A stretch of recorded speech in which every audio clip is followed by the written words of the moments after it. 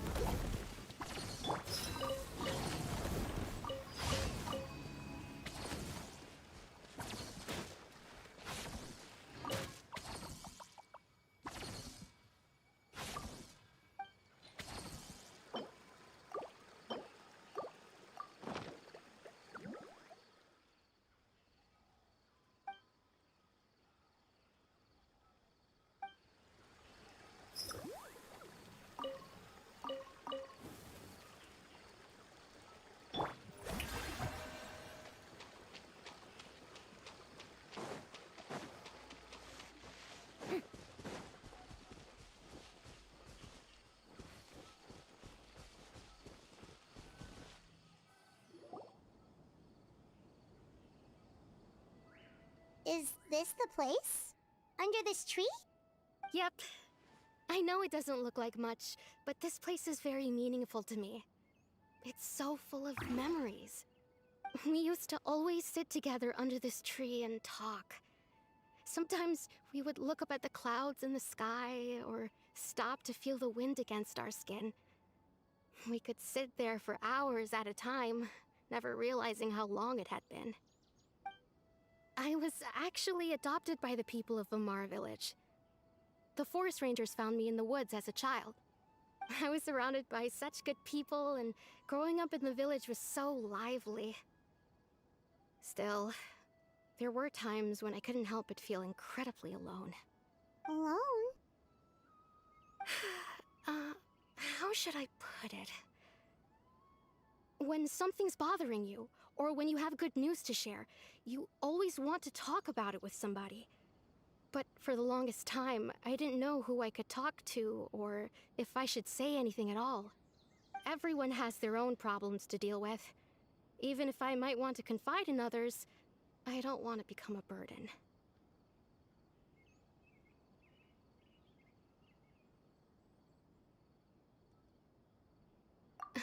Really? You know exactly how I feel?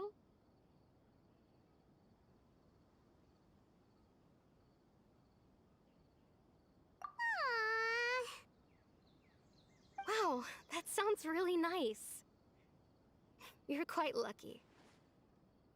When it comes to our missing villager, well,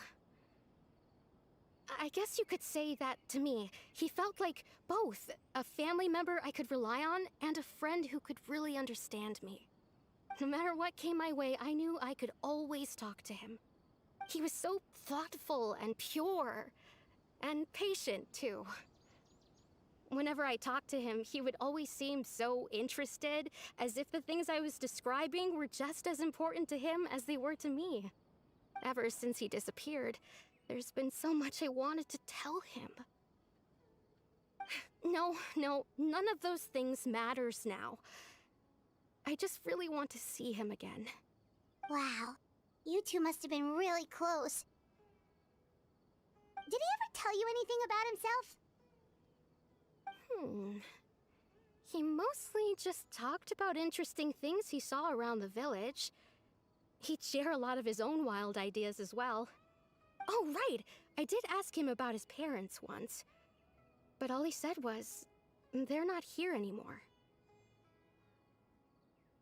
I didn't know whether that meant they had left the village or passed away, and I didn't want to pry. Still not much to go off of. Look at me. Talking your ear off and still nothing to show for it. I'm sorry I wasn't more help. The last time I talked this much in one go was when we were still together. Huh, come to think of it, every time we talked, it always seemed to be around dusk, just like right now. Time always passed by really slowly. Even when it felt like we'd been talking for hours, the sun would still be at the same position in the sky. Well, time always seems to pass slower when you're relaxed, right? What's wrong, Traveler?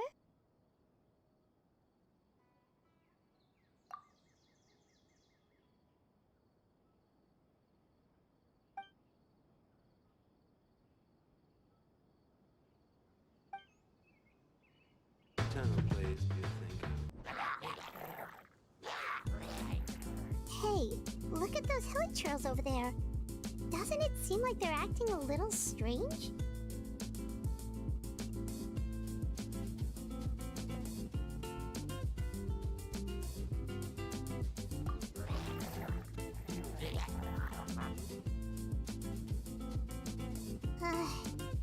The Abyss Order. Could they be the ones behind all of this?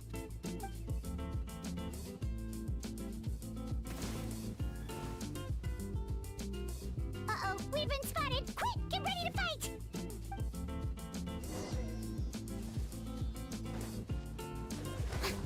Our bond is strong! Out of my way! Strike a pose!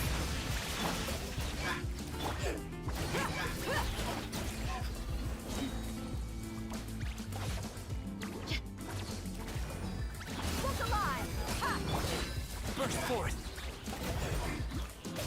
Witness my great undertaking! Dissipate!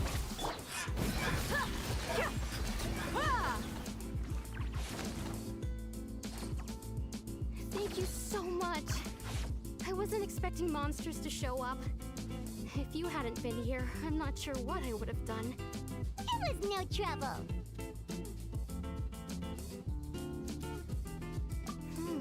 Now that I think about it, the healing trolls around Ramara village have been a lot more active lately. They seem agitated and would often attack anything in sight. Chief Amadea doesn't allow the children to play in the area around the village anymore. Maybe the Abyss Order really is involved. Well, we should head back and check out the situation in Bamara village just in case. If the Abyss Order is plotting something that could spell trouble for the villagers.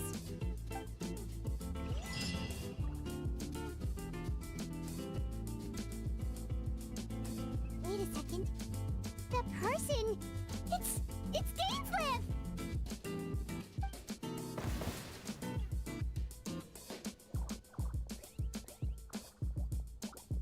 Ah, it's you two. Oh, a friend of yours? Well, I'll leave you all to it then. I should head back to the village and check up on Chief Amadea and the others anyway. Oh, see you later. Yep, see you later, Atosa!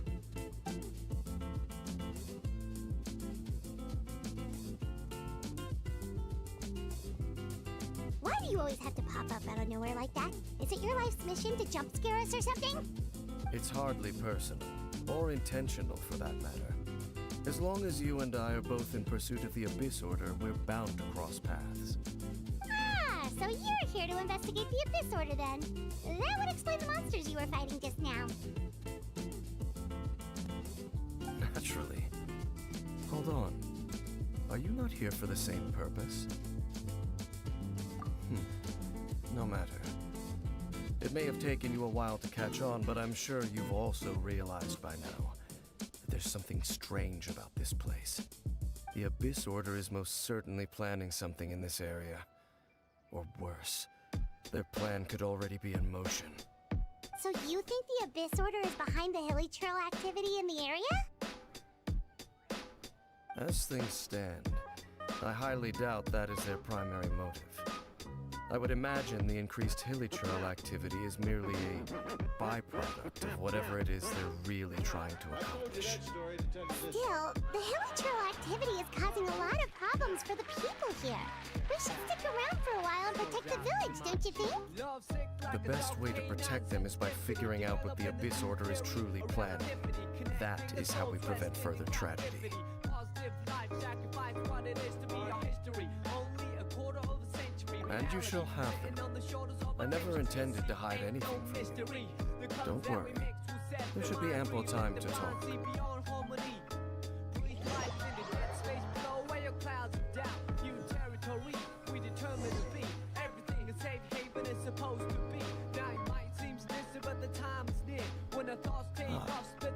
So that was the commission that brought you here to Vimara Village.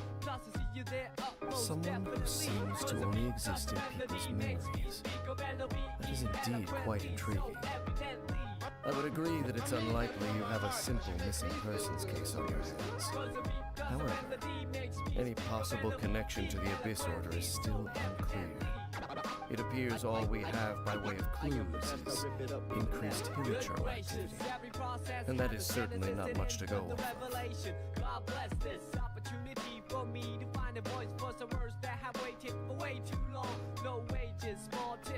Right! That mysterious voice she heard in her brother's memory. The one who called himself a sinner. Who's he?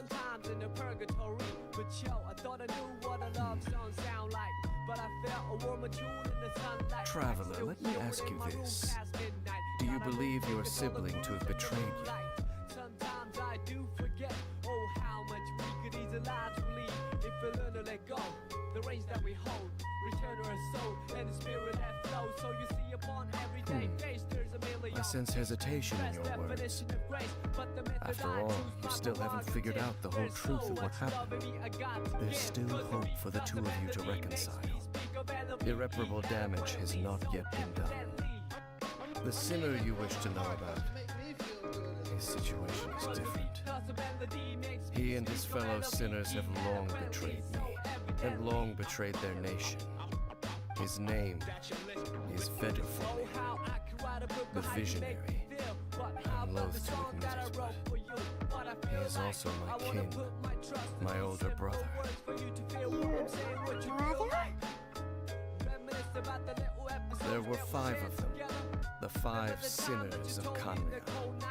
The wise, Raptati, the visionary, Vedderfall, Gold, Rhindaughter, the foul, Sertologi, and Regir of Solnari, Revir. No matter how eroded my memory may become, I will never forget their names.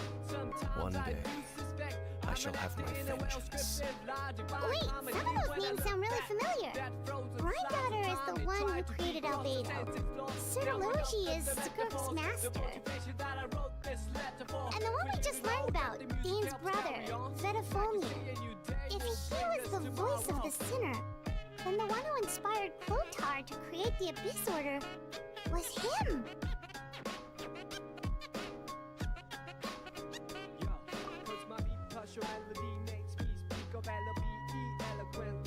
They were once people of great esteem in Kanria, those who carried the hopes of the nation. They were the best of their peers, outstanding in their respective fields. The 6 of us, together. We should have been the ones to prevent the disaster, the ones to stop the Vinster King from continuing to rock the foundation of the world. Yet, deep within, the 5 of them craved something more. They could not resist the call of the Abyss, and divided among themselves a power that could destroy the world. So they became sinners, but also transcendent beings, each in possession of world-shattering power. And when the cataclysm occurred, not one of them stood up in defense of their nation. Not one came forward to prevent the tragedy, and for that, they shall never have my forgiveness. Indeed, if they are not stopped, the day is sure to come when they will also betray the entire world.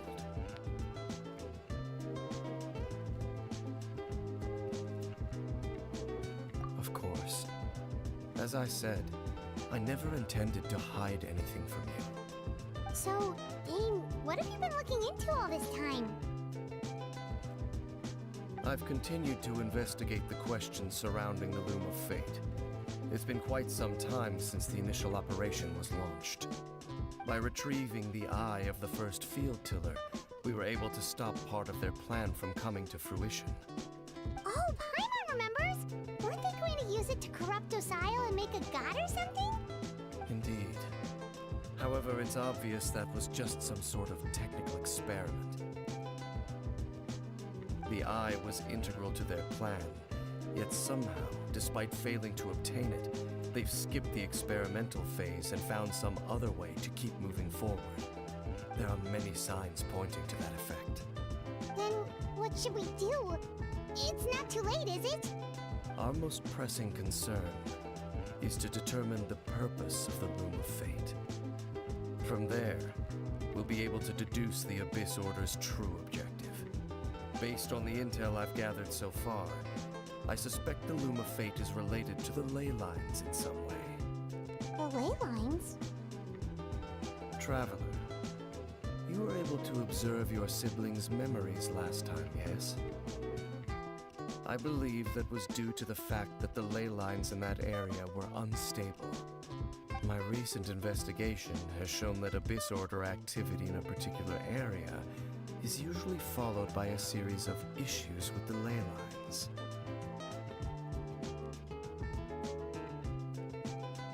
Wait, then our commission here in Vamara Village, the person who seems to exist only in people's memories, could it be connected?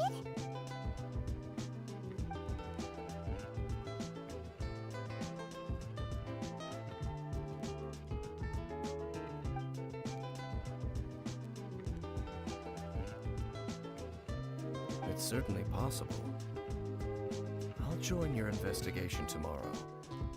This missing persons case could very well turn out to be the key to unraveling these mysteries. Well, if we're teaming up with Dane again, we're gonna need all the energy we can get. Let's try investigating somewhere a little further away tomorrow.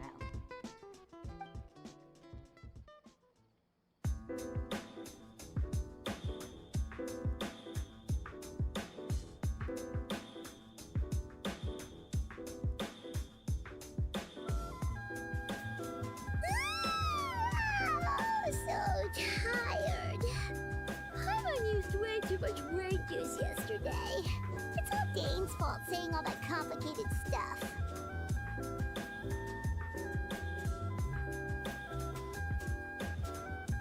Well, let's go find Dane. We've got a lot to do today.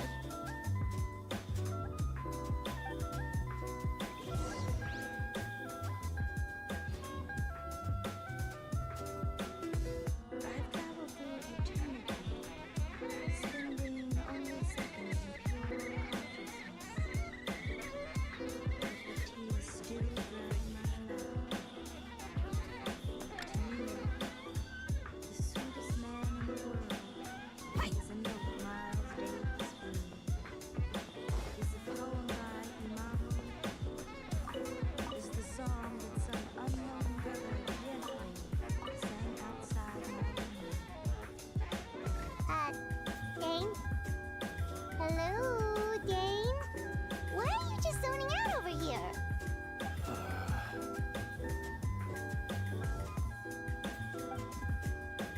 Did something happen?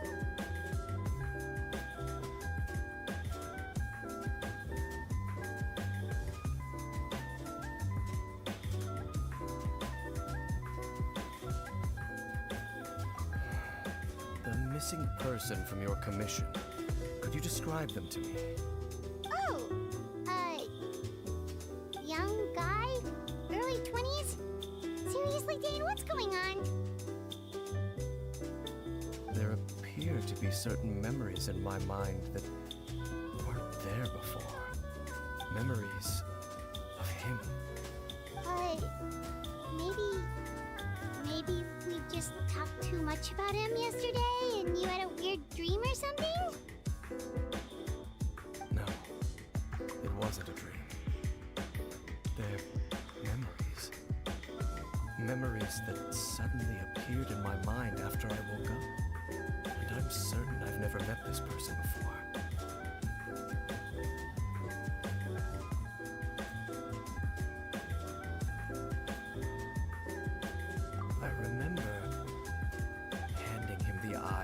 first field tiller.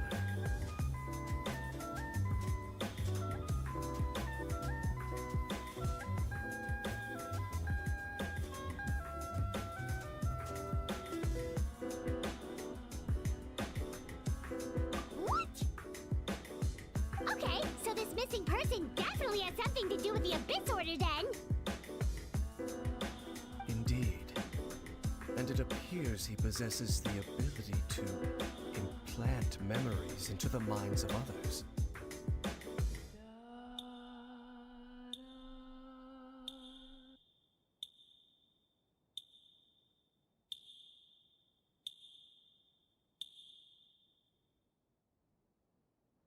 Wait then. All the memories the villagers have of him, could they be fake too? Maybe they never knew him at all. But why would he do something like that? Whatever the Abyss Order is planning, an important truth has been revealed to us this morning.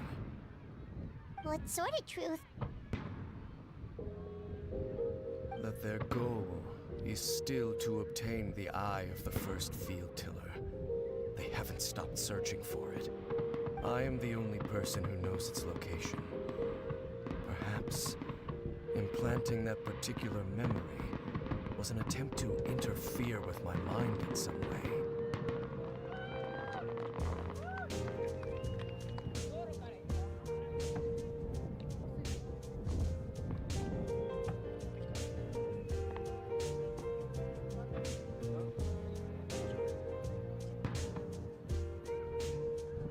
Your concerns are not entirely unfounded. I don't believe the Abyss Order is capable of altering reality like that just yet. However, considering their single-minded pursuit of the Eye, I would say an equal level of caution is in order on our part. Come with me. We must check whether the Eye is still in our possession. Oh, so you're going to take us to where you hid it?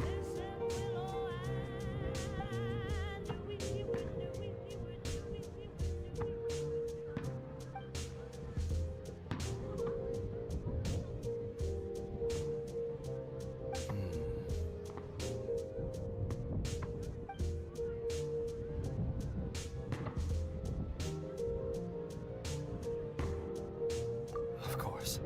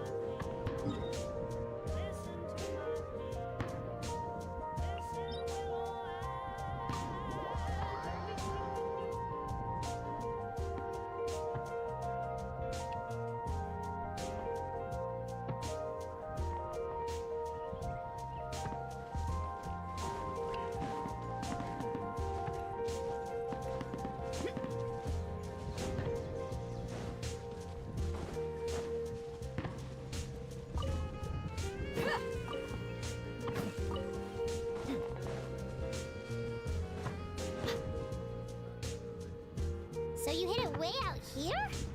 Not an easy place to discover, that's for sure. Well, let's go check to see if it's safe. Traveler, wait.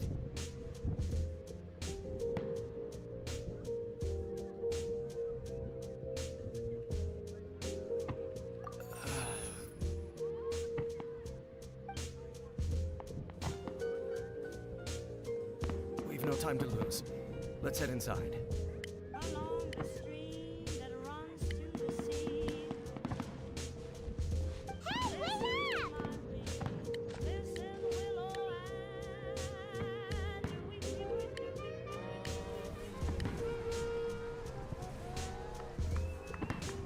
whisper to the wind and say that love has sinned. Leave my heart a breaking. Listen to my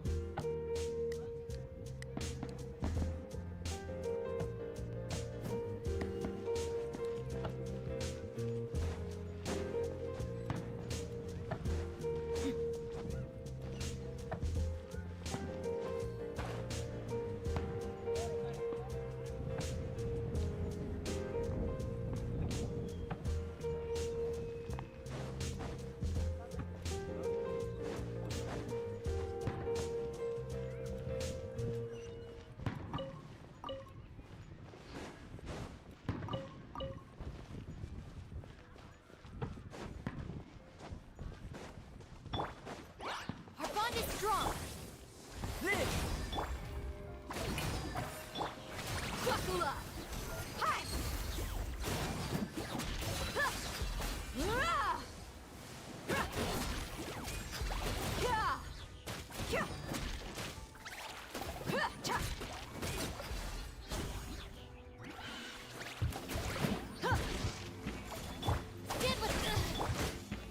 Coming to be! Shower me with drip! Look alive! It appears the mechanisms here have changed over time. You can access the upper floor through the side door. Perhaps you should try reactivating the mechanism over there. Sharp like an edge of a samurai sword, the mental blade cut through flesh and bone. Though my mind's at peace, the word out of order. Listen and the heat, life gets colder. Oh yes, I have to find my path. No less walk on earth, water and fire. The elements compose the magnum. Opens my motor, so piranhas amalgam. Steel packed tight in microchip on my armor, a sign of all pro. The ultimate reward is not out of war that odds with the times and wars with no lords. A freelancer, a battle cry of a hawk, make a dove fly in a teardrop. Wonder why no road, no road with the clan. Only trust instincts and be one with your plan. Some days, some nights, some live, some die in the way of the samurai. Some fight, some bleed, some up, some down, the sons of a bad ride. Some days, some nights, some live, some die in the name of the samurai. Some fight, some bleed, some up, some down, the sons of a bad ride. Bad ride. Dissipate! Strike a pose! I'll settle this. Let's get it on! Ha! Kya! Hi!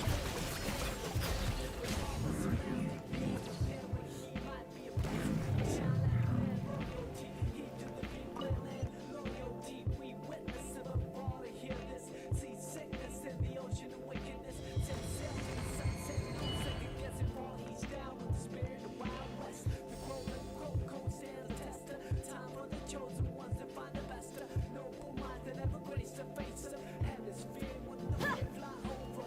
The blue yonder, where the sky meets the sea and eye meets the eye. And for this world, it became a man to serve the word.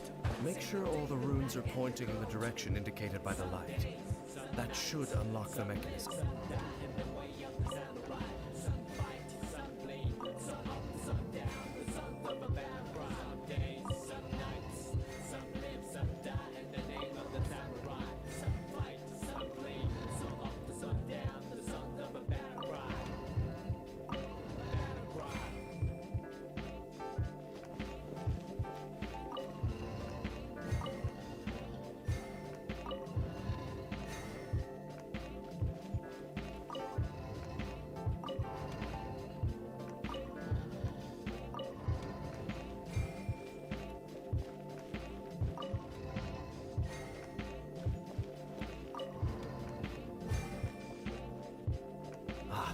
The door's open.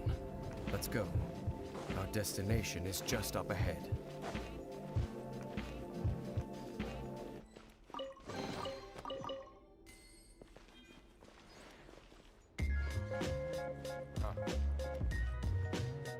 Yo, check it out.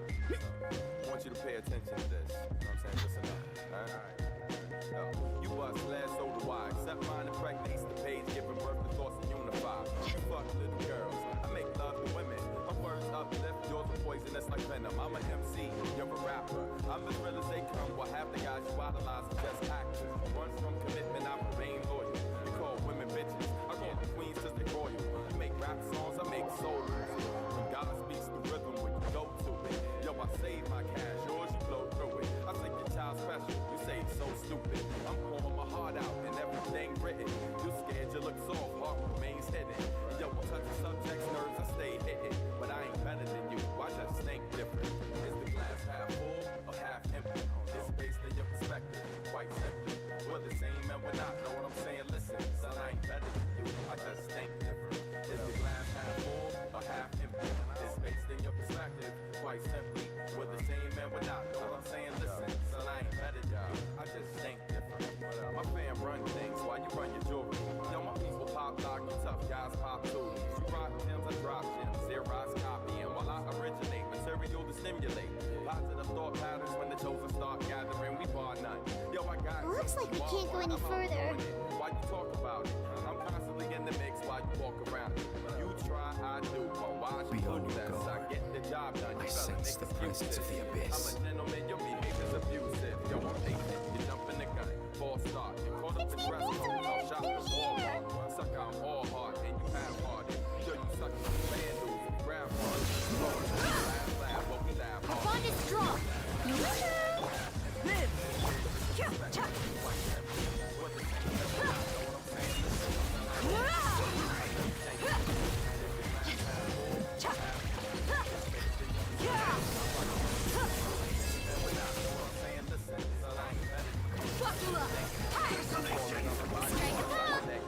Burst forth!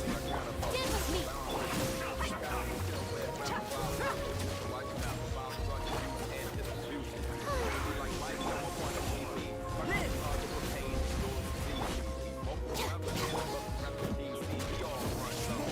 Let's get it on!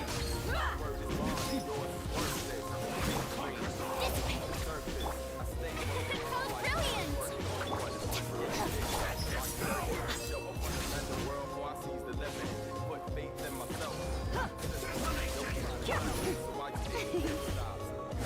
Burst forth! Our bond is strong. Buckle up. Just as I suspected. The false memories were a trap. The Abyss Order just wanted to follow us here. Now that they're in the vicinity, we should have a chance to see. Dane? What's wrong? Can you feel that? There's been a disturbance in the ley lines. It must be the work of the Abyss. Wow, you must be really sensitive to that sort of thing. Paimon doesn't feel it. You too. Do as I say. Use that mechanism over there and leave this place.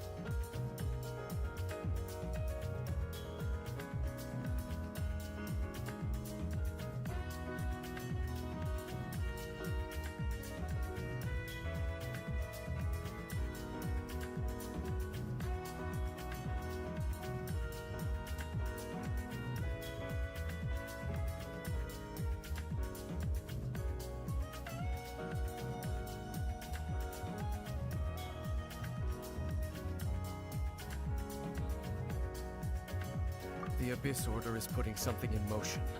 If you return to Vimara Village, I suspect you might finally have the opportunity to locate the missing villager. Just think of it as a way to divide and conquer.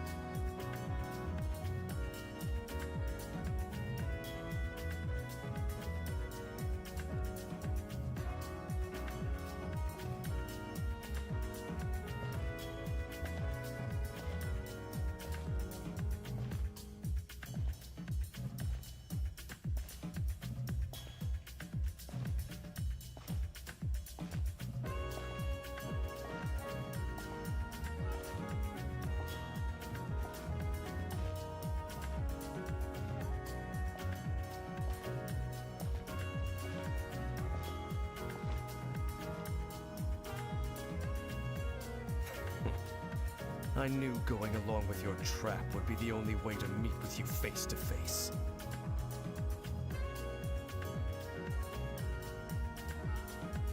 You risked your safety, and that of the Eye. That's quite the gamble, Dainsleif. But I believe that I am the one walking into a trap laid by the Twilight Sword. So you came here all on your own? What about those followers of yours? When the Twilight Sword is prepared for battle, any army I could send would only be marching to their doom. Better that I face you alone. I know you must have a lot to say, but if it's a conversation you want, you'll have to defeat me first.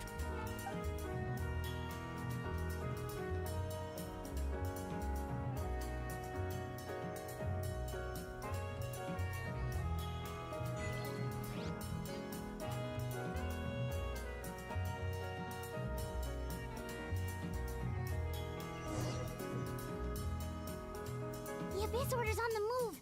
The ley lines are all out of whack. We better hurry back to Vimara Village and see what's going on. Hey, look at those hilly trails over there.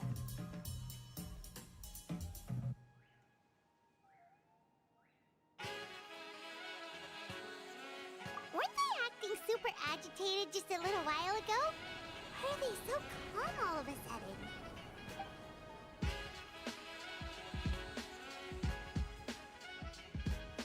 In the New World, they bade farewell to the shrouded sun. See, hell is that living legend, right? Just like the number 7. I had to walk through hell just to get to heaven. My weapon's a microphone, laced with a hot track, cocking back. At last, Real hip-hop they jack. no longer Straight needed out to dwell on their suffering, flow is so gritty. or try to differentiate between various thoughts of blasphemy.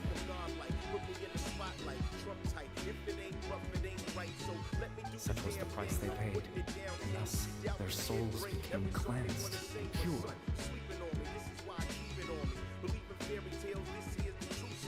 I'm worldwide with it, why I'm so fly with it. Soul brother number 1, wait till I get it. With new your best now, turntable keep spinning. Love the way I perform. Did you hear that? What was that sound just now? It sounded so gentle. Could that voice be comforting the hilly trails in some way? Oh, this is weird. Let's check if this is happening anywhere else.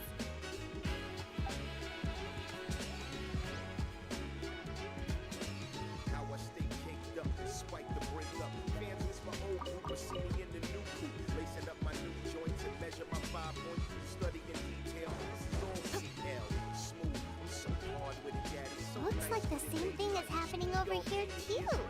The hilly trails are calm. You see, still here.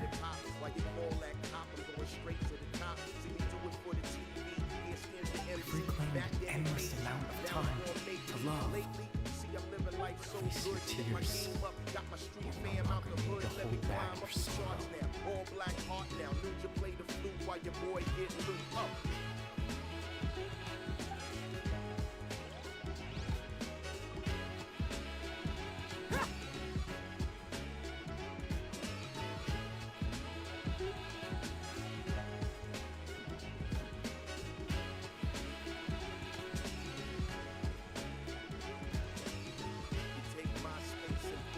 Over there. It looks like they're sleeping. In the end, whisper softly. You know my name ring bells, yeah they all know me. Hold down the fort, hit 'em with an import. And how CO smooth, you get the street talk. The ghettos we walk, rappers need security. You know I'm soon to be the poster child for unity. They wanna be me, that's all on my CD. A real OG living in Sleep cash well, free. Father. Let me mold you, show you how I spit Well, lyrics. No more the words that don't speak a lick of English. when you awake, Stay global with it. This that is why I which get it on. differentiates us It's the top dog, shall return be of the no Mechadon. It almost sounds like a poem or some kind of story. Well, now that the hilly trolls have calmed down, Vimara Village should be safe at least. Let's put this situation to the side for now. Dane said this might be our chance to find the missing villager, so we should head back to Vimara Village before it's too late.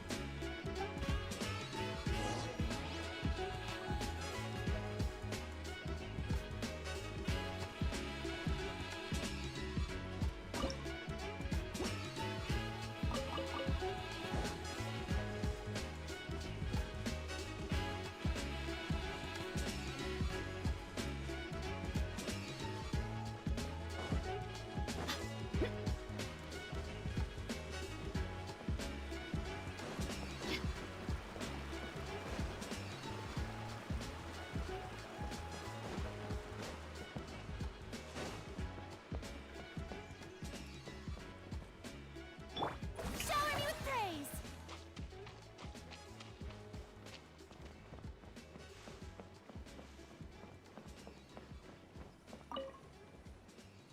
Grandpa Medea, is everyone all right? The Abyss Order seems to be up to something nearby. The Abyss Order? This is the first I'm hearing of it. Thank you for your concern, but as far as I'm aware, it's been business as usual here in the village. Well, that's good to hear. Oh, also, you didn't happen to come across any clues about the missing villager while we were gone, did you? Hmm? Someone's gone missing, you say? Who would that be? Huh?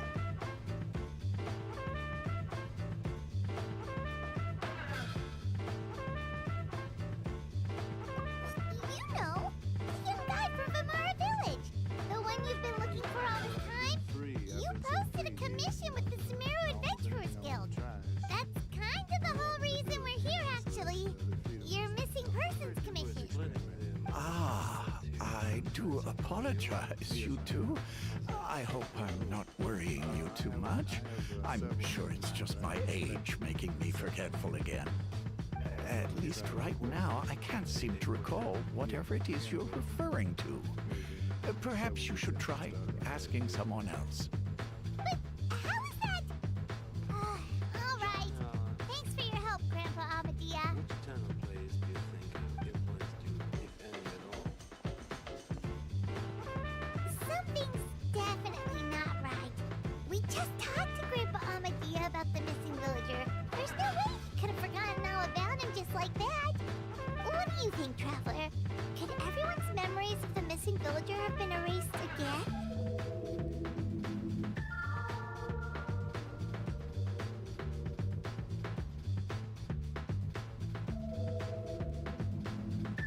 You're right. We should narrow down the possibilities first. Let's go ask someone else then.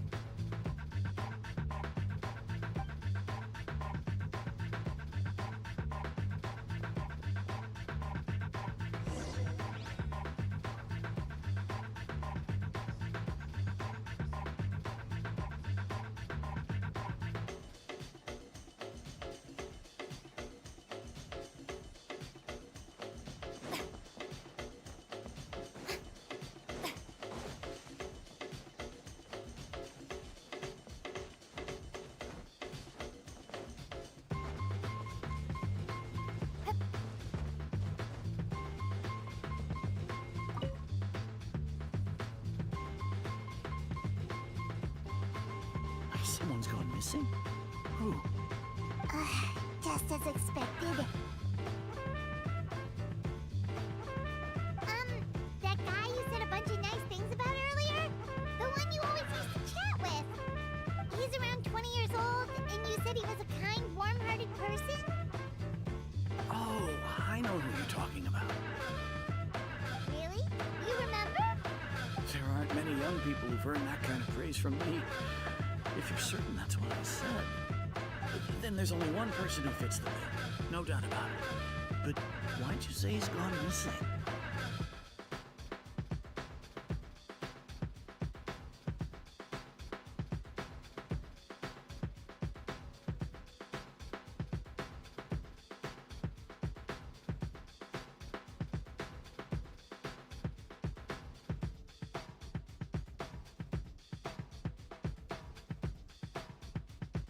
Yeah, I just saw him leave the village. There was someone else with him, too. They couldn't have gone far.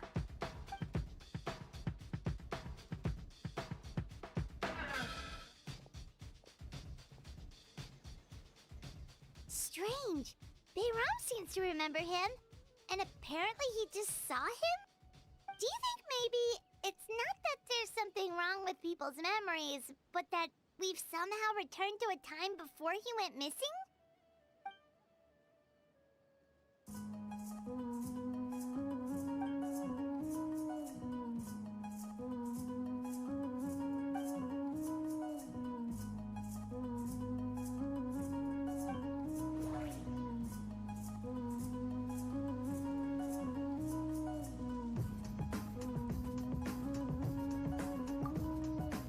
Just like what happened with Greater Lord Rukkhadevata, no one remembers him because there's been a change in people's memories.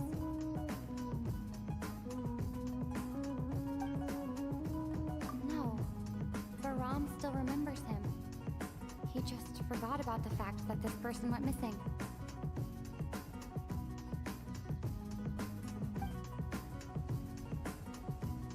Just like what happened with Greater Lord Rukkhadevata, no one remembers him because there's been a just like what happened with If we really did travel back to a time before he disappeared, that could explain why the villagers said he hadn't gone missing.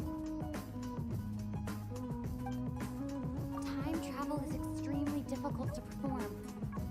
The current situation probably has something to do with the disturbances in the ley lines.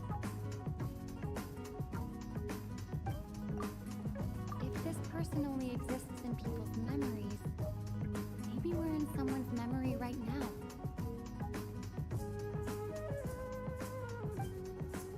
If this person only exists in... Right! Paimon totally forgot about the ley line disturbances. We're in someone else's memory.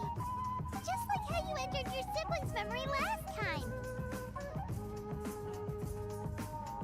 That would also explain why we seem to be at a time before he went missing. It's a memory after all.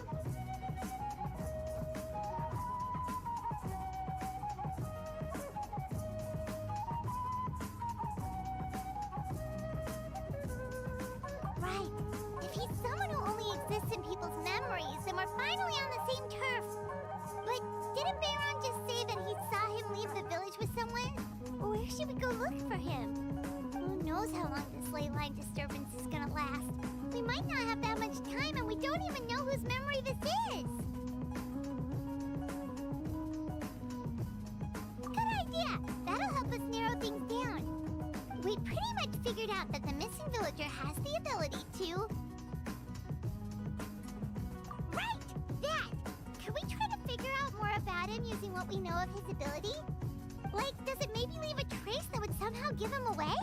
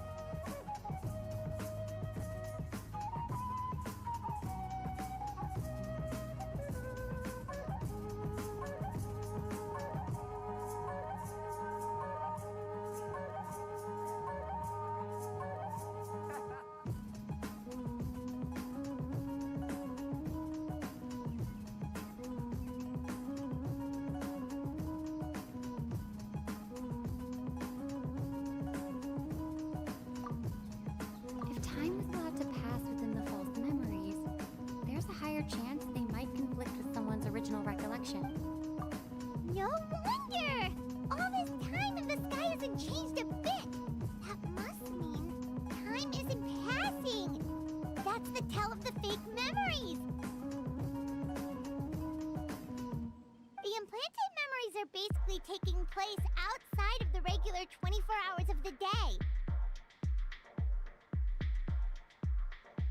If the memories included the regular passage of time, it would be easy for people to tell that something was off. Like there could be overlap or something. People might start to wonder why they remember doing two different things at the same time of day. That's why he makes sure the memories take place at a specific moment in time rather than over a period of time.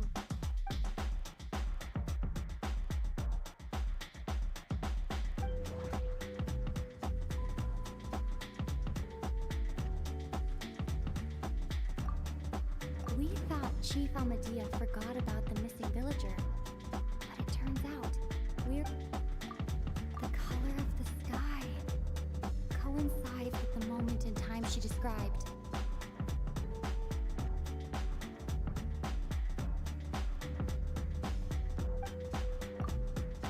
Oh, right! That's exactly what Atosa described! Come to think of it, every time we talked, it always seemed to be around dusk, just like right now. Time always passed by really slowly. Even when it felt like we'd been talking for hours, the sun would still be at the same position in the sky. Yep, that has to be it! This is definitely Atosa's memory.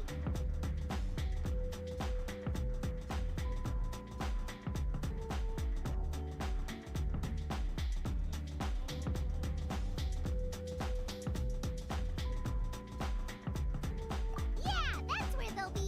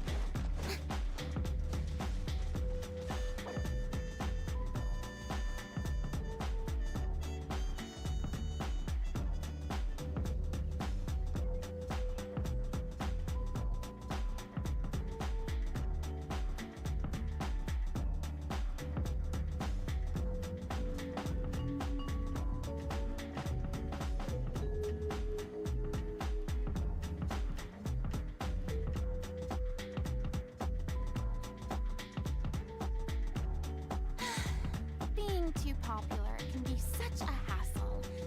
Who knew the people would adore me so much?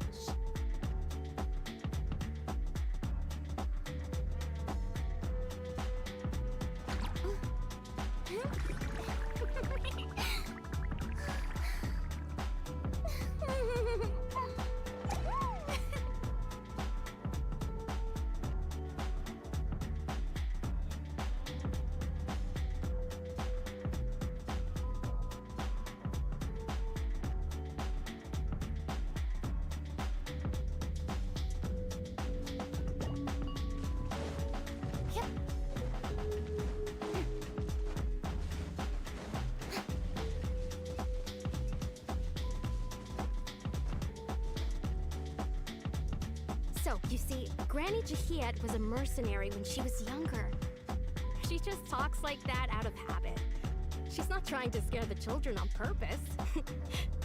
Oh, there I go again. Always talking about my own things. Do you maybe have anything you want to share? It's okay if you don't. You could also just talk about what you think of me? Oh, I think you're an incredibly strong and thoughtful young woman. You'll meet many amazing people and live a very happy life. You won't miss someone like me. Huh? Are those your friends over there?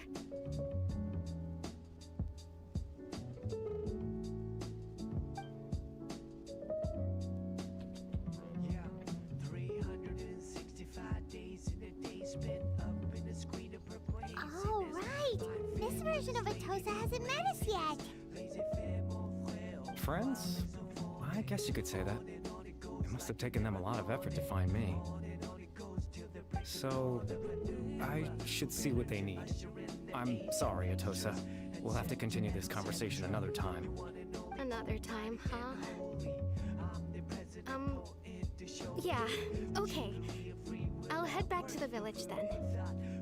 Talk to you some other time.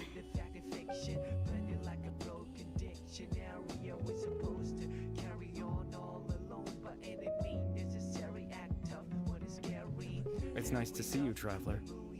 I believe this is the first time we've met.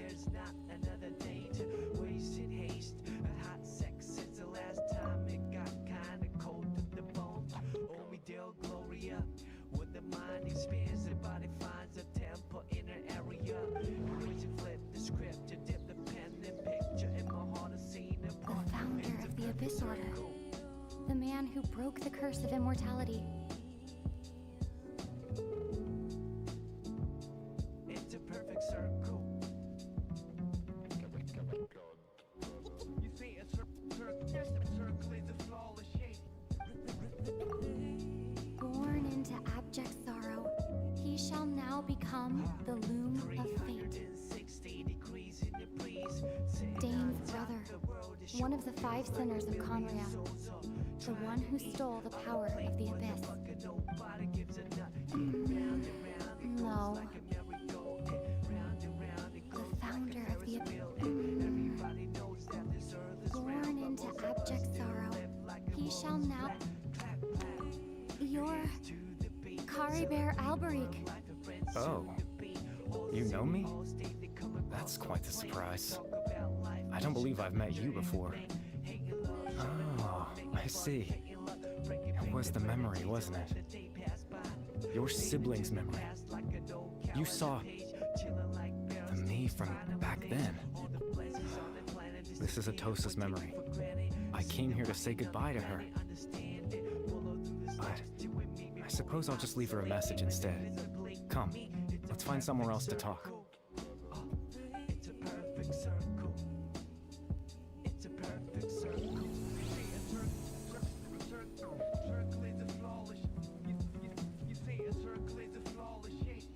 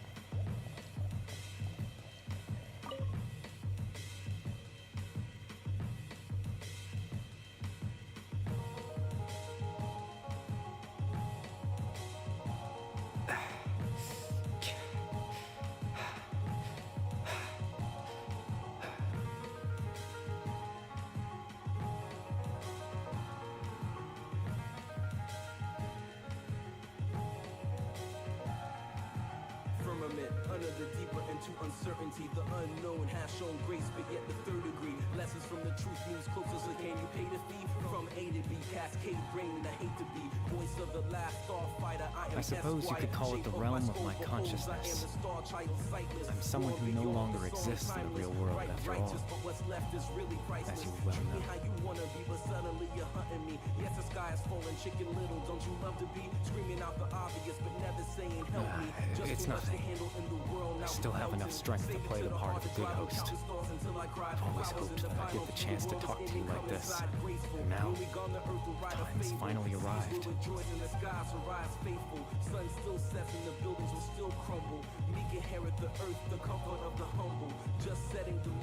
Extreme sorrow and pain, hope and regret coursing through your veins.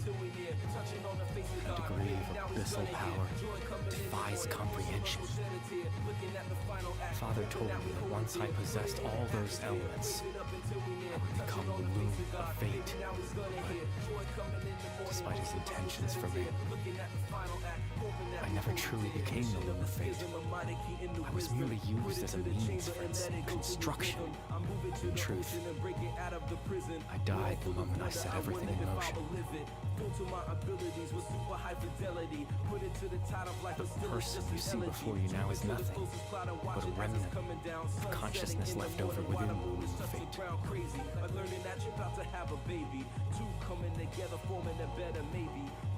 As for your question, the loom of fate is a device capable of weaving ley lines.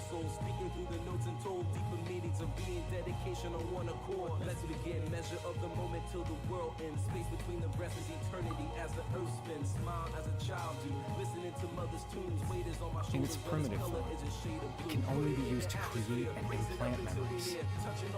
But as more of it is completed, its power becomes stronger and stronger until finally it has the power to weave real ley lines of its own. Once fully completed, the moment it gains the power to weave ley lines, it loses the lower level ability to influence memories. But it also becomes a tool that can change the entire world.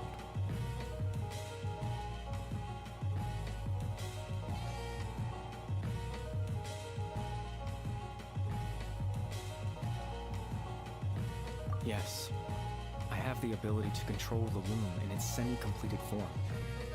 I suppose you can think of it as a form of compensation. After all, its existence cost me my life.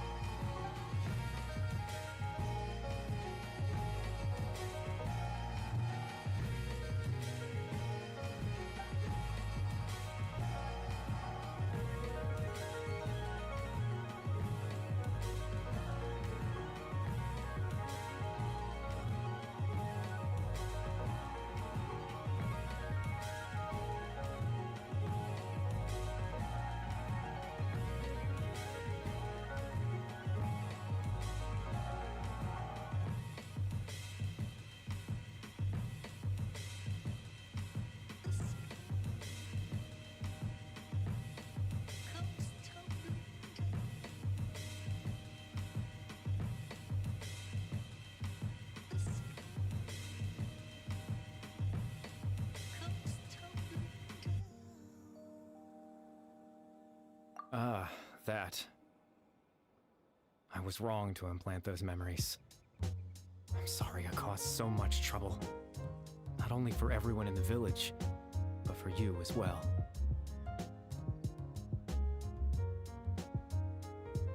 I just wanted them to feel like I once existed in this world.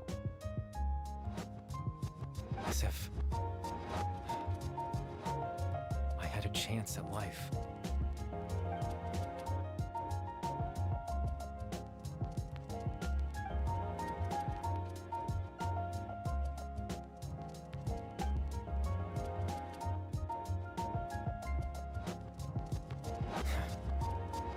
You must be thinking, why would I do something so meaningless?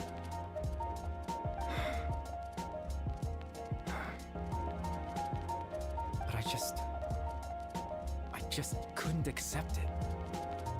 I had to know what it would be like if I had my own life. What kind of person I would be, what other people would think of me.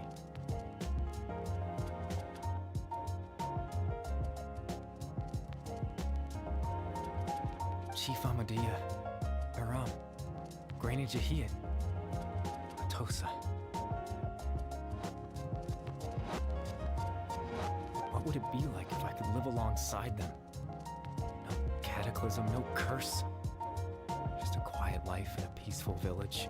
It was curious, so I selfishly tried to have my own life. Even if that meant piecing together the version of myself that could have been. One memory at a time. I know it sounds stupid. After all, my life ended a long time ago. Any chance at living was stripped away from me when I was 8 years old. My consciousness left to mature in an illusory world of nothingness. Even the form you see before you was nothing but an invention based on my father's appearance. An imagined version of what I would look like if I had the chance to grow up.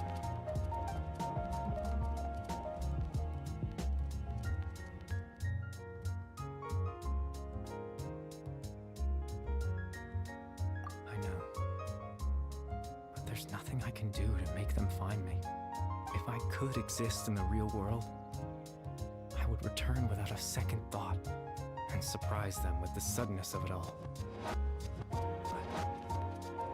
well, that's not possible for me.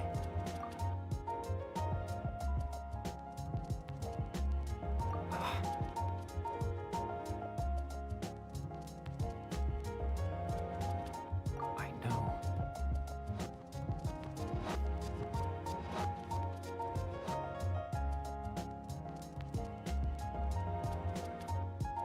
Captain Dainsleif. Twilight Sword, you mean? No need to meet up with him. Things should already be settled on his end. Exactly. As someone who could only exist in people's memories, the fact that I'm able to talk to you in my consciousness like this can only mean one thing. The Loom of Fate has already been completed.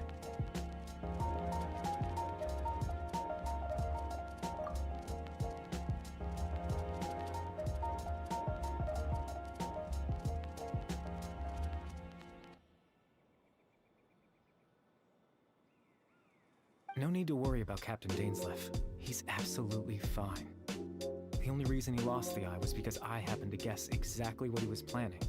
Captain Dainsleif has had the eye inside his body this whole time, hasn't he? His plan was to lure the Abyss Order to a false location, capitalizing on their pursuit of the eye in order to have the chance to confront the prince. He would then hand the eye to you and tell you to take it away from that location. That way, Captain Dainsleif could accomplish his own goal and ensure the safety of the eye all at once. A very thorough plan. That's right, because in his mind, he had given it to you already.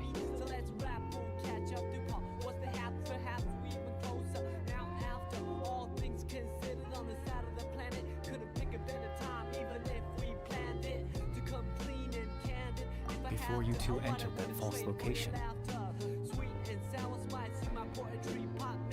Traveler, wait.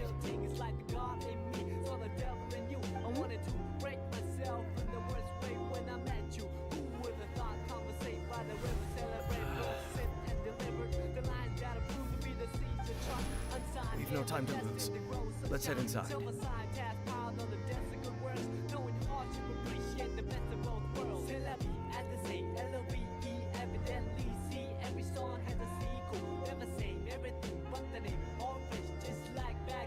That was when I implanted the memory of him handing you the eye. Given the tense situation at that time, Captain Dainsleif failed to notice anything out of the ordinary. I took that memory to be real. I'm sorry, Traveler, but I needed the Loom of Fate to be completed. And to do that, we had to retrieve the eye.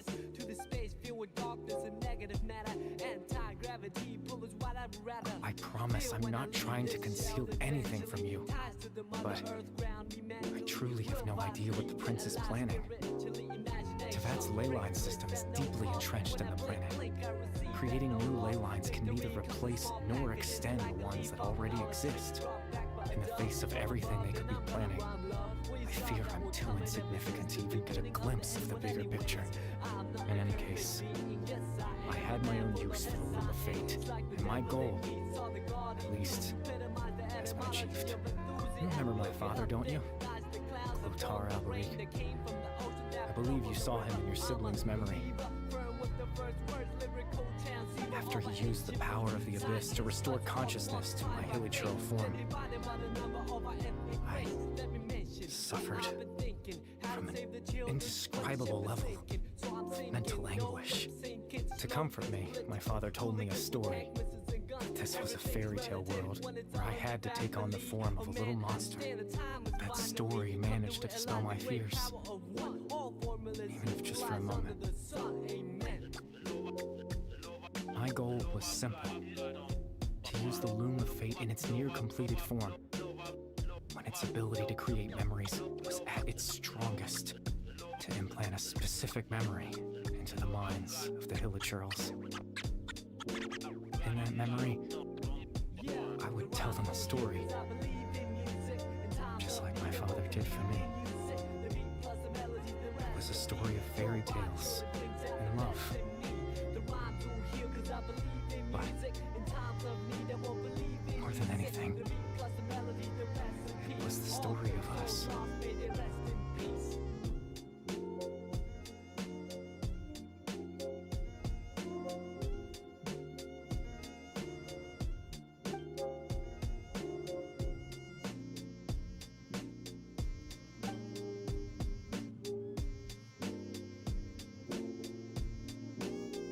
I can't change the world, not when I lost the very right to exist within it.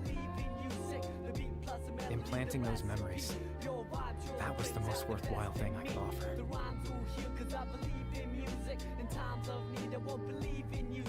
All that's left of my existence is a wisp of residual consciousness tied to the Loom of Fate. In truth, that trace of my consciousness should have dissipated long ago. My goal was the one thing that allowed me to hold on all this time. But now, the bedtime story is finished. And it's finally time to rest. Motivational teacher with words that burn people. Singing the headlines line with discord. It's either genocide or the planet in uproar. Never good. The rules of paradise are never nice. The best laid plans of mice and men are never right. I'm just a vagabond with flowers for Algernon, an average Joe who knows what the fuck is going on. It's the hope of my thoughts that I travel upon. Fly like an arrow of God until I'm gone. So drifting away like a feather in air, letting my words take me away from the hurt and despair. So I'm keeping it vertical, forever elevated, riding the escalator to this something that is greater. So I'm drifting away like a feather in air, letting my soul take me away from the hurt and despair. So I'm keeping it vertical, forever elevated, riding the escalator to this something that is greater. Taking chances, word tap dancing with wolves in the ice. Looks like I was too late to see Kari Bear one last time.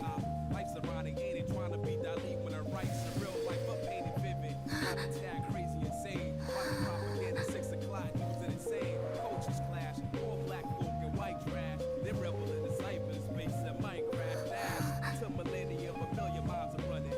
At the speed of now, bound no return gunning. Rambo's now gun holds. Kari Bear's consciousness is gone, and this space will soon disappear along with it.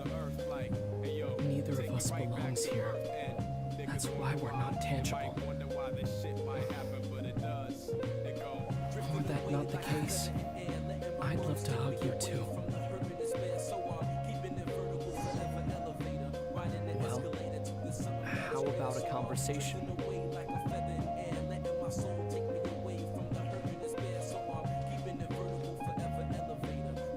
The chance to just stop and talk like this is certainly not easy to come by. Wouldn't you agree? That battle earlier was tough. The one against Dave, I mean. I didn't expect that after everything, he would still hesitate to raise his sword against me. Were it not for that, perhaps I'd still be no match for the Twilight Sword. Even after 500 years. The Loom of Fate, huh? I still haven't found a way to utilize it to its full potential. There's still time. Before the heavenly principles awaken.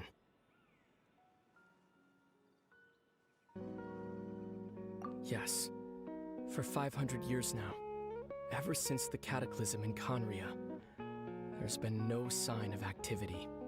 Not long ago, you witnessed the Hydro Archon destroy her divine throne. Yes, such a flagrant disregard for the rules. And still Celestia took no action. I suppose that's proof enough of the Heavenly Principles situation. However, the Heavenly Principles will awaken. We just don't know when that will be, or what might trigger it. You could say that. Just look at Kari Bear. He was so pure and single-minded. The space we now find ourselves is a perfect representation of who he was. Quiet and peaceful, even as a hilly churl. Seeing the terrible sight within the mirror wasn't enough to taint his spirit. He brought comfort to the people of this world, even though he was denied the very right to be a part of it. So ask yourself this. Who was it that deprived him of that right to exist? Of course, that's only one example. My feelings about the Heavenly Principles are too complicated to explain in just a few words.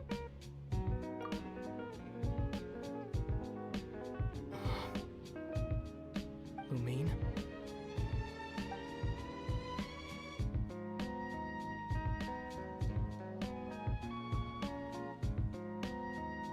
You're the only one in this world who calls me that. There's so much I wanted to ask you. But for some reason, I'm not interested in asking those questions right now. There's just one thing I have to ask. One thing I could never understand. Why? Why can't we continue our journey together?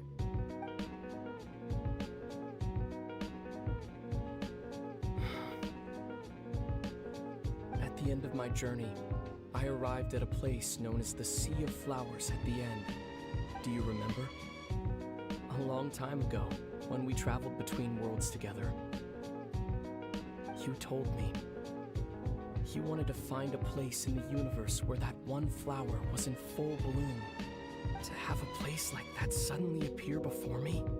Well, would you think of that as a coincidence? You mean? I miss you too, Lumine.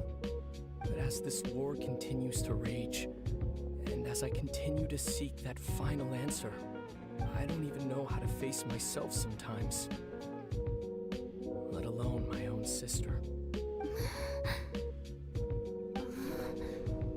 What's going on? This space has lost its tether. I doubt it'll be able to exist much longer. In fact, aside from our ability to physically interact with each other, there's something else you should know about this space. With Kari Bear gone, we won't be able to remember anything that happened here. Everything in this space will be wiped from existence, including all memory of our reunion. You're only telling me this now?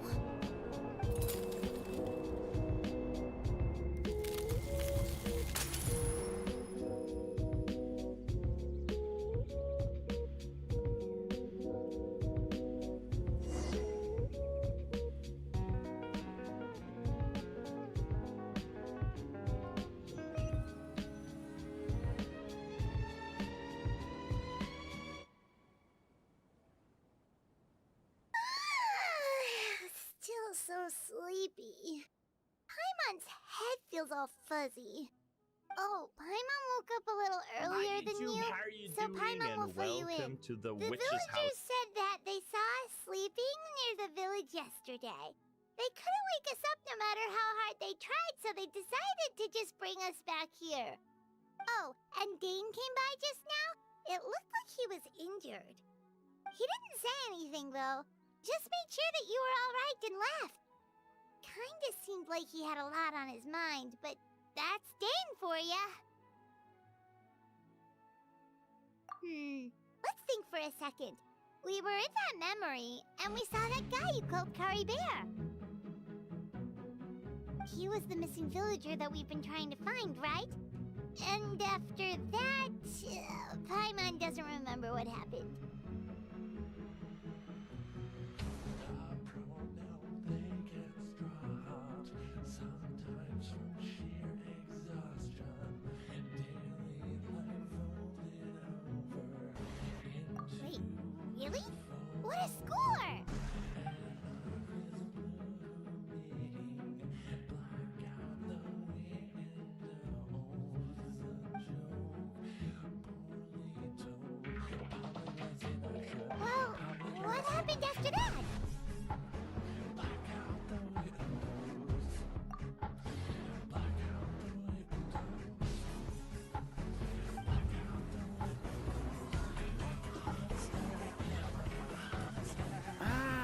you are. Sleep well? Hey, Rom, you sure seem happy. Did something good happen? Something good? Huh. Wasn't anything good or bad, I'd say. It's just that, well, the village organized another search party yesterday. It didn't feel right to leave all the searching to the adventurers. So there we were, searching away, when suddenly this one guy said it all came back to him. According to him, one day around dusk, he was passing by this one tree outside the village, and he saw our missing villager. There he was, sleeping under that tree all by himself. His parents came a little later to wake him up, and they all left together. It looked like quite a happy family, apparently. And after that, well, we all started to feel like that really is what happened. Kind of strange that we forgot all about it for so long.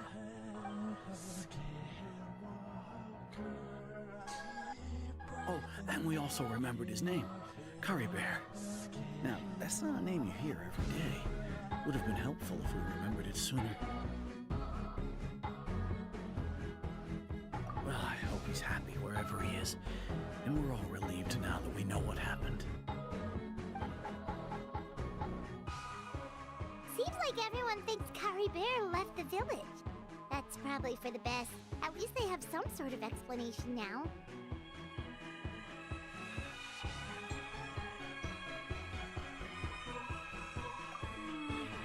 Mama wonders how Atos is doing.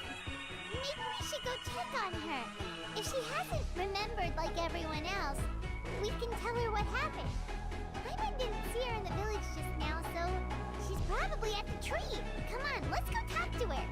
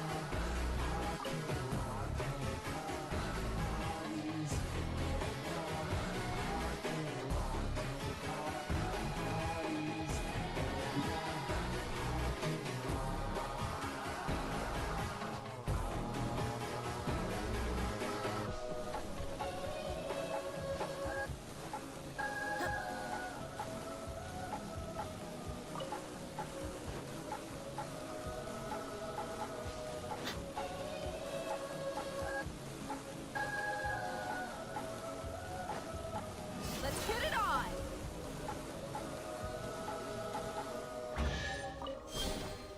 I call dibs. Kya! Ha!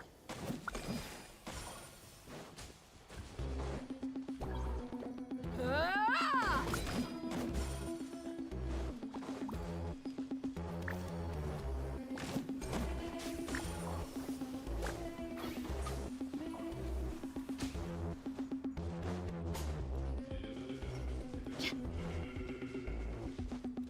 Look alive!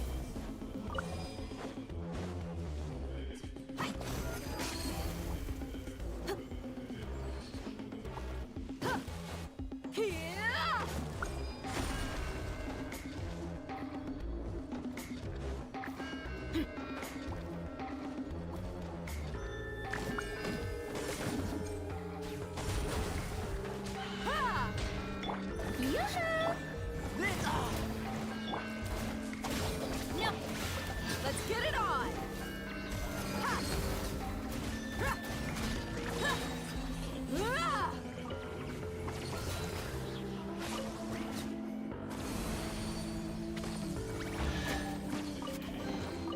Well, how about that?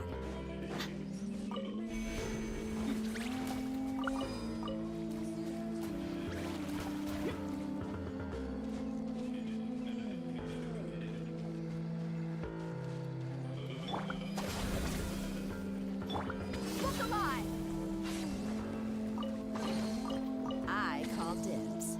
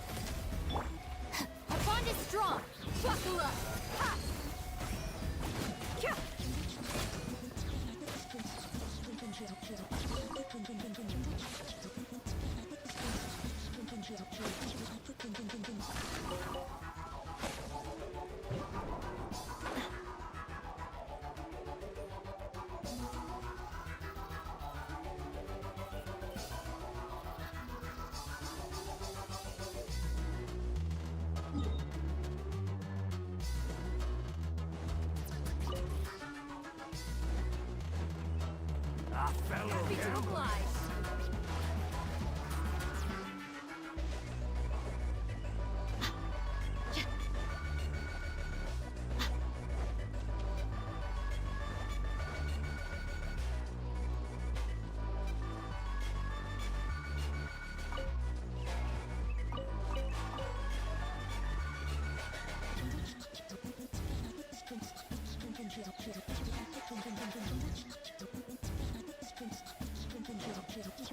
Happy to oblige.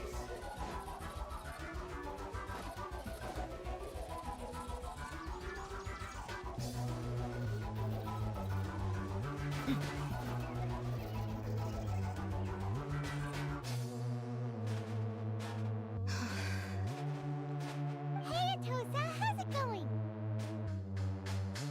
Oh, it's you two. I was just about to go looking for you. I wanted to thank you. I was part of the search party, so I remember what happened to Kari Bear now. Honestly, I just can't believe I forgot something so important. It's funny, but I have this feeling he told me the same thing. I just can't seem to remember when.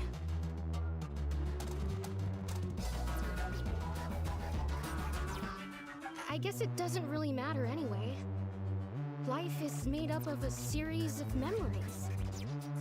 As long as I hold on to our time together, he'll always be a part of my life. I'm just happy I got to meet him. So, who cares what happens in the future, right?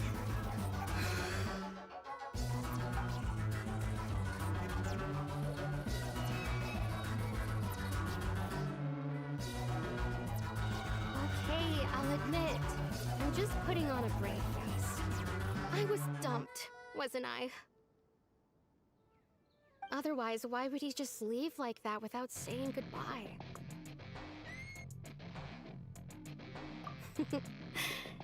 You don't need to comfort me.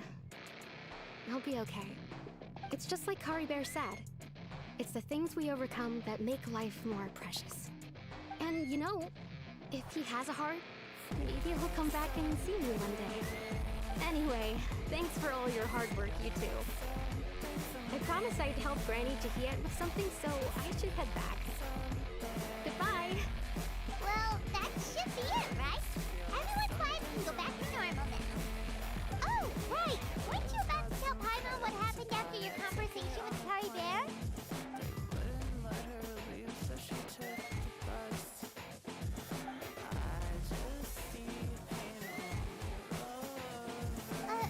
A picture? Where'd that come from? Let Paimon see!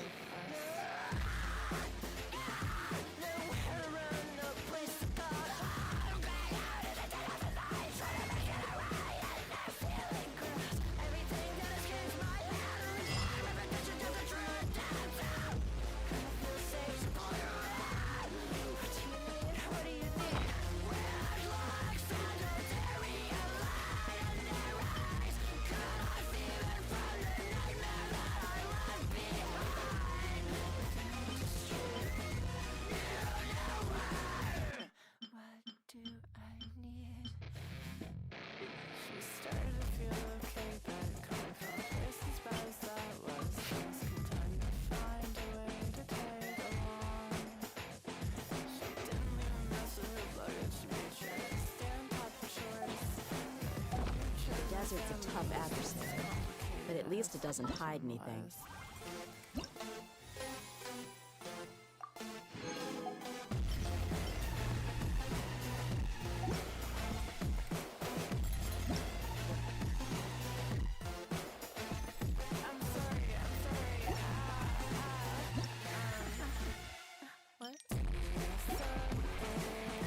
See is what you get, and whether you take on the challenge isn't it.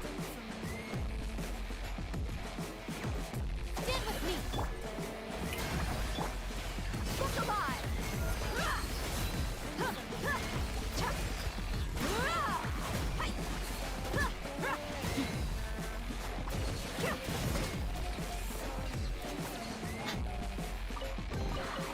Well, how about that?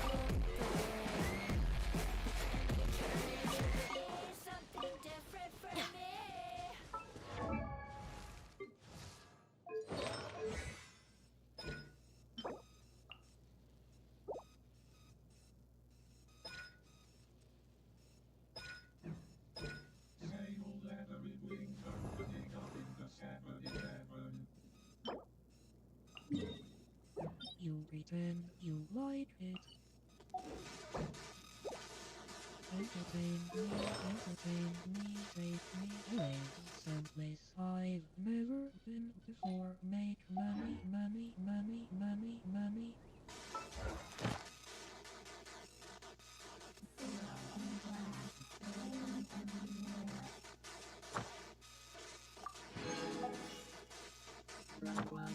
Relationships and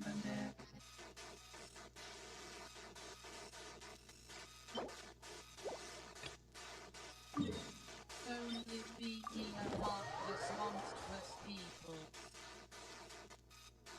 Auto content. Everything is bad.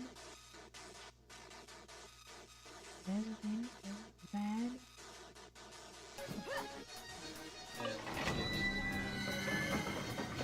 Everything is mad. Everything is mad. Everything.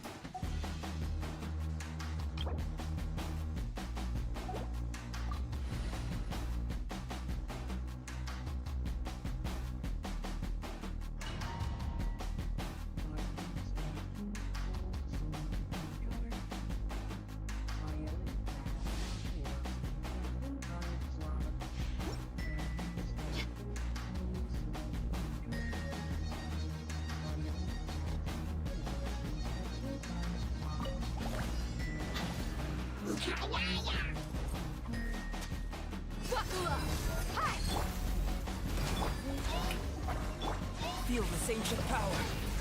This you asked for it.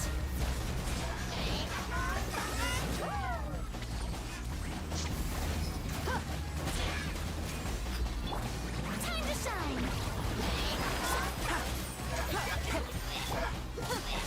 Our bond is strong. Let's get it on. Ha! Yeah!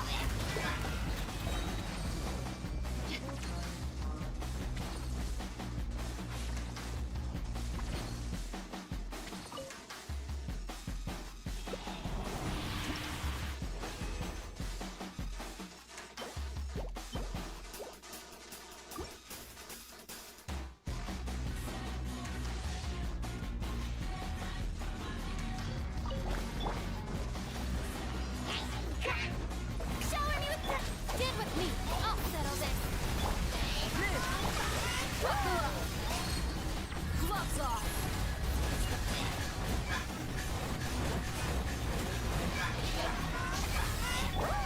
Coming to be. Witness my great undertaking. Yoo-hoo! Let my name echo in song. Look alive. Burst forth.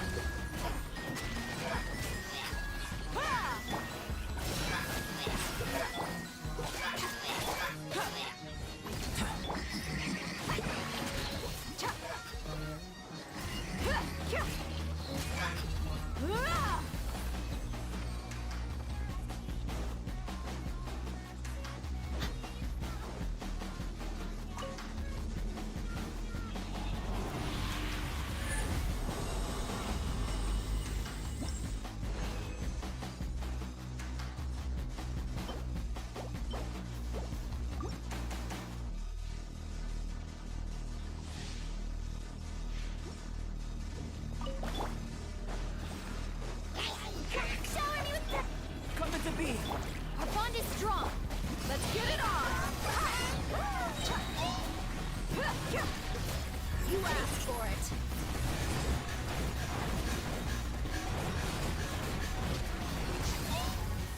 Lightning terrified. Get with me. Feel this ancient power.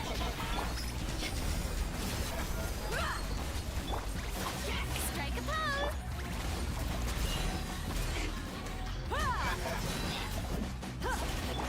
Burst forth. Our bond is strong.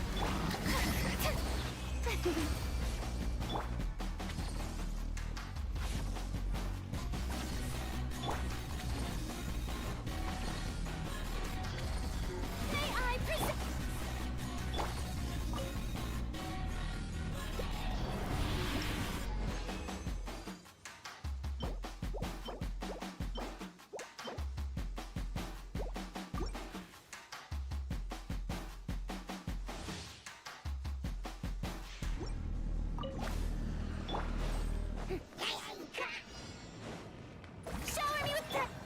into being!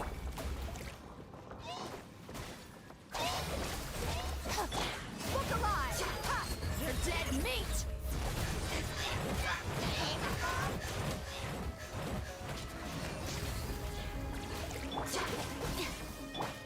Burst forth! Witness my great undertaking! Time to shine!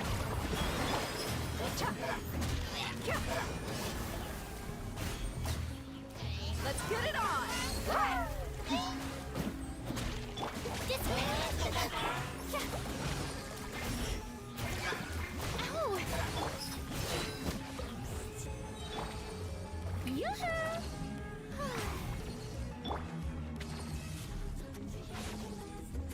Stand with me!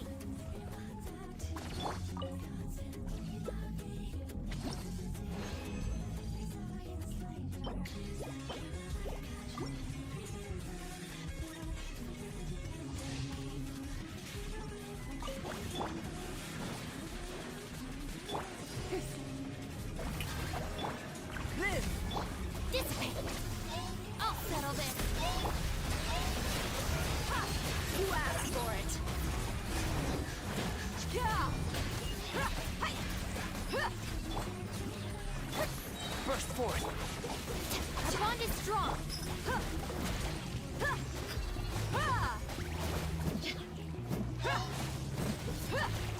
Buckle up!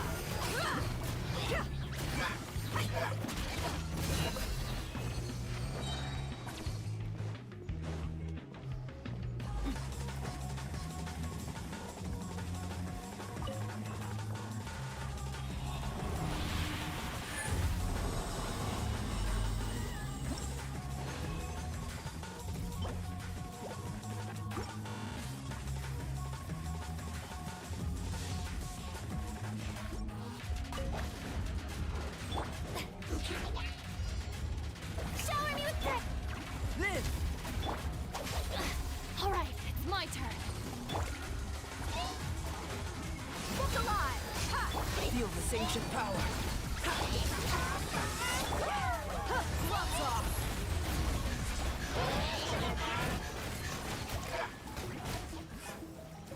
Lightning terrified!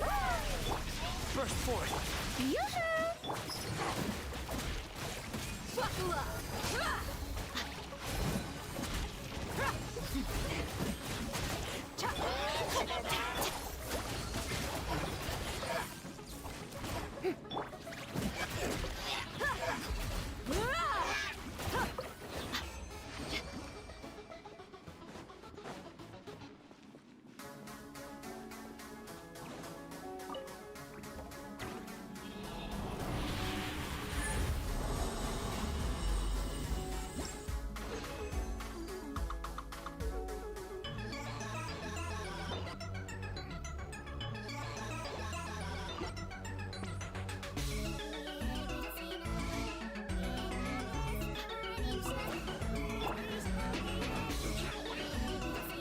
Shower me with that!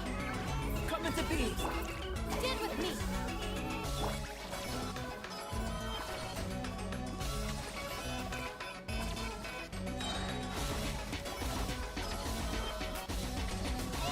Let's get it on!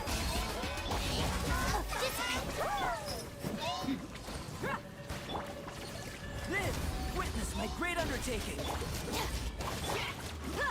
You asked for it!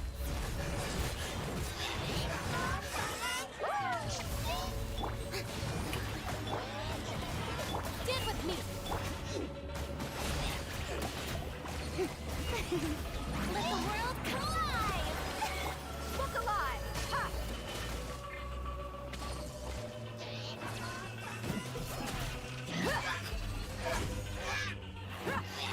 Our bond is strong!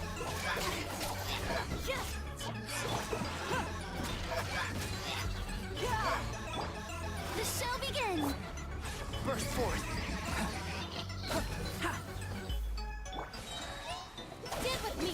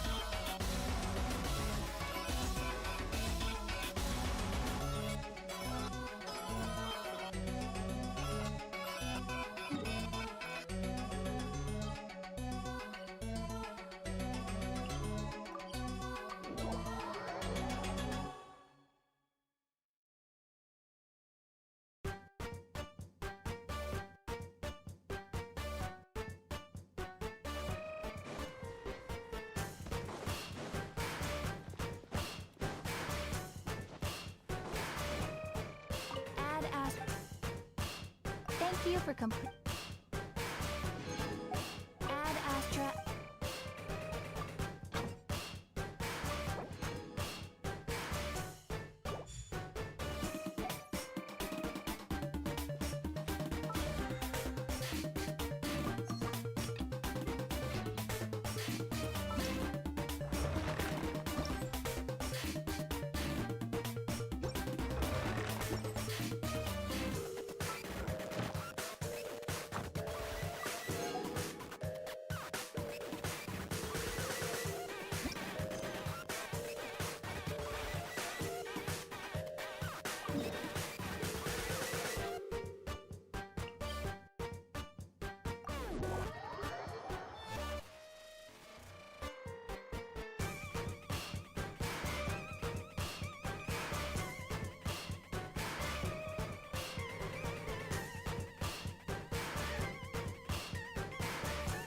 Chapter 1.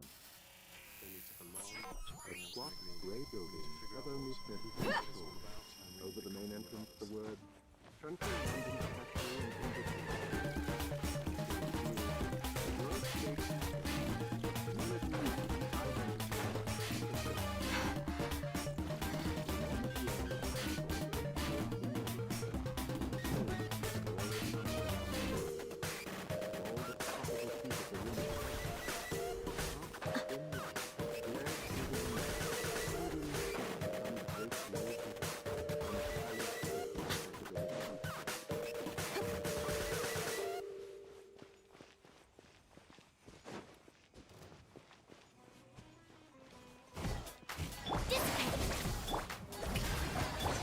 Coming to be!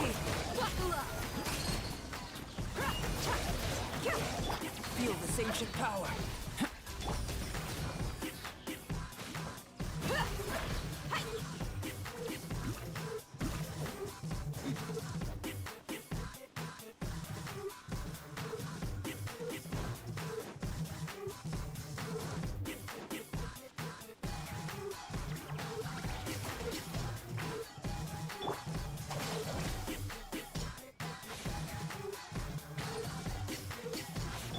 Strike a pose!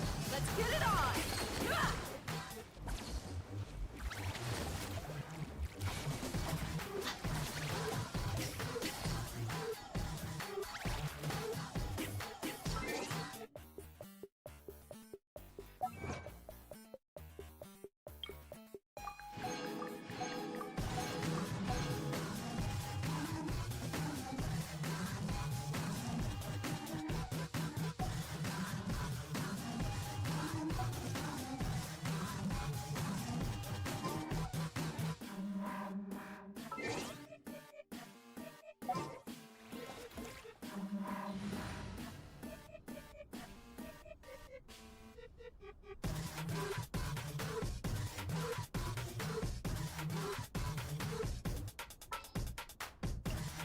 Ready for anything.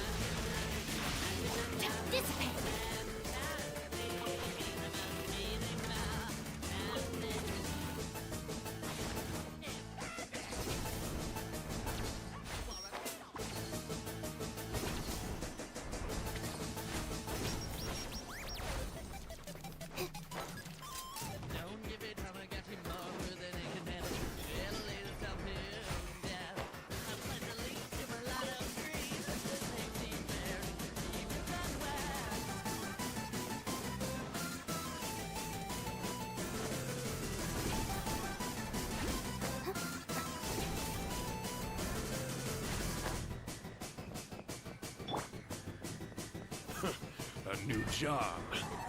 Go and splash! Strike a pose!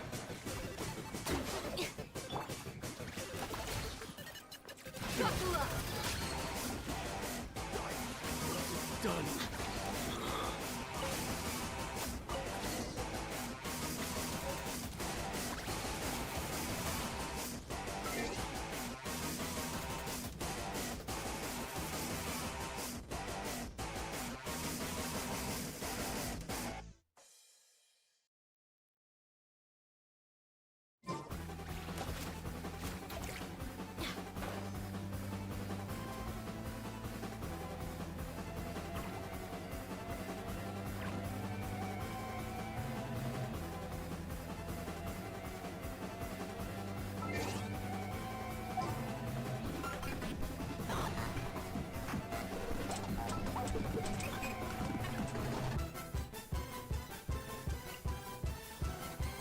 Ready for a rehearsal?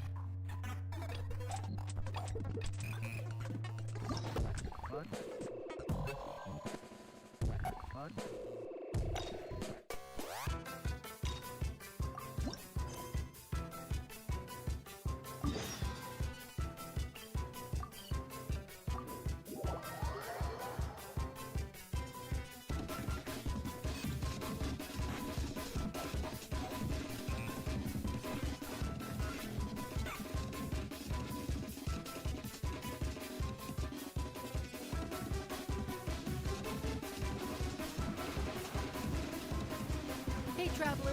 Paimon. Oh, Paimon knows that voice! Over here.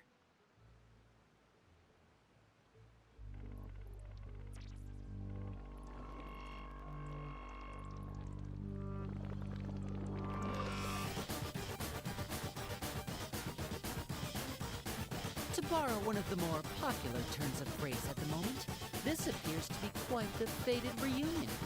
Running into you two out of the blue like this has really made my day. I certainly wasn't expecting it. You can say that again. What brings you to Poisson? Wait, Paimon's got it! You must be here for one of your magic shows, right? Actually, we've run into a bit of trouble on the home front, so Father arranged for us to stay in Poisson for the time being. Oh, are Lynette and Fremine here too? Yep, along with most of the other members of the House of the Hearth. You may have noticed Poisson seems a bit more crowded than usual. So you're saying nearly the entire organization has moved to Poisson? Sounds like you've run into way more than just a bit of trouble. What's really going on? Well, since the two of you are so curious, perhaps I can fill in the gaps. You scared Paimon half to death! Father, you're here. You know, on second thought, maybe we don't need to know. It's all probably super confidential House of the Heart stuff, right? We totally weren't trying to pry or anything. No need to be nervous. I could sense your genuine concern from your conversation just now. Of course, I can also understand your confusion. Sending so many Fatui here to Poisson, it's only natural that some might suspect an ulterior motive to be involved.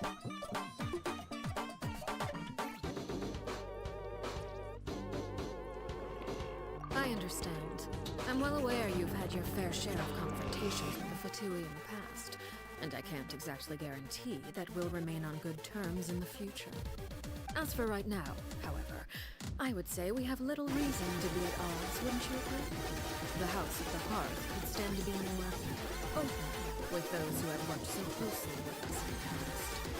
As for the issue at hand, well, It hardly relates to any ulterior motive. To be frank, it all stems from a certain rumor circulating around the House of the Hearth. It's an internal matter.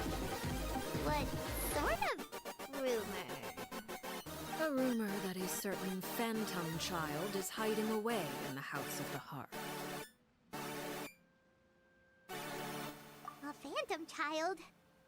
Ooh, just hearing the name is giving Paimon the creeps. A spirit that should have long ceased to exist is lurking in the shadows of the House of the Hearth. So I decided to bring the children to Poisson before continuing to investigate the situation. I expect I should be able to track down the spirit fairly quickly. After that, it's just a matter of resolving the situation, if you will. It shouldn't be much trouble at all.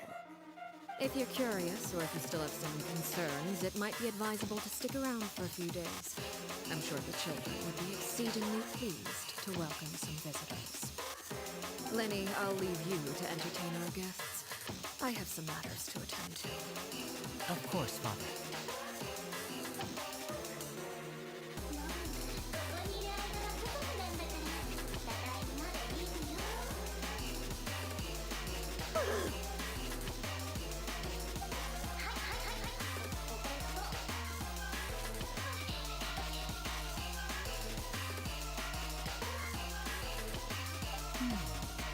It has long been a dream of mine to invite you to our home and introduce you to my other siblings. You're quite well known in the organization already. A lot of people have been talking about you, especially after everything with the prophecy. If you're willing, why don't you stay a while and have a little chat with us? Alright. We don't have anything else to do right now anyway. But let's be clear, we're just gonna be there as guests, okay? Don't get any funny. Oh, wait a second. For your guests, that probably means we'll be treated to lots of yummy food, right? Of course. During our stay in Poisson, we've been helping out the locals with some fishing. We bring in quite the bounty every day. In fact, today is the perfect chance for me to show you what I can do in the kitchen. Let's go. I'll take you to where we're staying.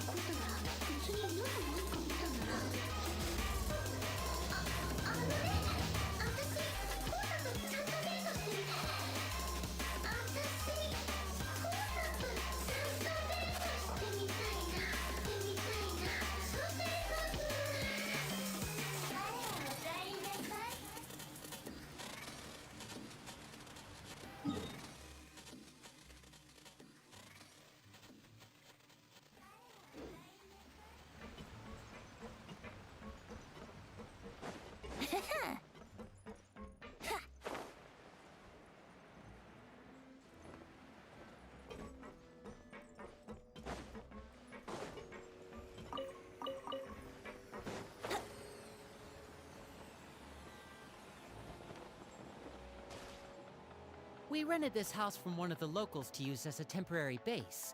I'll come back later and tidy up a bit. After that, it should be all ready for you to stay in tonight. Awesome, thanks!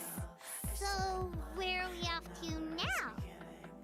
Well, when I happened to run into you two earlier, I was actually in the middle of distributing some supplies. With this many people staying in Poisson, we have to bring in outside supplies every now and then. I should probably make sure the rest of these provisions get delivered. Otherwise, people might start to get antsy. Okay, we'll come with. There are all sorts of rumors about your organization floating around out there. Paimon's not sure if she could even take a wild guess as to what's true and what's not. But now that we finally have the chance to see a day in the life of the house, we can take a good look at how you operate. Well, you're more than welcome to come along. Just follow me.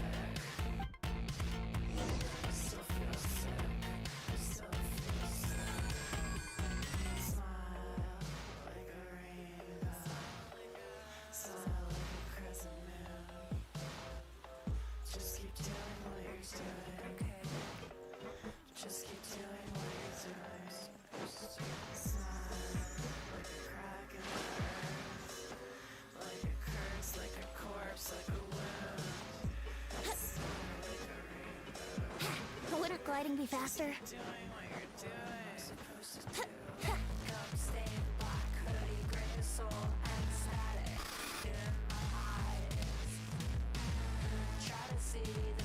Winnie! For you've brought them with me? Yep, here you go. Hello? Something caught your eye? It's the Traveler in Paimon! No way! Come here, everyone! Hurry! The Traveler and Paimon are here!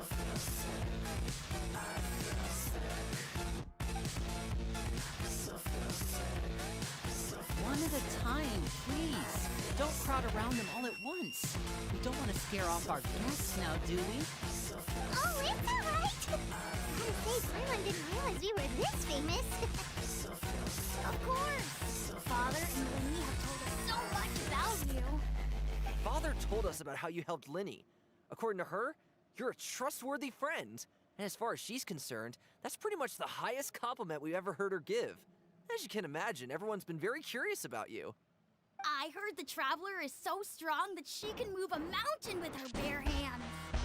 I heard Paimon eats so much that she can clean out the entire pantry at Hotel Tabor in just 3 days. Wait a second! That's the rumor you heard about Paimon? Oh, not cool at all! Oh, wait! When guests visit, you're supposed to give them gifts and stuff, right? Oh, we don't need something like that. Besides, we don't have anything to give to you! Come on, who insist? I can give you some of my new potions. Just pick your poison. And by that, I mean medicine or actual poison. I've got both. Huh? Or maybe Shaplo can teach you guys about stealth. She's super good at it. It's never been caught. Ah, now that's not a bad idea. I know you usually prefer to fight head-on, but it never hurts to expand your bag of tricks, right? When it comes to eliminating your enemies, staying quiet can go a long way. Trust me, I would know. I was poisoned not too long ago, and I'm still dealing with the after effects. So I'm not quite as good as I was before, but I can still give you some pointers. Wait, when you said gifts, Paimon didn't think you meant poison and stealth tactics. But those are the best things we can give you. You don't like them? Ooh, how about this? Tell me the name of someone who really annoys you, and we'll teach him a lesson for you. All right, Fold, Selwar. I think that's enough suggestions for now. When it comes to being a good host, it's the thought that counts. You don't need a physical gift to make our guests happy. In fact, pestering them with suggestion after suggestion might make them more annoyed than anything. I would say your enthusiasm has certainly gotten across. Really?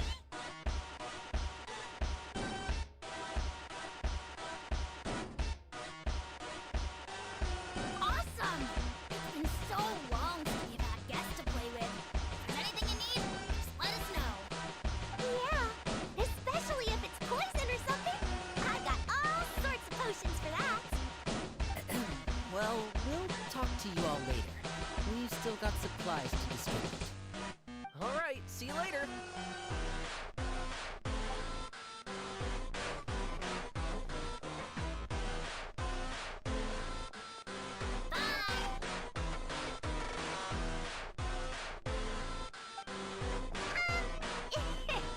Oh, wait. About all that poison and stealth tactics talk just now. Scared you, did it? That kind of talk comes with being part of the House of the Hearth. When Foltz was really young, he strangled all of his family pets, just out of curiosity. He was labeled a dangerous problem child and was abandoned by his family. Elwar has an unnatural obsession with potions. Father has forbidden her from trying all the different concoctions she comes up with, but she still tries to test them in secret. You really have to keep an eye on that one. Chaplot is around my age. While I'm mainly responsible for collecting intelligence, he handles surveillance. He's very passionate about his work and has no reservations about taking on some very difficult missions. I know you two probably aren't used to that kind of talk, but I can promise you they only have the best of intentions. Things like stealth tactics and developing different poisons, they really mean a lot to them. They were just trying to share the best of what they could offer, that's all.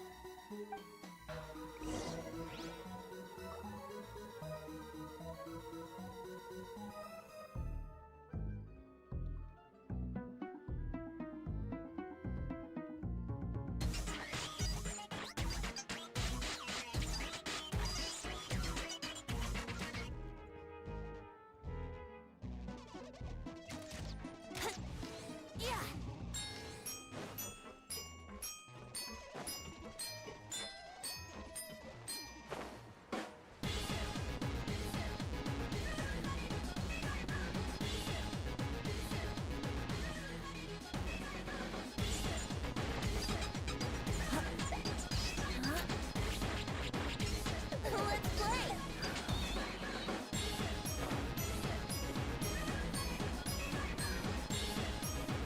Billy-o, supplies are here. Thanks. And who are these two? Outsiders? Allow me to introduce you. This is the Traveler and Paimon. Oh, you're the famous duo I've been hearing so much about. It's nice to meet you. I heard you've traveled to all sorts of places. Is that true? Of course! We're making our way all across to that! Oh, good for you. You must be pretty familiar with Fontaine by now, then. Have you seen the new opera that started running recently? I think it's called... The 4,000 Thieves? Oh, this is the first we've heard of it. It seems like it's going to be fantastic. From what I've been able to tell from the posters, anyway. You should definitely check it out if you have the time. Oh, and there's the Blind Maiden, too. That one is supposed to have audience interaction. Seems pretty interesting. After this mission is over, I think I'll go get a manicure. Oh, maybe I should dye my hair. Wonder how much it'll cost. Is it just Paimon, or do these two seem much easier to get along with than the others? Looks like the House of the Hearth has some normal members after all. I heard that. Oh! Oops. I'm guessing you're referring to Foltz and the others? Yeah, we're definitely not all like them. I bet those crazies are practically foaming at the mouth right now. I'm sure they just can't wait to get back to Snezhnaya to carry out the plan. That's enough, Billy-o. Don't talk about family members behind their back, right? Whatever. Let's go. Guess this is goodbye then. If you ever have some time, we should go see the opera together.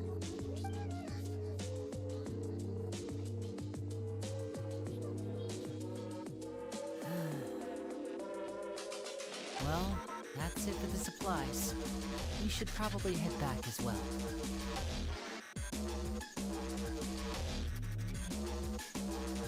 Well, they didn't seem too happy with each other.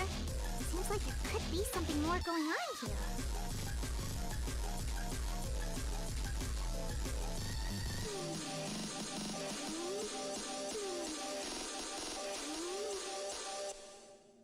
You're right. We're only here as guests after all. Oh, Winnie's getting super far ahead. Come on, let's catch up.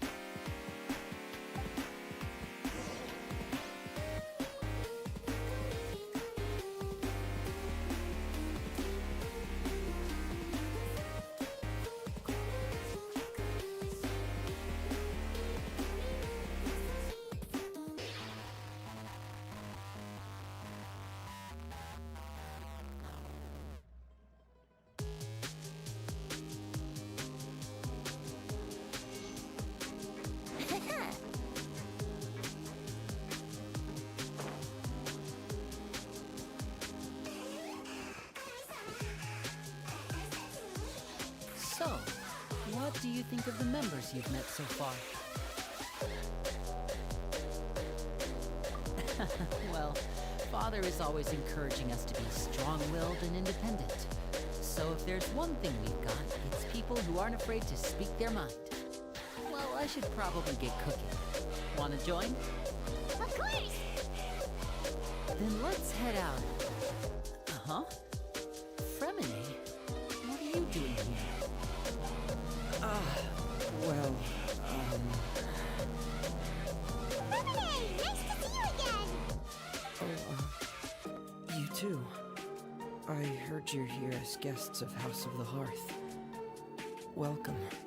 We were just going to make some food. Why don't you come along?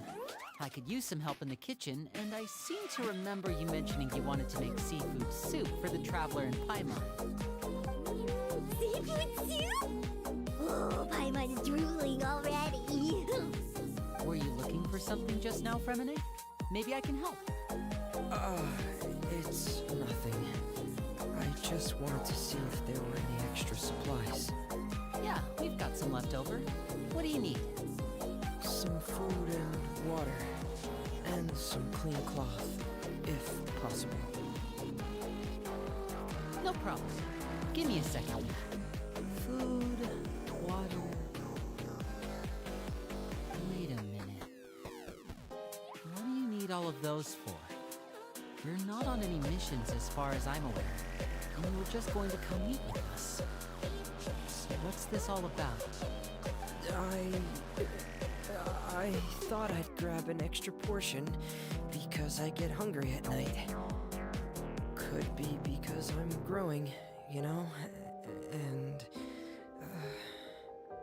Fremine, do you remember what I told you? You're not like me. Your lying skills still need some work. Tell me what's going on. Is it really bad enough that you have to keep it from your own brother?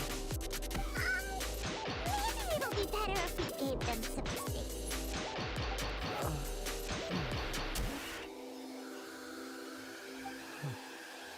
This is the first time I've seen that kind of look on your face. Whatever happened, does it have something to do with Father? Yes. Just follow me.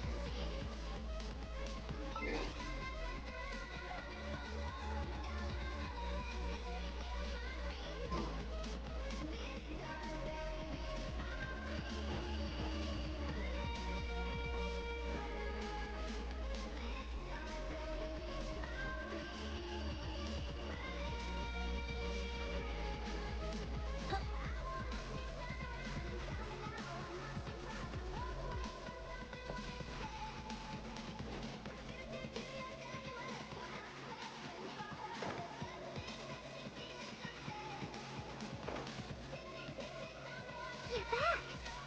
Oh, you've got some friends with you this time. Hello, my name's Linny. I grew up in the House of the Hearth. And you are? Hi, Lenny. I'm also a child of the House of the Heart. Just like you. You can call me Clairvy. Clairvy? It's nice to meet you. Does that name ring any bells, Lenny? No, not at all. That's not a name we have on our roster, I'm sure of it. What I'm not sure of, though, is how she managed to sneak in. She must be the phantom child Father's been searching for. From the looks of it, I'm guessing you were the one that found her, Fremine. You, haven't told Father, have you? No, I haven't told anyone. I've just been keeping her hidden. For how long? About half a month now. So ever since we got to Poisson, then. Do you have any idea what you're doing? I know what I'm doing. Really? Because from where I'm standing, it looks like you're hiding the very person Father has been trying to find. If Father finds out about this, everyone involved is going to be punished. You know the rules of the house, Fremine. I know you do. Father doesn't tolerate any form of betrayal. So why are you doing this? I've thought it through. And I just can't hand her over like that. Minnie, don't you remember last year? Chapeau nearly died after getting poisoned during that one mission. He wasn't able to get back before the poison started taking effect. And not a single person was there to help him. That night, while we were sleeping, voice telling me to go save him. I opened my eyes, but I couldn't find the source of the voice. I thought maybe I was just hearing things, but I went to look for him anyway. Luckily, I got there with enough time to save his life. That feeling of being haunted, of hearing voices, it's happened many times in the House of the Hearth. I'm sure you've noticed. So what you're saying is, that was her? She was the one who spoke to you that night? Unless there are other spirits roaming around the House of the Hearth, I don't think there's any other possibility. If Clairvy were our enemy, it wouldn't matter whether she was a spirit or an actual child. I would have acted without a second thought, because that's what Father ordered us to do. But she's been living with us, helping us from the shadows all this time. I think that makes her family. I couldn't just hand her over to be dealt with. Not when there's so much we still don't know. So what's your plan then? You can't keep her here forever. Someone is bound to find out eventually. I haven't thought that far yet. I don't want to disobey an order from Father, but I also don't want to put Clairvy in danger. Come with me. There are a couple things I'd like to say to you in private.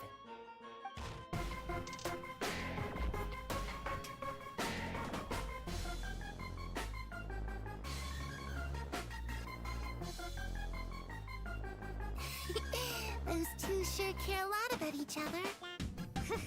Well, they got a funny way of showing it. From where Paimon was floating, it sure seemed like they were about to bite each other's heads off.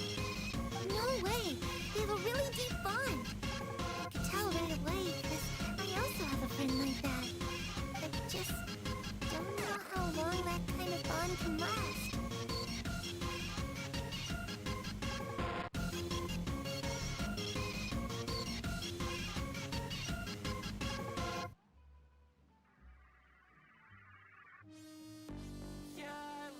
Darkness in the house runs deeper than you can imagine. No one can get out alive. I'm sorry. I really didn't mean to drag anyone else into this. Oh really? You didn't mean to? 'Cause I for one wish you did. Huh?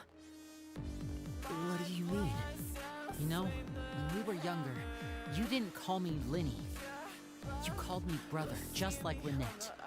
We grew up together, the three of us. We were all orphans, all rescued by Father. Of all the siblings in the House of the Hearth, I think our bond was the closest. Later on, when you started calling me Linny, I wasn't actually surprised. After all, Lynette and I are related by blood. We've had to depend on each other to survive long before we joined the house. Linny, The darkest and most difficult moments of my life happened before you and I had ever met. I'm sure that's true for you as well. Even so, Fremine, we've stood by each other for all these years now, and to me, that means more than blood. You and Lynette are the most important people in my life. No one can replace you. So I won't let you face anything alone. Not if I can help it. Oh, looks like things are getting kinda heated between Linny and Fremine. Maybe we should go check on them. Oh, it's raining. I should put my clothes away.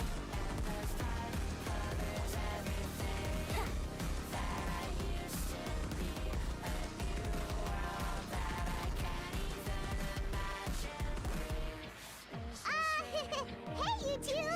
Hope we aren't interrupting anything. Like a fight, or... Oh, wait a minute, Fremine. You're not crying, are you? Is everything alright? Everything's fine. Thanks for asking. Well, we're all friends here, right? We've been through so much together, so if there's anything we can do to help, just say the word. It's just a small family dispute. It's not something our guests should trouble themselves with. In fact, it might be better if your stay ended here.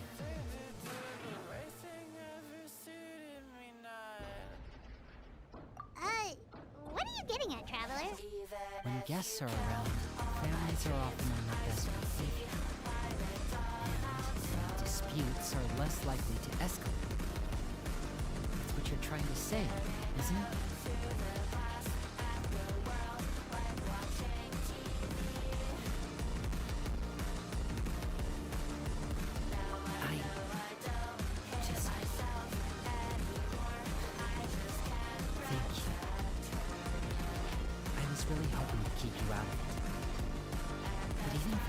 Some other reason to turn you away, I'm not sure I could convince you.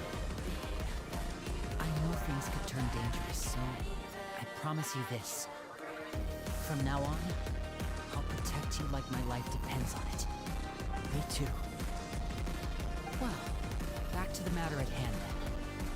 If we don't plan on handing Clairby over to Father, then our only other option is to solve the mystery of her identity before Father is able to track her down. That means finding out where she came from and what she's doing here. Then, we can send her on her merry way and pretend like none of this ever happened. I've tried that already. And? And nothing. I tried taking her somewhere really far away, but after some time, she just reappeared. She even came with us all the way to Poisson. It seems like wherever the house is, she follows.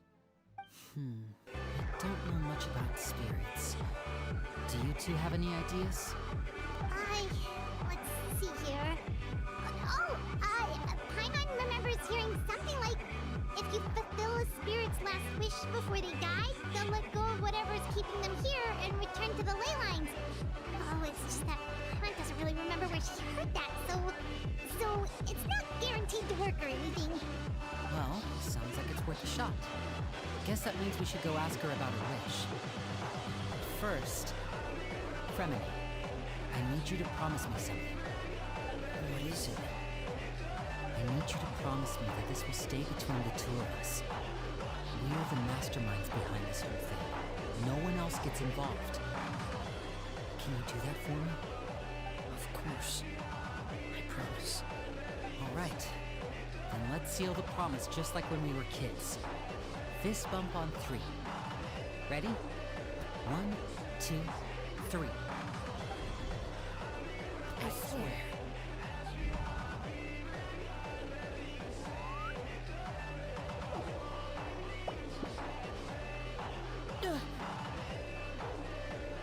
Whoa!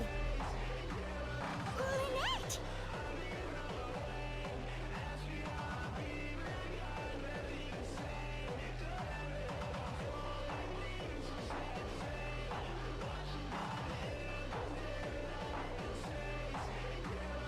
But what a surprise!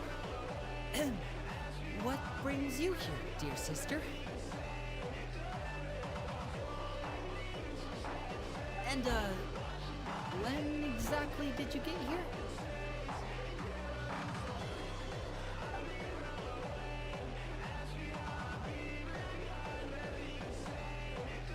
You're an idiot, brother. And you too, Fremini.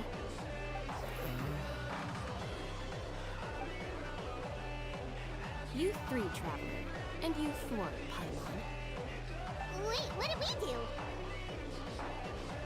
I've seen Clairby around the House of the Hearth before. I hadn't seen her in Poisson, so I figured she must not have come with us.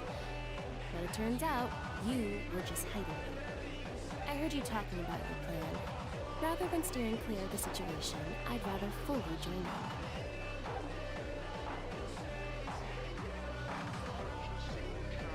If you don't agree, I'll have no choice but to report everything back to Father. Simple as that. Not giving us much wiggle room here, Lynette. Well, I guess we're all in this together then. After we talk to Clairby, we'll figure out our next move. There's no time to lose. Let's go.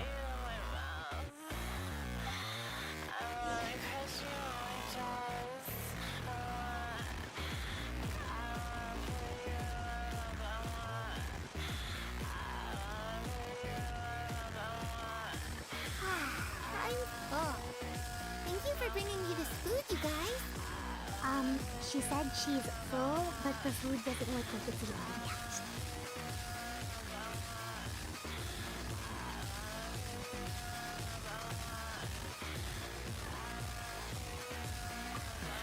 That's right. Based on what I've been able to observe, it doesn't seem like Clairvy can interact with the physical world at all. Still, when she's presented with food, she'll always linger around it for a good little while. Maybe, in her mind, she really is eating those things. Does she know that she has already passed away? I've tried to ask her, but she didn't answer. My guess is that she's just as confused as we are. Or maybe she couldn't understand the question at all. Clairvy, if you've got some time, I'd like to ask you a few questions. Sure. Oh, another new friend. Hi, I'm Clairvy. Hello. Clairvy, how did you join the House of the House? Huh?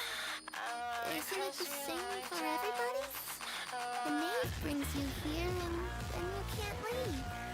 It's just that your name, it's not on the roster. And I've never seen you before. The roster? Oh, I get it now. I think there might be some things you don't know about this place. The people in charge, they're not as nice as they look. They say they keep a roster, but it's not complete. There are a lot of people who aren't on it, and never will be. In this house, some people are family, and other people are just test subjects. Those kinds of people aren't ever going to get a place on the roster. Unless it's the roster of people who've been executed. Wait, does that mean the name? Is there anyone that can vouch for you? Sure, she's my best friend. She's the only one I trust in this place. Have either of you heard of that name before? No. Me neither. Clairvy, Harry. Neither of those names are on the roster. But it seems like she's telling the truth. Either that, or this kid's already got a bag of tricks bigger than mine. Maybe we should try a different approach. Clairvy, do you have a wish? A wish? It can be anything you want. Just imagine. It's your birthday, you're blowing out the candles, and your wish is...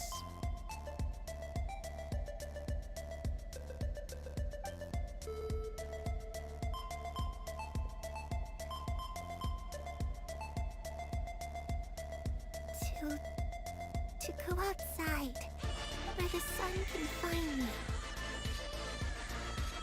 That's it? Well, that sounds easy enough. Darkness in the house runs deeper than you can imagine. No one can get out alive.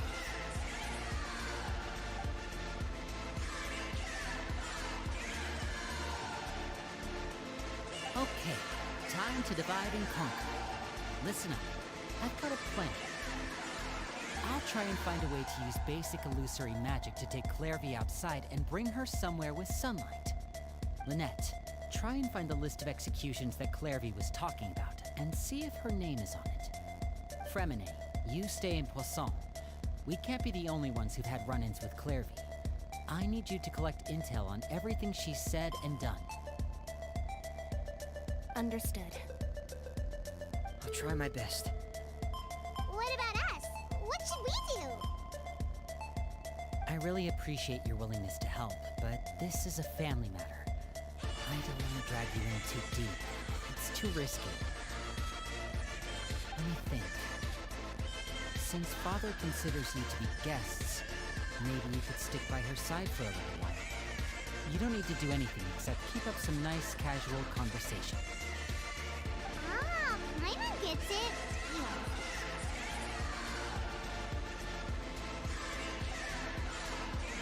I'll give you a magic bird. If Father suspects something, all you need to do is release it when she's not looking, and it'll alert me that something's wrong. Of course, that's only as a last resort. If Father doesn't seem to notice us, there's no need to make contact. We'll reconvene here tonight after all's said and done. If the worst-case scenario happens and we're discovered, just tell Father everything. We're not going to let our guests get punished for our own actions. That's where we draw the line.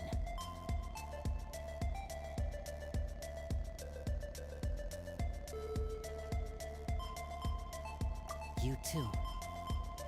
Okay, this is where we part. Father should be at the beach nearby.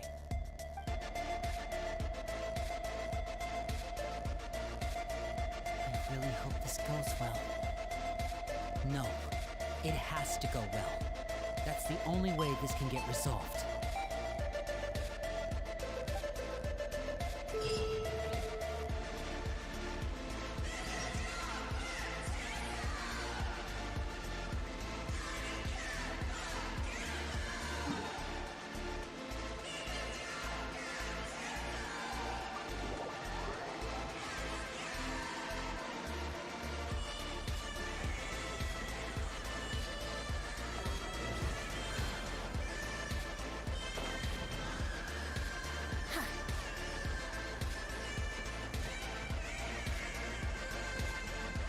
Wouldn't gliding be faster?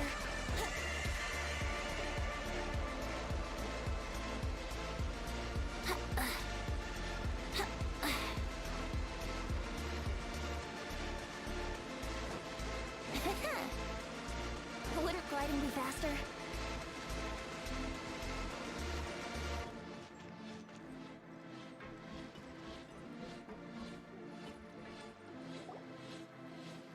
It's the knave! And child! Hey, aren't you supposed to be in Snezhnaya recuperating? What are you still doing in Fontaine? Oh, it's you two.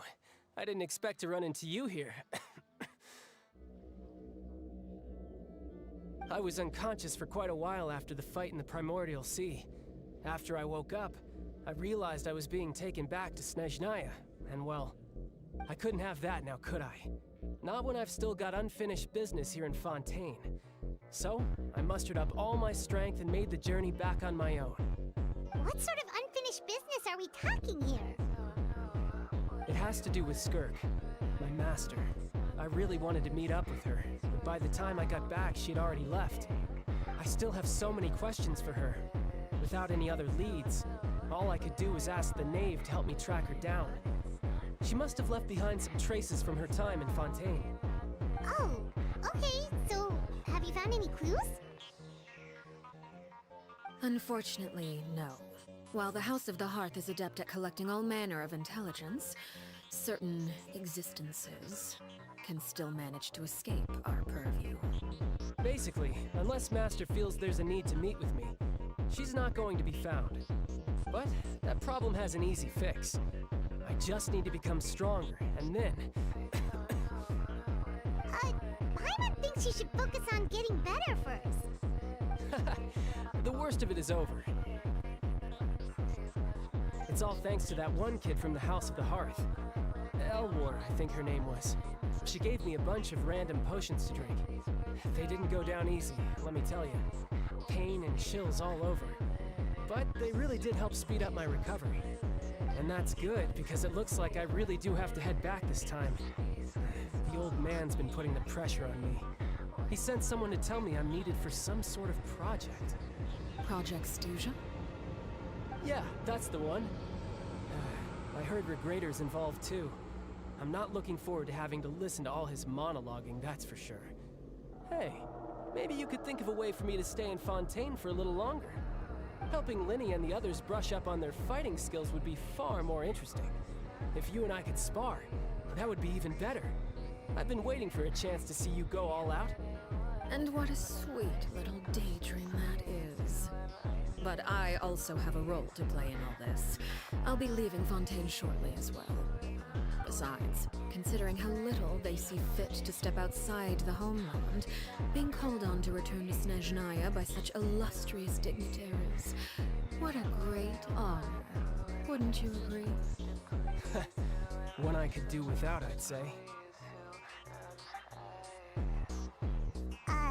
Is it just Paimon? Or does it kind of seem like they're... So, dear guests of the House of the Hearth, to what do I owe the visit? Well, we just...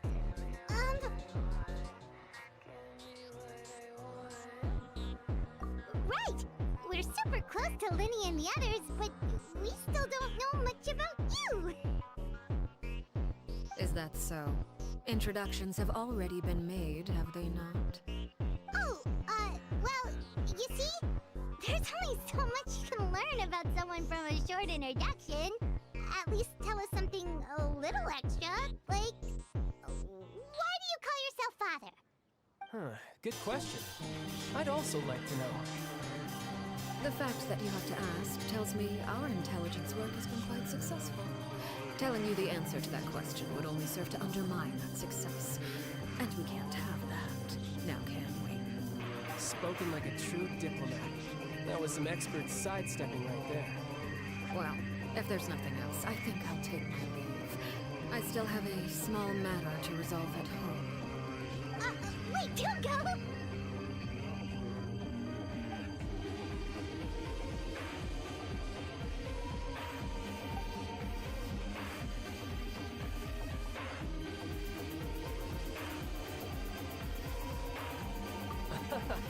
I'd also like to hear the answer to this. I've met some of the members of your organization, and they all seemed like really good kids. They actually reminded me of Tonya and Tusser.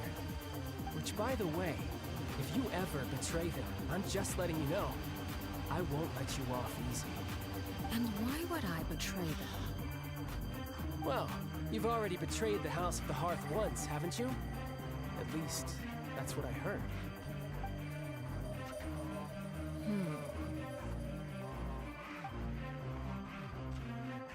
Okay, I admit. That's just what the old man told me. The rooster, I mean.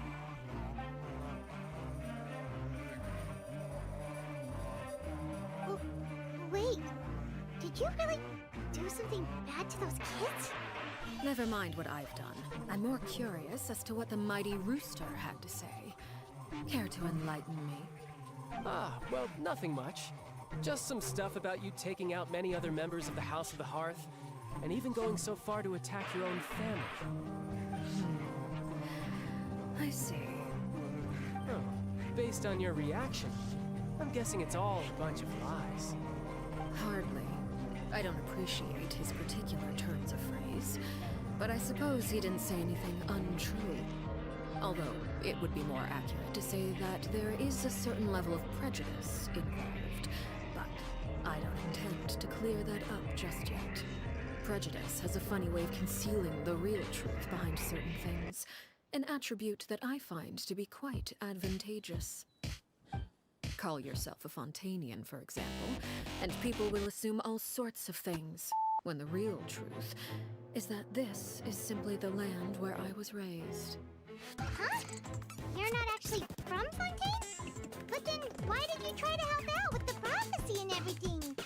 I was trying to protect the children born in Fontaine. Claiming that I myself was a Fontanian simply made it easier to operate. People would hardly suspect a fellow Fontanian of having any ulterior motives. Who wouldn't want to save their homeland after all? The primordial sea wouldn't have any effect on me, but it would have caused great harm to the House of the Hearth. Well, you wanted extra information, didn't you? There you go. I hope that satisfied your curiosity.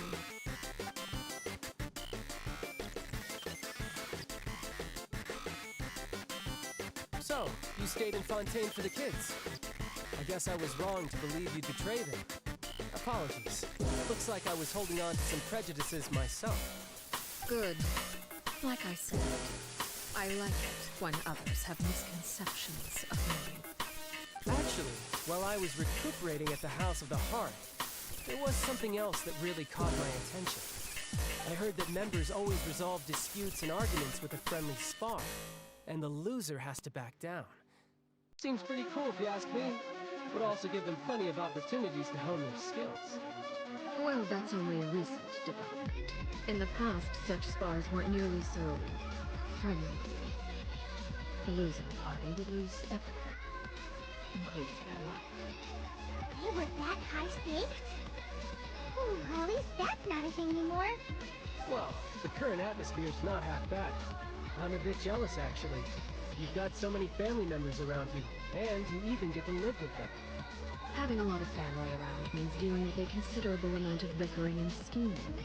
Once Teyvat and Teucer enter their rebellious phase, I'm sure you'll understand. Just imagine. Teucer becomes obsessed with plucking out strands from the rooster's mustache, or Teyvat decides to dye her hair 42 different colors. Okay. I get the picture.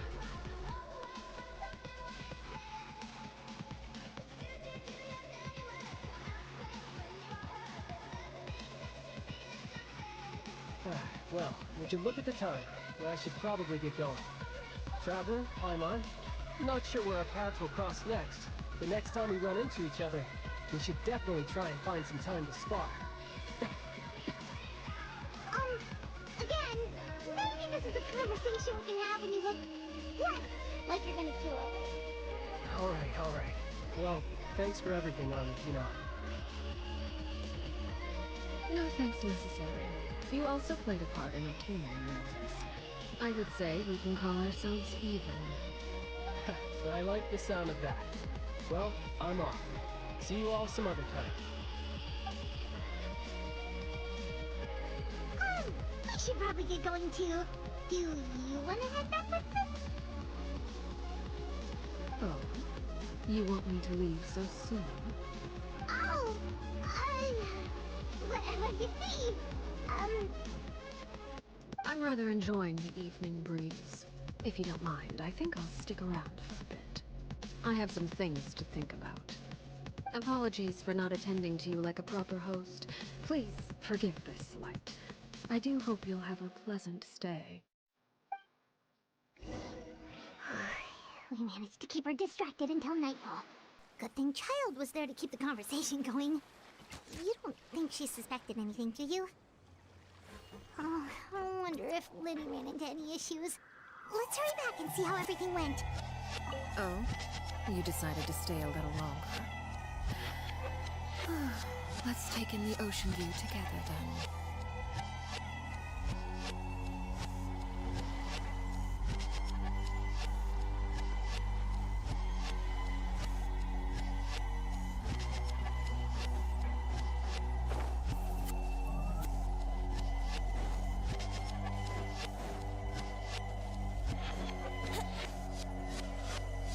Wouldn't gliding be faster?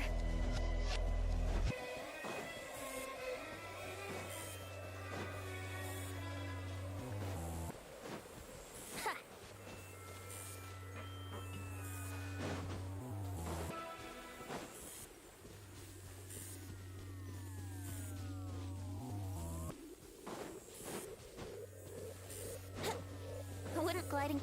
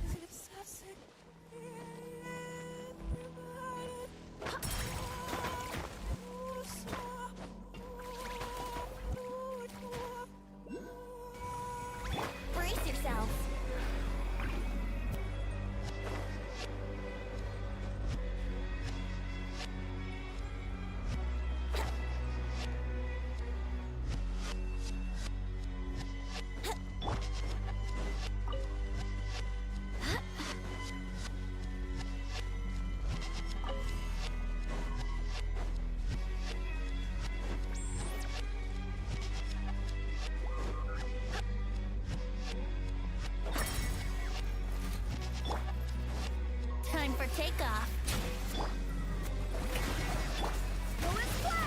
Wait, hear me.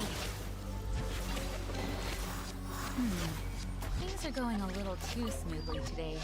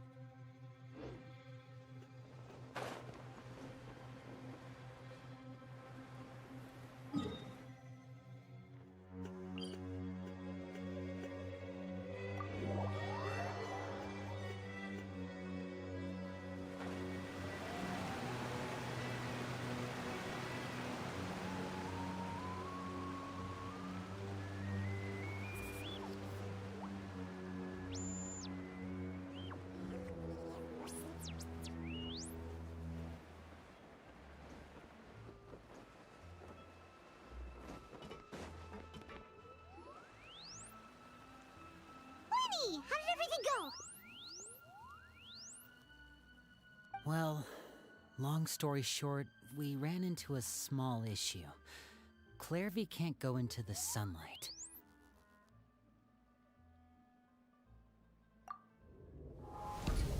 Everything was fine at first. She followed me up to the surface just like I told her.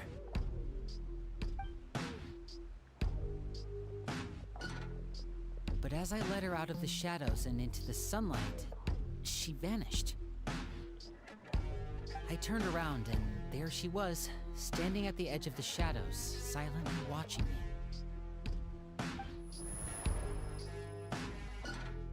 Huh. Maybe she's afraid of sunlight, or... No, it wouldn't be her wish if that were the case. Well, we could always try pushing her into it.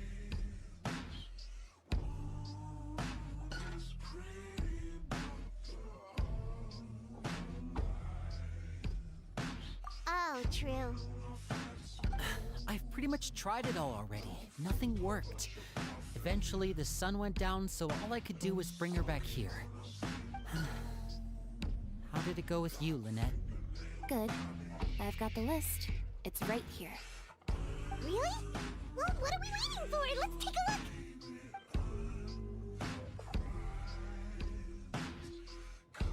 Oh, that's a lot of pages. Oh, it's gonna take forever to get through it all. We can each take a section. Here. La Pouillade, l'endroit, Chambert, horaire.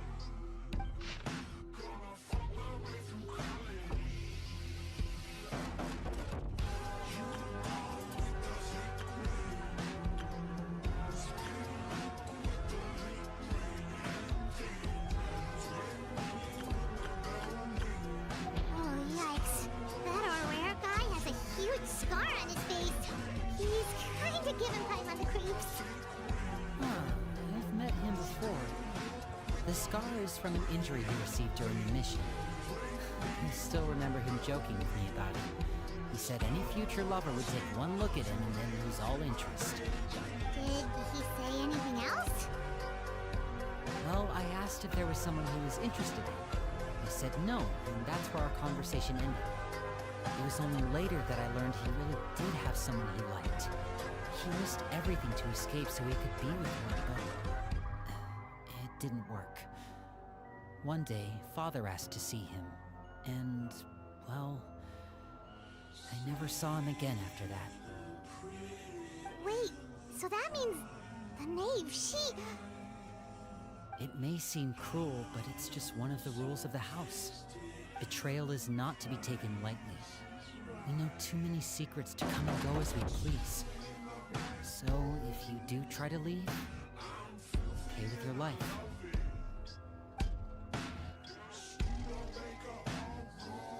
Her name's not here, huh? Well, that's not too surprising. It doesn't seem like this list is complete. It only contains records dating back around 5 years. Let's shift our attention. Fremine, were you able to find anything out? Fremine.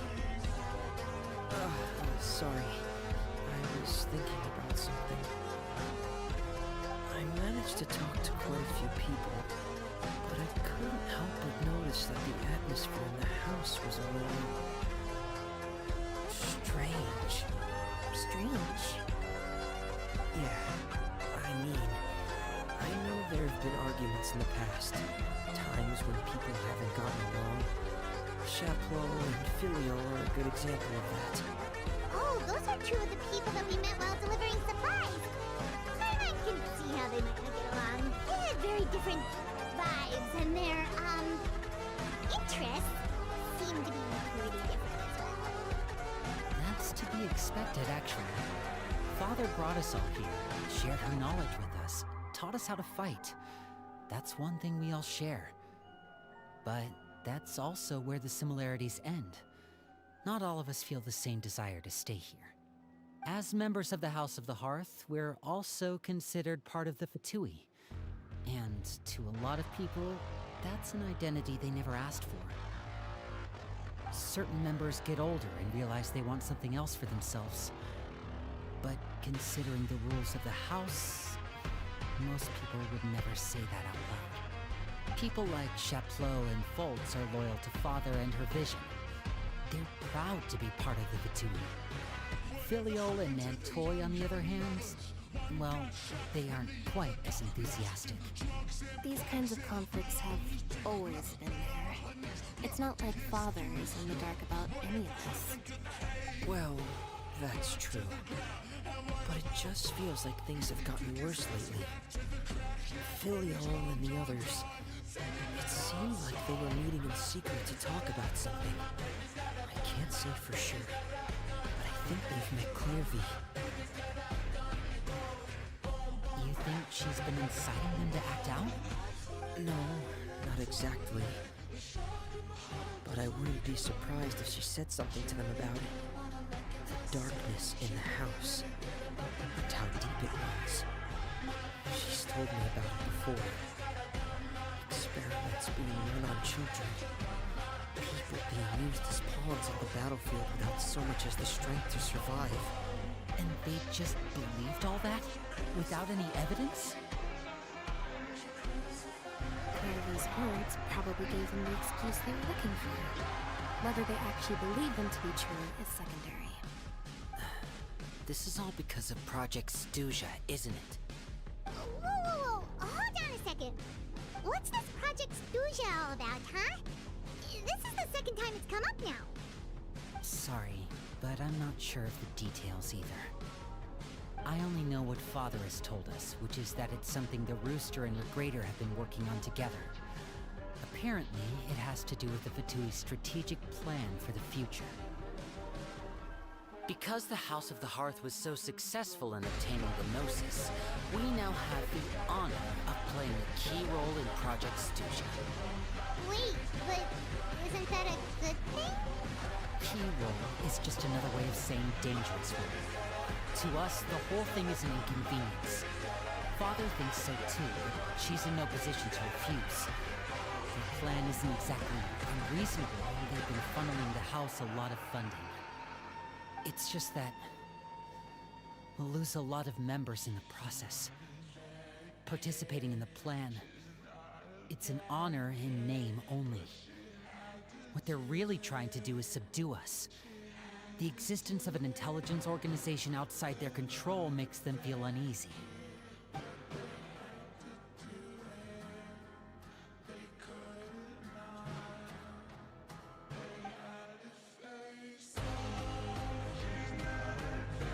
Okay, super complicated top secret Fatui business aside, what does all of this have to do with the conflicts you were talking about earlier? Paimon doesn't get the connection. External pressure has a way of exacerbating internal strife. We can't overlook the power of fear either. People are afraid of dying. And that fear is often the impetus for a lot of stupid decisions. I thought resolving the Clairvy situation would make everything go back to normal. But it looks like things are more complicated than I thought. If we leave Filial and the others to their own devices, sooner or later, Father will be forced to take action. We can only focus on one situation at a time, brother. You're right. Even if we confront Filial and the others, it won't do any good. It might even make matters worse. We should focus on Clairvy for now. Well, it's getting late. We should head back and get some rest. We'll try again first thing tomorrow. Lynette, you stick with me this time. Fremine, keep a close eye on Filial and the others. Make sure they don't do anything they'll regret. Good work today, everyone. Have a good night, and I'll see you tomorrow.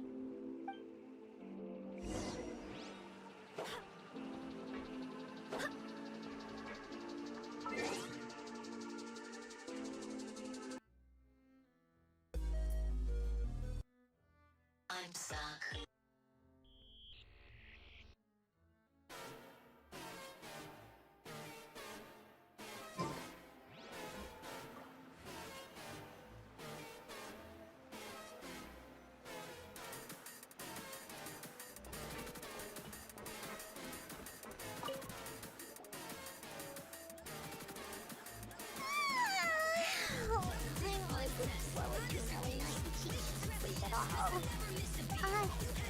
Hey, you don't think the maid will be too angry with Winnie and everyone when she finds out about all this, do you? If she were to actually get angry... Ooh, you have to protect Paimon if that happens, okay, Traveler?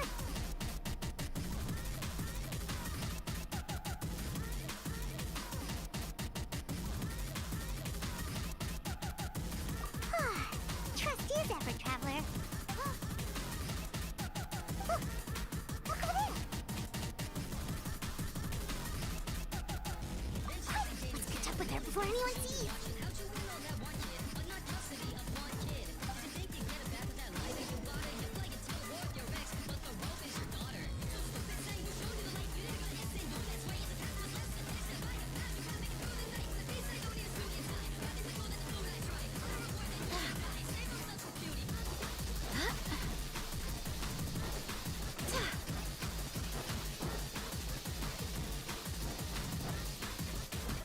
Over there!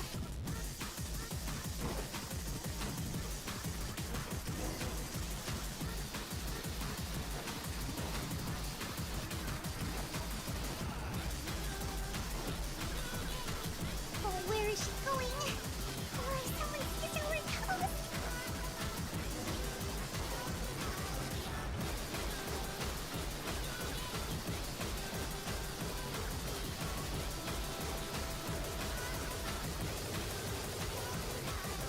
Oh, look! She stopped!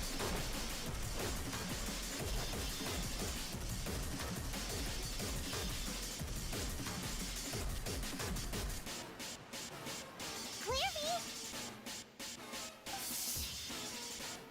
I opened the window while no one was looking.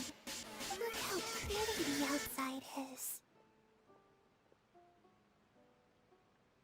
If only I could have more than this. You probably think I'm being silly, huh? All this hopeless resisting. It's better to dream of what I could have than try to make it a reality, right? Please, help us get on the same page here, Quiggy. We need you to tell us what you know. Can you do that? Sure. Oh, after you hear all this, I think you might regret that decision. Everyone in this family is nothing more than a tool. Something to be used and exploited. We're all expendable. Including me. As long as you're useful, you get to stick around. Once you're valued, you're handed over to the doctor, experimented on, and given a fate worse than death. I've seen it happen again and again, and I've had enough. You're saying the maid did all that? It's just, that doesn't seem like something she would do. She's scary and all, but it seems like even she has lines she wouldn't cross. I knew you wouldn't believe me. Everyone thinks she's a good person. They all think of her like a real mother. Mother? She doesn't deserve that title. She's disgraced it and tarnished it. And if I had things my way, I'd never see her again. If only Perry were here, she'd understand. Harry. There's that name again. Also, Hyman's getting a strange feeling. It almost feels like she's not really here with us. Hyman can't tell if she's actually talking to us or if she's mistaken us for someone else. Well, in any case, it seems like she really needs someone to talk to. We should keep her company for a little longer. She looks so young. But it seems like she's been through a lot. It's getting windy. I should close the window. Ooh, look at the moon. Isn't it pretty? Hey, wanna hear a secret? I heard that if you look up at the night sky in Snezhnaya, you can see the aurora. It's supposed to be super pretty. Even prettier than the moon tonight.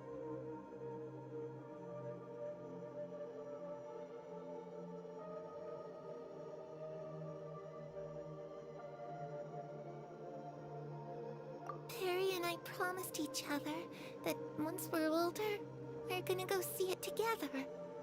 But I can't find her. I'm worried she's all soupin. No, that wouldn't happen to her. She's special. Mother likes her a lot. I should really go talk to Mother, but we just fought. She doesn't want to see me, and I'm too scared to face her. What should I do?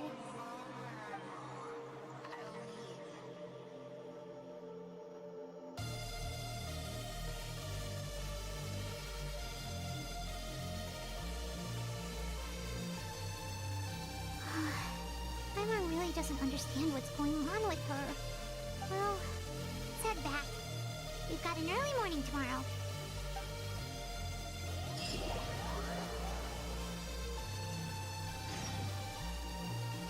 Alright, looks like we're all here.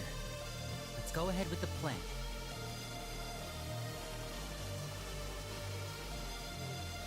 Oh? What is it?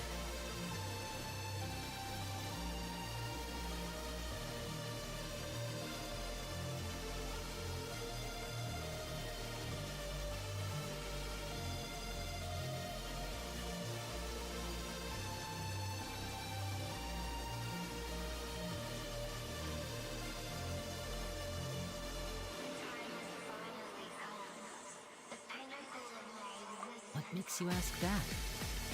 Well, we kind of ran into Clary last night, and that's what she told us. We met the doctor back in Sumeru. He's super dangerous, and he's done all sorts of bad things. It's possible that Father and the Doctor have had certain dealings, but I don't think Father would work with him. We're not really on the same side, so there's not a lot of trust between them. Doesn't exactly set the stage for a successful partnership. I did hear, though, that when Father first became a Harbinger, the Doctor offered to work with the House of the Hearth. Father rejected most of his proposals, except for one. It had to do with some sort of secret experiment. Secret experiment? Would that be what Clary was talking about? I don't think so. I don't know any details about the experiment itself, but I do know it's an entirely independent operation. The Doctor only proposed a direction for the research. That was the extent of his involvement. I still don't think that counts as working together. The details of the experiment are confidential, but complete records are kept on all participants. That doesn't seem to be the case with the situation Clairvy referred to. I know you don't agree with some of the Fatui's methods, and I'm not asking you to. But I am asking you to trust us on this. The House of the Hearth has its own principles. There are certain lines we're not willing to cross. Alright, that's good to hear at least. Clairvy seems to think the knave and the doctor worked together to do something horrible. If that turned out to be true, Paimon doesn't know how he would even face you guys. It's just that it doesn't seem like Clairvy is lying either. The easiest thing to do would be just ask the knave directly, but Paimon doesn't think she'd tell us. Father didn't come back last night. She's probably still near the shore. We'll be counting on you to distract her. Lynette, you're with me. Fremine, you know what to do. Be on your guard, everyone. Alright, let's get to it.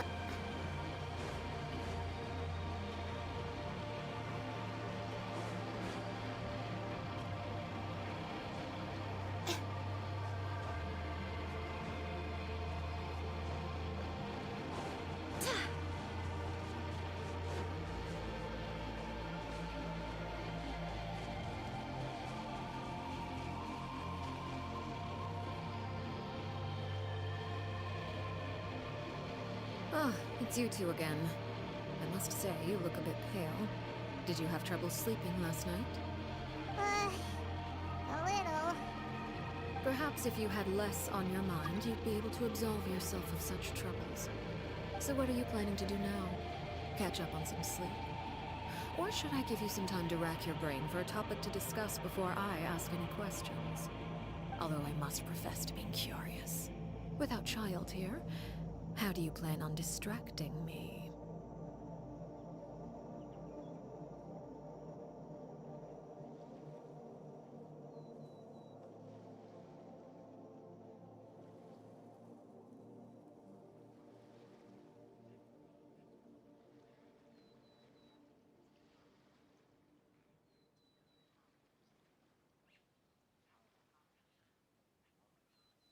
Us? Distract you? Good one. But no, we were just here for a chat. Looks like you could have used some extra time to think. No matter. If you don't have any other plans, why don't you accompany me somewhere? Don't worry. I'll be sure to steer clear of any scheming children. The ocean breeze is sure nice today.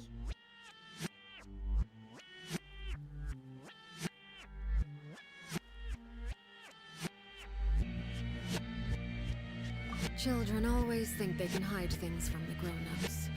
But nothing gets past me. Least of all a little scheming. I think I'll let them have at it for a little longer. I can be very patient. Well, I'll leave you to think things over. If you're so inclined, meet me outside the Palais Marmonia. Good things come to children who do as they're told. So I do hope you decide to tag along. If only for your friends' sakes. What should we do? She clearly knows about everything we've been doing, and Paimon doesn't think it'd be a stretch to say she was threatening us just now.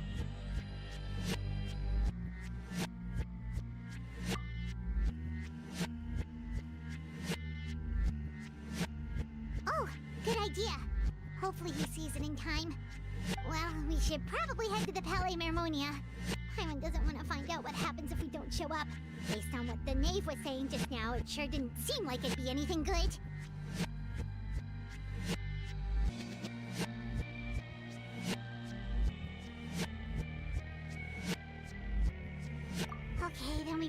we shouldn't keep her waiting. It seems like Linny and the others are on thin ice, so let's do our best to not get them in any more trouble.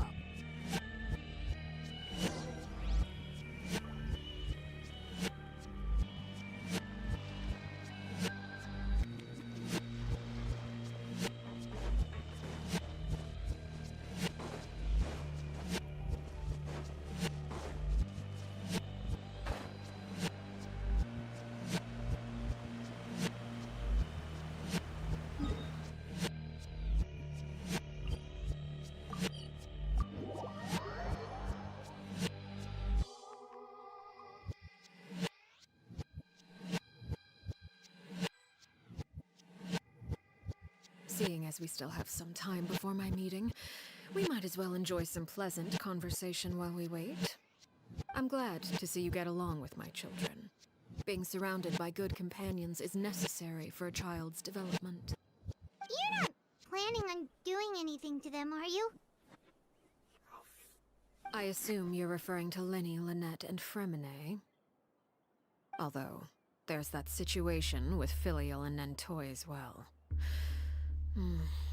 It appears quite a few people have been acting out lately. No matter. I'm not one to discriminate. All those who betray the house meet the same fate. There are no exceptions. Does that mean you're going to kill them? Oh, are you here to beg for their lives? I'm sorry to disappoint, but the rules of the house change for no one. In my organization, everyone is responsible for their own actions. But don't you care about them at all? They really respect you. They even call you father. You must feel something for them. Any organization in which feelings come before principles is one destined for ruin. The House of the Hearth is hardly an exception. You could say our principles are more stringent than most. Perhaps I can offer you this consolation at least. As our guests, you two will not be held accountable along with them.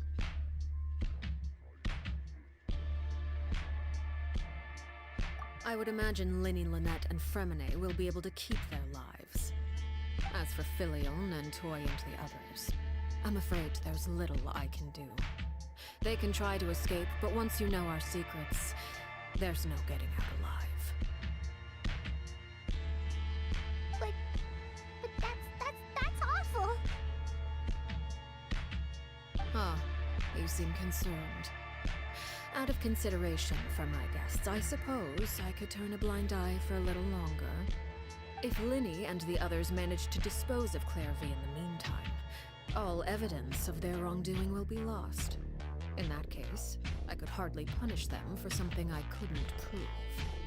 If their efforts are unsuccessful, on the other hand, all will be held accountable. And the punishment, of course. Oh, and here, I believe this belongs to you. Do try and keep better track of it next time. It takes a considerable amount of time to train a bird like this. It would be such a pity if you were to lose it permanently. Wait, where did you get that? Well, I'm afraid that's all the time we have to chat. Now, for the matter at hand. I asked you to meet me here because I have business at the Palais Mermonia. It has nothing to do with you, but I think it would be prudent for you to stick by my side for the time being. There will always be time later to run off and tell Linny what you've learned. Well, time to go. Looks like we wrapped things up just in time.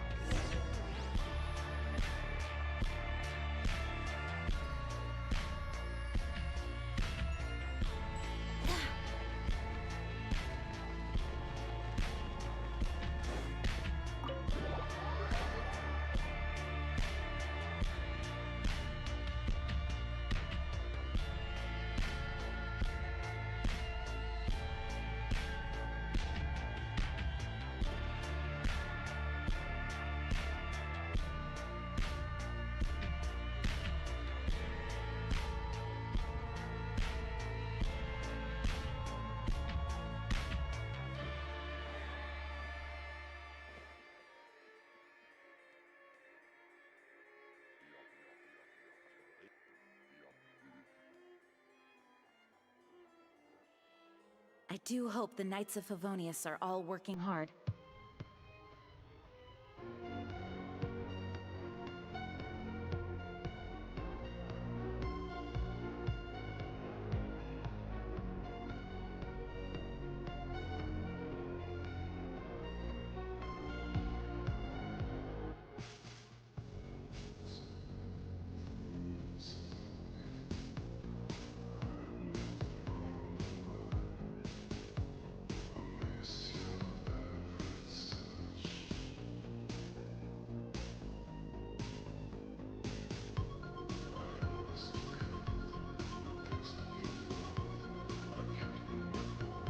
It's time to move on. We shouldn't stay here.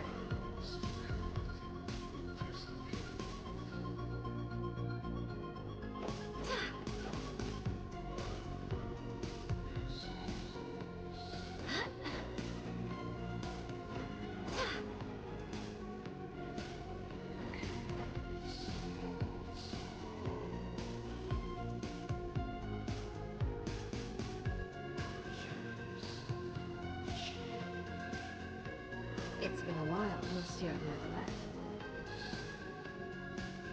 I must say, I wasn't expecting my meeting request to be approved quite so quickly. The Palais Mermonia operates with an efficiency worthy of admiration.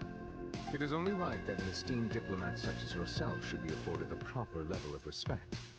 Although, if I may speak plainly, I must confess that I did not anticipate we would have the occasion to meet again after presenting you with the notice. I see you brought the Traveler and Paimon with you as well. If I may inquire as to the purpose of your visit.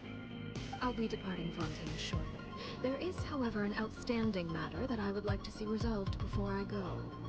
It requires a rather lengthy explanation, I'm afraid. So I took the liberty of explaining everything in this proposal. Please review it at your leisure, Monsieur Neverland.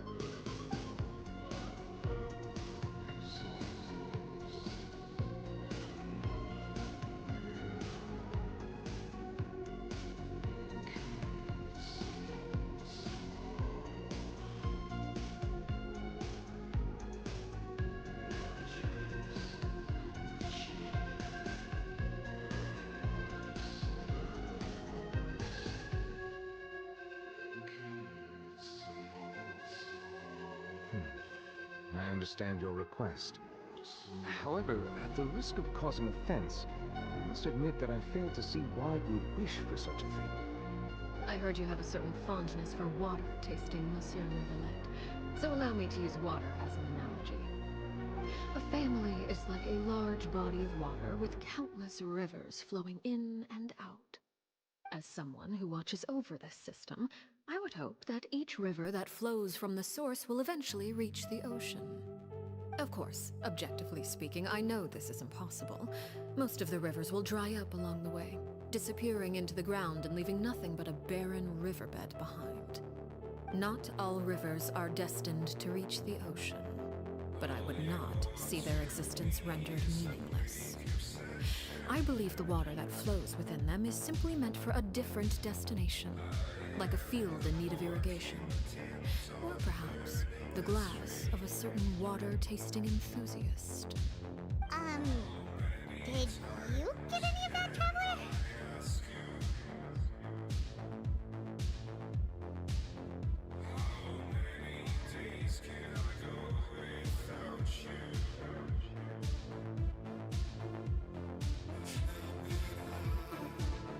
Your words paint an optimistic picture indeed. Allow me to remind you, however, few among us are willing to sip from a glass filled with tainted water. It may have been tainted at one point in time, but not to worry. I'll make sure it's drained of all impurities and returned to its cleanest form.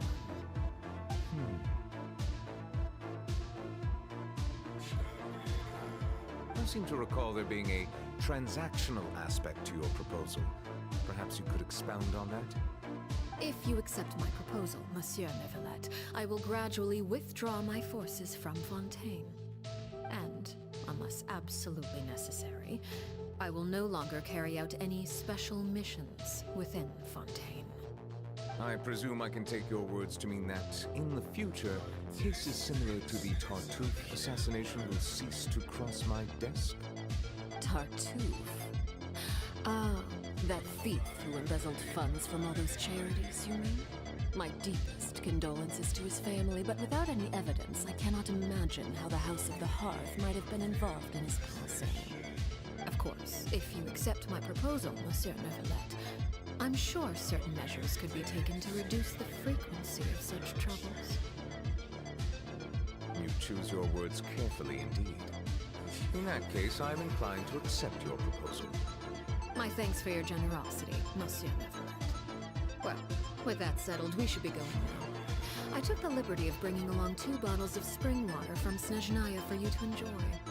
I do hope I get the chance to hear your impressions. Perhaps at our next meeting, yes? Indeed. I trust you would not overlook your commitment in the meantime. All right, Traveler Paimon. Time to go.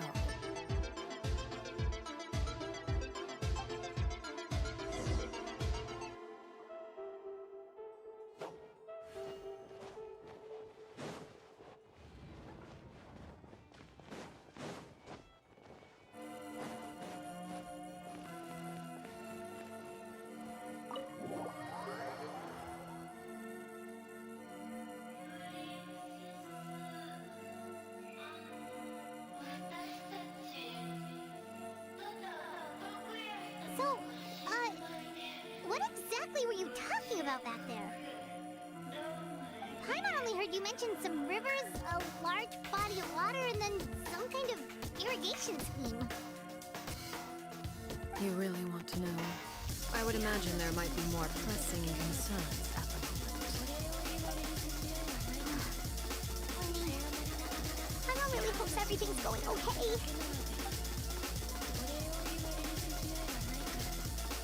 Oh, Paimon recognizes that look. You've got your thinking cap on, don't you, Traveler?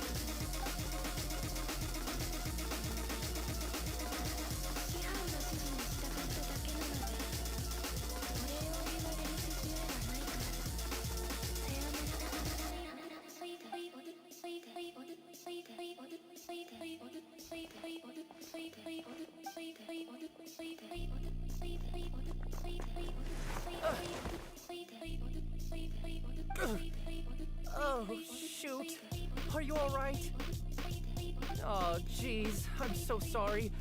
I was so focused on selling these papers, I wasn't looking where I was going.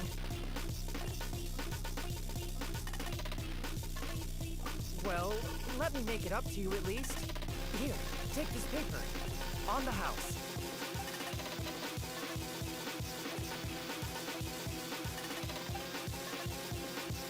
Oh, you don't have to give us anything. Please, I want to. It's not like I'm short on supply. All the extras will be useless come tomorrow anyway. It's my fault, really.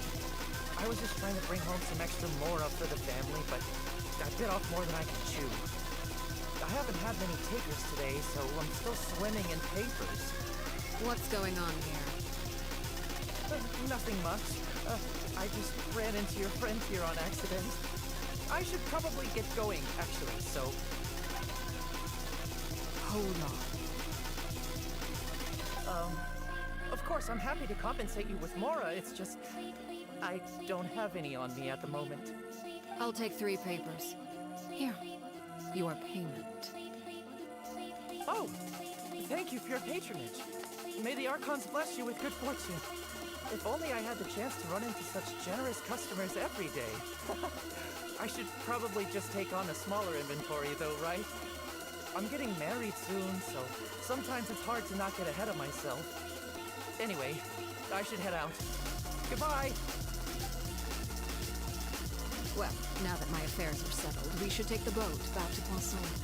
We've even acquired some light reading to enjoy along the way. Actually, why don't we stick around for a little longer? Paimon just realized how hungry she is. She can't head back to Poisson on an empty stomach.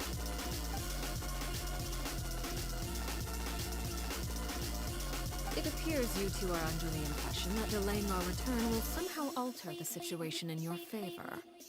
I'm sorry to ruin your fantasy, but your efforts are meaningless. That being said, I could be persuaded to give Linny some extra time. I just have one condition. If you agree to my request, I'll even answer some of your questions. You're quite curious about Clairvy, are you not? And my relationship to her? Wait, why are you being so generous all of a sudden? You're not gonna ask us to do something bad, are you? You overestimate yourself. You don't have the talent for bad things. Then what do you possibly... The most important consideration in a negotiation is that both sides receive something they want. Demands and threats only get you so far.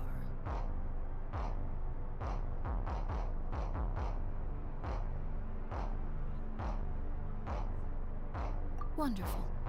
Here it is. When the time comes, make the choice that you deem most appropriate in the situation, and lend your help to the House of the Hearth. Okay, sounds normal enough. But what do you mean, when the time comes? When is that supposed to be? That is for you to decide.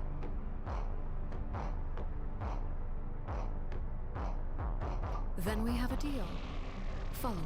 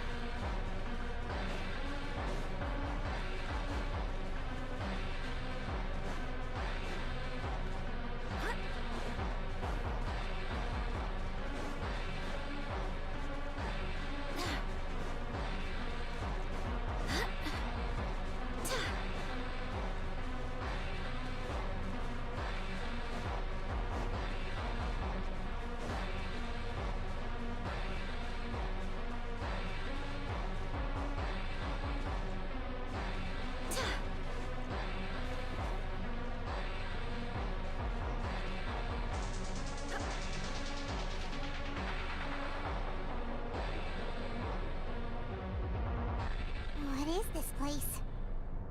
Somewhere long forgotten by everyone. It used to be a grand building. Now it's nothing more than a pile of rubble. No one comes here anymore, nor does anyone care about what once happened here. Although, this place does have something to do with the story I'm about to tell you. It was before I became a Harbinger, and before Linny and the others joined the House of the Hearth. Due to certain events, I first killed Clairvy and then her mother. And this is where it all happened. You were the one that killed Clairvy?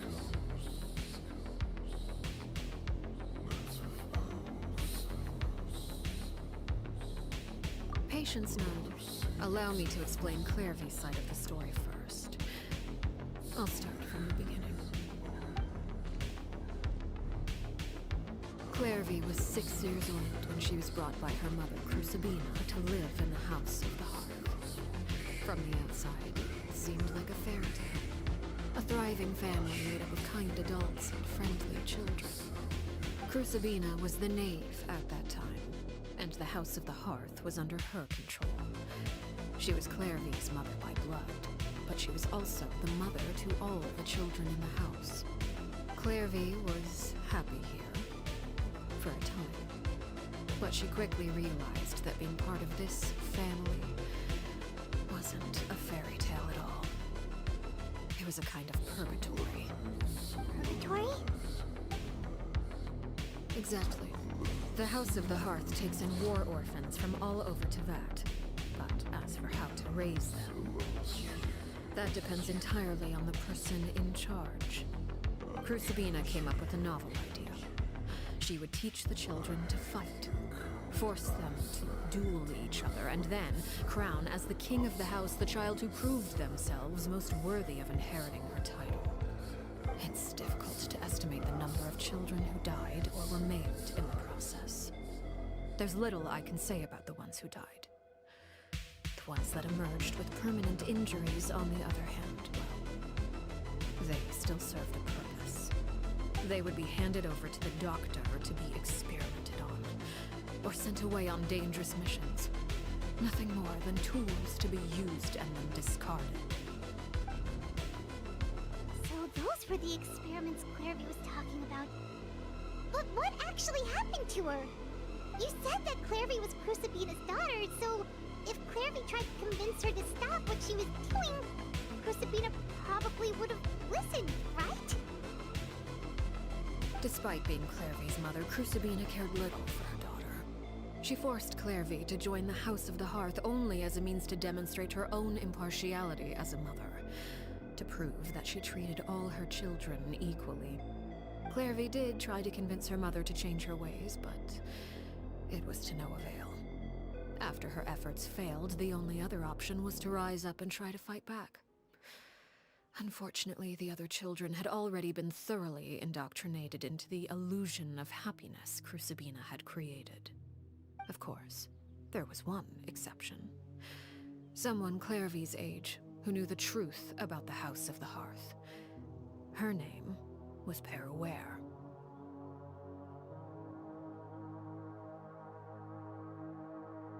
Wait, the friend that Clairvy mentioned? Friend, huh? I suppose we can call her that for now. Clairvy was a cheerful and passionate person with a tenacious spirit. Peruere, on the other hand, was rather cold-blooded. Her cold-blooded nature allowed her to see through Crucibina's facade. Yet, it was also this cold-bloodedness that prevented her from acting against it. At least at first. While Clairvy longed for freedom, Peruere was convinced that, amid all the fighting and violence, she would make it until the end. Despite their differences, the two became fast friends, united by their knowledge of the truth.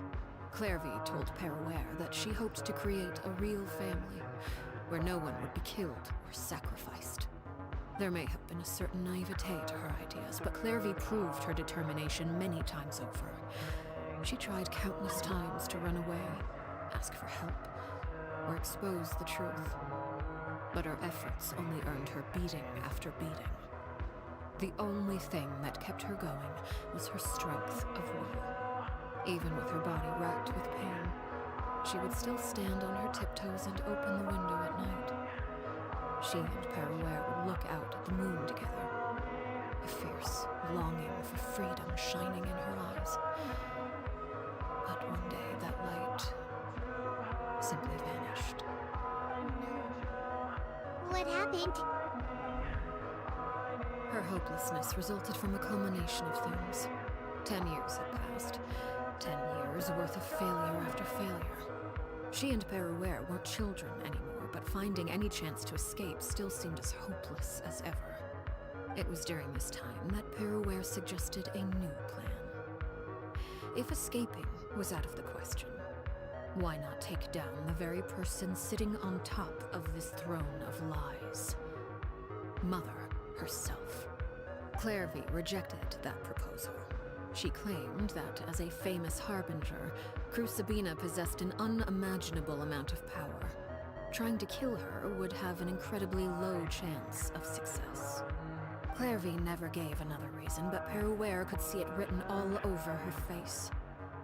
Clairvy still thought of Crucibina as her mother. Killing her own flesh and blood was a line she couldn't bring herself to cross. If she couldn't escape and fight back, then only one option remained.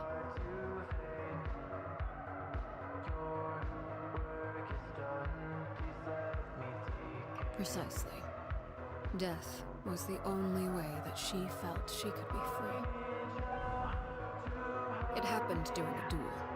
When she arrived at the dueling ring that day, her partner turned out to be none other than Peruere. The very person that had stood by her side all those years. It was a fierce battle. But ultimately, Clairvy decided to let Peruware end her life. From that moment on, Peruware's journey was one written in flames. When the rain finally came and washed it all away, there she stood, the sole victor in Mother's endless game of slaughter. A trail of corpses strewn across her path to success. It was the very result she had predicted 10 years prior. Even then, she believed she would make it until the end. She wasn't surprised by the fact that she emerged as Mother's undisputed heir. Rather, her success left her with an inexplicable sense of restlessness. She was unsettled, and there was only one thing that could quell that sensation. Perhaps you two would like to take a guess as to what it was.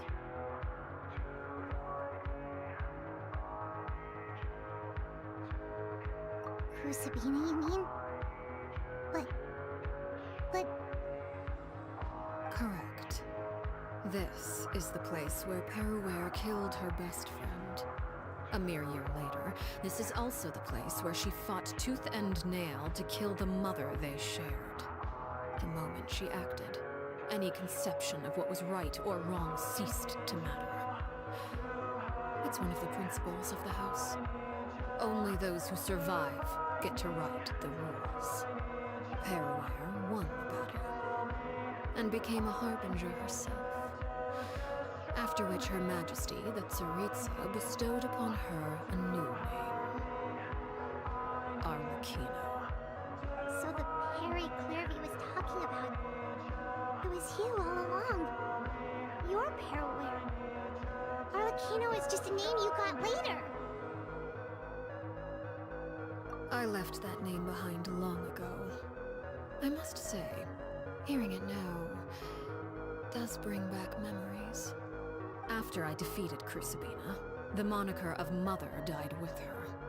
I chose to forego the title she called herself, and even chose to give up my own name. I rebuilt the House of the Hearth under a new identity. Not only as Arlecchino, but as father. And that is where the story ends. Any more questions?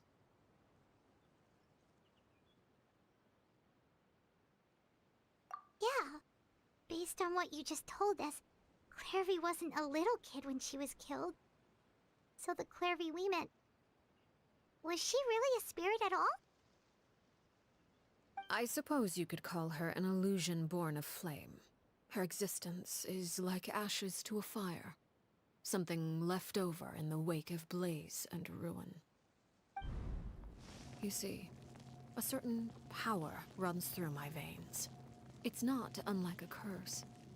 My flames leave behind shadows of anything they consume. Of course, the chances of those shadows morphing into a sentient entity are exceedingly slim. Clairvy is a very special case.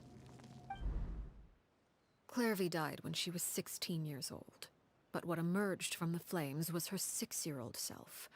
Her appearance wasn't the only thing affected. Most of her memories were lost to the blaze as well.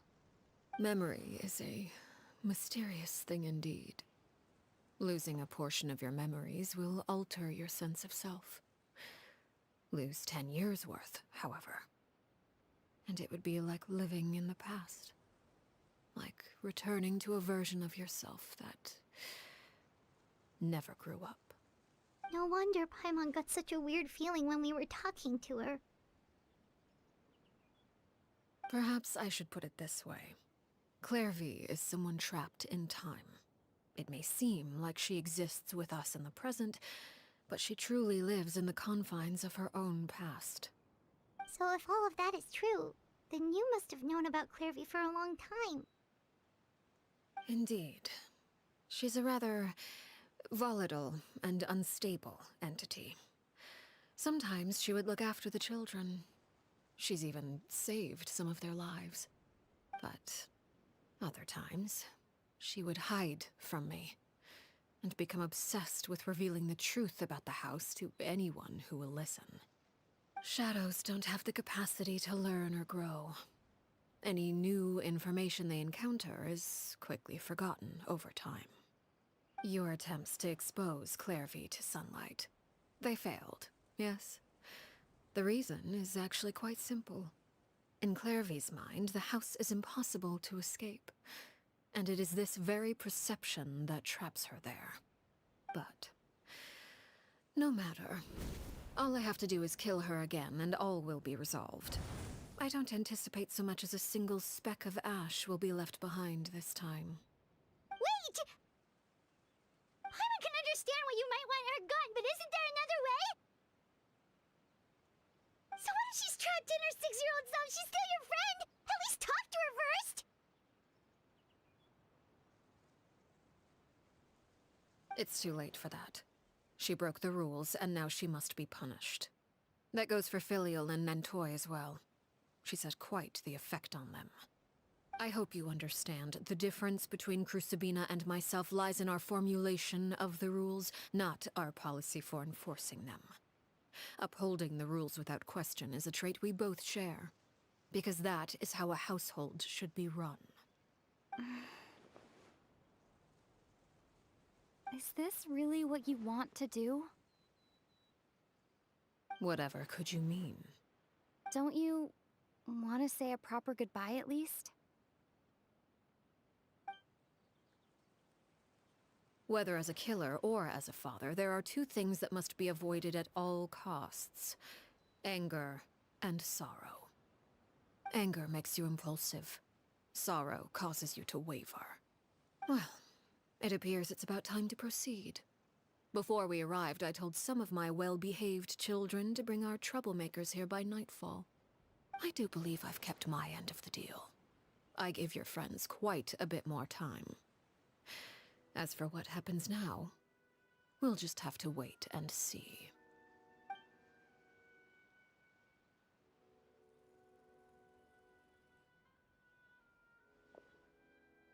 Here they are, Father. You gonna execute him? Seeing something like that would actually be a first for me. Lenny!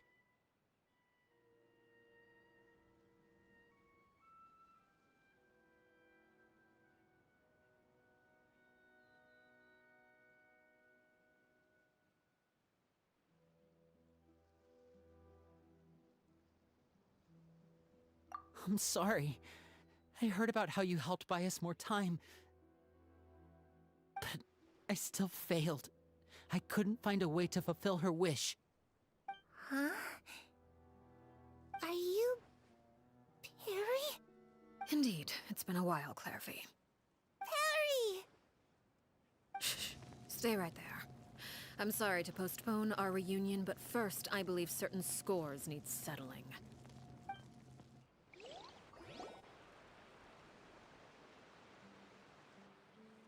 Father, let me explain.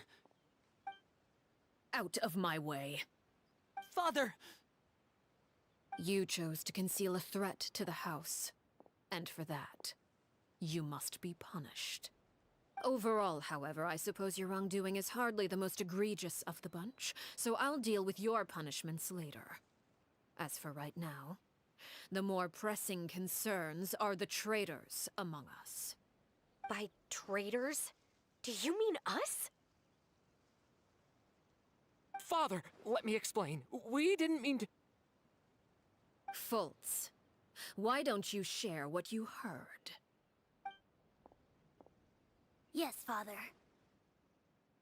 Secret Midnight Meeting number 3. Participants, Filial, Nantoy, Sato, Toddy. Nantoy clearly said, if only Father wasn't the one who took us in. Sato added, I'm sick of this life. I just want to live as a normal person. Filial was the worst of them all. She called us crazies and said a bunch of mean things about Father. I did not! You're lying! Fultz is trying to frame us! It's not like I'm the only one who heard those things. After that, you and Toddy and a bunch of other people started talking about Clairvy. You were using all those things Clairvy brought up as an excuse to question Father. We're birds locked in a cage. The only way out is to destroy it. That's what you said, wasn't it? You little. You just want me gone, don't you? What did I ever do to you, huh? And you, Sheplo, have you forgotten who stood by your sickbed, watched over you, and changed your dressings? Come on, let's hear it then. What's your reason for all this?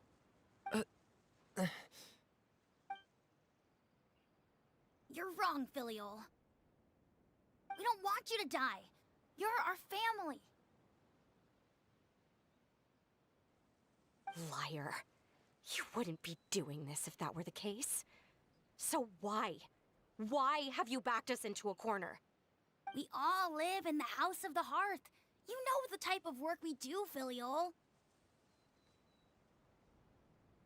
A single betrayal can cost dozens of us our lives. It's not like it's never happened before. That kind of thing is hard to forget. That's why the House of the Hearth cannot tolerate any form of betrayal. Ever since we came to Poisson, you've had 7 secret meetings. A lot of the things you talked about really crossed the line. You've been spying on us for half a month? Wait a second. Now that I think about it, the move to Poisson was just a way to make it easier to spy on us, wasn't it? Because we were all in one place. You've had this planned all along. Filial, Nantoy, I'm sorry. I owe you both my life. I owe Clairvy too. If it weren't for all your help after I got poisoned, I wouldn't be standing here today. If this were any other situation, I would do anything to repay that kindness, even if it cost me my life. But rules are rules. I'm sorry. My hands are tied. Why?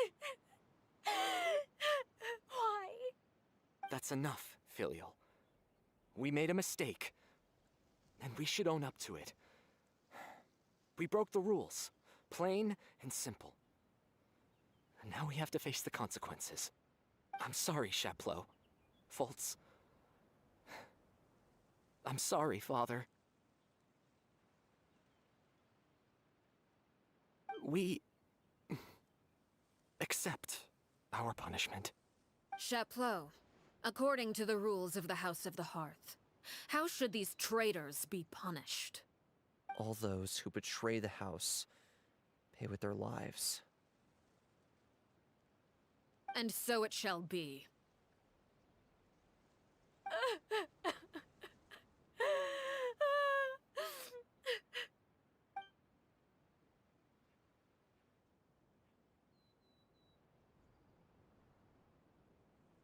Father, please wait! Something you want to say, Linny? Please reconsider, Father. What Filial and the others did, does it really count as betrayal? We all come from broken families. From the very first day we joined the House of the Hearth, we wanted nothing more than to make it a real home. But the truth is, none of us know what a real home should look like. I'm not saying I have all the answers. All I know is this. Killing Filial and the others may uphold the rules, but doing so will only bring us further away from being a real family than we've ever been. So please, Father, please reconsider. I agree with Linny. Father, please. Linny, you...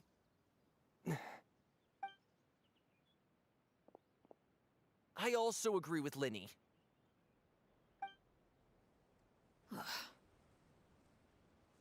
An order once given cannot be rescinded.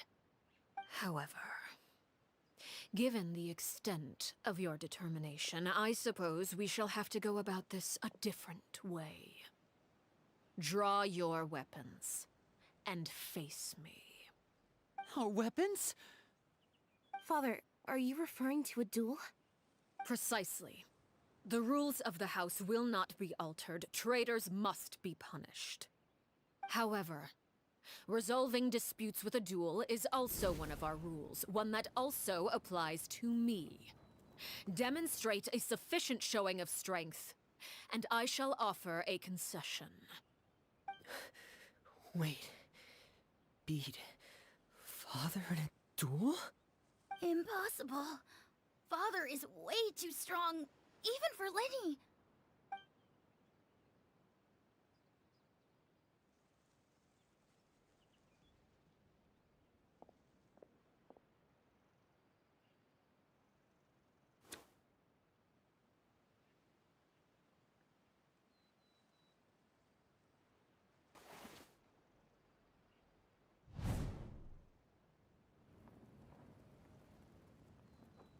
Did you hear that, Traveler? Lenny and the others have to duel the knave. What should we do? Can they really win? If they lose, those people from the house are really gonna be executed. Hey, are you listening?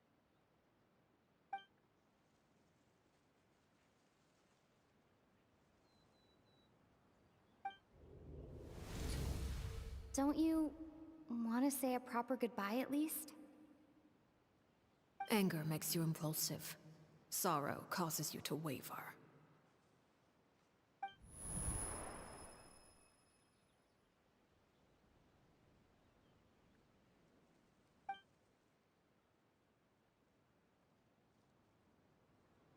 Oh. Looking at that expression on her face, she seems really serious about this. Guess that means there's no chance she's throwing the duel on purpose, huh?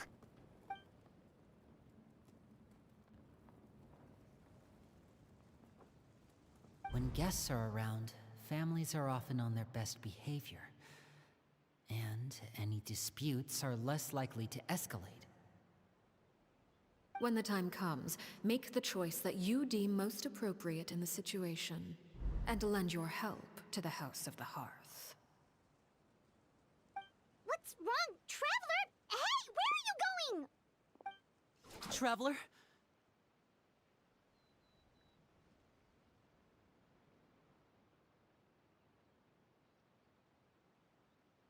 You're asking to join the duel against the knave? I'll allow it. We do have a ready-made dueling ring at our disposal, after all. All I would advise is this. Keep a firm grasp on your weapon, and give it your all. Any less, and you may just lose your...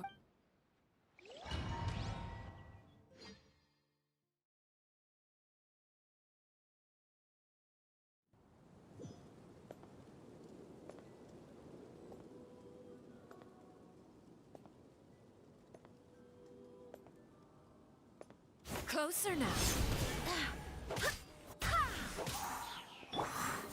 Strike a pose! And voila!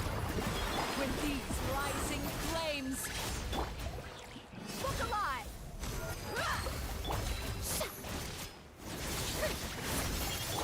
Is it my turn now? Yoo-hoo! Now that's more like it. Hang in there!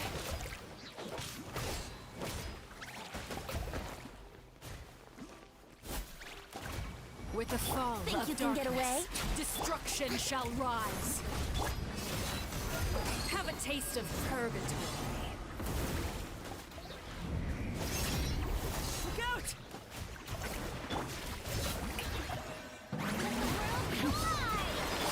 I swear by my sword!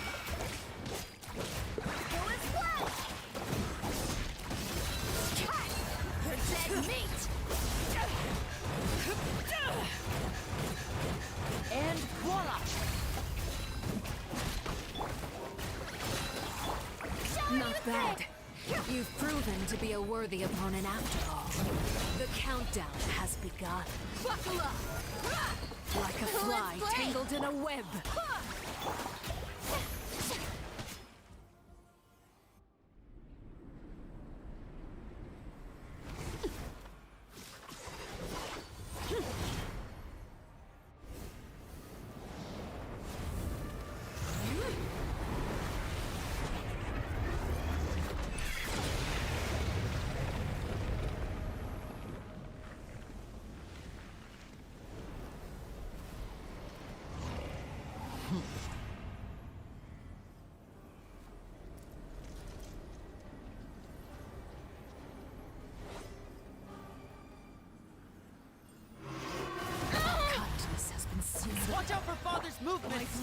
all that remains. Time for takeoff. Let my name echo in song. Barbados! Now's our chance! Over here!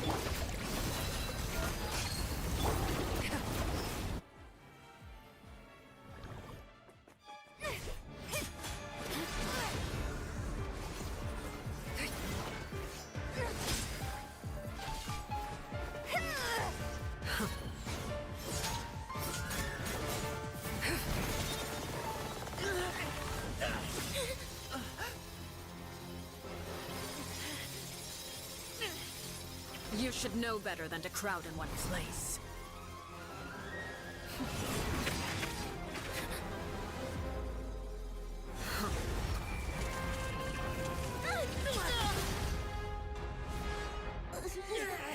Oh, I know. No! I'm sorry, Father!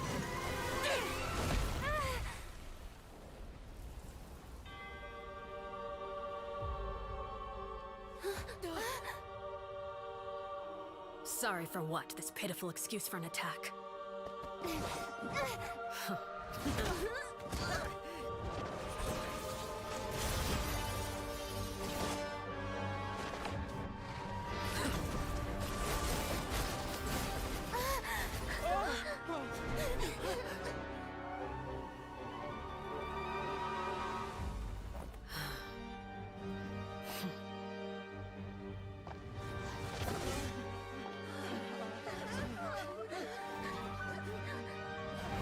Father, no!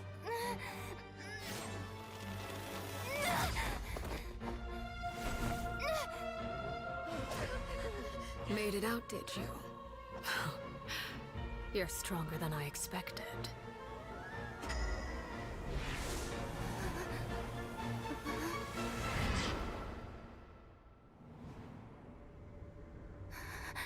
A crimson moon. I can't move.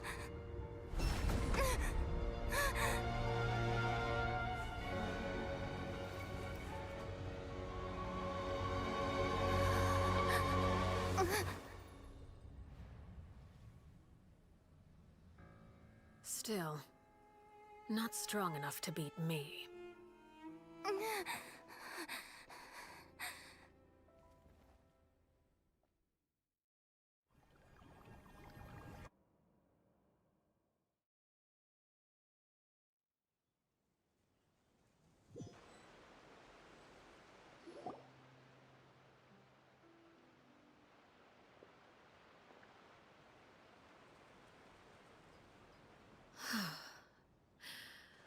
I believe we can end things here.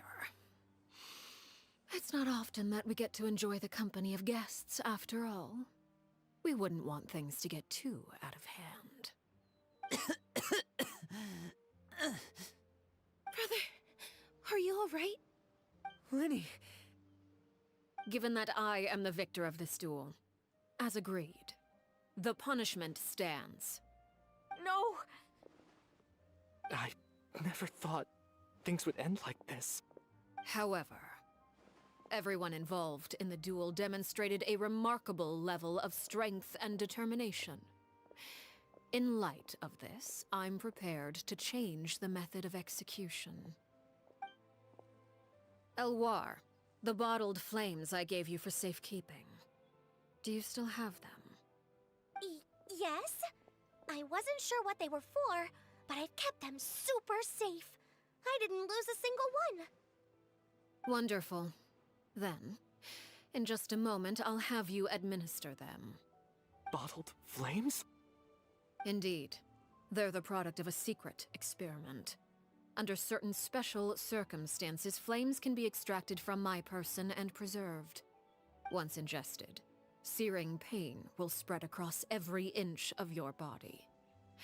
No harm will come to you physically, but your memories will be burned away. If you can withstand the pain. When you awake, you'll have forgotten everything you know about the House of the Hearth, and will be expelled from the organization. In other words, administering this concoction will kill the version of you that grew up in the house, and give you a new identity.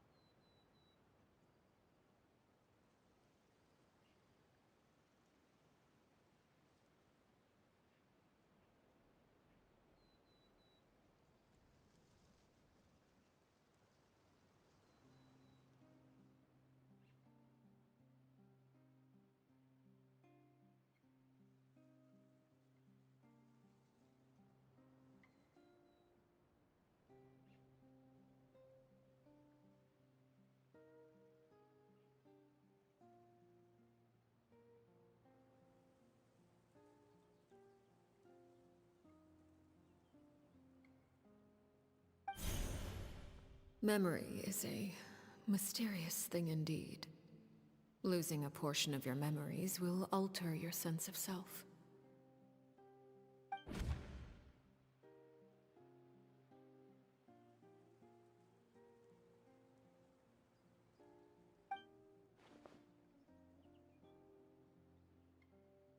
So, you're just letting us go, Father?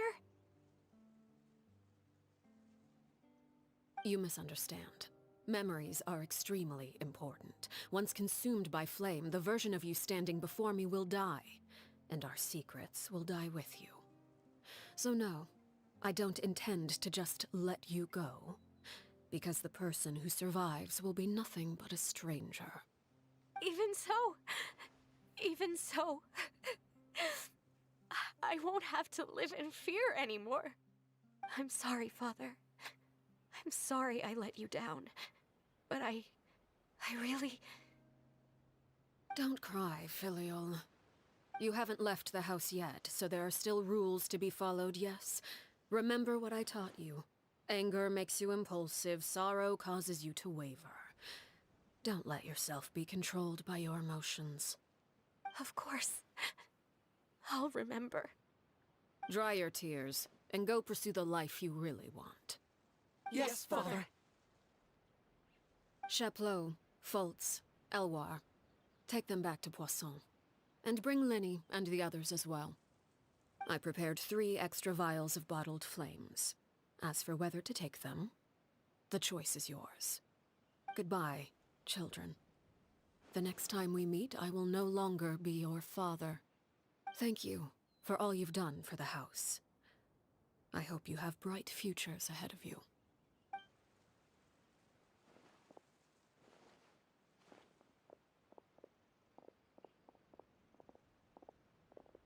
Father!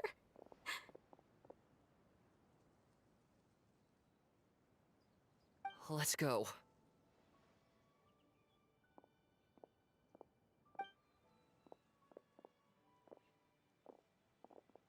Here, grab my arm, Linny. I'll help you walk back. Thank you.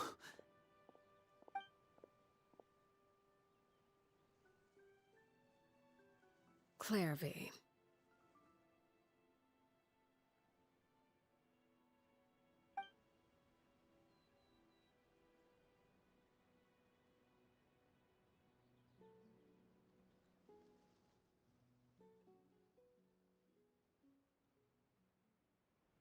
Can we talk now? I've been waiting for a super long time. You really are Perry, aren't you? I haven't seen you in so long. How come you're all grown up? Wait, did I somehow travel to the future on accident? Or am I dreaming? What a long dream. Neither. You died, Clairvy. That's what happened. You could have at least sugarcoated it a little. Look, she's done speechless.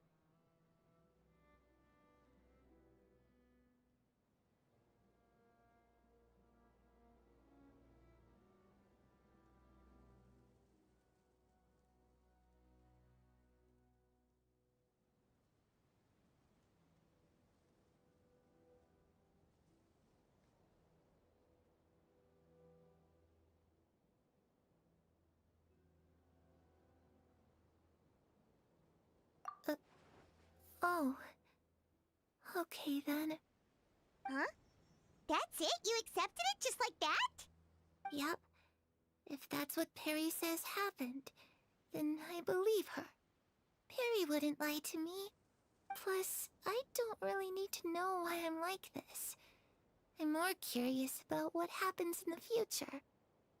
If you're a harbinger now, Perry, that means Mother is gone, isn't she? Can you tell me about it? I want to know what happened to her. And to me. You never stopped trying to defy fate. At first, no one believed you. You could only vent your frustrations to the moon. In fact, you often sought comfort in the night sky. You wanted to see the aurora, so one night we promised each other we would go to Snezhnaya to see it together. Later on, you tried to run away, but you were brought back each time. Mother spared your life, but it wasn't out of kindness. Instead, she decided to make an example of you by slowly torturing you over time. That way, the other children would know what happens to traitors. Still, you never gave up. Mother hoped that through ruthless duel after ruthless duel, she would be able to crown an ultimate victor among the children she raised. But you called on everyone to unite, to fight to a draw in order to reduce casualties. Your efforts may have only delayed the inevitable, but still. You gave them hope. You tried everything you could think of, but every attempt ended in failure. Still, you never turned your sword on Crucibina, and you never turned it on me. On that gloomy day, you told me, "For the last 16 years of my life, I've done everything I can to fight for freedom. But now, I realize that the only freedom I truly possess is the freedom to choose to die." I never imagined I would say something like that. I must have been feeling really worn down. But somehow, I still think I understand. According to Mother's plan, only one of us was going to make it until the end. And I always hoped that person would be you. If I could do it all over again, I still don't think I would make a different choice. Even when I first met you, I knew you'd be able to do what I couldn't. Is that so?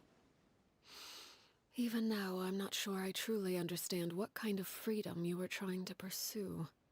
But as the head of the House of the Hearth, and as the children's father, I've tried to give them the most basic of freedoms. The freedom to choose their own fate.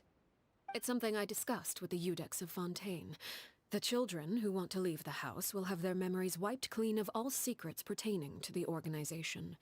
In return, they will be allowed to live a normal life in Fontaine without being prosecuted for their past. Of course, I won't simply hand freedom to them on a silver platter. They have to fight for it and prove themselves worthy of it.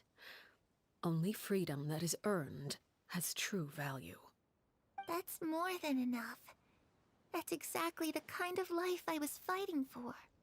You know, Perry, I think you're a pretty amazing king, and a really great father, too. I'm really happy that you're the one who took over the house. I guess I do have one regret, though. I still haven't seen the outside world. Well, it just so happens that our dear guests over here have been to many nations and traveled to countless places. Perhaps they would be willing to tell you what the outside world is like. Really? Of course! We've traveled all over the place. We've got so many stories, we could probably talk your ears off for 3 days straight!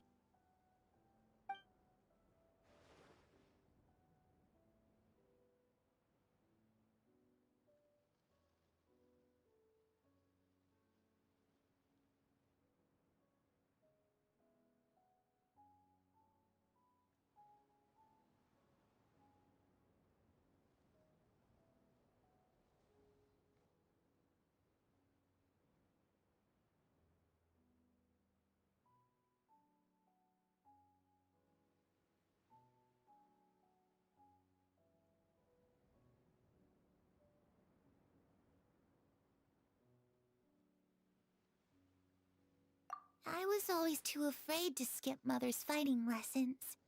But at the academia, I bet you could do all sorts of secret things in class. Things that have nothing to do with studying. I'm just kidding. Being able to study whatever you want without having to fear for your life actually sounds pretty great.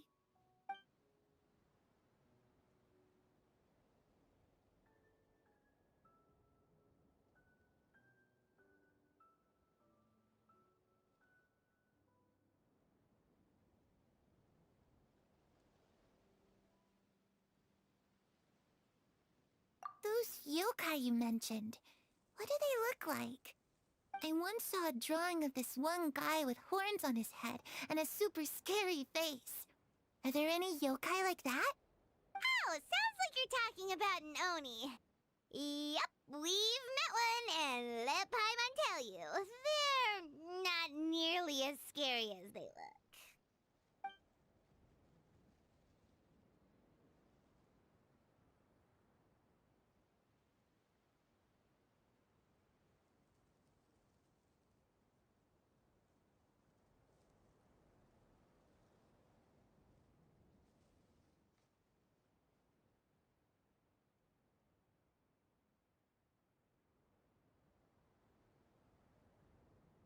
You know, are you playing the lute while singing into the winds of freedom? Even if there was no one there to listen, I would have continued to sing no matter what.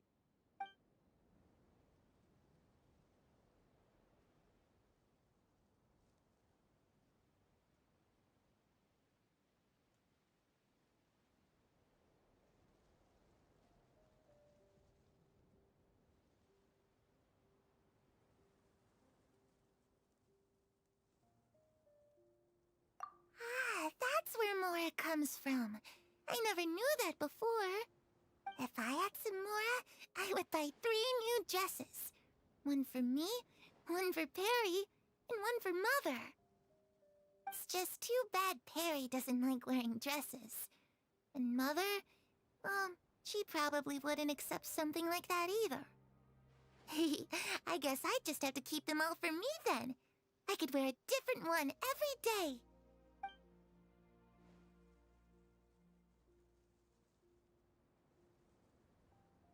The situation was super dangerous. Lenny and Lynette were accused of committing a crime, and they were going to have to stand trial at the Opera Epicles. Oh no, that must have been hard for all of you.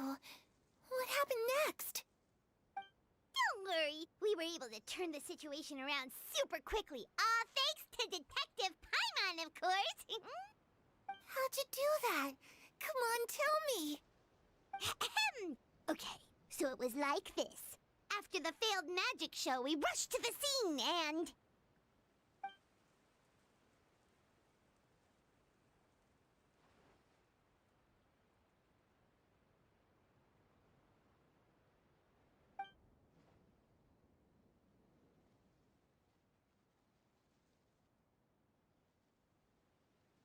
Shadows don't have the capacity to learn or grow.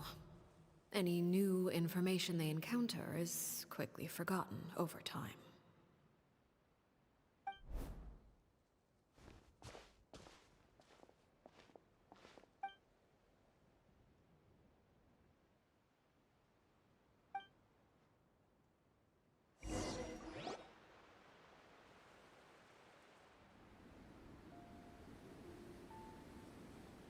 Clairvy, you've worked tirelessly from the shadows to overthrow the House of the Hearth.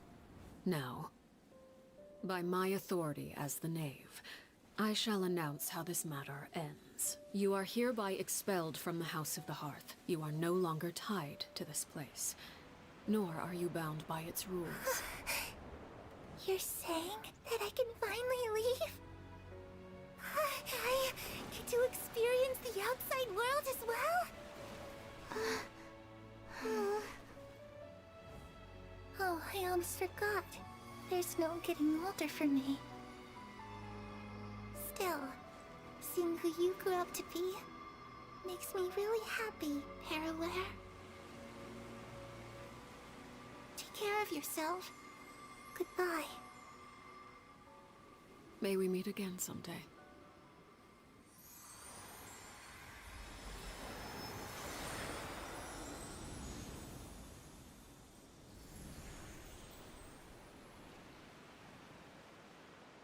Clairvy. She left so soon. Paimon didn't even get to finish her story. I also have certain sentiments left unsaid. I wanted to tell her that the aurora I saw in Snezhnaya was just as beautiful as the ones in the pictures. But a shadow's memories reset at dawn. Had we delayed any longer, we wouldn't have had the time to say goodbye. Whatever regrets may linger, let them be lost to the coming of a new day. Father? It's Linny! Hey, Linny!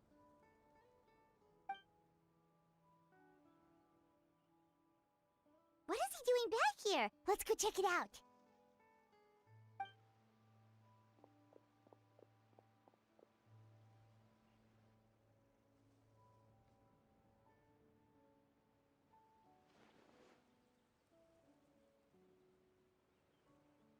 Father, the bottled flames have been administered. Filial and the others have left the house. And you? What have you decided? Thank you for giving us that choice, Father. But we never wanted to leave the house. It's the only home we've ever known. Lynette and Fremine feel the same way. They're recuperating back at the Hotel Bouffe d'été. But I decided to come back and tell you where we stood. I'm sure you're well aware of the expectations I have for you. I want you to follow in my footsteps and become the next king of the house.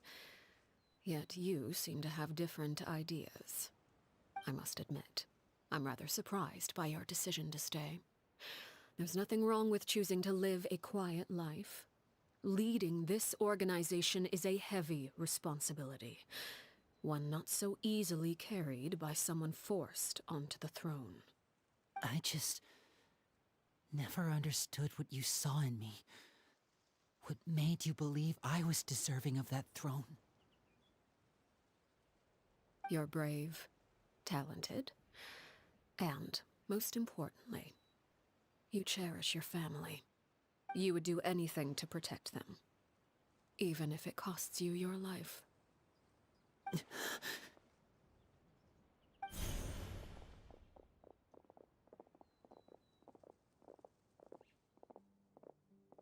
Speaking up back there was so brave of you, Linny. It's all thanks to you that we were able to convince Father to back down. You're a hero, Linny. Hero. Father is the real hero. Had Father gone all out during the duel, there's no way I would have walked away with my life. She must have had it all planned from the beginning, from the very moment she suggested a duel. I'm not deserving of that title. I'm not strong enough or smart enough. You're wrong. In my opinion, all you need to be deserving of the throne is conviction and the necessary strength to act on it. We may have different ideas of what it means to be a family, but you can hardly be said to lack conviction. What you truly lack is strength. For someone of your talent, though, that's something that will come with time. Even without that strength, you still chose to face me in a duel, even though the odds were stacked against you. That capacity to honor your convictions is what I truly see in you. Father. No one knows what the future holds, what tragedy or triumph may be in store. Being at the head of this organization requires the strength of will to face whatever comes. Caution will only hold you back. If reaching a certain standard were required to go after what you want, I would never have succeeded in killing my predecessor. Back then, there was still a considerable gap between our abilities. Strength may decide the ultimate victor, but those who let a lack of strength dictate their decisions or undermine their convictions will never be worthy of the throne. I understand, Father. Thank you. Children must grow up to surpass their parents. Only then can a family continue to flourish. The road ahead is not an easy one, so I'll ask you one last time.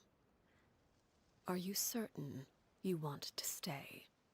You've done so much for me, Father, and that kindness must be repaid.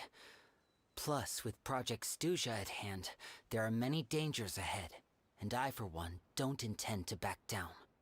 Protecting my family at all costs. That's my conviction. Then you're welcome to stay. As for Project Stuja, you need not be too concerned. If those cowardly businessmen and heartless dignitaries try to take us down, I'm prepared to teach them a lesson. Having members who longed for the light was our organization's last weakness. With those members no longer among our ranks, the House of the Hearth is like a spider hiding in the shadows. We need only wait for our prey to come to us. At present, our imperative is to use their plan to our advantage. In doing so, a crimson moon shall rise amid the frigid blizzards of winter. No demonstration of loyalty shall go unrewarded, and no sacrifice shall be in vain. As for the two of you, whether we meet again as friend or foe, I'll remember the camaraderie we shared in this moment. No matter how arduous the journey ahead, I hope we both reach our desired destination.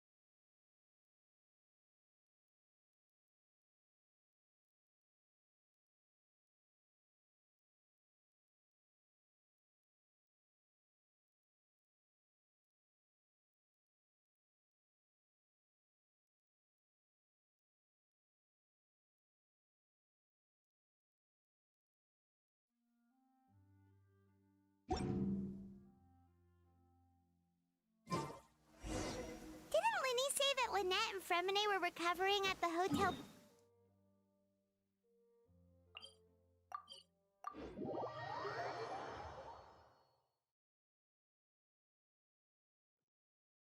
It stopped raining already?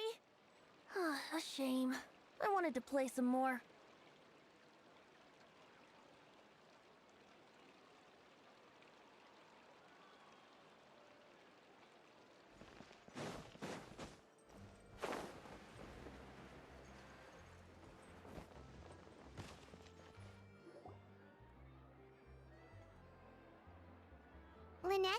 Fremine? How are you feeling? Much better. Whew, what a relief! What about you? Are you feeling alright?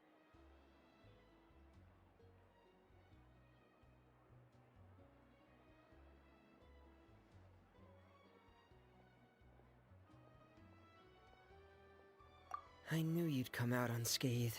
Oh, and I wanted to ask, is Clairvy gone? Linny and the other members have left Poisson and returned to the House of the Hearth. According to him, there haven't been any more sightings of a spirit roaming the house. I see. I'm glad. Father came to check up on us 2 days ago and told us about what happened with Crucibina and Clairvy. Actually, I've met Crucibina before.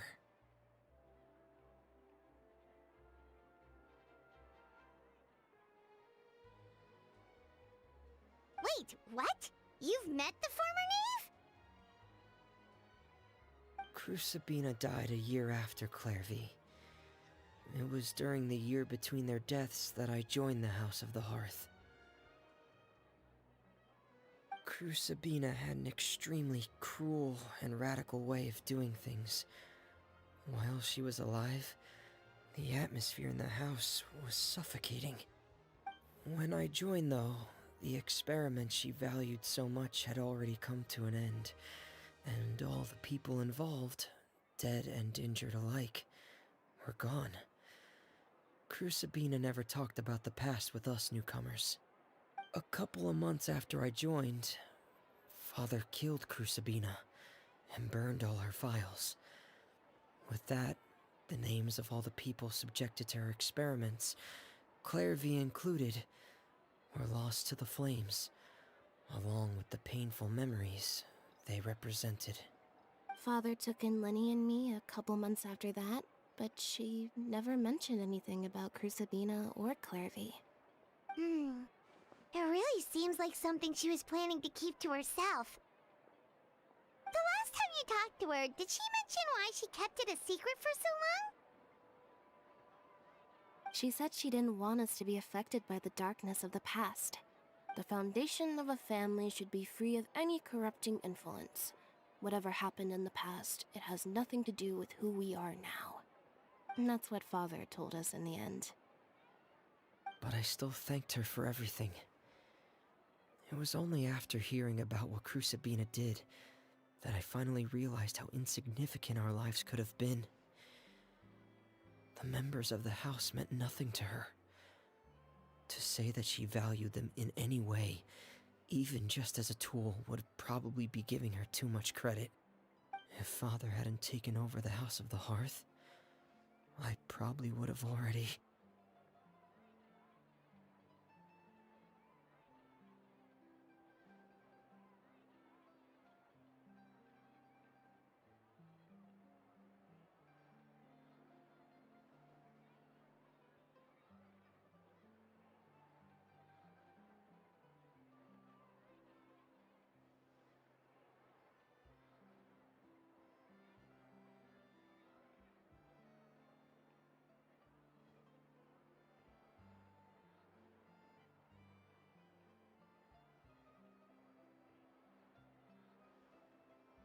Father rarely brings up the fact that she saved us. She doesn't believe that being indebted to her should be what ties us together. But even if we didn't owe her anything, we would still choose to stay. Because this is our home. We may have arguments or times when we feel wronged. Some people may even choose to leave. But as long as Father is here, we will always have a home. Whether the path before us is bathed in sunlight or shrouded in shadow, we'll follow Father wherever she chooses to go. So I wanted to say thank you for helping us make it through this crisis. Without your help, we could have lost a lot more along the way. Oh, we didn't do anything, really.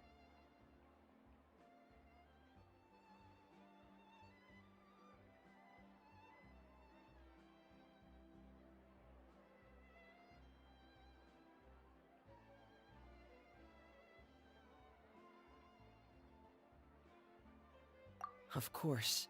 You're welcome anytime. Are Filial and Nantoy okay? I actually saw them at a cafe this morning. They didn't recognize me. From what I could tell, they were drinking coffee and talking about one of the operas that started running recently. They seemed happy. If I had to take a guess, I would say they finally found the kind of life they always wished for. Fresh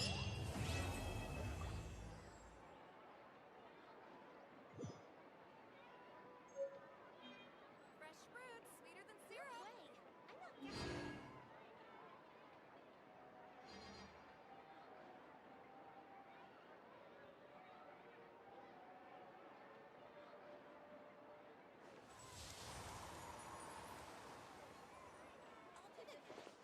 Take a guess.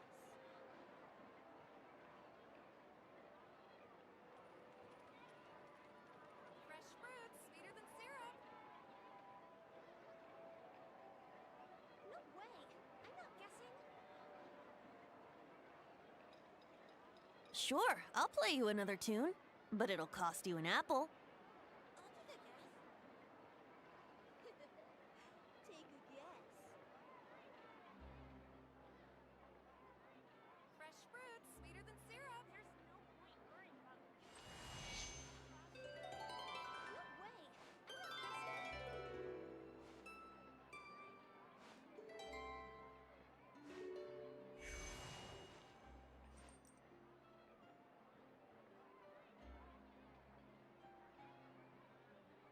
I'll take a guess. Fresh fruit, sweeter than syrup. Take a guess. No way! I'm not guessing.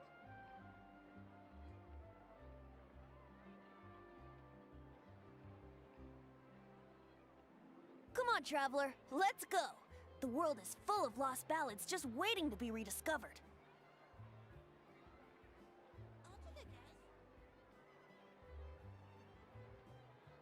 Fresh fruit, sweeter than syrup. I'm not guessing. Take a guess.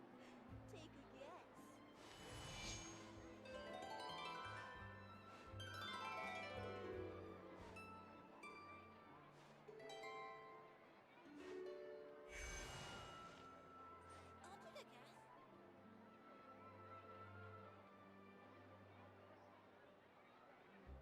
Fresh fruit, sweeter than syrup. No way! I'm not guessing. Take a guess.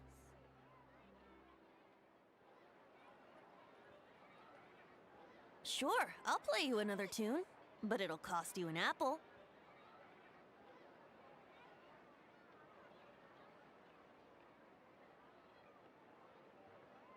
Fresh fruit, sweeter than syrup. There's no point worrying about the future. Hey, Sarah, Take a guess. I'm not guessing. I'll take a guess.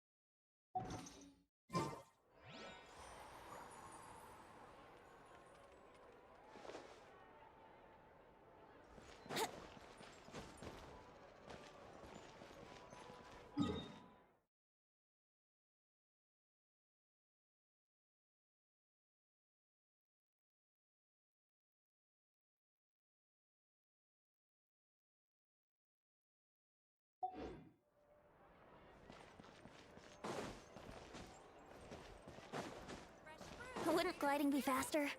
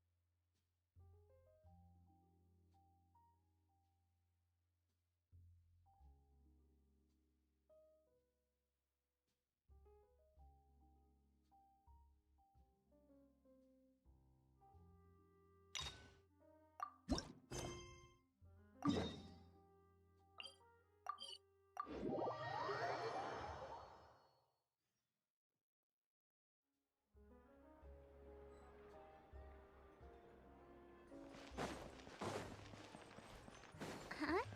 Do you also see Navia and Clorand over there? They look like they might have run into some kind of trouble. Let's go check out what's going on!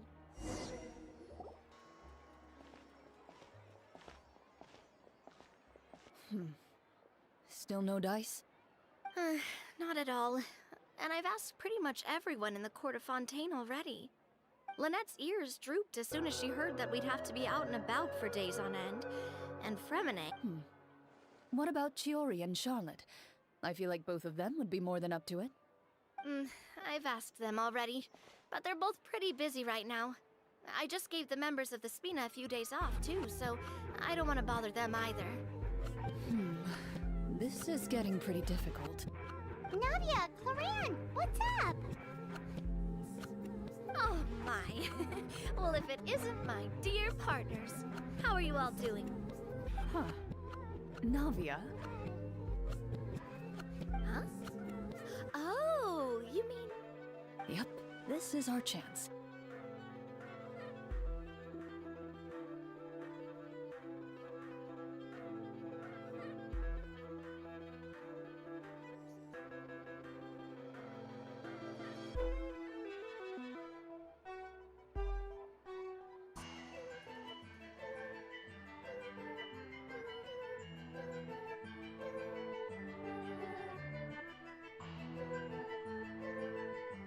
Do you need our help with something? Oh, precisely. My dear partners, we've got a huge problem right now that only you can solve. Whoa, for real? Absolutely. We've already exhausted all our other options.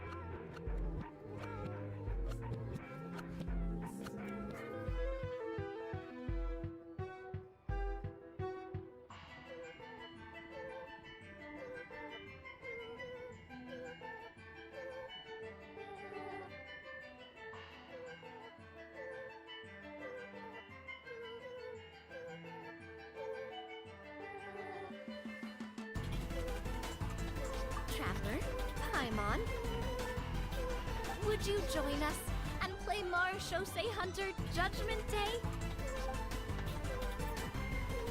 Marechaussee what now?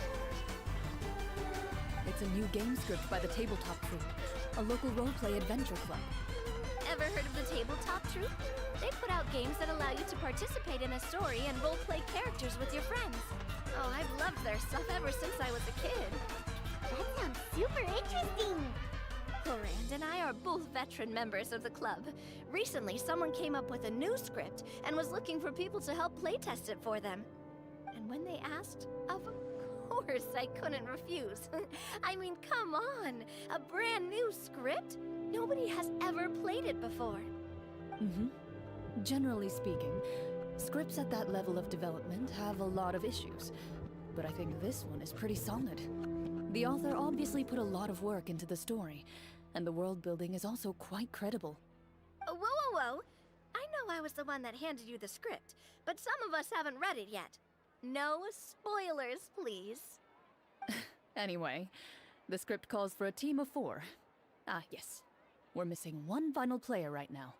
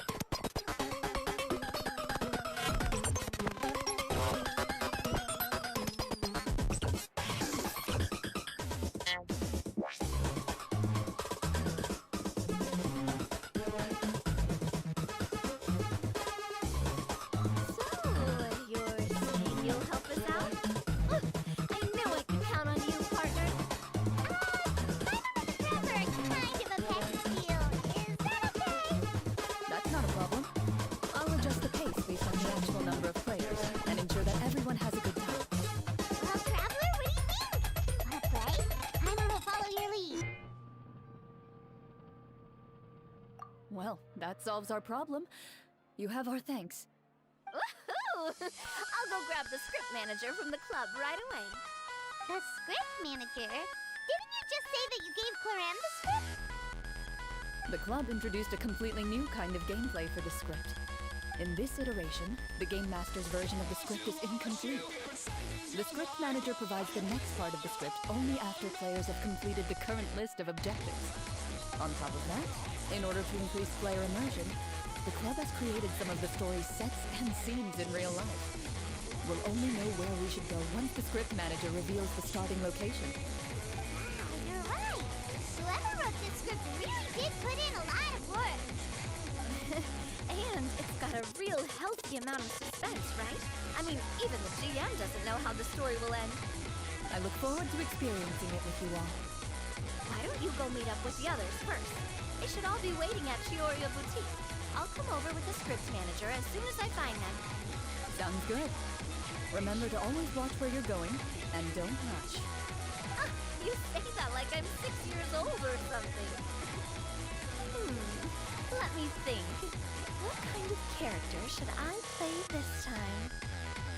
I just hope you'll pick up some useful skills this time. Oh, and stop trying to persuade every animal you come across.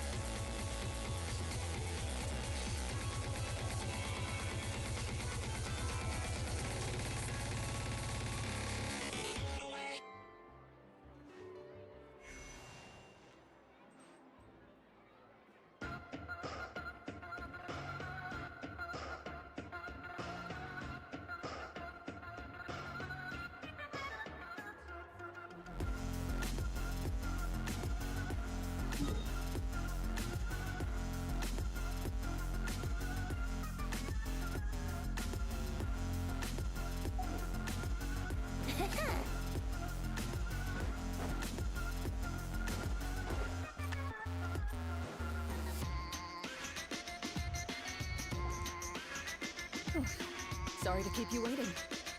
Ah, you're back! Huh? And you've got the Traveler and Paimon with you too! What a pleasant surprise. I assume you'll be joining us for the game then? Winnie, Farina! I didn't know you were playing too! Are you also members of the tabletop troupe?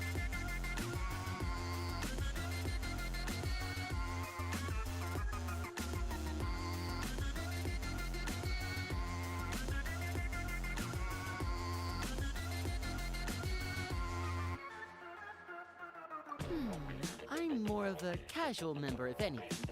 I haven't taken part in many formal club activities. Lynette, Fremine, and I play something similar at the Hotel Booth Tété sometimes, but I'm usually the GM. Still, I'm sure it'll be fun being a player for the first time. I'm looking forward to it. Well, I'm not a member of the club at all. Clarion simply woke me up first thing this morning, said there was a good script worth experiencing, and asked if I wanted in. If you're interested, I can give you a referral. That should... I think I'll wait to see. Do you participate in a lot of tabletop troupe activities? You could say that. She's actually one of the few senior game masters of the troupe. Ah, right. I knew about that even when she was still my subordinate. Oh, it's nothing. Really, just a small hobby of mine. Wow. I'm not so used to seeing you be all up. Surely you jest. I maintain a clear boundary between my professional and personal lives. The me you see at court represents the law and order of Fontaine. I put all personal feelings to the side and grant a fair duel to all who seek to defend their honor. But in my personal life, I'm just an ordinary person. Someone who feels anger and sadness, just like everyone else. Well, you say that, but for all the time I've known you, I don't think I've ever seen you cry. I've seen you get angry, sure, but now I'm wondering whether you were actually mad or if it just looked that way from the outside. I was probably in work mode during those times. Is that so? Well, in any case, I just feel like even in your personal life, you don't get emotional very often. So you want to see me cry? That might be a little difficult. A show of anger, though, that might be something I could accomplish. No, that's not what I meant.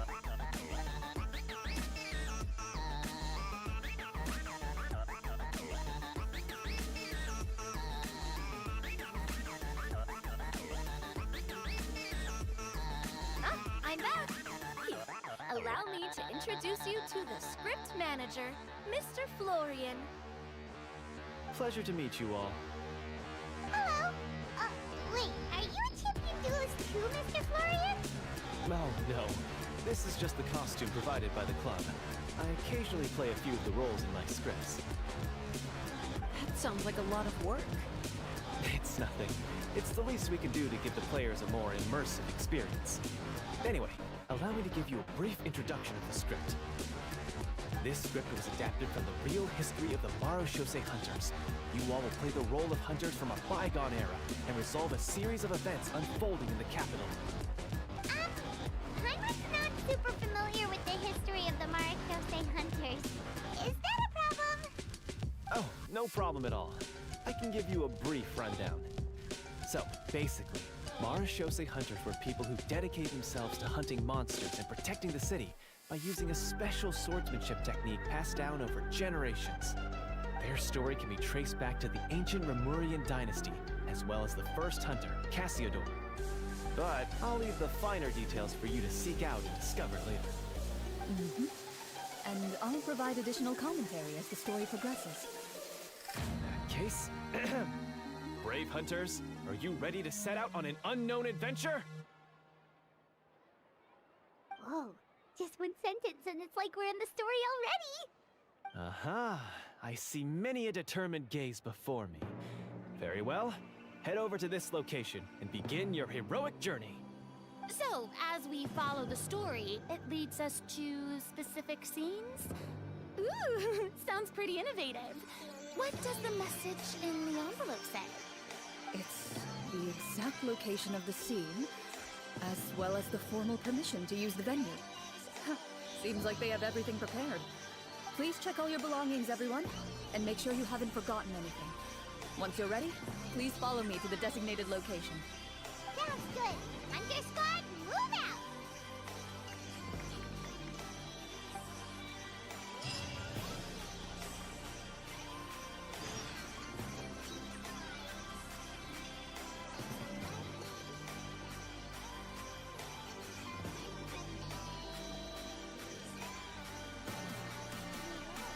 Come on, Traveler, let's go!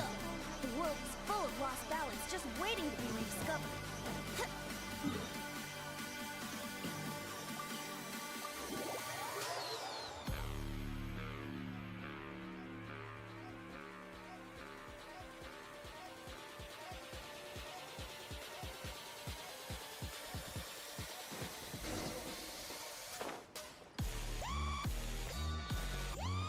Wouldn't gliding be faster?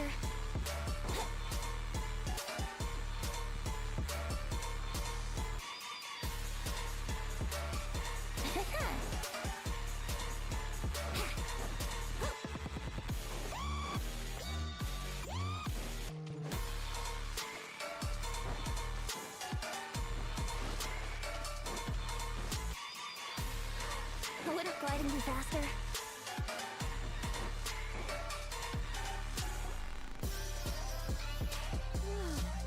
They really have thought of everything. Even the Fatometer is here and ready to go for us. The Fatometer? What's that? It's a card that's used to determine action success or failure. We'll need to use it when we try to use certain skills. And what about all the dessert and tea? Is that for us as well? That's what the message said. Oh, really? That's so nice. It feels just like a tea party with friends. Those snacks have Paimon's name written all over them.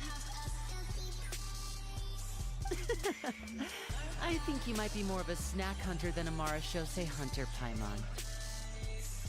Snack Hunter Paimon reported for duty. If there are delicious snacks to be found, Paimon will track down every last one. The desserts are great. But I'm still looking forward to the story more than anything. Very fair. Then, let us begin. First, please pick up the blank character cards in front of you and write down your name and profession. You can find an abbreviated version of the rules printed on the back of your character card. If you have any questions, feel free to ask me. In this story, everyone is a Marachose hunter. To reflect this, the club has prepared a small badge for everyone. Ooh, nice! As hunters, you have proficiency in swordsmanship and fighting by default, so there's no need to allocate any additional skill points to those areas. Swordsmanship? So there's a fighting part to all this? Paimon's not sure she can do all that on her own. Maybe Paimon can just stick with you? Why don't you share a character card then? The Traveler will be the Marachose hunter, and you can be her little floating assistant. Huh. Kinda like in real life. So, for the name, do I fill it out with the name of my character? Yep. It can be any name you like. You can use your real name too if you want. I do that whenever I get too lazy to think of a new name. Oh! So it would be like experiencing a different life, but still as yourself. That's not a bad idea. In that case, I think I'll continue to use the name Linny then. Next up is the skill sheet. You have a limited amount of skill points that you can use to learn a number of skills. The more points you invest in a particular skill, the easier it will be to pass associated checks. I'll take persuasion and investigation. Those are must-haves when it comes to missions like these. Oh, those skills sound like they'd be useful for gathering intelligence. Good idea, Navia. Just as expected of a veteran player. So should we also take those skills then? Not necessarily. Since we're working together as a team, we could leave the negotiations to Navia and use our skill points to pick up other useful skills. For example, I think I'll take stealth and sleight of hand. That will give us more options if we run into any situations we can't negotiate our way out of. Oh, interesting. I wasn't thinking about it like that. I suppose it's not so different from an acting troupe. Everyone has their own role to play. Let me see. I'll take arts and performance. I'm not quite sure what use they'll be, but I'm not as knowledgeable about the other skills, and I'm not too confident I'd be able to roleplay them well. Well, that leaves us. What do you want to learn, Traveler?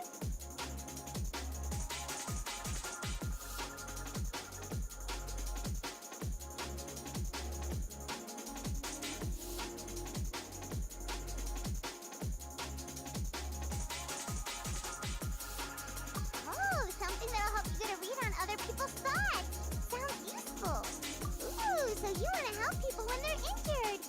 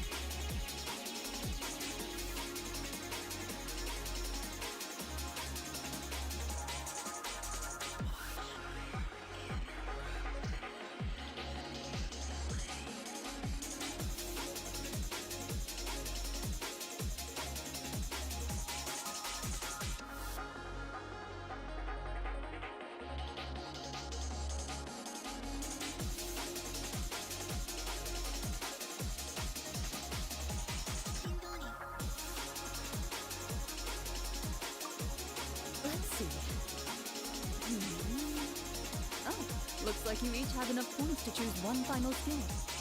You all pick such classic skills. It's fine to go a little bit out of the box, you know. I get the feeling she's getting ready to cause trouble. For example, this one here. Summon. Doesn't it sound super mysterious and cool? Oh, I saw that one just now as well.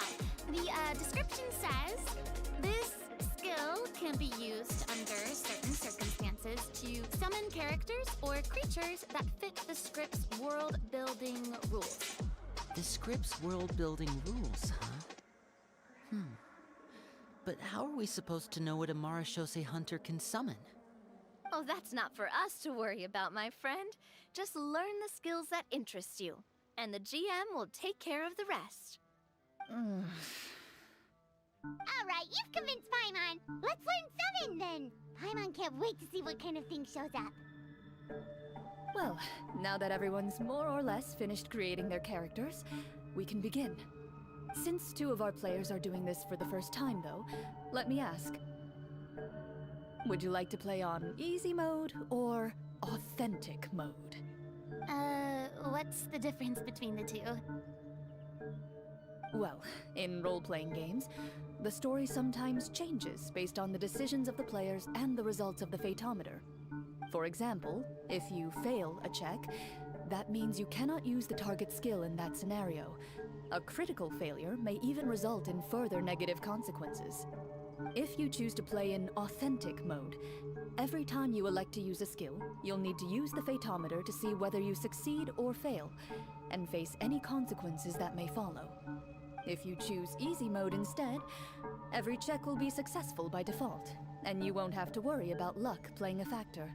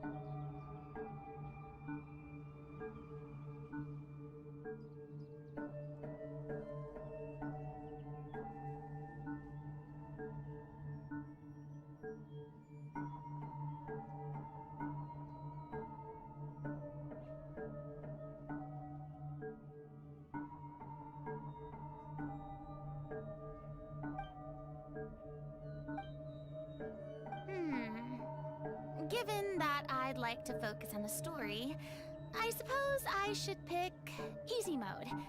I'd feel bad if I brought the team down by failing my checks. Huh? Oh, come on.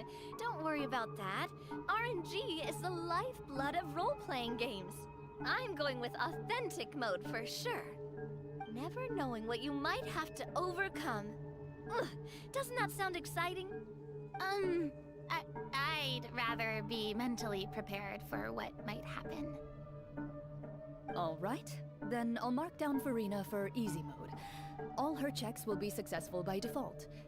As usual, Navia and Linny will play on authentic mode. What about you, dear partner? How would you like to play?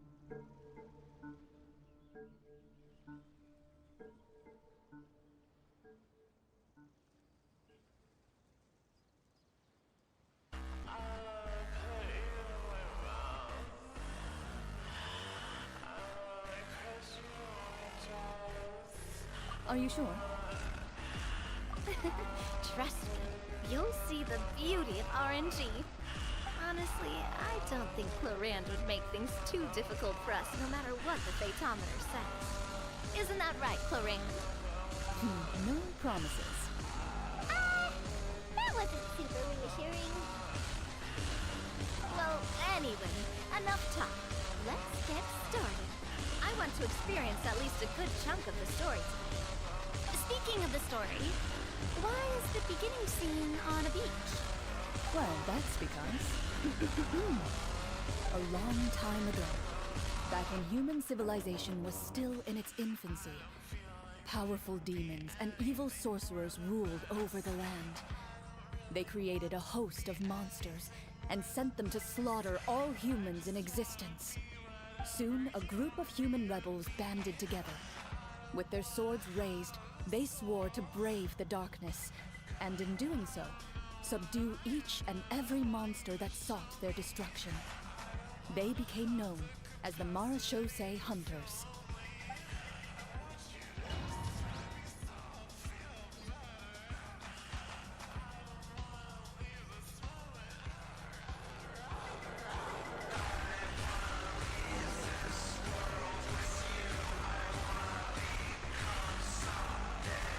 Sometime later, as a member of the Marachose Hunters, you receive a commission. Following the address provided on the message, you take a boat and arrive at this strange city. As you inhale, you can taste the slightly salty air of the docks as you begin to survey your surroundings. There aren't many people in the vicinity, but you do take note of a few others who, like you, seem to be sizing up this place. Your eyes meet, and you realize these people are fellow Marachose hunters, likely led to this location after receiving the same commission as you. You're all Marachose hunters too, right? Allow me to introduce myself. The name's Navia, monster hunter by trade and helpful neighborhood businesswoman on the side. What say you to traveling together? We can help each other out on the road. Okay, count me in. My name is Lynn. I've been wandering since I was little and picked up a few less than legal tricks along the way. I was adopted by a Marachose hunter and later chose to follow in his footsteps. Is this where you introduce your character to everyone?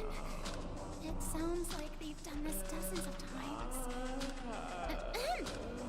My name is Farina, and, I grew up in a noble family. I always had a strong interest in performance and the arts.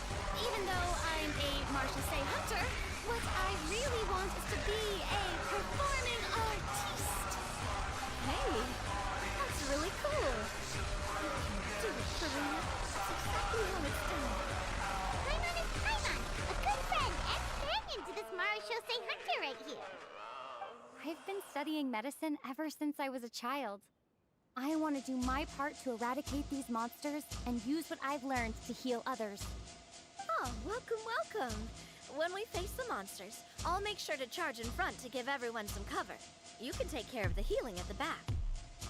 You open your envelopes at the same time. The message reads, "To the honorable and trustworthy Marachose hunters, our kingdom is currently facing a grave crisis. The lands outside the capital have been overtaken by monsters, and our people are being led astray by forces of wickedness. We beseech you, please help us resolve this crisis and return peace and stability to our home." Huh. The layout of this city looks super familiar. It kind of reminds Paimon of Mondstadt. The scriptwriter must have used a real-world city as a reference when coming up with the map. As experienced hunters, the layout of the city reminds you of places once traveled.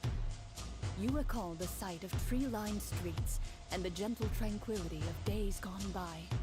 Yet, as you regard the city in front of you, it appears to be little more than an empty shell. Its hollow gates are open to you, beckoning you to come forth and bring salvation back to the town. I carefully read every line of the letter and turn my attention to the signatures at the bottom. Who issued this commission to us? You see a long string of unfamiliar names. It would seem that many of the residents of the city issued this commission together. They sensed that things were not right within the kingdom and sent a distress signal to the outside world. In that case, why don't we take a walk around the city and see if we can learn anything from the local residents? Oh, good idea. We might be able to get some leads on the monsters and bad guys we're after. You look up and see a tavern nearby. It appears to be open for the day. Why don't we go check out that tavern? If the novels I've read are anything to go by, taverns are usually full of information.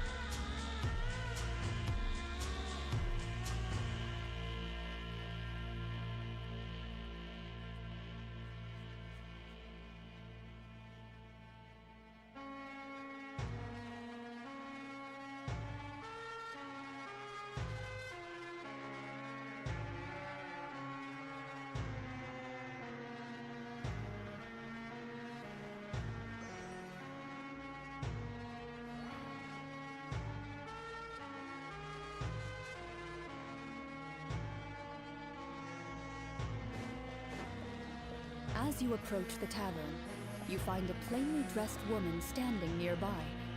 She appears to be rather troubled about something.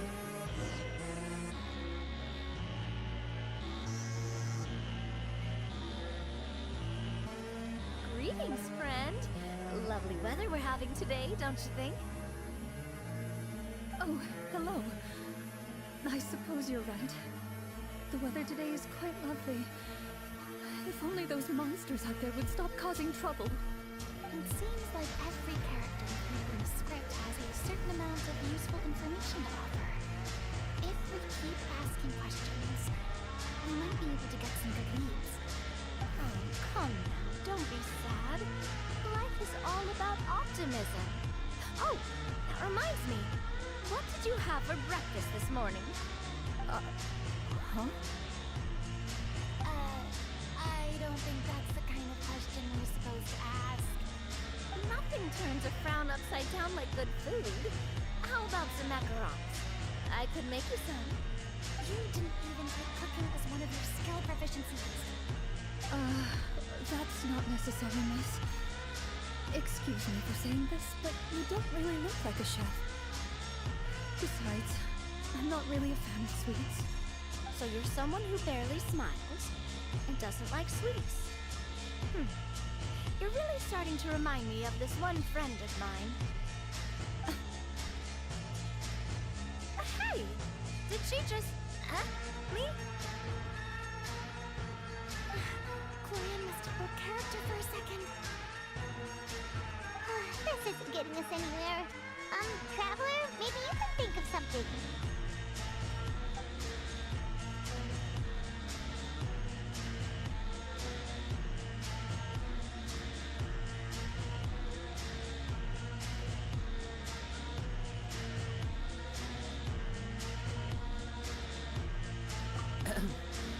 Miss, we'd love to learn more about the monsters you mentioned.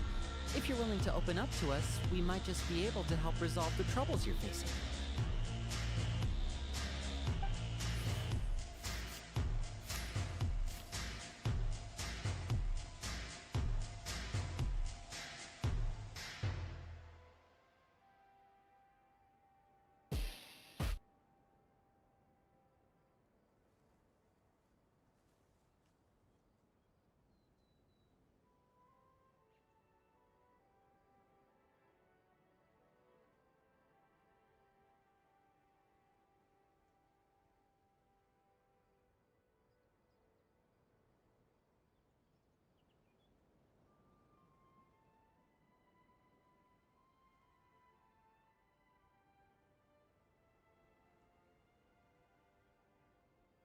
You weren't even the one that learned My troubles. A horde of monsters suddenly appeared near the capital recently, so all the guards were dispatched to fight them.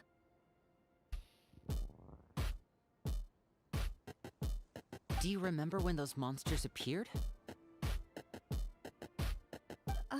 I'm not completely sure.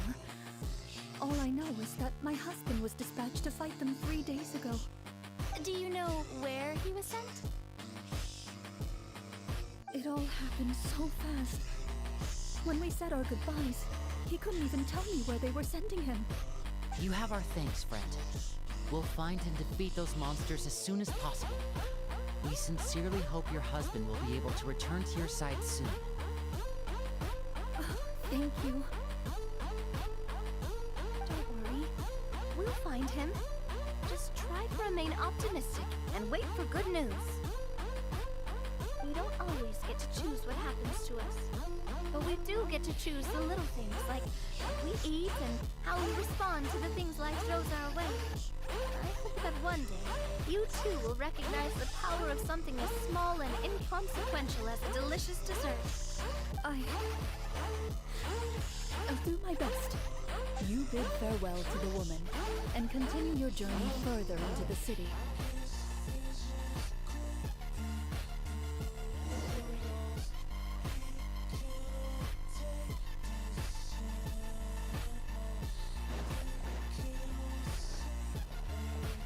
As you venture further into the city, the streets appear largely empty. An elderly woman walks past. You see her shake her head as she puts away her wrinkled wallet. A nearby merchant folds his arms and gives you a disdainful look. You get the impression that he's someone who has long gotten used to the sight before him.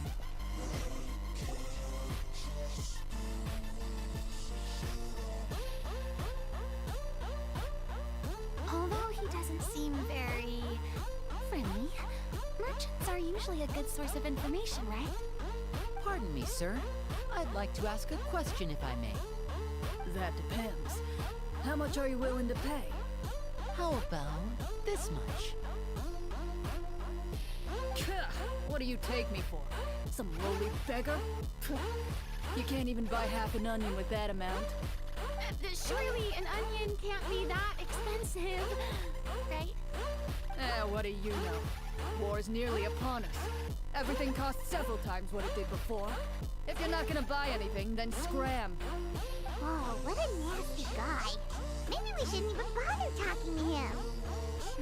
But he still might have information we need. Traveler, can you think of something?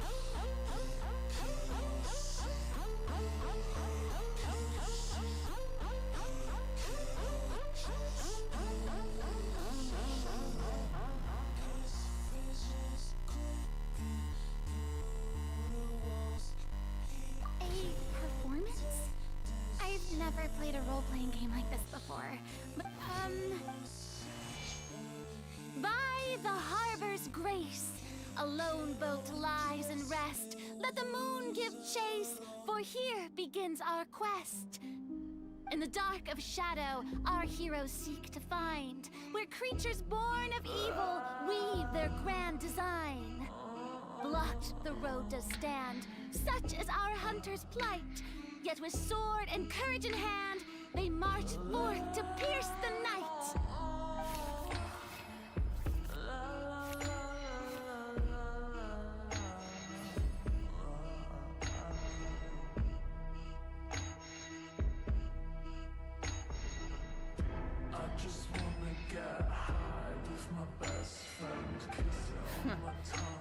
I don't recall asking for a bardic song. Don't expect me to give you any coin. But if you meant what you sang, well, those monsters are camped outside the city, and they've been destroying all our trade routes.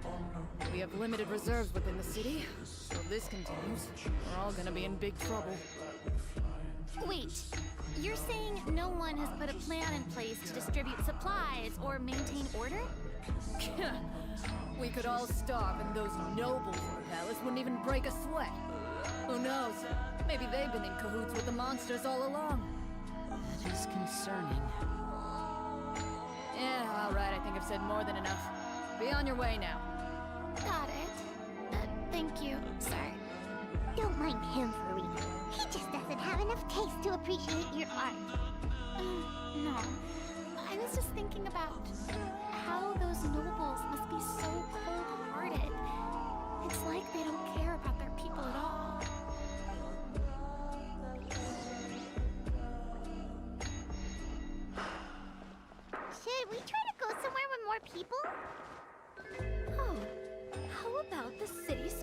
doesn't seem like there's any information to be gained from the area up ahead. You conclude that this area is best left unexplored at this time. Before you lies the city's central square. You see a man with a slightly anxious look on his face, pacing back and forth, his head hanging low. He doesn't seem to notice your approach. Still immersed in his own thoughts, he shakes his head and lets out a long sigh. This guy seems promising enough. Maybe I can get some information out of him. Hello, sir. Is there anything I can do to help you? Wait, you're... I'm... Oh, dear goodness! You're a Marashose hunter! You recognize us?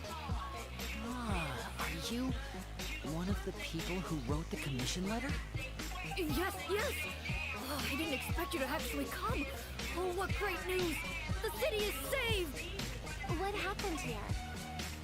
Alas, we once lived comfortable, carefree lives. This city used to be free of monsters. The first Marashose hunter, Casiodor, the Golden Hunter, he was the one who drove them back. However, monsters have once again surrounded the city. Perhaps the seal that kept them at bay has lost its power. Or perhaps an evil sorcerer has been meddling in our affairs. All I know for sure is that their return has stripped the city of any chance at peace. Are there not enough soldiers to drive them out? It's not a question of numbers. The guards simply have no idea how to deal with them. Most people my age have never even seen one of the monsters, much less been trained to fight against them. What's worse, many of us don't even know the history of the Marashose hunters anymore.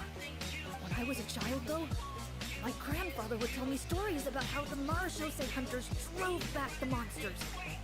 So, on the off chance that something might come of it, I decided to reach out to you. To be perfectly honest, I was starting to think all those stories were just tall tales. But now that I've seen you in person, I finally know that it was true! Well, you can rest easy, friend. The righteous and formidable Marashose hunters are on the case.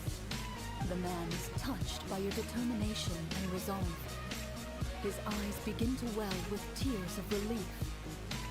Still, if we are going to hunt the monsters, we need to know where to find them. Can you give us any leads? All I know is that the area outside the city is dangerous. I'm afraid I can't point you toward a specific location. Oh, although, if you leave the capital through the main gate and follow the road, you should run into a group of guards. They might know more about where to find the monsters. I see. We'll go look for them then. All right, be careful. Oh, and one last thing. The monsters outside the city are just part of the problem. There are evil sorcerers inside the city as well. So be on your guard. They're actively working with the monsters and have corrupted the court ministers with malicious magic. They're the reason why, even inside the city, everything has been a giant mess. Even one of our kindest ministers has turned into a boorish and unreasonable figure, interested in nothing but enacting laws that exploit the people. Who knows how much longer we'll be able to go on like this? Talk about being stuck between a rock and a hard place. I feel bad for him. Maybe we should try to cheer him up?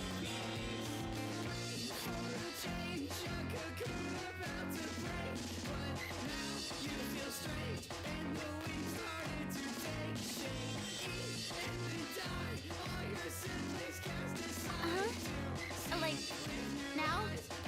Is this really the right time? I appreciate your kindness, but for now, it's more important to focus on the crisis at hand. Brave hunters, I leave the future of this kingdom to you.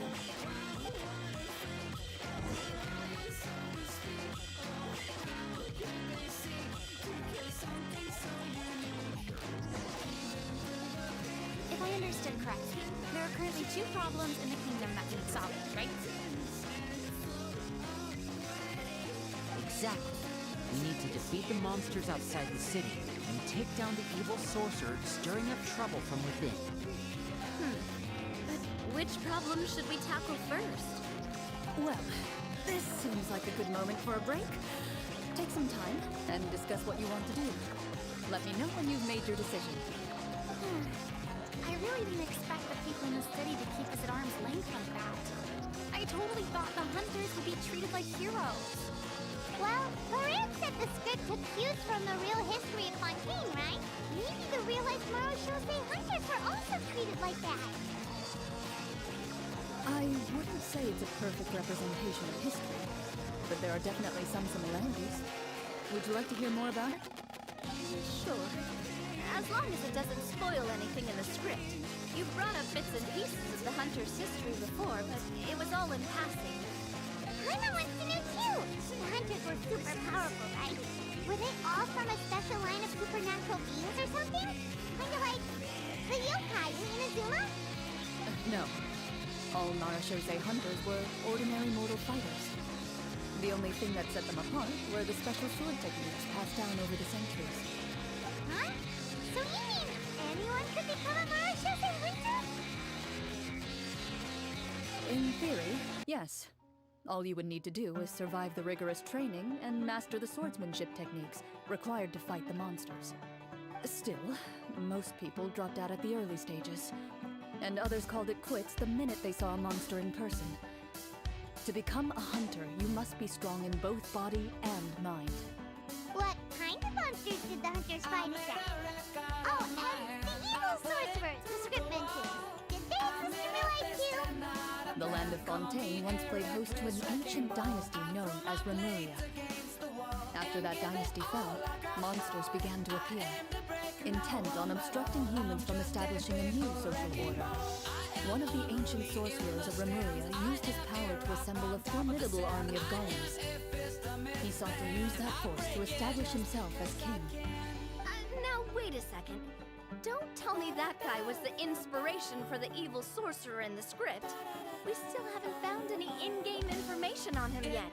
So why don't you talk about someone else for now? Well, I wasn't planning on going into anything you might be able to find out in the game. But if you want me to talk about something else, then... How about Casiodor, the Golden Hunter? Or Egeria, the ex-Hydro Archon? Wait, but those people are all from a super long time ago. When did you learn all this, Claria? From my master. Master? You mean Miss Petronia? Someone you know? Absolutely. Miss Petronia and my father were good friends. Back in the day, she would often bring Clorand over to play, but then... Let's not get off topic. Anyway, back to what I was saying. Responding to Egeria's call, a number of warriors followed Casiodor into battle against the monsters. This group of warriors, under Casiodor's leadership, became known as the Marashose Hunters. Yet, as Fontaine entered an era of peace, their work gradually became obsolete. The Marashose Phantom, originally an association made up of hunters, eventually came to be predominantly comprised of Melusines. I see. That explains why most of the people in the script have forgotten the hunters or think of them as nothing more than a legend.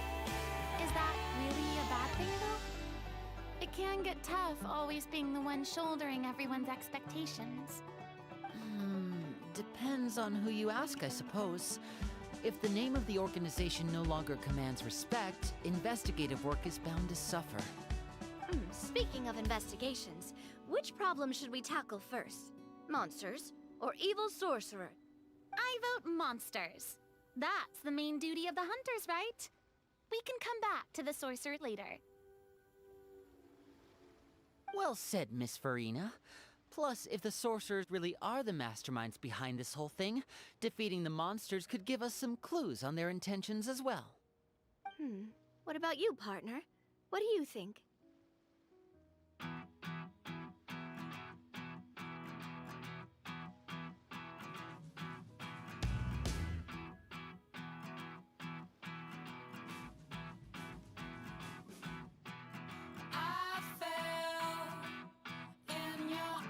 decided then. All right. After some discussion, you decide to turn around and head out of the city. It was nice. I died in your arms tonight. I slipped through into the afterlife. It was nice. Let's take a look around, like that guy said. In your arms tonight. You there, outsiders, halt! An armored man approaches you. He has a tall, muscular build and a determined expression in his eyes. Just one look, and you can tell he's fought in his fair share of battles.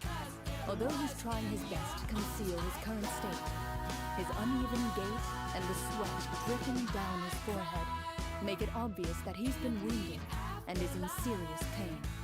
I'm the captain of the guard. I saw you sneaking around the city earlier, so I'll only ask this once. State your purpose, or it's off to the dungeons for the lot of you. Wow, it's been a while since someone's been this suspicious of us. I said talk, not whisper between yourselves. Have you ever heard of the Marchese Hunters? Marchese Hunters? Ha! That fairy tale, you mean? What, do you expect me to believe you're one of them?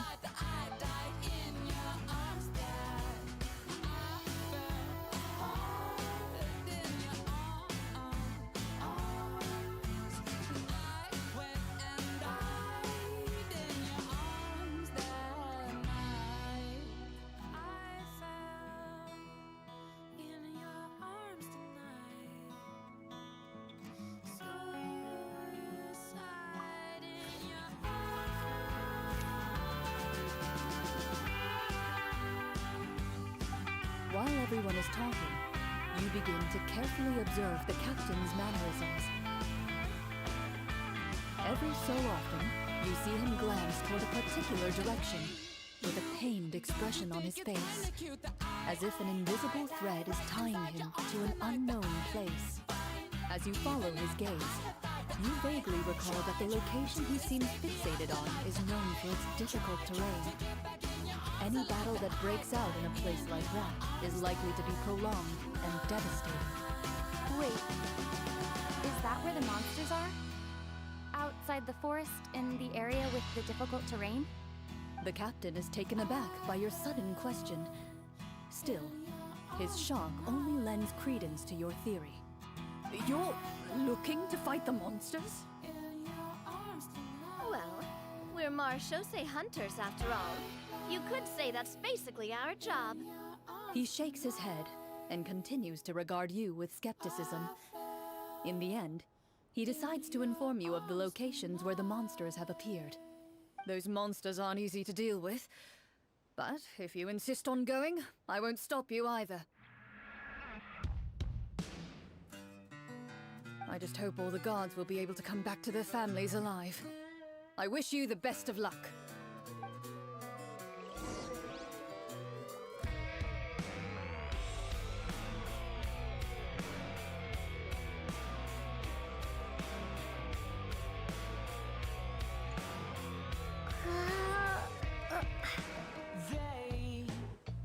They sleep in a coma. Yeah, yeah, yeah. They speak in a code I don't understand.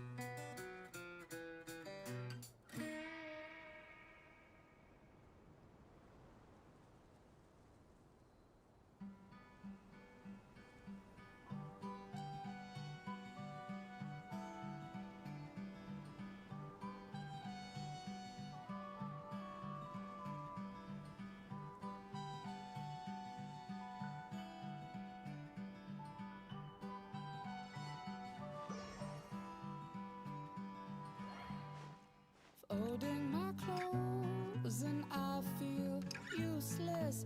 Don't think I know how to do this. Once I was told, but like any misfit, I spit on some good advice. Out in the cold and trying to make fire, two sticks and stone. Still got no fire. Once I was shown, but I was inside then and spit on that good advice.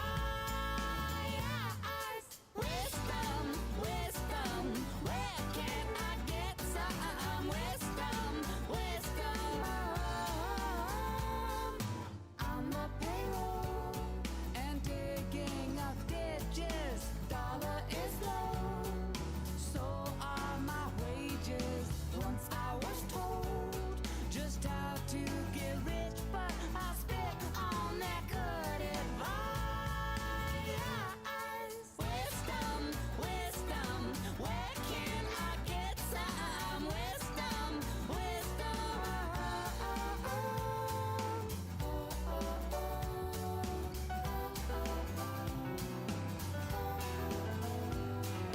Wisdom, wisdom. Where can I get some wisdom, wisdom? I wanna trade my dimwits in for tips. Tips are clip, clip. Wisdom, wisdom.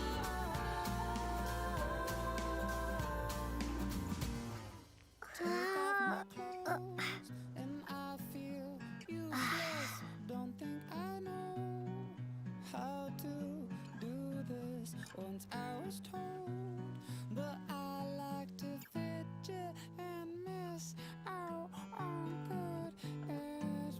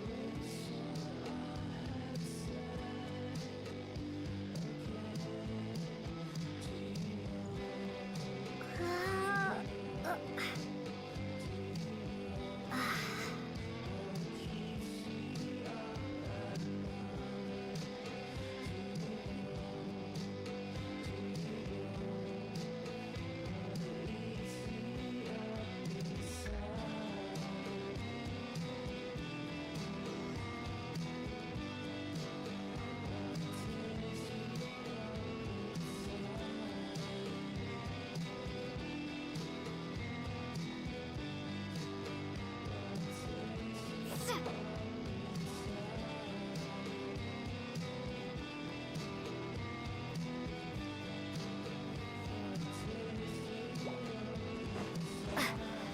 on what the captain said, the monster should be right up ahead. Let's go. Hopefully we're not too late.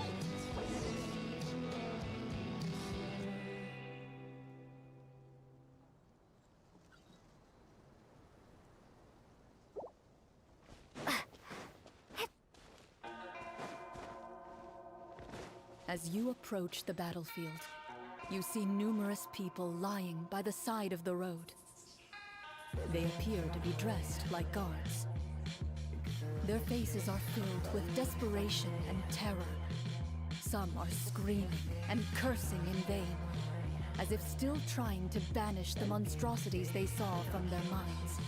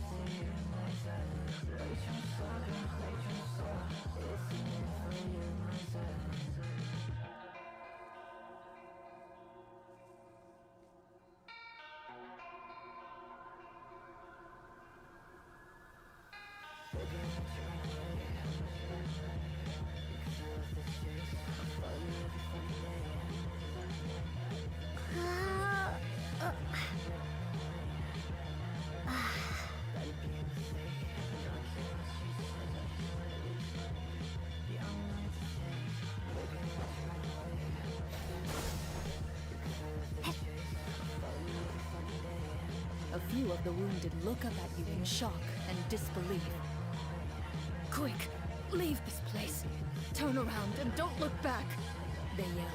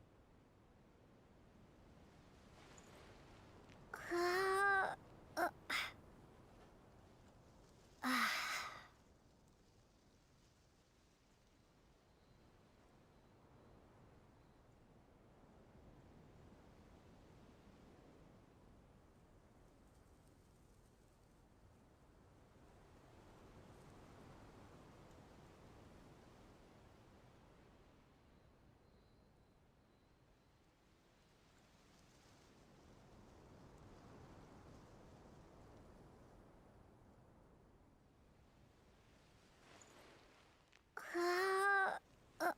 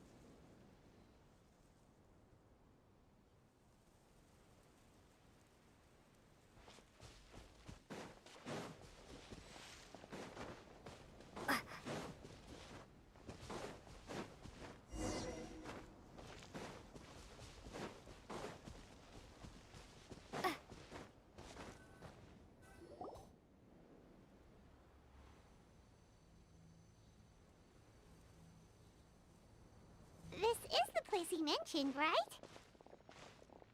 You see broken iron swords scattered all around you, and downed trees riddled with terrifying claw marks. All the signs point to one thing. A truly devastating battle just took place here. Be on your guard, everyone. The monsters might still be around. Before you can finish your sentence, you hear rustling sounds from the surrounding bushes. The monsters have emerged. They close in on you without fear. You get the impression that, in their bloodthirsty eyes, you're just another meal for them to devour. A little help here! This thing wants to eat Paimon! Your battle round begins now.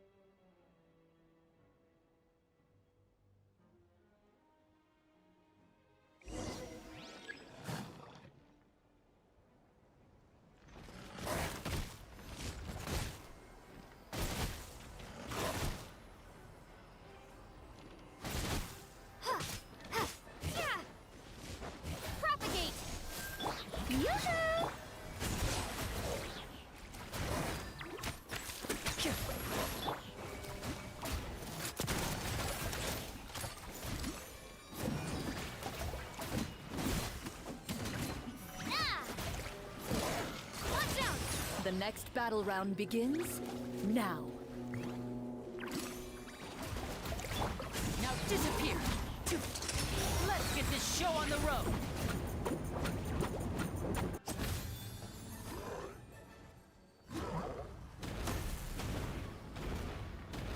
Clever trick! Lynette!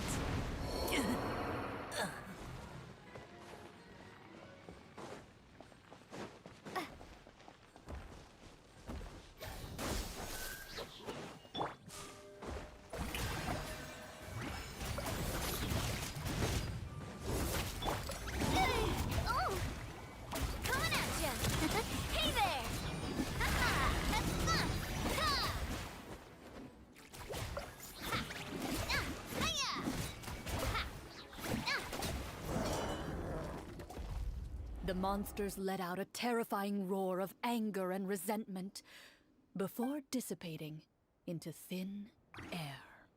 Oh, thank goodness it's over. We're lucky the Marashose Hunter class came with all those preset skill points. Otherwise, we would have been in some real trouble. I never knew the phytometer even determines the amount of damage you inflict. If you get unlucky, isn't it just game over right then and there? That's part of the fun. The uncertainty of fate is what gives these games their appeal. Just as you begin to celebrate your victory, a suspicious lump on the ground catches your attention. A suspicious lump? Wait, could it be the thing that appears after every battle? I walk up to it, crouch down, and begin to carefully examine it. I've still got my right glove on, so it should be fine for me to touch it, right? As you investigate the mound, you discover that the exposed portion appears to be made of wood. It was previously obscured by the large form of the monsters.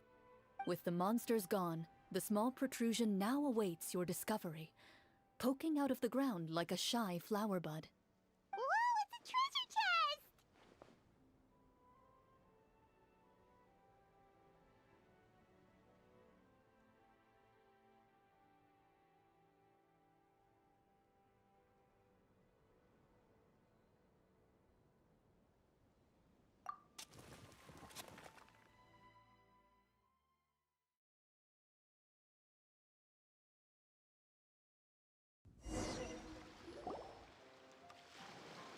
With everyone's help, you successfully excavate the wooden chest from the ground. Even without opening it, you can tell from the mora and jewels scattered around the chest that it must contain quite the fortune. Makes sense. We worked hard for this. Let's open it and we can share what's inside. I can understand your excitement, Paimon, but think about it. Doesn't it seem like there are people out there who need this treasure more than us? Yeah. Think about all the people suffering in the capital. Or all those guards who got hurt fighting the monsters. Wouldn't it be better if we gave the treasure to them? Wait, is that how it works? Paimon thought since we were the ones to dig it up, we could just take it for ourselves. Well, let's put it this way. Any decision you make during a role-playing game can impact the future course of the story. But would the people really believe us? It's hard enough for us to prove we're Marcia Say hunters. What if they think we procured the treasure illegally? They might get even more suspicious of us. That's definitely something we should consider. Maybe we can come up with an explanation in advance. Well, if donating it could cause that much trouble, why don't we use it to buy some gear and fill up on good food? Then we'll be ready to fight even more bad guys. Looks like you're facing a difficult choice once again. Well, it's getting late. Why don't we call it a day for now? Wow! Where did the time go? I'm not sure if it's because I'm having so much fun with you all, or because the story is particularly enticing, but I feel like I could almost keep going. Here, here! Ooh, how about we play through the night? I'm not sure I'll have enough energy for that. Yeah, that won't work for me either. Lynette will give me an earful if I get home too late. I understand how you feel, Nadia, but we have to change venues for the next part of the story anyway. Huh? Another location? Mm-hmm.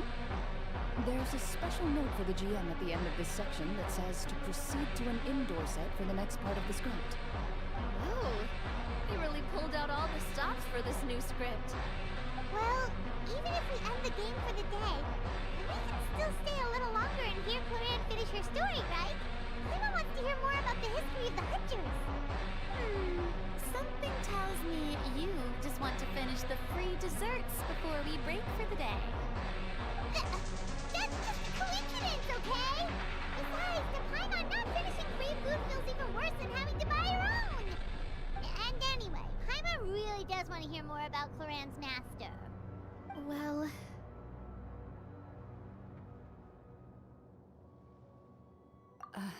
It's nothing. I appreciate the concern, but it's all in the past. It won't do any harm to share these things now.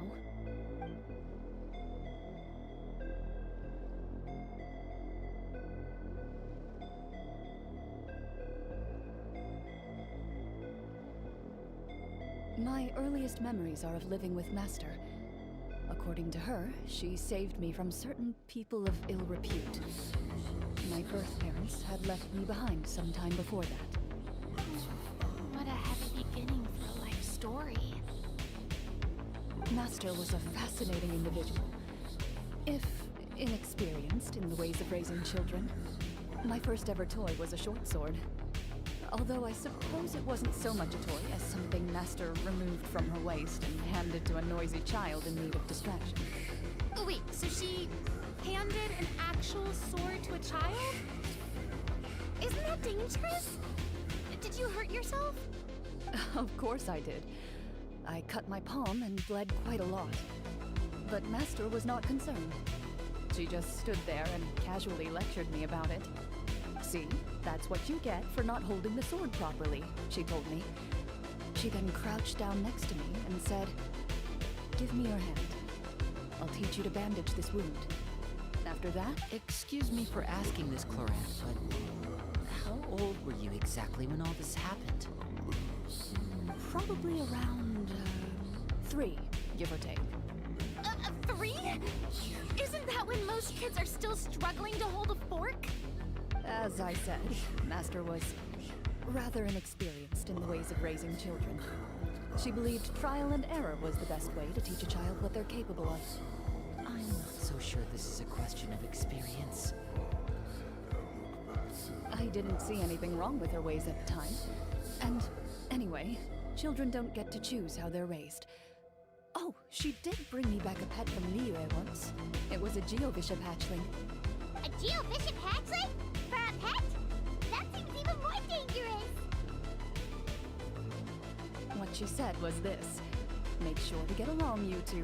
If you really can't agree on something, just settle it with a fight. Whoever loses is the real pet. And how old were you when this happened? 5. Well, did you win? No, I lost. So, you're saying you actually became the Geovishap's pet? Yes, but only for a week. By the end of that week, I defeated it in combat, and we've shared a cordial relationship ever since. That really doesn't sound like the kind of childhood someone should have. Later on, I gradually understood that Master most likely didn't know any other way to raise a child. She was a marechaussee hunter, but I never heard her bring up her own parents. Thanks to her, I learned how to navigate the forest by the age of 6, and could hunt monsters in the wild by myself the year after that. Even though the training she subjected me to was strict, she always made sure to take me traveling when she had the time. We met many of her friends during those days. That was also how I met Mr. Callis and his family. I still remember the first time we met. You were too scared to join our picnic and hid behind Ms. Petronia the whole time. I still hadn't really met many children my age at that time, so I didn't know how to interact with others. After that, though, you started coming over a lot. You loved challenging people to shooting competitions, remember? I don't think many members of the Spina ever beat you in one of those. I had a lot of fun during those days. I enjoyed them too. Oh, do you remember that one time we went exploring around the Spina together? We overheard Papa call your master Fontaine's Protector of Justice. We tried to pretend like we never heard anything, but you nearly let it slip that one time.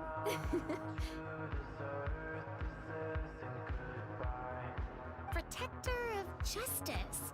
Oh, wait, you mean that vigilante hero from 20 years ago? The one who was always active at night? Yep, that would be her. She often would put on a black cloak and go out at night. I never knew where she went or what she was doing. Until, like Navia said, we overheard the truth from Mr. Callis that night. 20 years ago, huh? I still remember the guards leaving all kinds of witness reports about her on Nervalette's desk. My apologies. Oh, there's no need to apologize. You had nothing to do with it. And anyway, everything she did was for a good cause. Although, calling herself the Protector of Order was a bit much. Especially when she deliberately operated outside the law. Huh? When did the Protector of Justice become the Protector of Order? Oh, she had a bunch of code names. I heard she would just come up with a name on the spot whenever she was asked. Later on, she probably got sick of answering those questions and decided to stick to just 2. The Protector of Justice and the Protector of Order. That sounds like her, all right. I bet she forgot which of the 2 she'd use by the time she got back each night. Well, she certainly sounds like a fascinating individual. With her strong sense of justice, it's no surprise her student followed in her footsteps. It's true. I always wanted to become like her. Someone powerful, independent, and with a strong sense of conviction. But...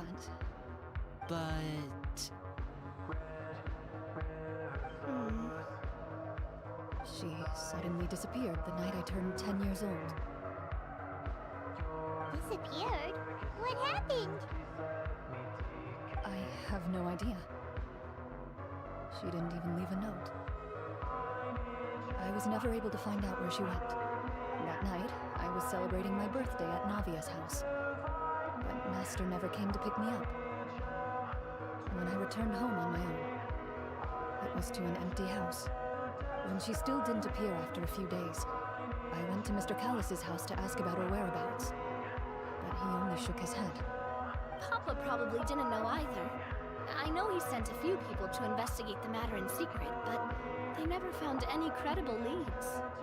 Don't worry, I understand. To be perfectly honest, given Master's personality and way of doing things, it all made a lot of sense. If I had to guess, I'd say she probably used it as an opportunity to force me to become independent. Just like how, when a litter of kittens reaches a certain age, the mother willingly leaves them behind. Were you upset, Clorand?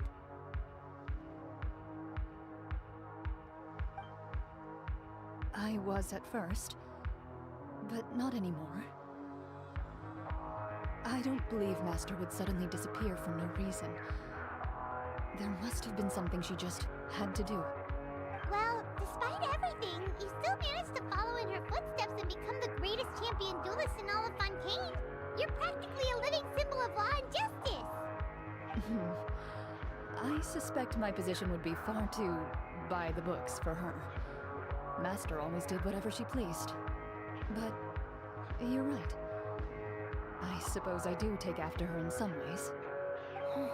Who knew Clorand had such an interesting past? I never had the chance to ask her about it before. I wonder if Clorand's master were the champion duelist back then. Would that duel against Mr. Callus have gone differently? Oh no. Judging by the atmosphere, Clorand and Navia are probably thinking something similar. The mood just got super awkward all of a sudden. Anyway, would you look at the time? It's getting dark, so we should probably call it a day for real this time. If we keep talking like this, we really will be here all night. I had a great time today, Miss Clorand. Thank you for being our GM. Anytime.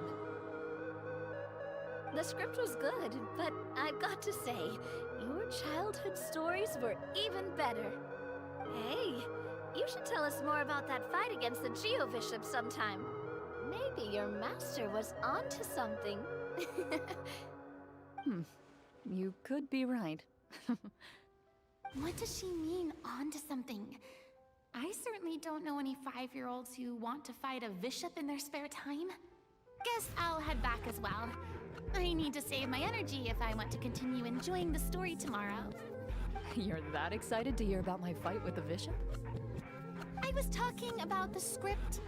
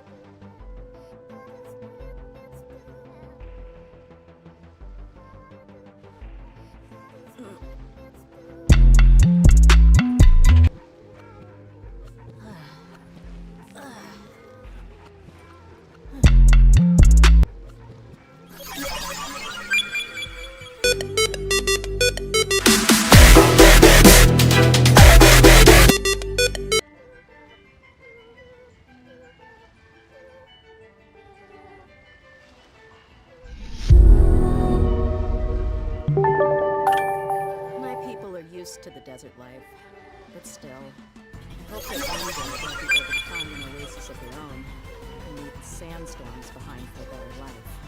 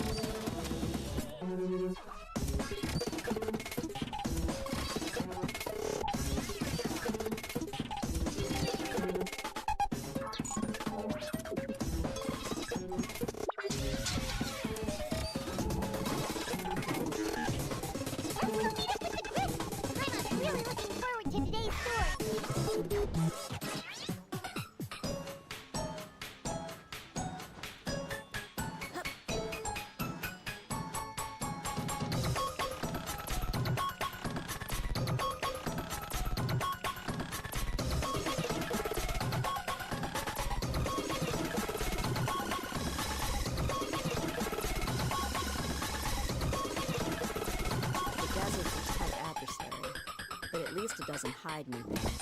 What you see is what you get, and whether you take on the challenge is entirely up to you.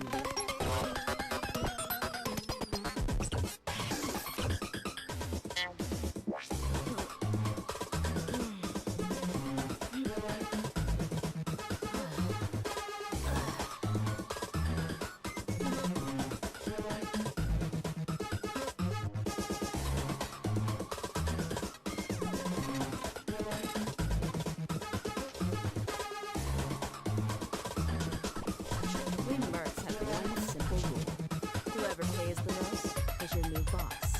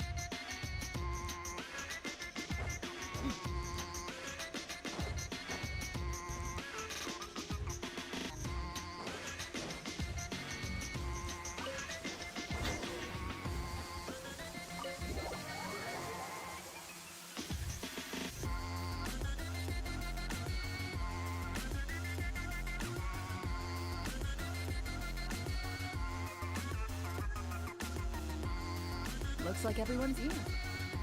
Now, before we begin, why don't we finish where we left off yesterday? There was an important decision to be made, yes?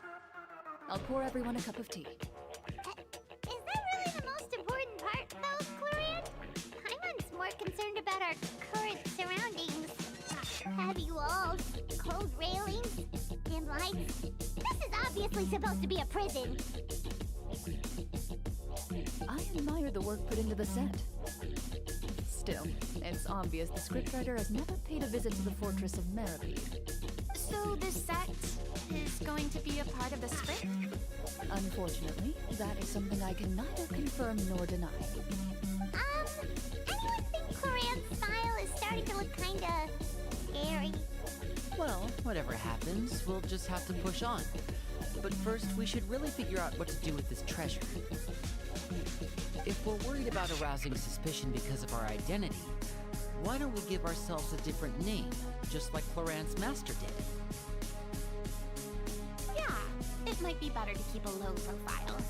As long as we're helping people, it doesn't matter who we are or what we're called.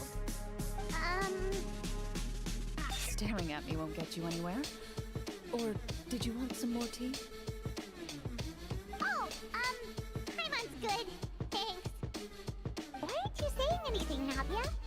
Wait, what's that next to you? Oh, this is the short sword Clorian mentioned last night. I found it.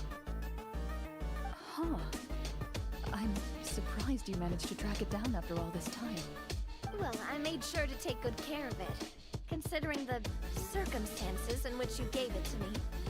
Of course I had to keep it safe. Anyway, where were we? Oh, right. I was just thinking about all the potential ways for us to break out of prison. We could dig a tunnel, or try to bribe the guards. Wait, we haven't been thrown into prison yet, have we? Well, it's only a matter of time. It pays to be prepared. Just like how you should always have an umbrella on hand, even when it's sunny. Alright, Paimon's made up her mind. Let's just give the treasure away. Paimon may have wanted to keep it, but if it's going to land us in prison somehow, Paimon will be too upset to enjoy her snacks.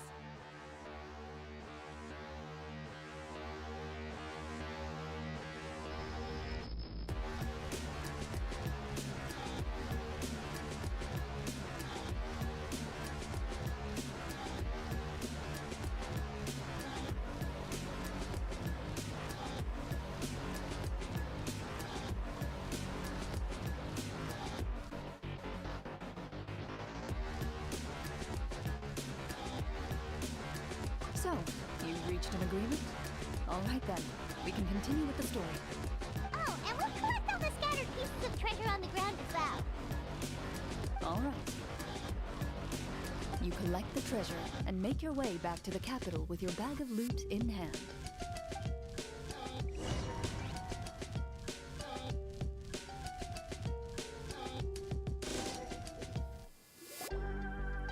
The city is still shrouded in a gloomy, oppressive atmosphere, but your spirits are surprisingly high.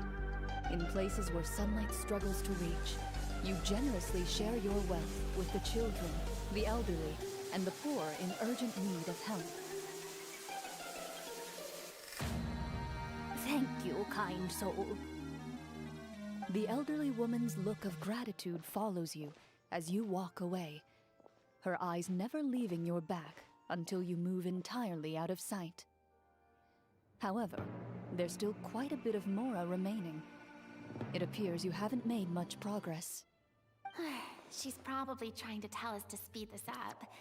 We need to hurry up so we can address the sorcerer problem. Should we go find that man again at the square? He seemed like a pretty responsible guy.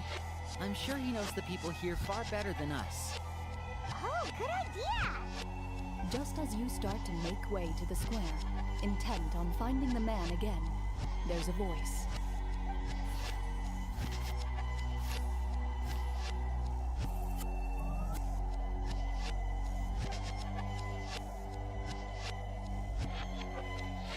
Please wait, distinguished guests. Several strange guards suddenly call out to you. They run forward to meet you and proceed to politely pay their respects.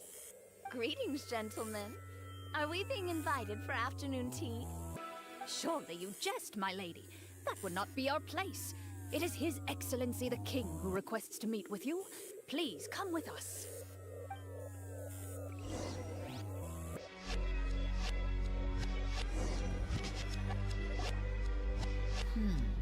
Do you think this could be a trap?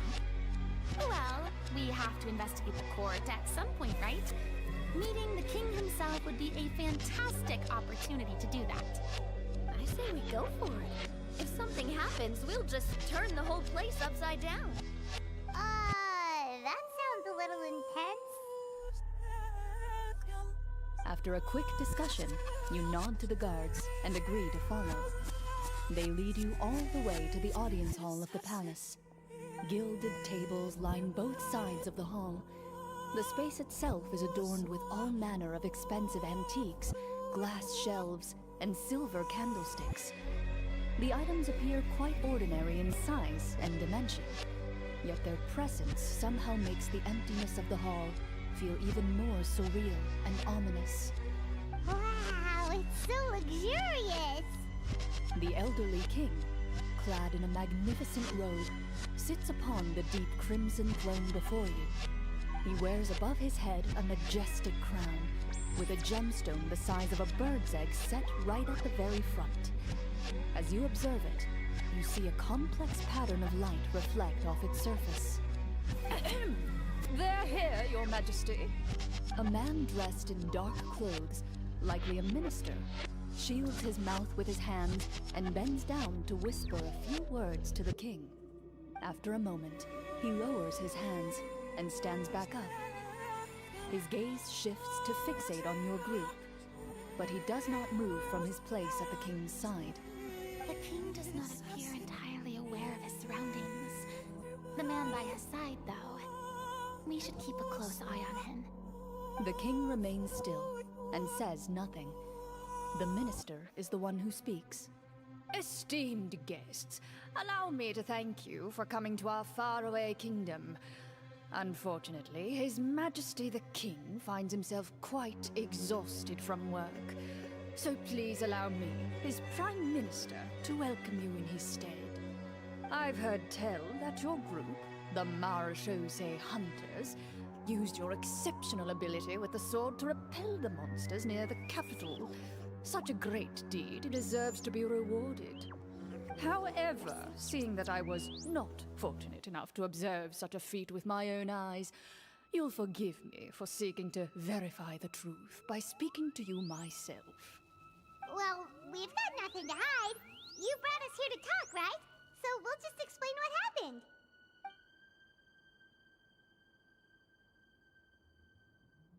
The golem's blades were so powerful, they could cut down trees in a single swipe! It took a lot of effort to defeat them, even for trained swordsmen like us. Well, that was enough details, right? Believe us now? Your account does indeed match those of the survivors. Since you were the ones who defeated the monsters, that must mean you are also in possession of the treasure they stole.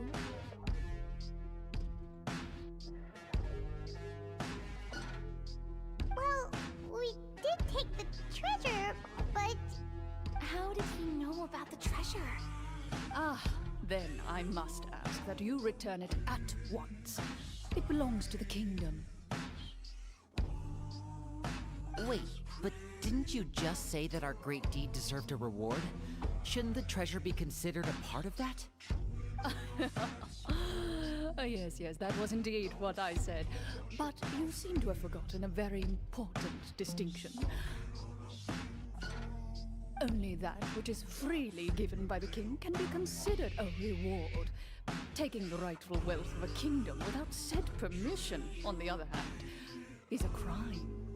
But that's completely unreasonable.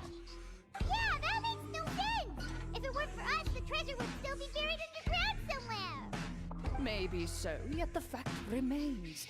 You tried to dispose of the treasure without reporting it to the court and without receiving permission, yes? What, no answer? Surely you're not insinuating that you, a group of legendary Marashusei hunters, sought to take the treasure for yourselves? Well, what about the king? Is he just gonna let this guy talk for him the whole time? Clad in his magnificent robe, the king remains seated, with his hands resting on either side of the throne. His posture is rigid and unmoving. He stares forward with an empty look in his eyes, completely unmoved by the events before him. From the look of things, could the Prime Minister be the evil sorcerer? Or could both the king and the Prime Minister have fallen under the evil sorcerer's control? I would like to observe the number of guards stationed in the hall. The guards in the palace appear fully armed, their expressions solemn. Sensing the tense atmosphere in the room, they stand at the ready, each with a hand placed upon the hilt of their sword, as if prepared to draw their weapons and surround you at a moment's notice. Well, there goes my plan to turn the whole place upside down, I guess. It appears we've been visited by nothing more than a group of ill-intentioned imposters. What a pity. Guards, take them away and throw them in the dungeons. Before I decide your fate, however, I must first determine whether you have any accomplices outside the court. Can't we try to slip away? Or maybe start some kind of riot? But if we try to fight the guards right now... Don't worry. At least we figured out who's behind all this. Let's just play it by ear. If you're scared, Paimon, just hold my hand.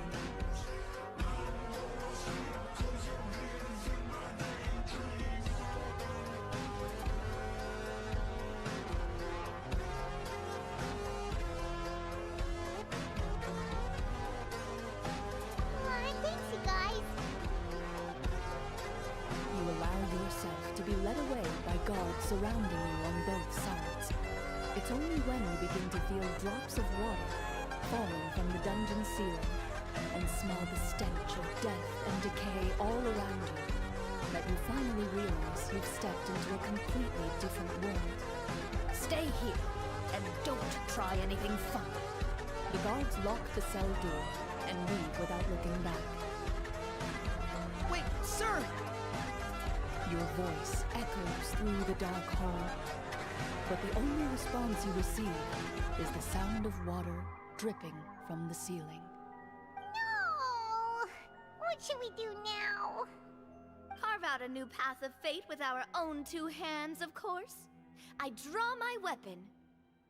You reach toward your waist, but find nothing there. You now recall that your weapons were confiscated before the guards locked you in the cell. The bag of treasure along with them. What about that knife I hid in my boot?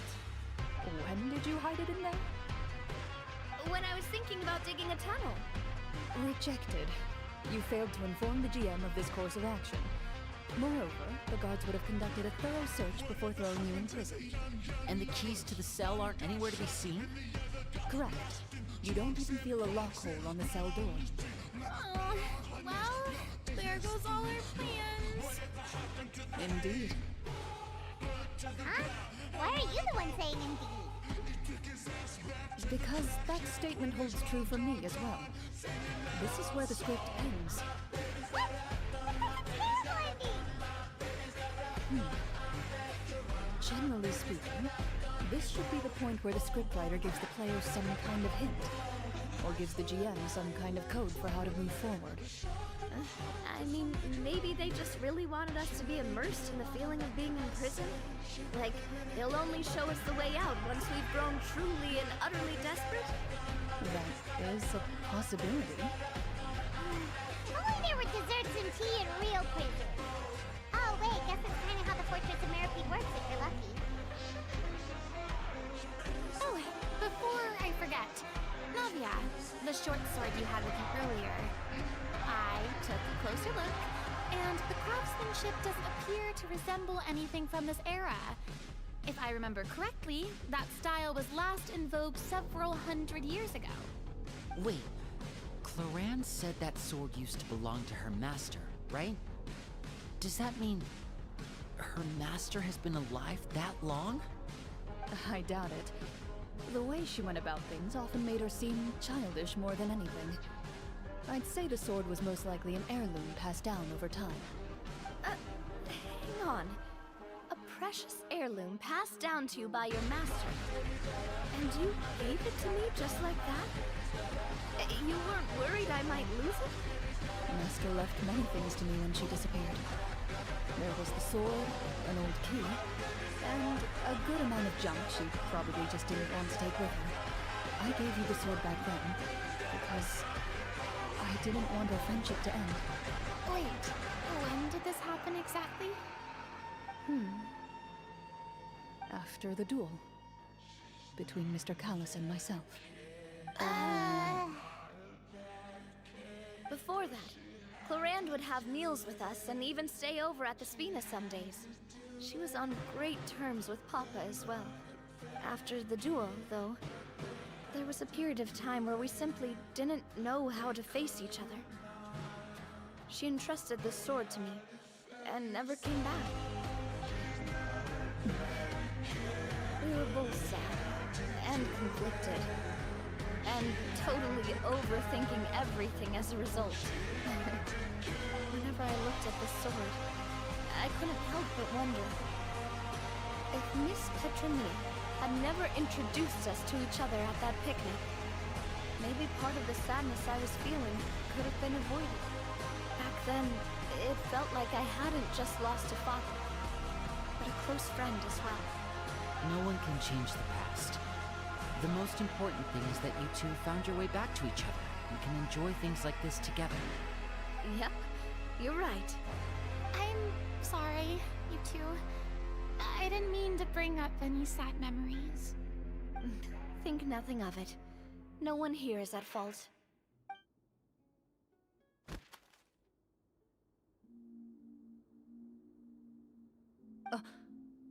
Huh?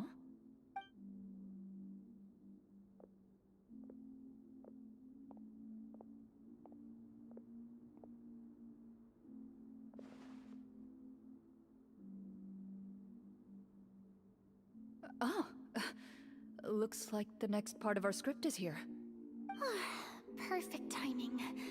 The situation was really starting to get desperate. And not just because of the prison thing. From Clarenne's face, I really can't tell if it's good news or bad news.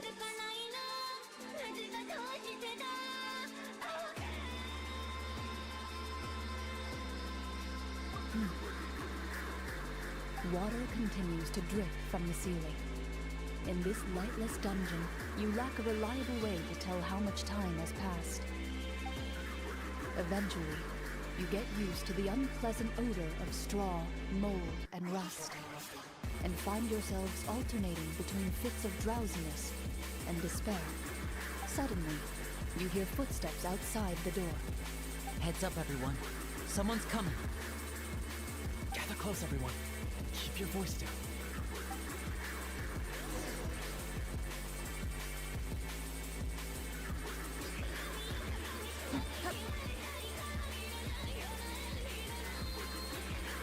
Who are you? I work as a guard in these dungeons, but my true identity is the same as your own. I'm also a Marechaussee hunter. Shh. Already sent away the other guards, but we make too much noise. I understand, but how can we be sure we can trust you? The king has issued a formal decree. In light of the irrefutable proof of your crime, you're to be executed before tomorrow's sunrise. If you want to escape, it has to be now. Executed? We barely did anything! Monsters appearing at the same location as the treasure. Could this entire thing have been a trap? There'll be time for speculation once we're out of here. As for my identity, I have no way to prove that to you just yet. Infiltrating the capital was difficult. Finding a chance to speak with you has taken a lot out of me. I could go on, but I think we can all agree that now is not the time for details.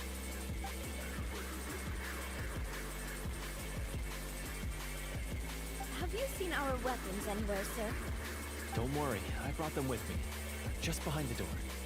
Still, these weapons alone won't be enough to defeat the true enemy behind the scenes. His faction is too powerful. The guards are all under his control, and he's even stationed a number of golems in various rooms throughout the palace. To defeat him, you must find a secret vault. It is said that within that vault, the Marashose hunters of the past left behind a treasure with the power to defeat the sorcerer. You're not coming with us? No, I'll remain in the dungeons to deal with the guards. I'll try my best to distract them so they don't go after you.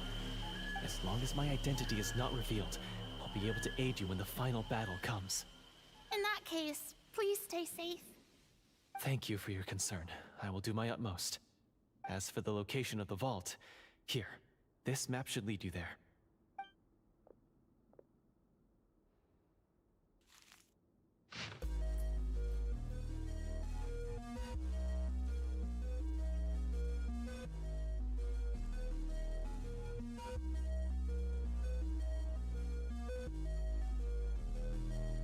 Got it.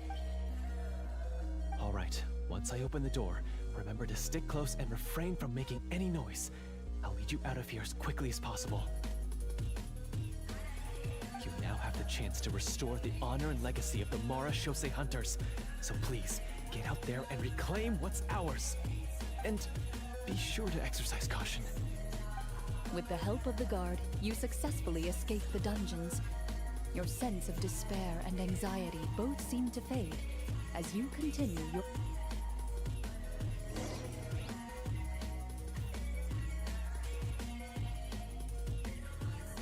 Wait, we didn't get to use our skills at all while we were in prison. Who knows when we're gonna get the chance to use that cool summon spell? That is a pity, but we can only continue to move forward.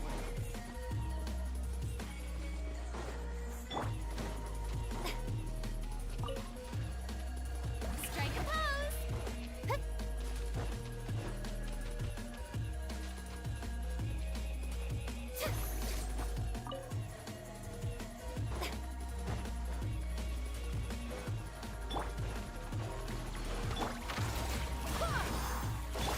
Let's get it on!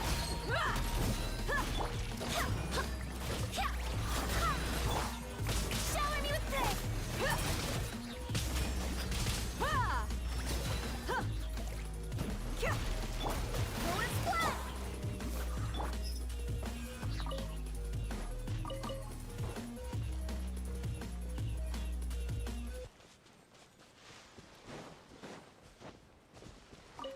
I'm stuck.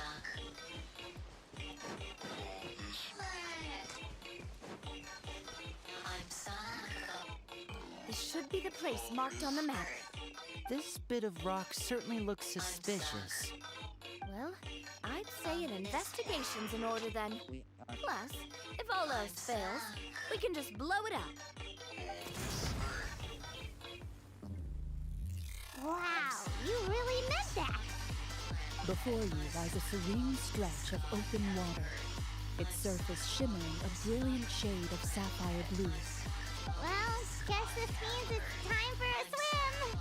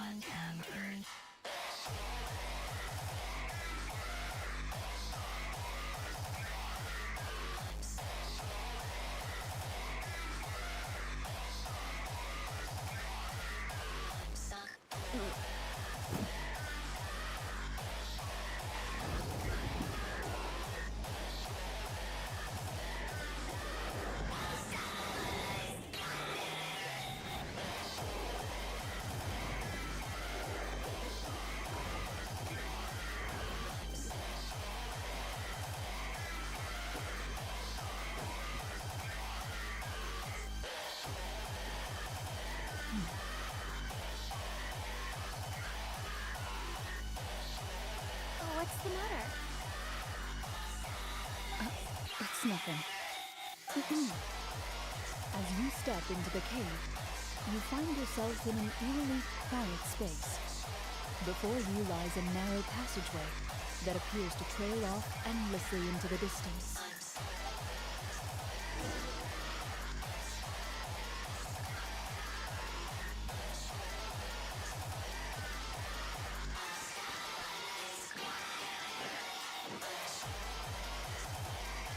Wow, this must be where the treasure is hidden. But this door is blocking our way in. It almost looks like it's been here for quite some time. And I've got to hand it to the tabletop troupe. You really went all out with the props. Props. What have we got down here? Kind of mechanism connected to the door? It looks like we might have to arrange it into a certain pattern. Pattern on a stone door. That's something Master mentioned before. Something wrong, Florent? After a long, difficult journey, you finally arrive at the location indicated by your map.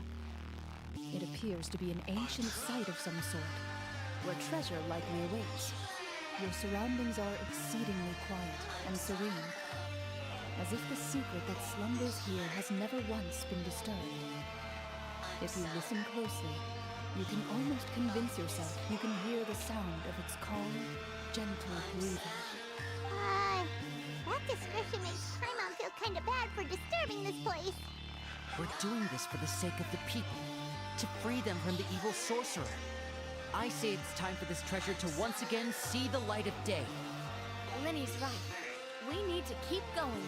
The future of the kingdom depends on it. The next part of the story requires us to solve the puzzle, right? Let's start exploring the area. Yes, that should be fine. Something feels off about this. Guess I just have to improvise.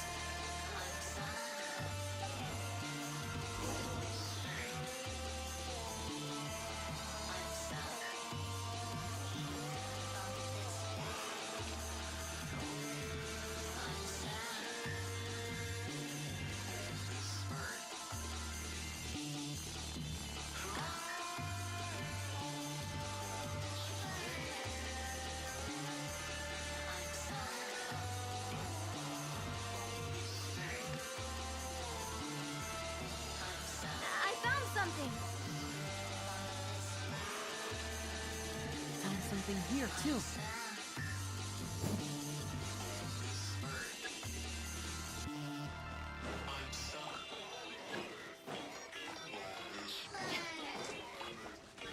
Same here.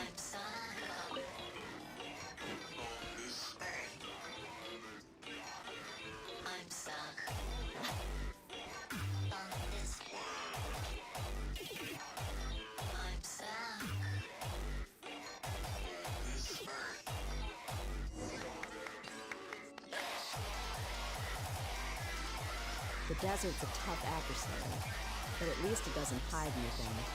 What you see is what you get, and whether you take on the challenge is entirely up to you.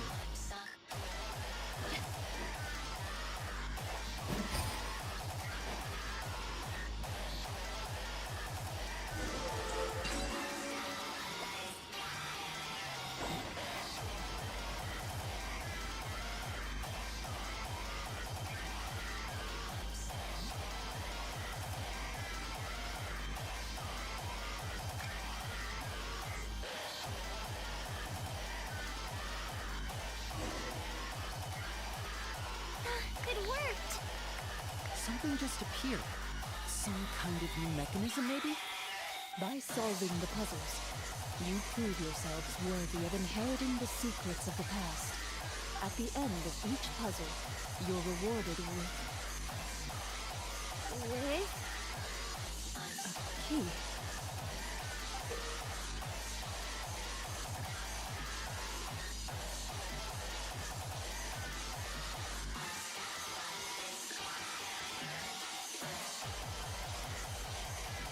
Oh, it must be the key to the big door. is one of the Marshose hunter keys that are passed down from generation to generation. It looks just like the one Master passed down to me. It is said that 4 keys in total are required to form the final, complete key. And it seems like we just collected 3 of them. That must mean... Huh? What's wrong? You hear a few strange noises. Suddenly, all the torches in the ruin go out at once. Huh? What's going on? Did we fall into another trap? For the sake of immersion, please close your eyes, everyone. Without the torches, the space is now completely dark, and you cannot see anything.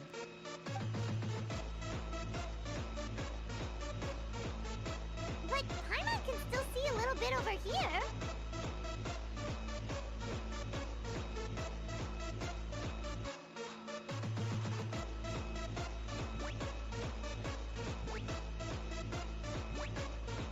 Oh, right. Sorry. Suddenly, you hear the sound of footsteps pierce through the darkness. There's someone else here? Oh, this is so unsettling. I can't see anything. I've been discovered then. Wait, that voice, it's... You recognize the voice as belonging to the guard who led you to this place. It appears he now covets the treasure for himself and has come to stake his claim. Oh, so this is just part of the script. Then I can probably relax.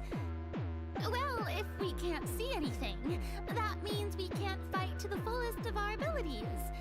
Should we retreat for now? Judging by the way he's holding his sword, he must be a real Marshose hunter. But this isn't part of the script. Retreat? That's not the hunter way. If it's dark for us, then it's dark for him. We choose to fight. Your choice is noted. Please keep your eyes closed until I tell you the torches have been relit. This battle will be in the dark. You got it! Well then, let us begin.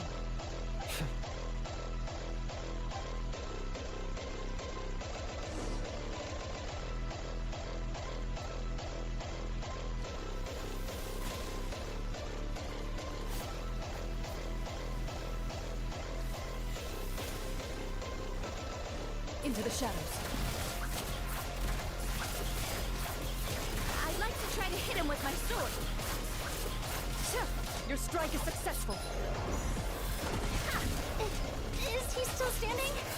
Goodness, he sure has a... Is it over? Can we open our eyes now? The enemy is strong and relentless, but the battle is nearing its end. The torches have not been relit. What about now? Final strike. Ha!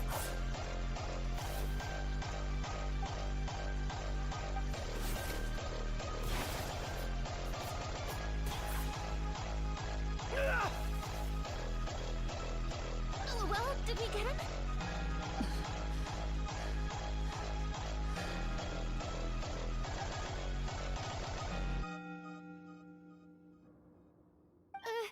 Glorian? Warm fire flickers across the walls once more. Your vision is now clear. In an impressive display of courage, the 4 of you successfully defeat the uninvited guest. That look in his eyes. It's like he became an entirely different person as soon as I defeated him. Huh? Mr. Florian? Oh, wait. We're supposed to be role-playing. I should stay in character. Speak your name, guard. Why did you lead us here just to betray us? Is this treasure really more important to you than bringing peace to the kingdom? What kingdom? What peace? Those were nothing but lies. I, Florian, am a true Marshose hunter, descended from hunters of ages past. So he's also using his real name. Or, wait, was that the name of his character more confused. If you truly are a Marashose hunter, shouldn't you want to help us just like you said before? Shouldn't we fight together for the sake of the people? What do you know? In this day and age, there's no glory to be had as a Marashose hunter. What's that supposed to mean? My skills were passed down to me by my father. He lived a life of obscurity in the remote wilderness.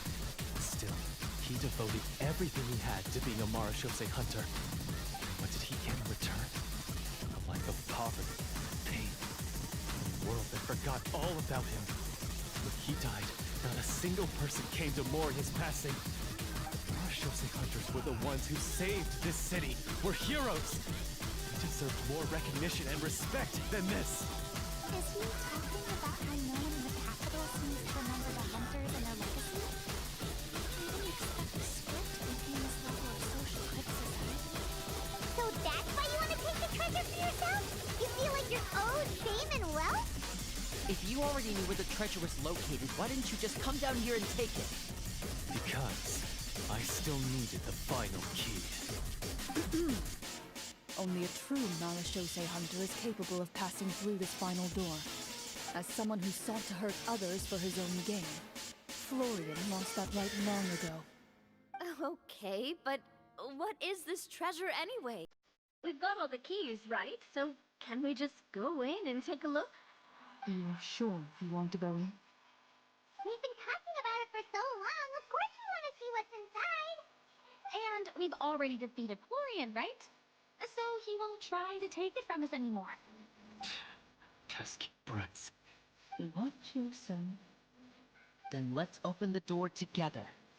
All right. Your choice of action is confirmed.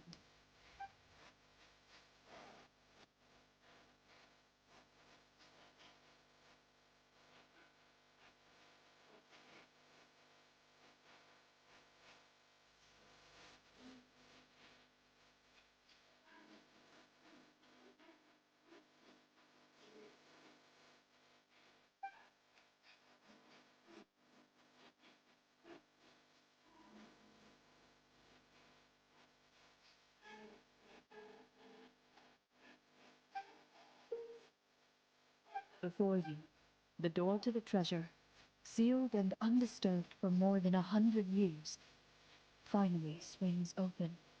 You hear the shrill wail of the door hinge as it rotates for the first time after years of disuse, almost like a sleeping giant letting out an extended yawn. You get the impression that the secrets buried behind this door might be just as heavy as the sound you just heard.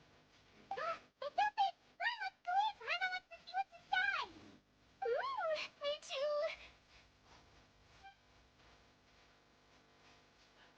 Ugh, uncovering hidden treasure is the most exciting part of adventuring. What do we have here? Uh-huh. A stone tablet? And some shabby weapons? You call this a treasure vault? Looks more like an abandoned warehouse. Maybe the troop ran out of budget at the end? They provided a super immersive experience at the beginning only to drop the ball at the most important part. They could have at least filled this place with cardboard Mora or something. Wait, I get it now. Paimon, this is the real Marashose hunter treasure. Huh? This is it? The Marashose hunter treasure is just a stone slab and some broken swords? I can't believe it. I refuse to believe it!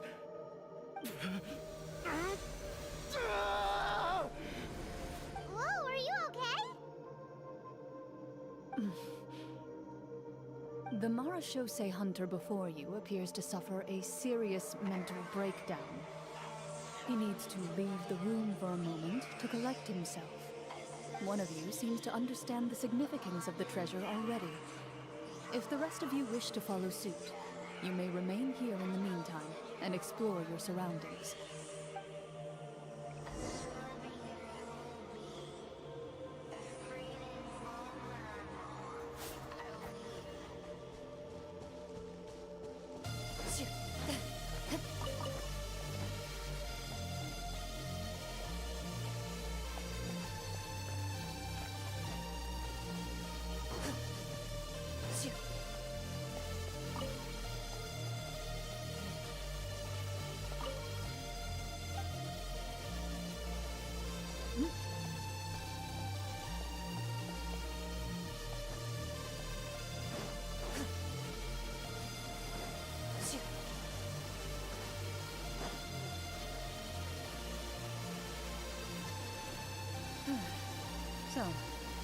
are you doing? Feeling any better? What just happened? Do you remember how you got here? Or what happened to your body just now? I remember now. I brought you here because I wanted to... The explosives in the cave! You mean these? Huh? How did you... I could tell something was off the moment I stepped into this cave, so I kept an eye out. I've already dismantled the whole thing. So the strongest champion duelist in all of Fontaine saved the day once again. Guess I shouldn't be surprised. And it seemed your skills as a Marashose hunter are as sharp as ever. I deserve some answers, don't you think? Tell me why you wanted to ruin me. Everything you said earlier sounded like the truth. Luckily, your monologue was dramatic enough to convince my friends you were just role-playing. I don't know. I just always felt like there was something in my heart that didn't belong to me. Something agitated, angry. Who knows? Maybe it was my own anger all along. I could never really tell.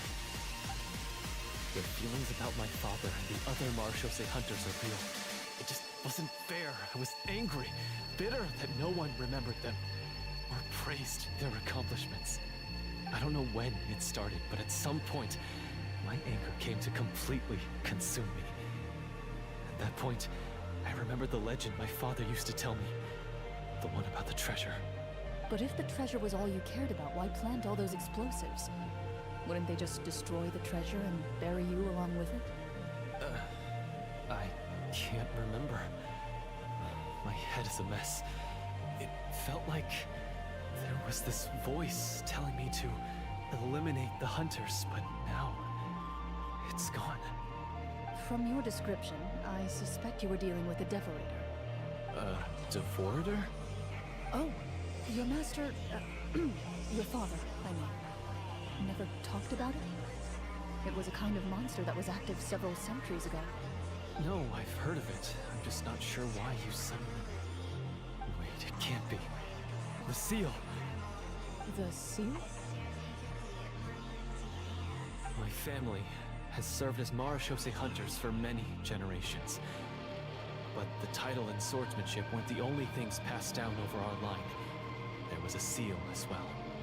My father instructed me to always watch over that seal and maintain it regularly. He said it had been passed down over a truly ancient age, and protecting it was our clan's most important duty. But I neglected that duty after he died. I finally decided to come down and check on it one day, and that's where my memories become fuzzy. The Devorator would be a formidable adversary for any mortal being, even ones as capable as the Hunters. If you lacked the power to completely destroy it, you could easily fall prey to its influence and corruption. In light of this, some Marashose hunters chose to seal the Devorator away, in the hopes that a permanent solution would come with the passage of time. I heard it has the power to amplify the obsessions and desires in people's hearts, to the point where they overtake you entirely. It would seem I'm not just lacking in skill with a blade, but in mental fortitude as well. And yet, you were able to retrieve 3 of the 4 keys. If I remember correctly, each was entrusted to a respected and capable hunter. How did you manage it? One of them belonged to my father. The second I stole from a different hunter. And the third... was one that I snatched while the person was on the way home from the tavern. I nearly died in that alley. I know just how strong you are. It's as clear as day to everyone in Fontaine. I observed you from dusk to dawn, but could never find any opportunity to sneak up on you. I never even saw you drink a single glass of liquor. The only way I could think to obtain that last key was to lure you here using your hobby, and then... Oh, I get it now.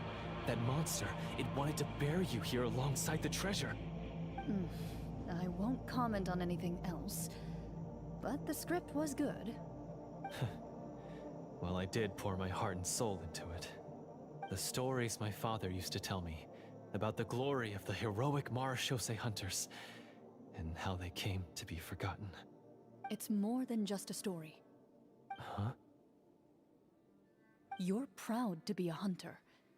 You're still holding onto that part of yourself, no matter how small. I have done so many despicable things. I have nothing to be proud of. Then explain the purpose of the evil sorcerer in your story. Isn't he the true antagonist? The one who sought nothing but his own gain, and used the people as pawns to attain it? In your heart of hearts, he was the one you truly wanted to defeat. But I've already tainted my sword. I no longer have any right to... Wake up, Florian. Remember how you introduced yourself earlier. Do you really think the hunters acted out of a desire for honor and glory? Or to be loved and acknowledged by the people? What did your father teach you about our order? You do not wield your sword for yourself, but to protect those you serve. There's nothing special about a blade. It's the intentions of the wielder that matter above all else. Do you still not understand? Even after seeing the treasure for yourself? The contents of that room, they represent the true legacy the hunters left behind. You're right. I am a Marashose hunter. It's time for me to redeem, no, to finally serve the people I vowed to protect all along. I wouldn't be so quick to push aside the need for redemption.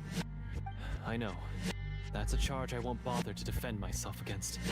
Good. Then, come with me. And help me see the script through to the end. Huh? See the script through to the end? But there's no more script left. Never finished it, huh? No, I mean, I wrote the script with the sole purpose of luring you all here. There was no reason to write beyond this point. Then we'll just have to keep writing it. The evil sorcerer still needs to be defeated. You mean the Devorator? Are you saying I have to make up the rest of the script as we go along? Is that really so hard? You've already written most of it. Surely you can write an ending where the hunters win and justice prevails. I'll be there to help you too. You aren't afraid your party will fall into danger? I know what my friends are capable of, and they're all quite skilled. Besides, I need their help. Then, are you going to tell them the truth about all this? I don't intend to spoil the fun. Sometimes, protecting dreams and fantasies is more important than exposing the truth. Don't you think?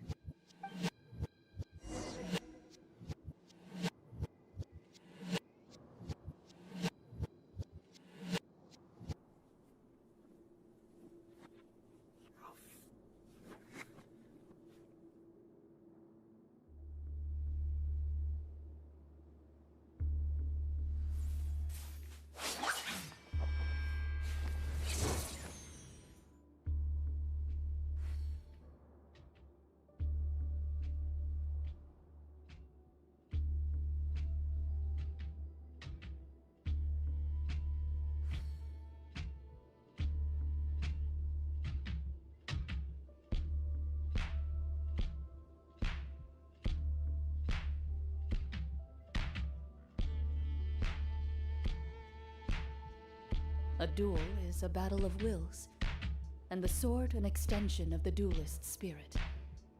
If your heart recoils in fear, then your sword may as well be in its scabbard, because you will not wield it effectively against your foe.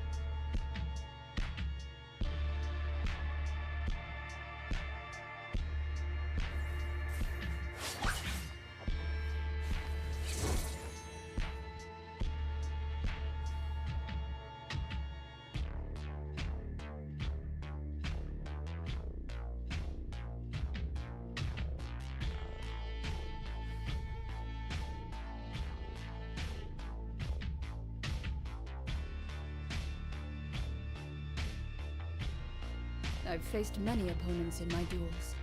Most of them I defeated. The rest surrendered. Hmm? No, I have never lost a duel.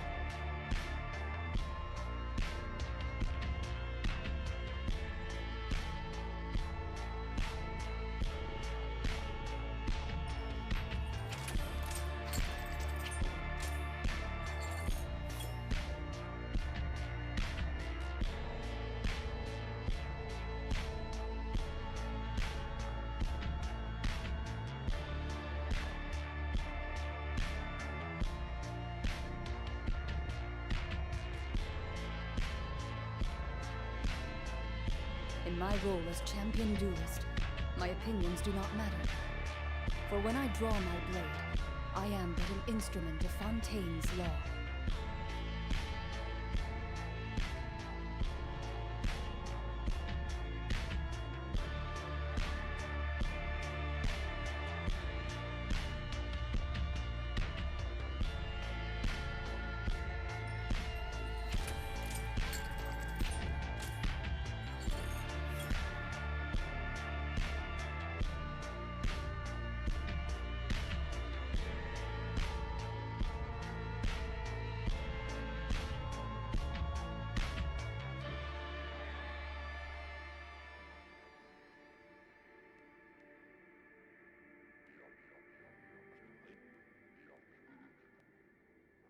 I've faced many opponents in my duels.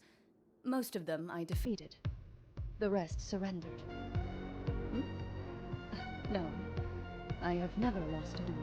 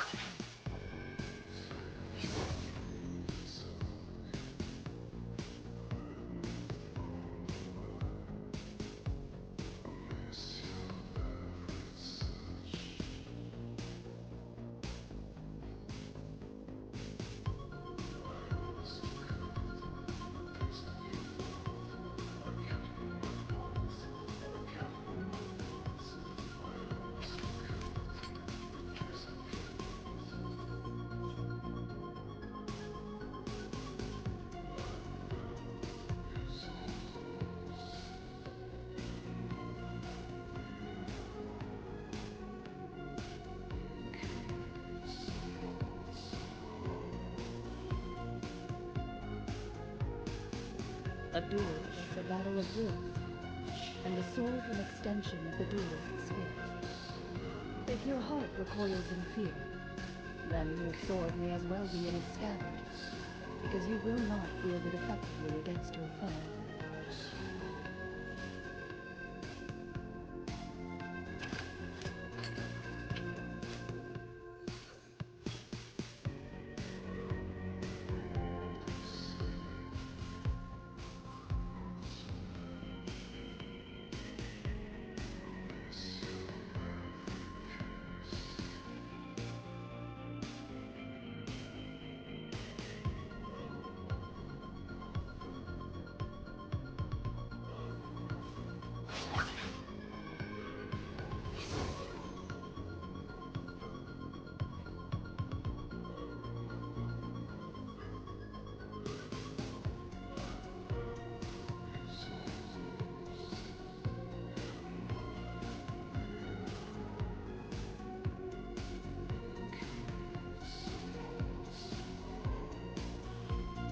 I've faced many opponents in my duels. Most of them I defeated. The rest surrendered. Hmm? No, I have never lost a duel.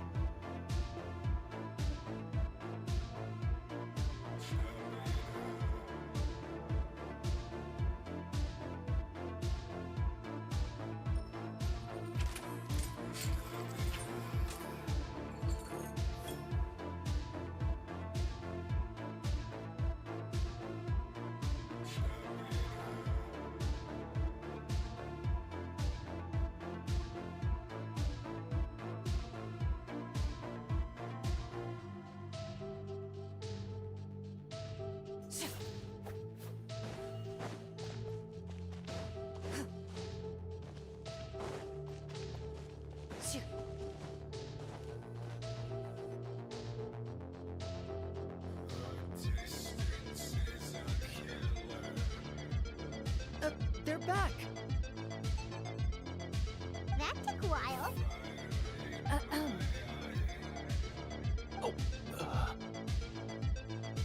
Ahem! My fellow Mara Shosei hunters, please forgive me, for I have sinned. Tone it down. Sorry. After crossing swords with you and witnessing your courage in battle, I've rediscovered my true self and regained my pride as a Mara Shosei hunter. Oh, do I smell a redemption arc?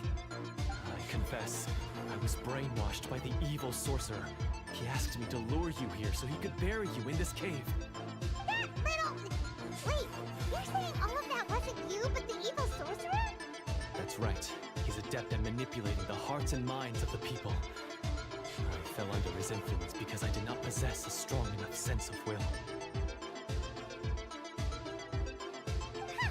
And how are you going to prove that you're a changed man? We're not going to fall for the same trap twice. To be perfectly honest, I only came to my senses after seeing the treasure. It reminded me of my father's past teachings. The treasure was actually... The names of all the Mara Shosei hunters from ages past and their weapons? Wait, you already know? Of course. Don't underestimate a veteran role player's exploration skills. Oh, wait, I mean, Mara Shosei hunter Navia's exploration skills. We just finished reading through the content of the stone tablet.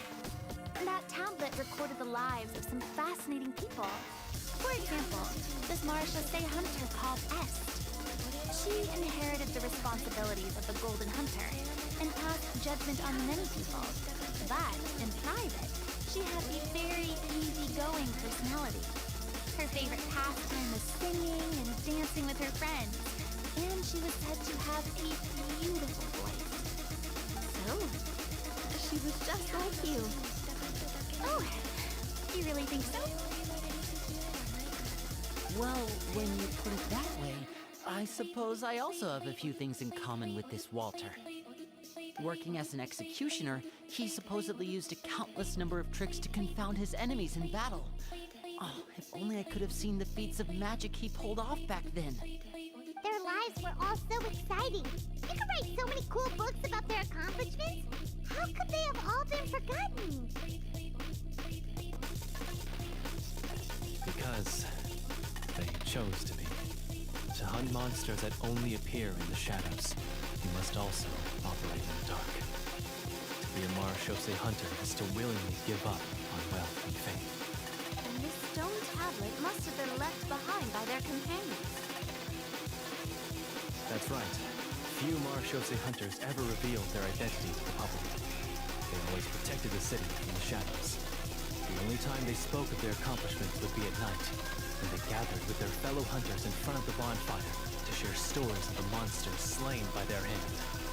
So, this tablet was created not so that the hunters would be remembered by the people, but so that they would be remembered by each other. No wonder this place was so well hidden. You regard the stone tablet in solemn silence. The names of your comrades etched onto its surface serve as a reminder that you are never truly alone. The tablet proves that, although a hunter walks a shrouded path, it is not a solitary one. There will always be those who walk beside you, a fact that remains as true today as in ages long past. Their legacies shall continue to be passed down from generation to generation, as everlasting as the stone onto which their names are carved.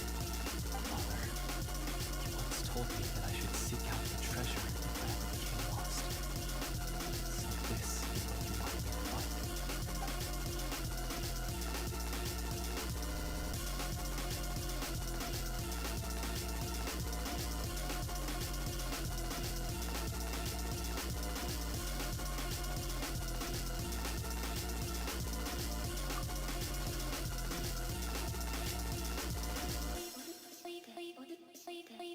His eyes are sincere, and his words ring true.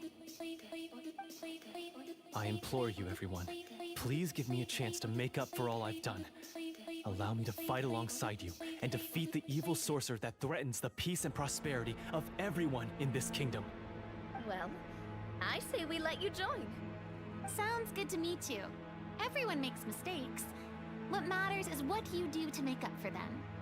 I have no objections, but Mr. Florian, do you even know how to defeat the evil sorcerer?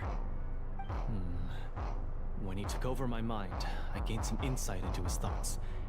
Every time I thought of the treasure, he reacted with a strong sense of fear. Huh? He's afraid of the treasure? But there's nothing here except some broken weapons and the stone tablet.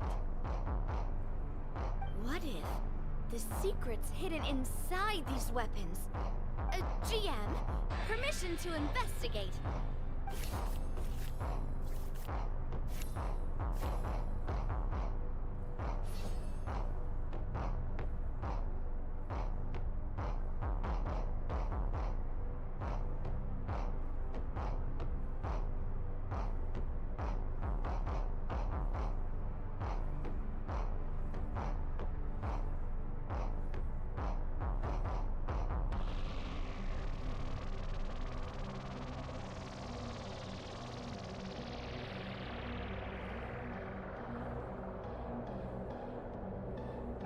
At first glance, the weapons appear absolutely ordinary.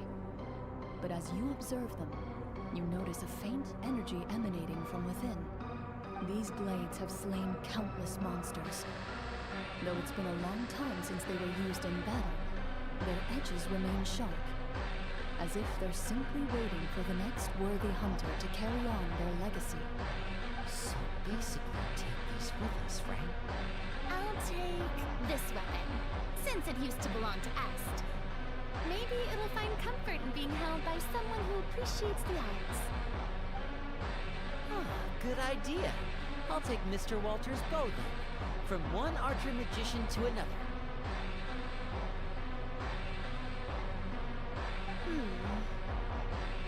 Paimon's gonna pick a cool weapon too!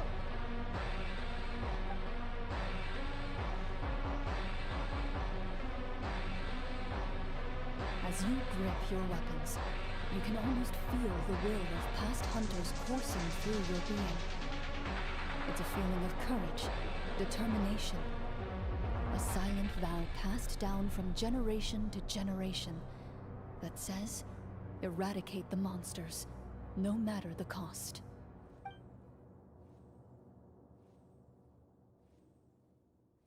Mr. Florian, do you know where to find the evil sorcerer? I was able to see his surroundings when our minds were connected. I believe he's currently hiding out at the church in the kingdom. We must be extremely careful. He's spent so long living among monsters that he's now taken the form of one. He will not be easily defeated. Then why don't we explore some more and try to find some higher level gear? We don't want to just fight him and lose, right? Oh. No, we have to strike now. He was greatly weakened when I managed to break out of his control. If we let him rest, he might have time to escape. I agree with Mr. Florian. We've got to act while we have the advantage. Don't forget, the people of the capital are counting on us. Yeah, now that we've got a plan, there's no point in waiting. The longer this drags on, the worse it will be for everybody.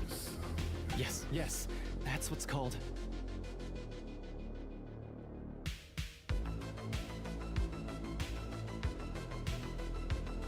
Yes, that's exactly right. Alright, you've persuaded Paimon. Mr. Florian, please, lead the way. Of course. Follow me. He had to set up so many scenes today. Now he has to join in for this last part. I really don't envy his job.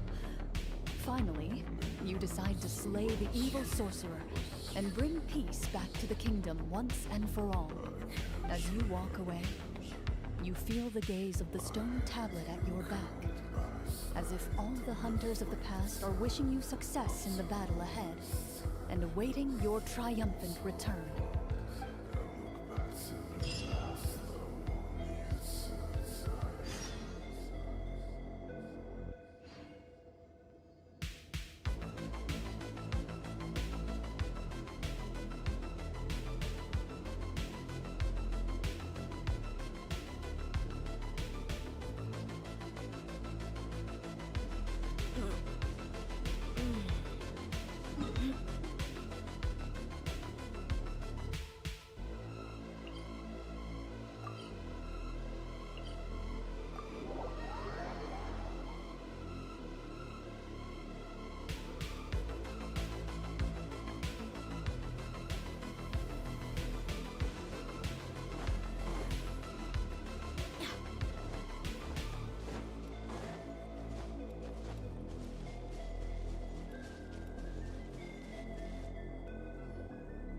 Finally, you arrive at the church Florian described. As you approach, an ominous aura surrounds you. You get the sense that your enemy is close at hand. How strange. This uneasy feeling seems so real. How did they manage that? Now, it is time for the final battle. Let's go!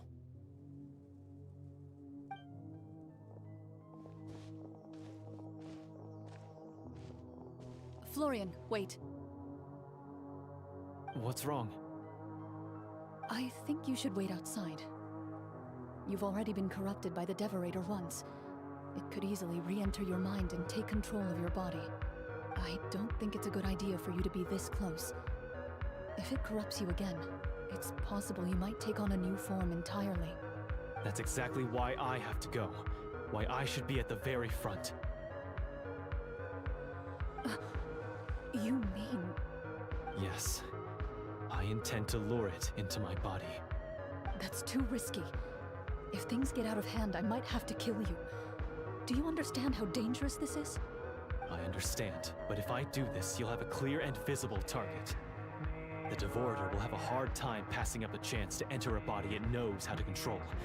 You won't have to worry about any of your friends being taken over. You're not like me, Miss Clorand. You're a just and powerful Marechaussee hunter. The monster broke free due to my error. It's only right that I shoulder the responsibility for its destruction. This is... something that I have to do. Consider it a duel to restore my honor. My only request is that you give it your all.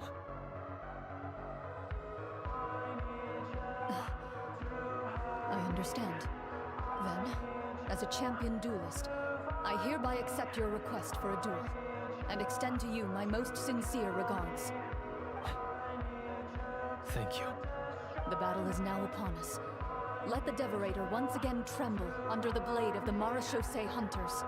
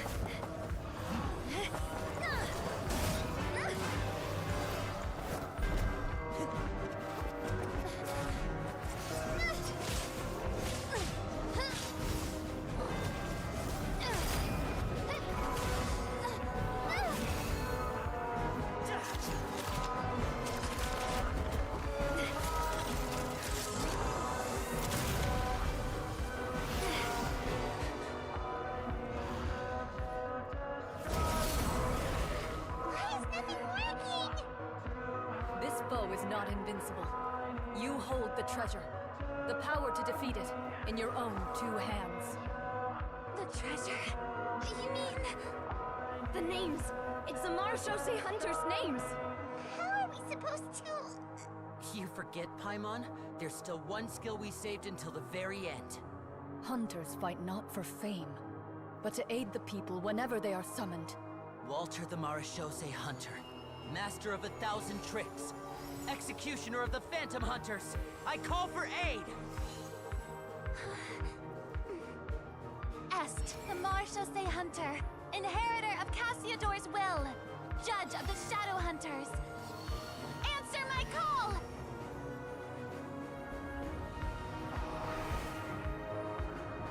Petronia, protector of justice and order, the hunter I respect the most. Thank you for saving my friend, The best one I'll ever know. Please, lend us your strength!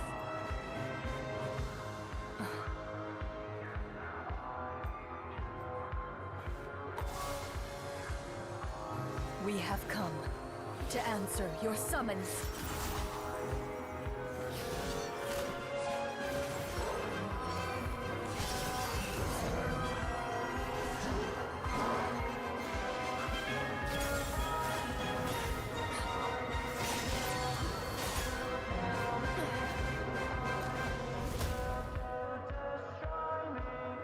And so, the monsters were eradicated, and the sorcerer was defeated.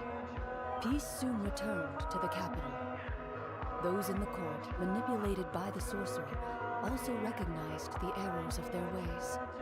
Some remembered the names of the heroes who saved their kingdom, but others simply continued their lives none the wiser. Such is the story of the Marachose Hunters. They pursue the phantoms in the darkness and exterminate all who pose a threat. They will always protect the city and those within it, even should all memory of their accomplishments be forgotten by the very people they serve. I am assuming we've finally reached the end of the script. Yes, you've reached one of the better endings. It's a pretty solid story overall. I thought it was just an ordinary adventure at first, but the further we got into it, the more impressed I became with the production and the plot. That final battle especially. All the effects were super realistic. Oh, right. Yeah, totally. That's a really good point. I never expected the weapons we picked up from that vault would have that kind of effect. Yeah, mine nearly scared the daylights out of me when it started glowing. I took a good look at it after we got out, but I don't think it ever lit up again. Oh, we should probably give these props back, right? I'll just leave mine here. Did you have a good time? Of course. Let me know if another script like this comes around. Sure, no problem. Then I'll head back for now. I think I need some time to fully digest everything that just happened. Once Mr. Florian is awake, please pass on my regards to him. He must be extremely exhausted to have passed out cold like that. You're right. He's had a lot to deal with. Well, see you all some other time. Toodaloo!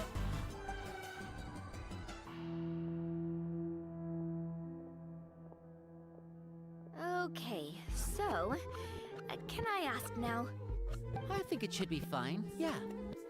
What in the world was going on back there? So you saw through all of that? That time in the cave when you told us to close our eyes, it'd be weirder if we didn't notice anything. I was dying of curiosity the entire time. I mean, you did a pretty bang-up job of pretending nothing had gone wrong. Farina actually looked like she thought all of it was planned. Guess none of us wanted to be the one to break the illusion. What are you all talking about?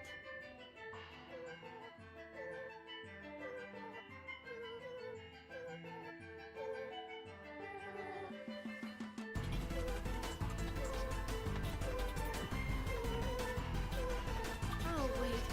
Don't tell me you never... This is all my fault. It's not too late to cover your ears. Here, partner. I'll do it for you.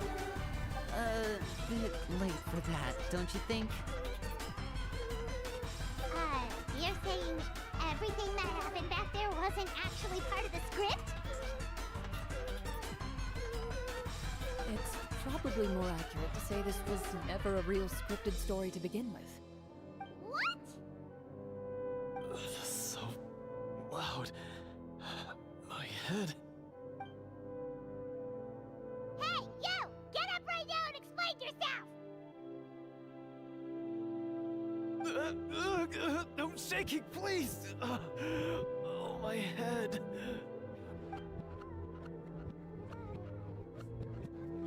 Did Paimon just hear that right? You guys made up that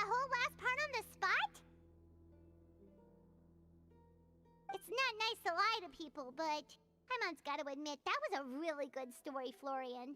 Oh, and nice improvisation, Florian! Yeah, it was like watching a magician improvise a spectacular magic trick after forgetting an important prop. If Paimon knew something was wrong with that box, she would have floated straight in the opposite direction. Everything was under control. As if you've ever described a situation as being out of control. I'm pretty sure any situation you consider to be easy to handle would scare a reasonable person half to death. Guess I'm just used to it. You must run into a lot of unexpected situations then. That explains why you're so good at coming up with things on the spot. As for you, Florian, I know there's no excuse for what I did.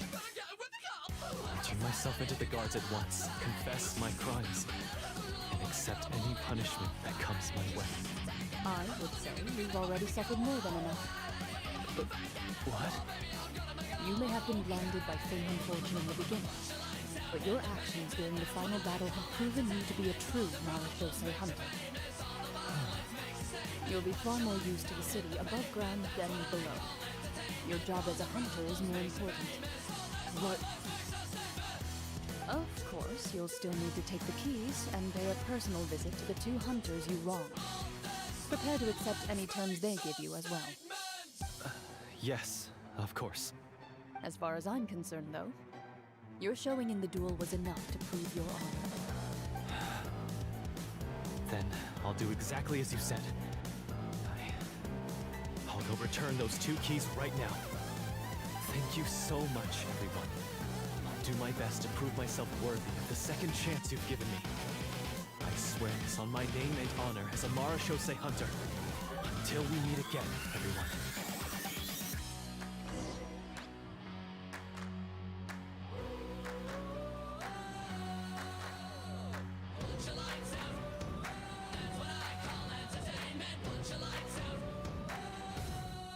Speaking of Marachose hunters, what should we do about the treasure in that cave?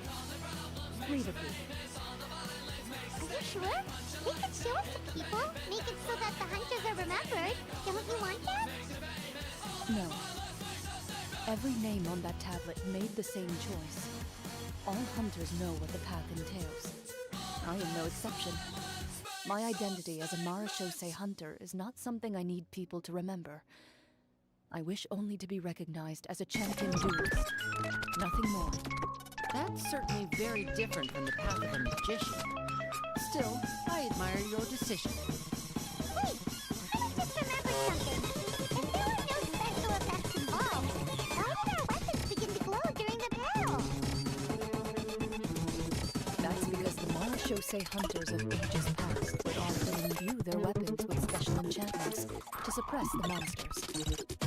Whenever a monster was nearby, their weapons would start to glow. Oh, so that's why they had an effect on that guy near the end. I really thought the summons were doing all the work. Well, I'm sure the summons were a part of it too. Oh? How so?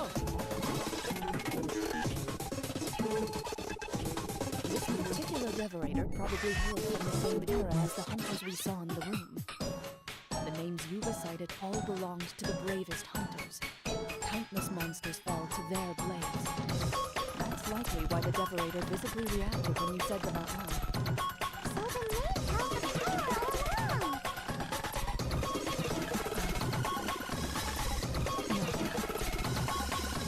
Everything you said did. Huh? Oh, I meant what I said. I mean, it was true to my character, so yeah. I'm glad you heard it. Just don't make me repeat myself. It's embarrassing. I really appreciated those words. All right.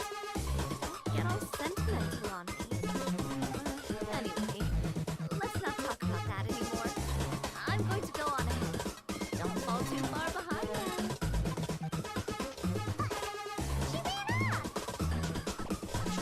I should probably head back as well. This story was truly incredible.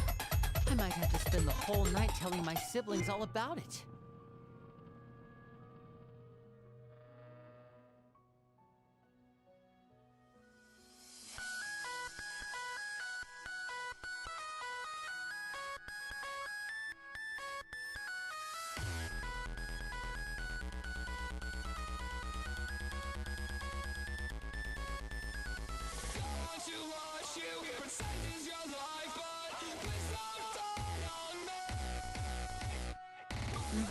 Goodbye.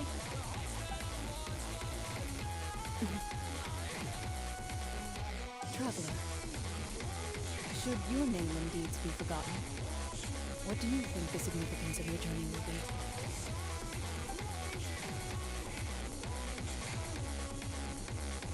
I suppose the significance would be the journey itself and the world we helped create. There's still value in the time I shared with everyone here, in the things we were able to accomplish, even if no one remembers them. A great answer. I'll remember it.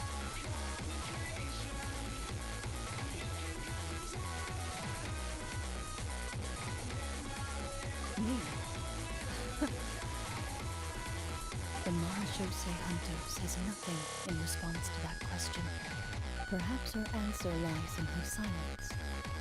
An unspoken vow left to echo through the night. The path she walks needs no explanation.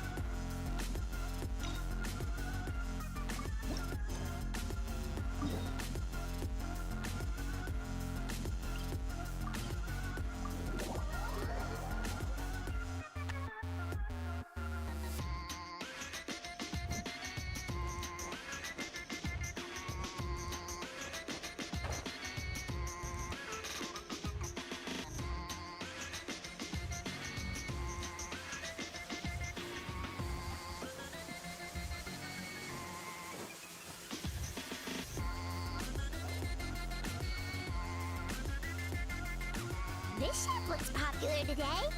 Wonder what the occasion is.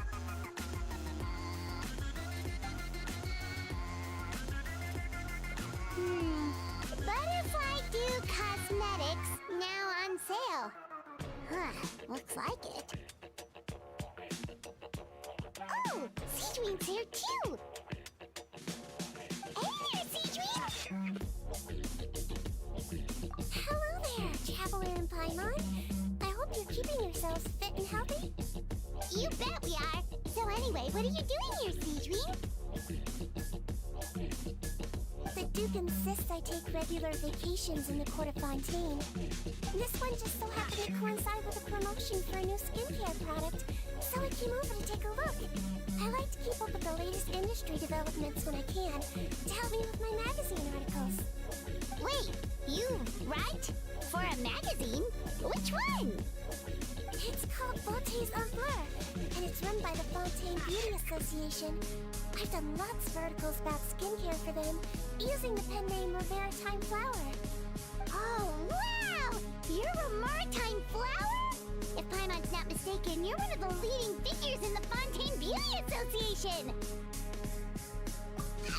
What's so weird about that? Everyone loves beauty! I really like this role. The staff at cosmetic shops are always so polite, and as long as I wear a big smile on my face, I always get the best customer service. Well, they sure don't want to make an enemy of the Maritime Flower.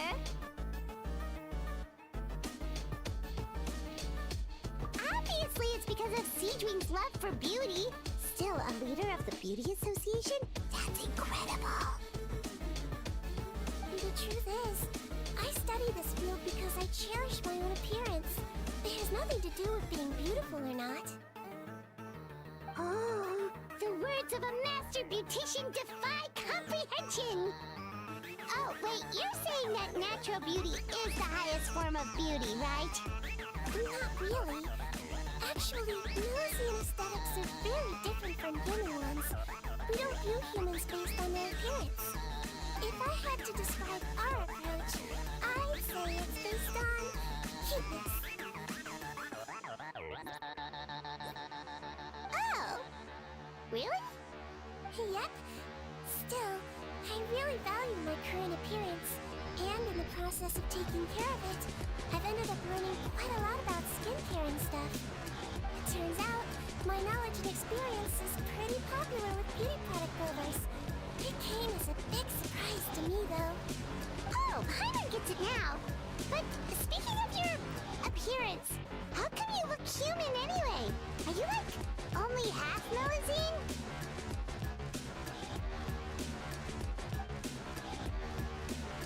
Ooh, wait, sorry. That was probably really offensive, wasn't it? No, I don't mind. I'm not mixed, though. I made a decision to turn myself into this form a very long time ago. If you're interested, I could tell you the story. A shape-shifting story? Oh, heck yeah, of course we're interested!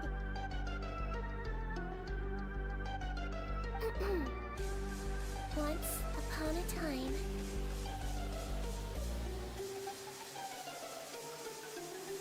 Long ago, humans rejected Melusines, and Melusines feared humans. There was one Melusine who became fascinated with human medicine, but no human wanted her help. And there was one girl who liked Melusines, so no humans would make friends with her. So, the Melusine became the girl's friend, and the girl became the Melusine's patient. Your checkup's all done. You're still in perfect health. Thank you, Dr. Melusine. In this game of doctor and patient, a friendship was born. Then, one day, the girl fell ill. The Melusine was the only doctor to arrive on time, but the adult sent her away. Scram! Melusines can't be trusted! So just because I'm not human, I can't save my best friend? In desperation, the Melusine approached the frightening witch. She begged and begged until she got a reply. If you take this potion, concocted of sin, you will gain a human face and grow human limbs. But then, you will lose everything that attracted this friend of yours to you in the first place. Can you accept that? The Melusine did not hesitate for very long.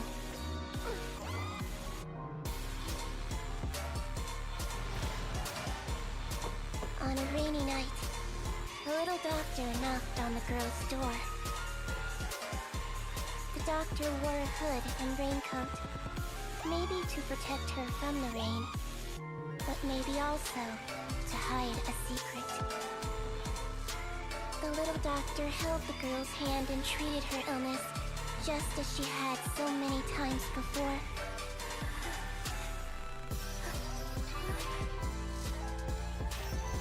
Dawn came, and the little girl's condition improved. But the little doctor was long gone, for she knew her friend would never recognize her again. And so, since then, I've lived my life in human form. Most people who know me just think I was born this way.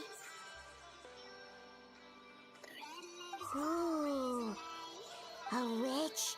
A potion? Why does this sound like a fairy tale? Trust me, it's a true story. Must be the way you told it then. It just sounds so...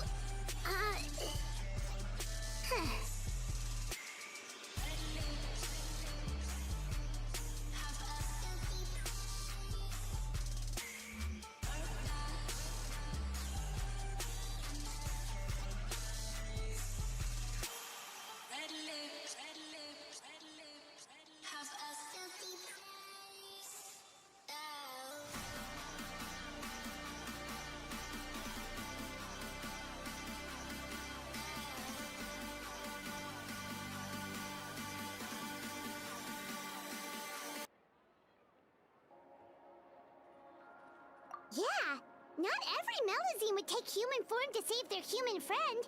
That must have been a huge decision. Treating patients is a doctor's duty. We must always find a way, even when the going gets tough. Ugh. It's so crazy that they turned you away just because you were a Melazine, especially when their daughter was so sick. Well, sometimes appearance can be a real barrier. But that was a long time ago. I like how I look now anyway.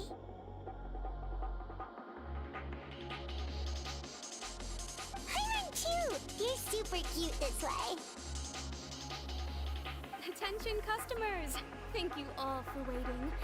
Now, on behalf of our skincare partner, I'm delighted to announce that our exciting new product is now officially on sale! Well, there we go. Let's have a look, shall we? Paimon, if you want to buy any skincare products, I'll be happy to give you some suggestions. Really? Personal advice right from the leader of the Fontaine Beauty Association? What an honor! Allow me to introduce our newest skin lotion, Butterfly Dew. I'm sure many of you have already read about this product's trials in the newspapers. To say that it improves skin quality is an understatement. This product gets its name from the way it transforms your skin and makes it glow anew, like a butterfly emerging from its chrysalis and spreading its wings for the first time. We are thrilled to have the inventor of this fantastic product with us here today. Please welcome Mr. Rawat, a researcher from the Fontaine Research Institute. Now, without further ado, I'll hand over to Mr. Rawat to tell you all about what Butterfly Dew can do for you. Thank you. Hello, everyone. I'm Rawat, and I developed Butterfly Dew. Wow, what a looker. He's a researcher? Well, he's pretty challenging a stereotype. It seems that everyone is surprised by my entrance. Or should I say, my appearance. I'm well aware that researchers are generally better known for their brains than their dashing good looks. In that regard, I do believe I break the mold somewhat. Of course, appearance is a skin-deep way of defining a person. And yet one's appearance can be a very real set of shackles, holding a person back in their life. It can rob a young person of their self-confidence when applying for a job, dissuade a young lady from approaching the one she loves. Our actions are at the mercy of our appearance, and we slowly become the very person that the outside world sees us as. But what if I told you that those shackles can be broken? If our appearance prevents us from changing, then let us first change our appearance itself. Wash away moles, birthmarks, and wrinkles, and they can no longer rob us of our confidence.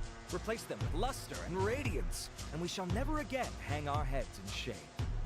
That is why Butterfly Dew exists. Its mission is to allow us to shed our pupae, undergo a complete metamorphosis, and embrace a new life. Well, whether it actually works or not, after that speech, Paimon's already sold!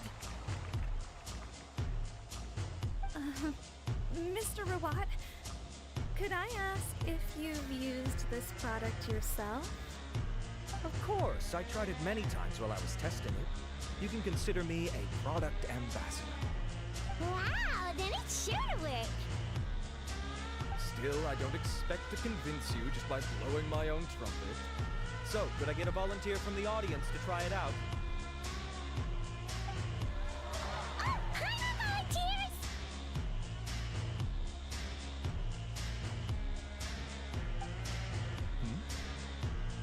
Oh! Wow, what an honor! It appears we have a giant of the Fontaine Beauty Association here with us. In that case, Miss Sijui, could we seek your most expert opinion on this product? Sure. Oh, is that a maritime flower? They say she's the pickiest user of skincare products in all of Fontaine. Here you go.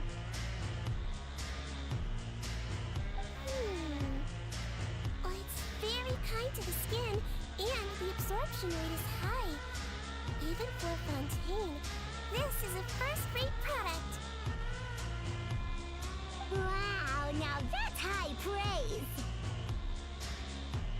I'll take one. Any discounts? All right. Well, all that remains for me to say is, Butterfly Dew is now on sale!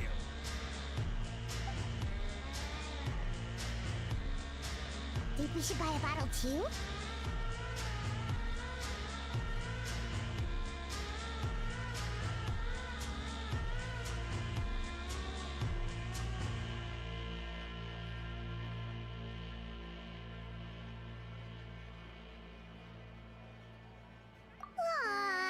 Really? Well, it's still good to care for your skin though, right? Highland definitely feels kinda rough from being exposed to the elements all the time.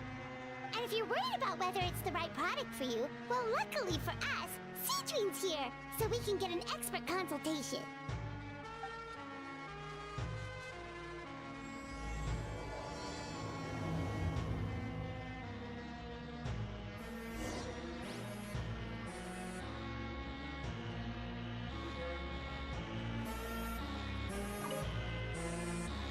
It's an honor to receive such high praise from you. To be honest, I was also hoping you might be able to point out some flaws in the product so I can keep improving it. With most skincare products, the pros and cons only become apparent with long-term use. Yet, this one has instant benefits, improving skin quality without any obvious side effects. It's one of a kind. Don't worry though, I plan to keep using it, and I'll publish regular reviews in Beauté Sans Fleur. You can read my thoughts there. All you need to do is subscribe. Oh, I was hoping for a more casual conversation, but you are a beauty association leader after all. I understand if you want to keep this professional. Seedream! Oh, excuse us, Miss Beauty Expert. But do you think this product is a good choice for me and her? Wait, are you the renowned traveler? That's right, and by her side, the equally famous Paimon. Well, I don't normally handle customer questions personally, but since it's the traveler asking, allow me to make an exception. Butterfly Dew is made for all skin types, so no matter who you are, you can rest assured that it will be kind to your skin. If anything, it might be marginally more effective on Fontainian skin, but other than that, it works the same on everyone. Why would it work better on Fontainians? In the interests of protecting my trade secrets, I'm afraid I can't answer that, Miss Paimon. Alright then. How about a friend discount?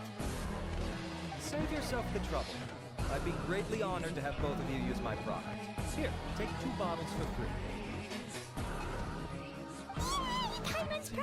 survives!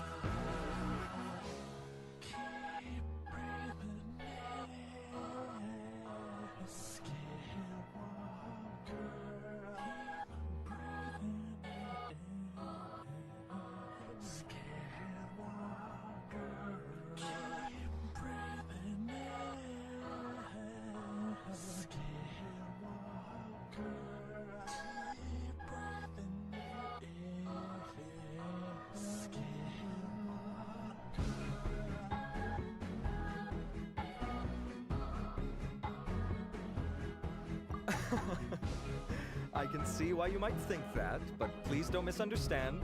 This gift is simply a token of my esteem.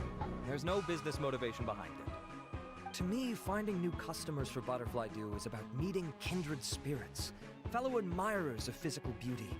I consider it a labor of love. Admirers of physical beauty? Eesh, that's embarrassing to say out loud. It sounds so shallow. It's nothing to be ashamed of, Miss Piper. Most people claim to desire inner virtue, but it's still physical appearance that turns their heads. This is a fact of life. It's only natural for people to desire to become beautiful. And that's exactly what inspired me to choose this research direction in the first place. You're right. Everyone loves beauty, don't they? My apologies, but I have other things to attend to. I'll leave you with these 2 bottles of Butterfly Dew, and I look forward to seeing you again.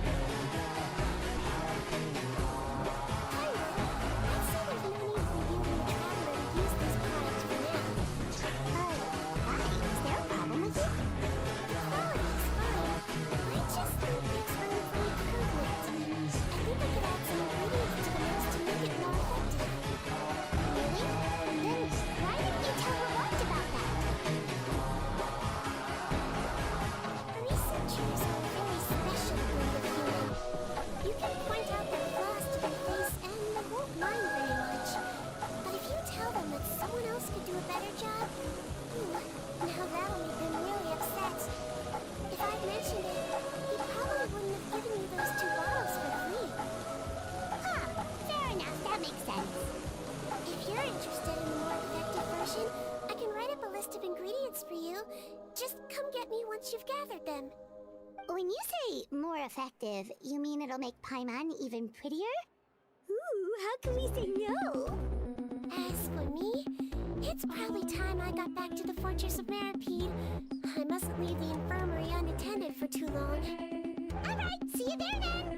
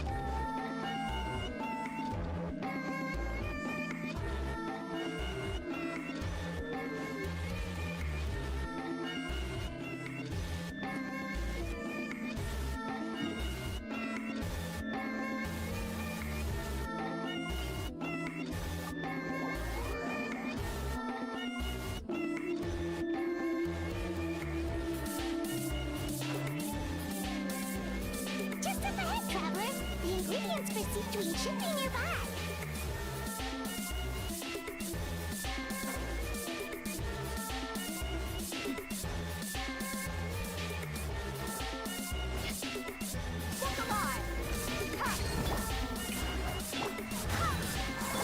Let the world collide! Wind, hear me!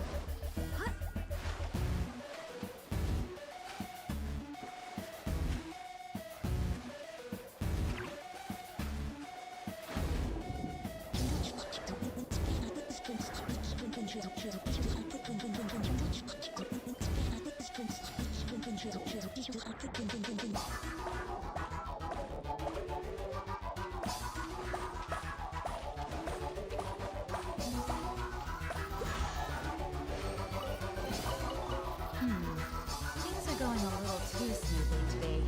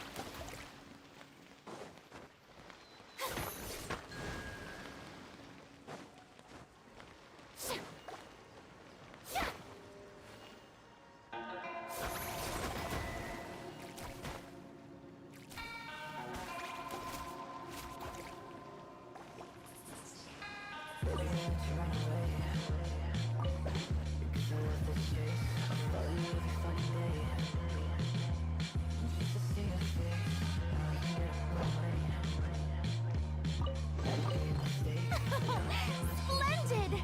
More interest.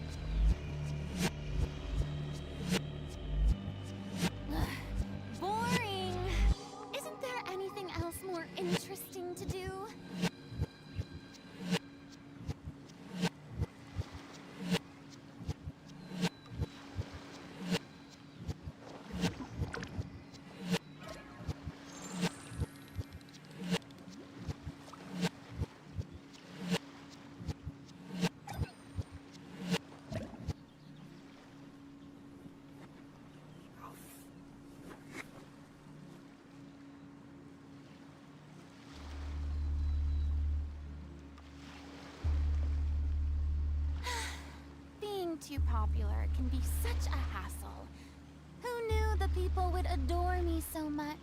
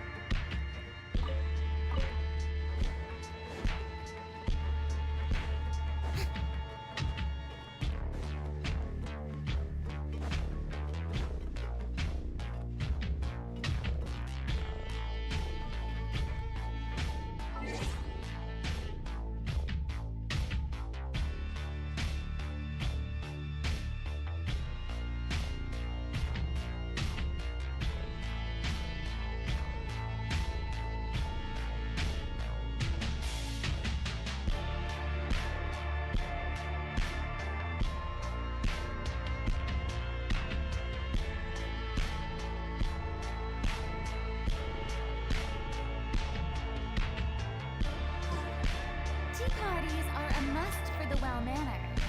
If you'd like to learn the proper etiquette, I'd be happy to teach you.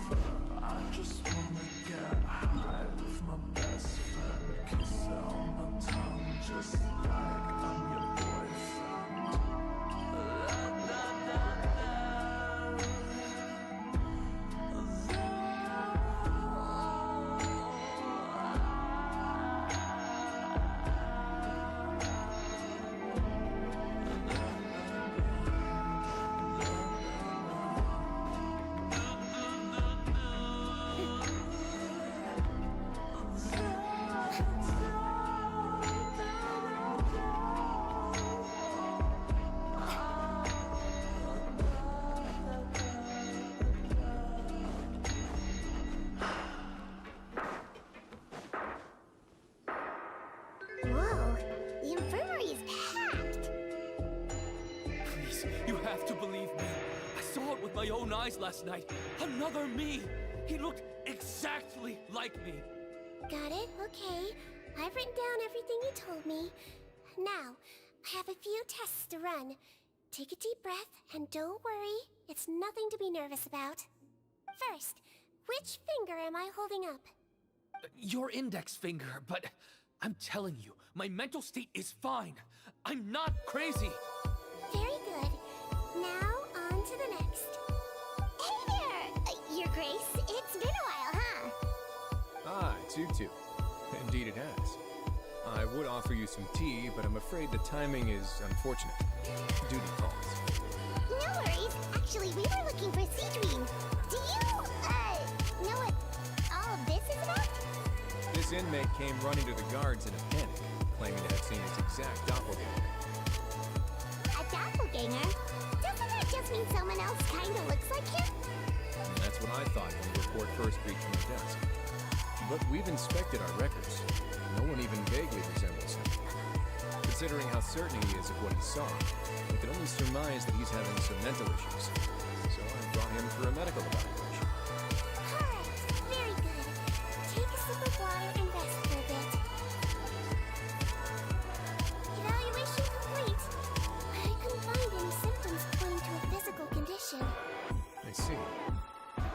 So do you still believe there's more likely to be an issue with his mind than his body? I have to assume so for now. Psychological issues are more difficult to detect.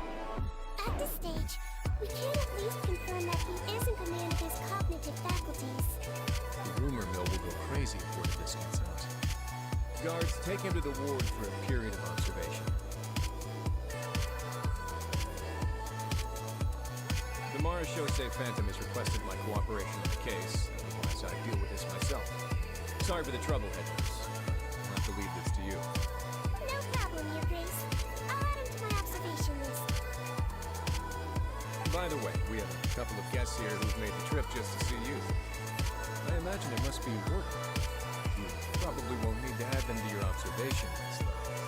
Oh, Traveler, Paimon, it's you. Hey there, Seedream! It's actually not that important, but... I'll be in my office if you desperately need me. Goodbye for now. Okay, bye-bye! So, Seedream... Would you mind waiting for just a moment? I have another patient to see. Just find an empty bed and take a seat. I won't be long. Oh, sure. Siegeween, we've brought him. And he seems to have taken a turn for the worse again. Okay, don't panic. Let's start by sitting him down here. Paimon had no idea how busy it can get for Seedream. Maybe now's not the time to ask for her help with skincare. Good point. Besides, it might actually be interesting to observe her at work. This could hurt, so I suggest you take a deep breath first. Did his face melt? What happened to him? It's anyone's guess. His face melted off shortly after arriving at the fortress. But since he's a serious offender, he can't be allowed out for medical treatment. Best we can do for now is ask the head nurse to give him something to manage the symptoms. This is gonna be awkward. We still need to bring him to the Marechaussee Phantom for questioning. What if he scares them half to death? Will that be our fault? Marechaussee Phantom? Does this have something to do with the case Risley's dealing with? Yep, it was a huge case. They bagged a few dozen crooks in one fell swoop. And this guy's the baddest apple of the bunch. He harmed countless people. And now, it looks like it's all finally catching up with him. You done gawking? I'm stuck. Not yet. I need to check the severity of your ulcers to decide the right dosage. I'm stuck. Don't worry. Melazines have a very different sense of aesthetics from humans. To me, they just look like a little kitty with slightly scruffy fur, but still just as cute. Don't patronize me. Do I look like a kid to you? Just give me the meds and let me out of here. I already missed myself. Hey, lose the attitude. You dare talk back to our head nurse like that again? Your days are numbered. Oh, it's fine. Okay, I'm going to apply the medication now. Tell me if it hurts, alright? Look how nice Suki looks to me. Are you so cocked to her like that? What a nasty piece of work. Can I leave now? Oh, not a peep. Oh, what a brave little guy. Thank you, Sijin. And I apologize for the trouble. Oh, Traveler, Paimon, did you bring the ingredients? We did, but we don't want to interfere or anything. You're busy saving lives here. Don't be silly. I agreed to it, didn't I? Just hand me the ingredients, and I'll make some time to whip it into the improved version for you. Take a rest here if you want. Or, if you're not tired, I hear they're holding a new penetration tournament in the administration area. Or alternatively, is there anything we can help you with, Citrin?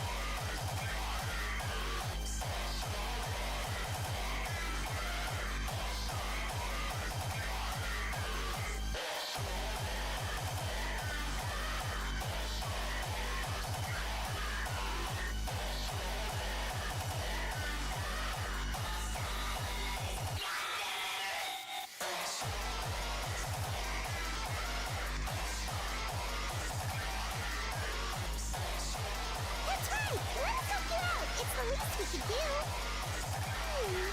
Good point. Kind-hearted humans start to develop guilt if they accept. Don't worry. I'll take a look at my schedule. I'm sure I can find something to treat this condition. I gotta warn you though, it'll be tiring work. So I suggest you take a break first, then come back and see me when you're ready.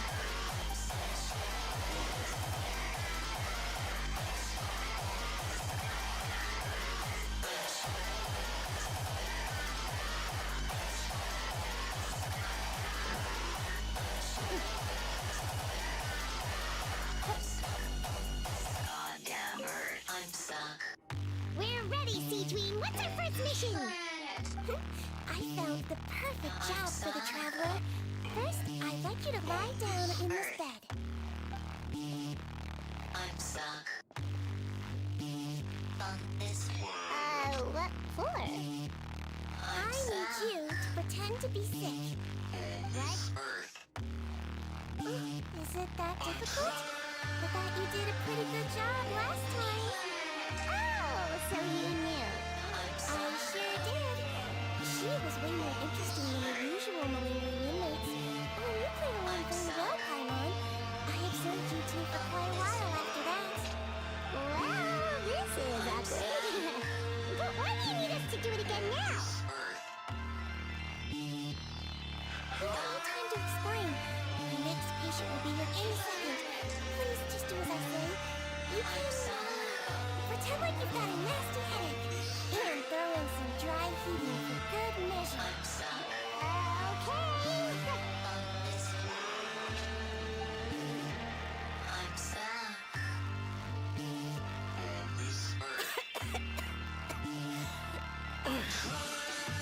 Hey, Doc.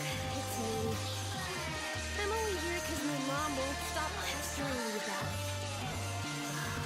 So annoying. Your mom has enough on her plate with a busy job. The last thing she needs is to worry about you being sick as well. No, I know. I shouldn't treat the place like a playground. Should I go swimming in the lower levels where we join up with the sea? Should I give me a cold and distract her from her work? I thought I'd be able to have some fun here at the fortress for a few days, but it's always, don't do this, don't do that. Alright. Sit yourself down and I'll take your temperature. Your fever still hasn't gone down. Here's your medicine. 1 cup for starters, and we'll see if it helps. But Doc, it's so bitter. Do I really have to drink it? I mean, I'll be fine, right? I've got an uncle who caught a cold. His fever went away on its own after a couple days. Can't you just write me a note saying I'm on the mend? I just need something to keep my mom off my case. I sure can. You're a very brave boy after all. Huh? Brave? In the makes you say that? Well, if you want to rely on your own immune system to clear up your fever, then you have to tough it out like this young lady.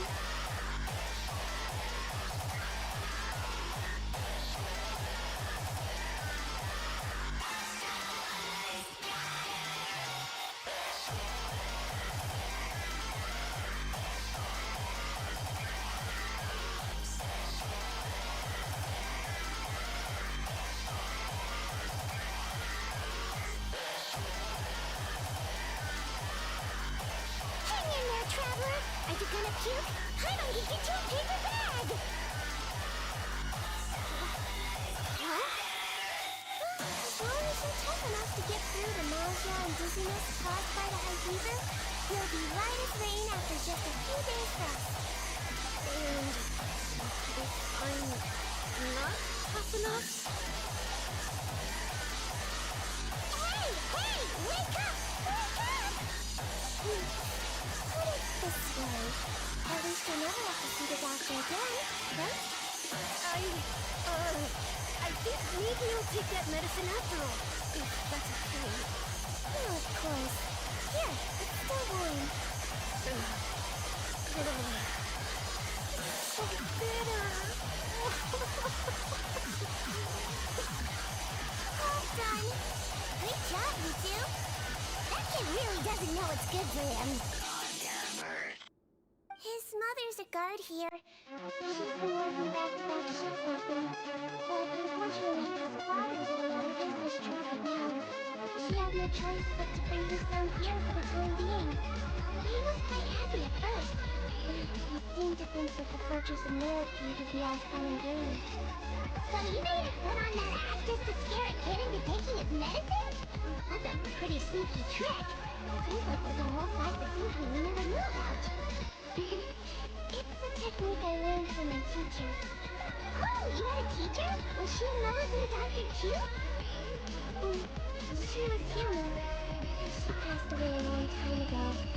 Oh, sorry. Fine. I really like my teacher, so it's always nice when I get to talk about her with other people. She was a traveling doctor, and since she didn't have a clinic, she'd go out and visit her patients wherever they were. Dealing with the body disease sounds like her specialty. Excuse to say, if you can scare the little brats into taking their medicine, you won't have to hear their wailing and screeching and making machine get worse. Huh, she sounds like a pretty strict teacher. Strict? That's not how my teacher saw it. She thought of herself as terrifying to kids. Strange way for a doctor to describe themselves. Now I'm always curious to know what she looks like. Catherine, I actually have a picture of her.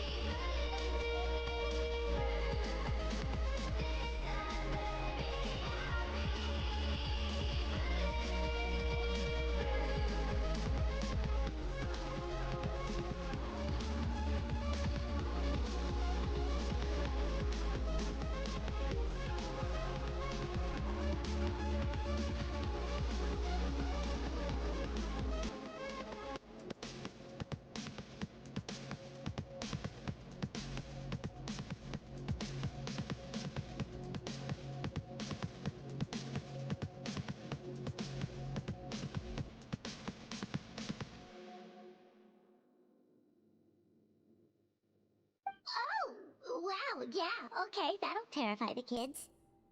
Yep. All the children she treated thought she was a witch.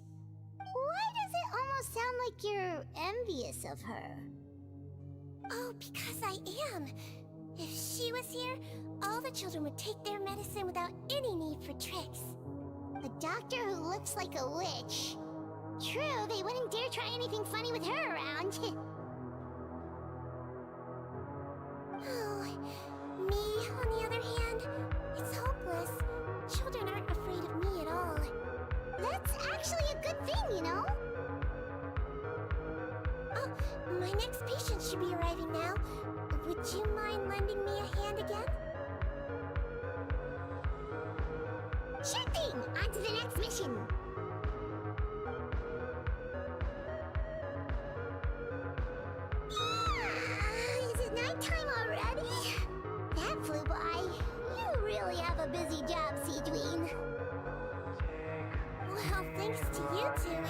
much easier today.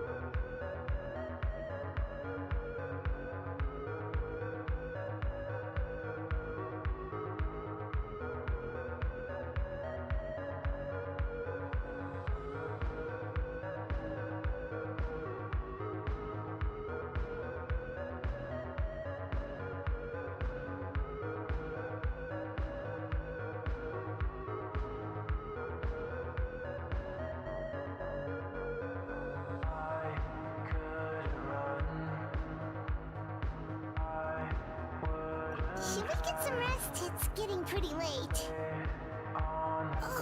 There is one last thing. I have to keep it confidential, so I usually leave it till after everyone's clocked out. Confidential? Are you sure you can tell us? It's fine. You're not living here anymore, so it's okay if you know. All it is I have to prepare some ingredients to make healthy meals with. Wait, you mean those healthy meals?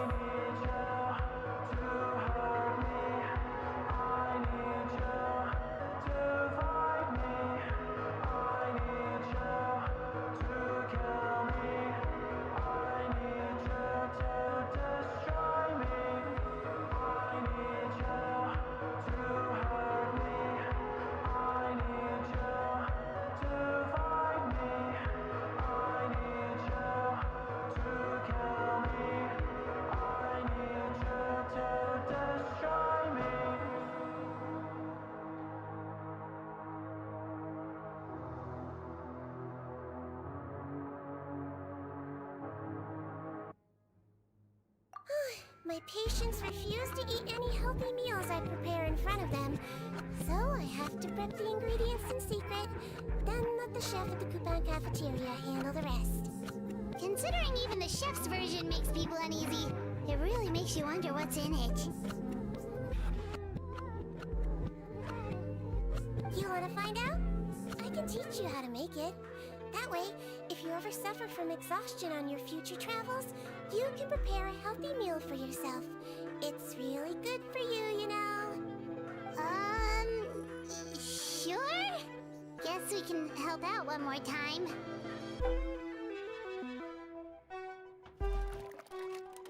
The ingredients are ready.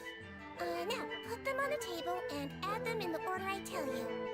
First, we add this special slime condensate, stir it thoroughly, then pour it in. See that? It adds elasticity. It looks just like tasty jelly, doesn't it? Yeah, it really does! Until you remember it's slime condensate. Next up, xenochromatic crystals. You want to crush them up into a fine powder, like powdered sugar. Wait, are those from Fontimer Aberrants? Are you sure they're edible? Finally, we'll need some high-protein meat. Frogs are an excellent choice. You just need to clean their innards, and then you're left with some lovely tender meat. Oh! Frogs!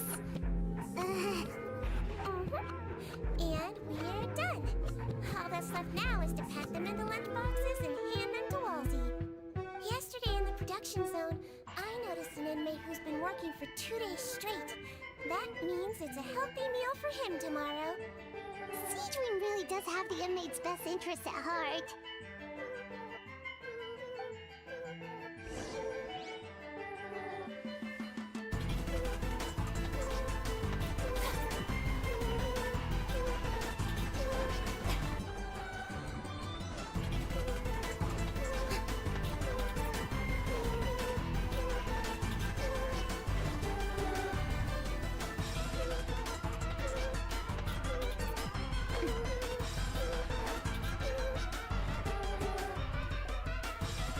Head nurse. Got some extras for me? Just the one today. The serial number's on the lid. Sounds good. I'll make sure it gets delivered. Sounds like they're talking in code. Thanks for your help. Oh, it's no trouble at all. I only wish I could do more. You work so hard for all our sakes. I'd happily lose a little sleep if it meant helping you out. That won't do. If you reduce your sleeping hours any further, your health will start to suffer. All right. Nurse's orders. I'll do as I'm told. But you take care of yourself too.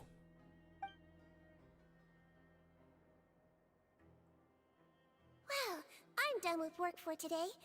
Thanks for helping out, you two. Seems like the guards and staff here have a lot of respect for you, Siegewin. In just one day of helping you with your work, it feels like we've done a lot for the fortress. Head nurse, please, wait. I'm sorry to disturb you this late at night, but I think you'll agree. This is urgent. Okay, just relax and catch your breath. What's the matter? The guard at the observation board, Overrun, he told me to pass on a message to you. One of the inmates there, the guy suffering from possible hallucinations, well, he seems to have made a sudden recovery, and now he wants to apply for permission to leave the ward. Huh? Already? You were right to tell me. I'll have to examine him and make sure he's well before we discharge him. Looks like we've got one job as medical assistants left. We'll come with you.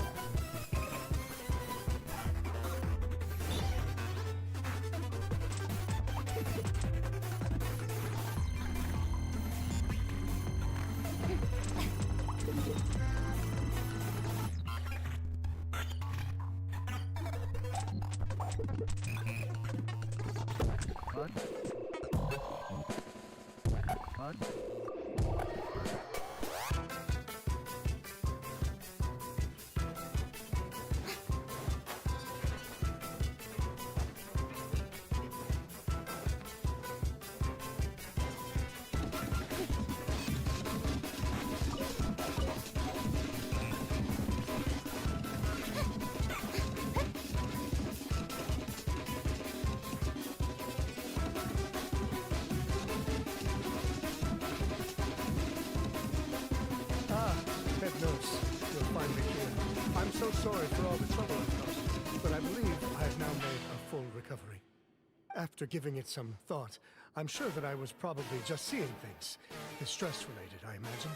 I'd been working long hours, so I definitely wasn't in the best state of mind. I totally understand. Still, I have to give you an examination before I can discharge you, okay? So, take a deep breath and don't be nervous. It'll be the exact same procedure as we did this morning. You can start whenever you're ready. Again, I'm sorry. I was in such a state this morning, I barely recall anything. Would you mind taking me through it again? It's a lot to remember.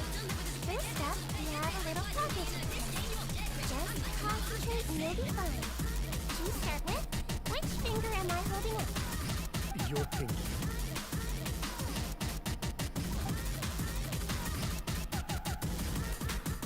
Alright, all indicators seem normal. So it was a stress-induced hallucination after all? Well, we simply have previous cases of mental illness caused by overwork, which is why I carefully observe everyone in the production zone. I wonder how I managed to miss the signs this time. Please, Nicholas, you shouldn't blame yourself. I'm just still adapting, that's all. Pushed myself too hard, and I guess I couldn't take it. Thanks for looking after me. I'll be as good as new after a good night's sleep. And if you can give me the okay, I know I'll sleep better back in my good old dorm. It can be difficult to relax in an unfamiliar environment. Alright then, you can leave the ward. I suggest you take 2 days off to focus on your recovery. I'll take you off the observation list for now, so you're officially discharged. Great. I can't thank you enough, head nurse. Mr. Odilon, did you escort him back? Of course. I'm on guard duty in the administrative area tonight, so nothing will go wrong. You have my word.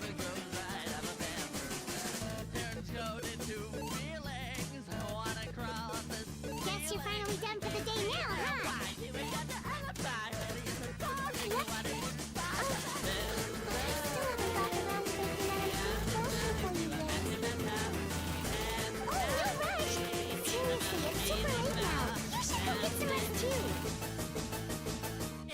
Tomorrow it is then. Good night, traveler. Good night, Paimon. Hope you sleep well. Oh, don't you worry. We will. After a productive day of work, we're both gonna sleep like a log.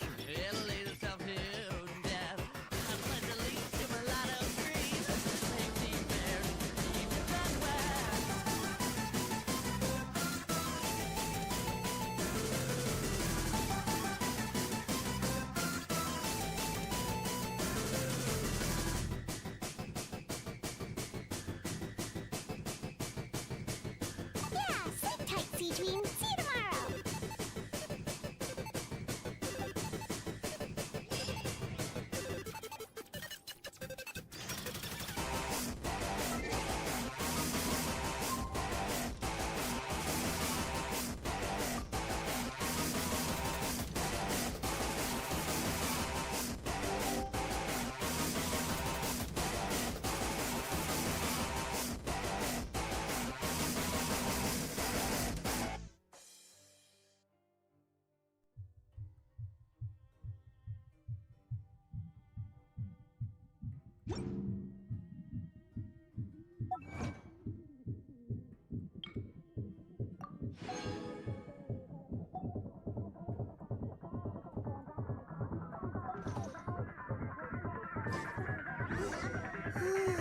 Paimon really did sleep like a log. Let's go find Seedream.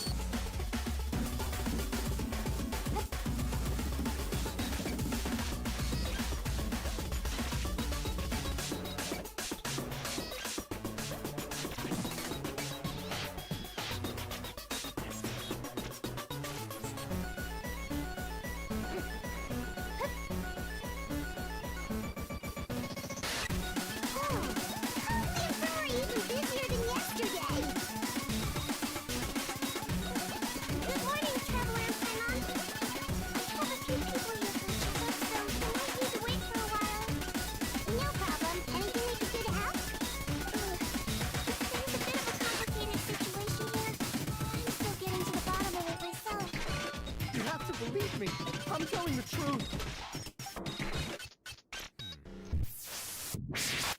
You're in a medical facility. Keep it down. Please, listen to me.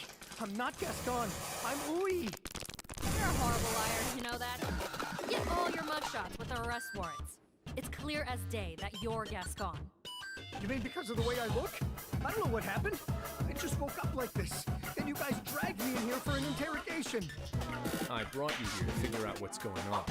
If you truly are the victim of an injustice, yelling isn't going to achieve anything. At most, it'll delay your vindication. All right. I get it. This is nuts. Yesterday's interrogations went fine. And now this. Morning, Your Grace. What's going on? Remember the case I mentioned yesterday? The one brought to me by the Marechaussee Phantom? Well, we've been questioning the inmates involved this morning. Every single one of them is claiming the same thing. Huh. That's even weirder than what that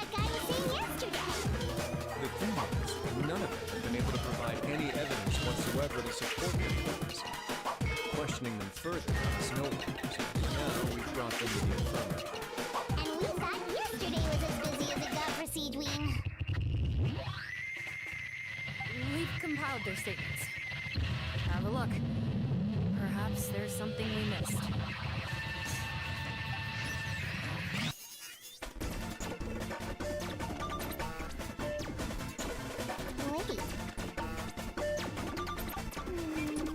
Release? Interesting. The inmates they spoke of in their statements appear to all be due for release today. I noticed that too. If that's their plan, they're underestimating us a little. Every serious offender claims that there's someone else who just so happens to be due for release today. If they're expecting us to go along with that, All the more reason to be cautious. Officer, check the release list for today and make sure no one gets processed. We're going to need to excuse them. Just say we're out of forms, and then we're furiously printing more as we speak. I'm on it. It's conceivable that our group of serious offenders somehow found a way to switch places with inmates who were about to be released. we did consider that possibility. But I mean, just look at them. They match the warrants, period. How could there have been a switch? Only if they're dead ringers for the inmates due for release, I suppose. I gave you that name list yesterday to assist in your investigation. Did that help? Yes, the inmates' mugshots were attached to the list. The first thing I did was check the phone numbers. Then I didn't find them. The only other thing that stands out to me is that their voices sound a little different today. But it's not exactly hard to put on a fake voice. Oh, really? What did Ned Nurse make of all of this? Give me a moment. I think I have a way to confirm whether there's been a switch. I know, it's not time to change your dressing yet, but please bear with me. Huh? Isn't that the guy from yesterday? This should be Honore. He has very severe facial ulcers, which require an operation in the hospital at the Court of Fontaine. I authorized him to leave the fortress for medical treatment under guarded escort. Yes, like I told you. I'm not Potton. I'm Honore. So there has been a swap. Well, I can see what happened in Potton's case, but how do you explain the other inmates? You're not telling me their souls switched bodies, are you? No, I believe it was their faces that got switched. The method is a bit like replacing a tooth. Take the bad tooth out, put a false one in. And actually, I think I can prove it to you. Traveler, Paimon, do you remember Eric from the other day? Yeah, sure do. Then you can be my witnesses. To start with, please fetch the inmate who claims to be Eric.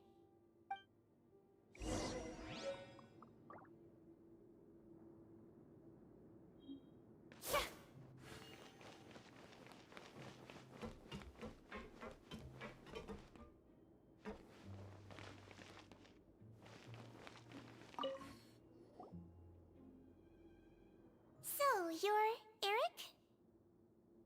Yes, head nurse. It's me. You do believe me, right? I need to do another examination on you. Same procedure as yesterday. All right. It's the cognition test first, right? So I need to concentrate. Now, try to recall if you can. The last time we did this test, which finger did I hold up? I believe it was your index finger. But that means...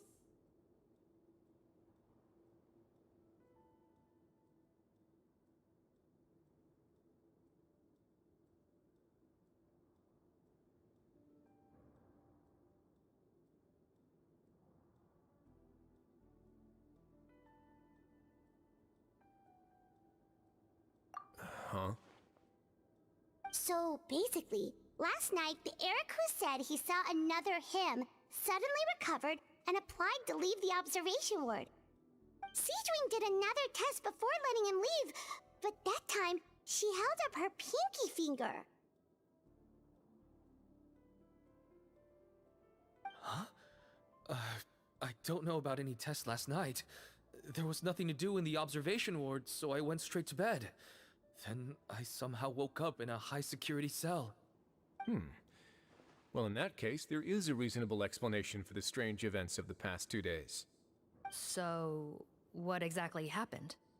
The gang of serious offenders wanted to break out of prison, so they identified a group of scapegoats, namely inmates whose terms were almost up, and planned to switch appearances with them. Last night, when Odilon was on duty, they ambushed him and had one of their group switch appearances with him using their face-swapping method. That allowed them to avoid scrutiny from the other guards. Then, once all the other inmates were asleep, Odilon spent his night shift carrying out the remainder of their switcheroo plan. However, they made one mistake. Henri changed his appearance to match Eric's earlier than he should have done, and ended up being spotted by the real Eric. Real Eric came to the guards for help, but we didn't know then what we know now, so we put it down to hallucination and sent him to the observation ward. However, since one of the gang members was posing as a guard, they simply changed real Eric's appearance and had their Eric take his place, muddying the waters even further. Right, because I put Eric on the observation list by then, and no inmates on that list can be processed for departure until I've discharged them. Hence why the imposters had to pull that little stunt to get fake Eric off the list. Yeah, it all makes sense now! The Duke cracked the case! Well, I can't fault the reasoning. But I'm afraid that we ruled out the possibility of face switching very early on in this process. Criminals altering their facial appearance to commit crimes is nothing new. In fact, one of the explicit duties of the Melazines in the Marechaussee Phantom is to identify criminals in disguise. We carefully examined all the suspects, and there is no evidence that any means of disguise were used in this case. Huh. Well then, how do we explain all this? So far, it seems more likely that the gang stole documentation belonging to the inmates due for release, and are using that to commit identity fraud. Actually, there is a potion that can completely change someone's appearance. If they use that, even a Melazine wouldn't be able to detect it. A shape-shifting potion? Forgive me, head nurse, but this is the first time I'm hearing about it. If such a potion truly existed, it would jeopardize our entire investigative process at the Marechaussee Phantom. Are you certain of this? Yes, I am. But... Please, trust me in my professional opinion as an experienced clinician. At the same time, without any solid evidence, it's pure speculation. If we can round up all the inmates suspected of switching places, then have a little talk with both sides, we might just get our answer. Yep, let's do that. Okay. Well, it was our negligence that meant we had to come and conduct these post-internment interrogations. And I know it's put you out. We'll do it your way. Your Grace, bad news. I paused the releases like you asked, but we were too late. A bunch of people already got processed 2 hours ago. I checked the list, and sure enough, it's all the people who gave statements. 2 hours ago? That's before today's interrogations began. They had this all planned out. So there really was a switch after all. They really pulled the wool over our eyes on this one. We should be able to catch up with them if we leave now, right? Not if that potion is real. They can just switch faces again after leaving the fortress. And if the Marechaussee's Melazines can't even spot them, we wouldn't know where to start searching. Yikes! So we're at a complete dead end!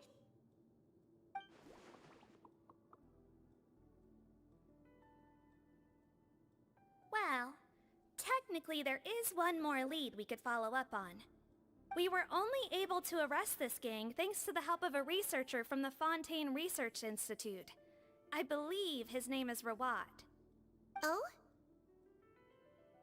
Rawat? Isn't that the handsome guy we met at that skincare promotion? Handsome? Maybe from a human point of view. I just remember that he specialized in potions. One of the crimes this gang is charged with is the manufacture and sale of illicit drugs.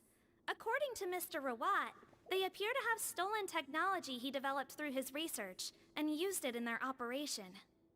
At first, he thought it was a typical case of intellectual property infringement, and he tried to negotiate with them. But once he discovered their criminal operation, he reported them to the authorities. Thanks to his report, we were able to swoop in and arrest them all in one go. What a hero! Bet that took courage on his part. No doubt. This is worth following up on. As the one who snitched on them, it's highly likely that Rawat will be targeted by the escapees. That aside, since he's negotiated with them in person before, there's a chance he'll have some additional information for us. Understood, Your Grace. My team and I will head to the Fontaine Research Institute right away. In the meantime, please keep an eye on the face switch victims for us. Of course. Miss Morgan, I'd like to come along and help you catch these criminals. Huh? Why's that? Well, I'm the one who discharged the fake Eric last night, so I feel partly responsible. Don't say that, head nurse. Your focus was on the inmate's health, and rightly so. We can't ask you to help with arresting criminals. That's our duty. I also have a more personal reason. Cotton is a patient of mine, and if I don't get a new batch of medicine to him in time, his condition will get much worse. Look, head nurse, I completely understand where you're coming from. But arresting criminals is dangerous business. And if anything happened to you, none of us can afford to take on that responsibility. Don't worry, I can defend myself just fine. You say that, but still... If I may, Miss Morgan, Siegeween is the one who raised the potion hypothesis, and I'm sure she has far more expertise on the topic than your team. My suggestion would be to bring her with you. And if you really are worried for her safety, then...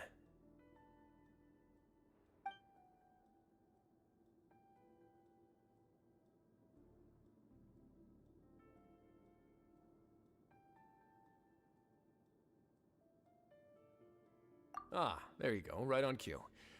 Knew I could count on you.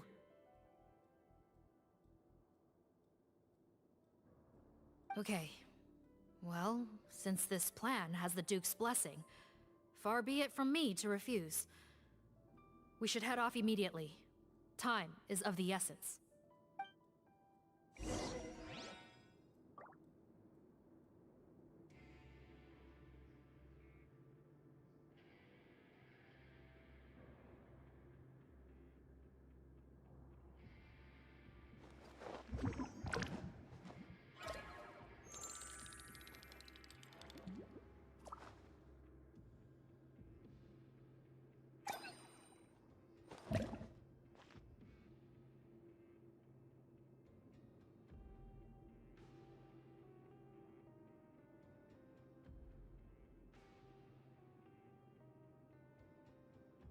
Tea parties are a must for the well-mannered.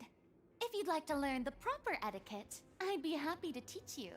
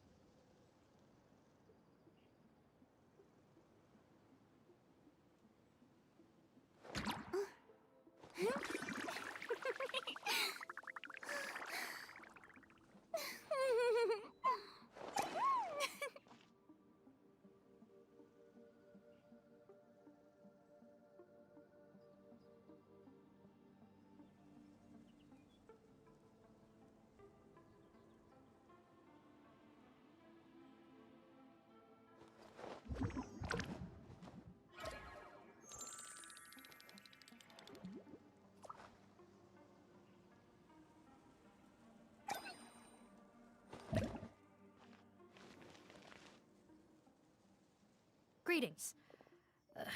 Sorry to impose, but I'm afraid we're here on urgent business. And we're gonna need you to cooperate. The Marche Phantom. Let me guess, you're investigating some more illegal research? Not this time, no. We're looking for a researcher. Do you know where we might find Mr. Rawat? Rawat. Oh yeah, Mr. Handsome, right? He actually doesn't work on site here very often. There's a handful of researchers in the nearby area who know him pretty well, though. You can see what they know. Just a handful? Paimon figured he'd be the most popular guy around. Well, I guess you could say he's popular, at least on a superficial level. He's blessed with good looks, so he tends to make a good first impression on people. But in all his time here at the Fontaine Research Institute, I don't think he's ever had a single deep conversation about his research with his peers. That's no way to make real friends around here.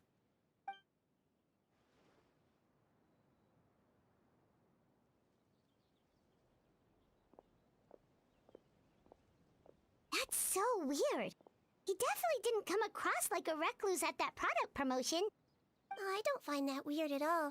He definitely didn't strike me as the kind of guy who's good at making friends. Really? Paimon couldn't tell. Must be a Melusine perception thing. Okay, we should talk with his acquaintances. Sure thing. We'll go ask around among the other researchers with Siegedweeb. Paimon's suddenly kinda curious to know what everyone really thinks of him.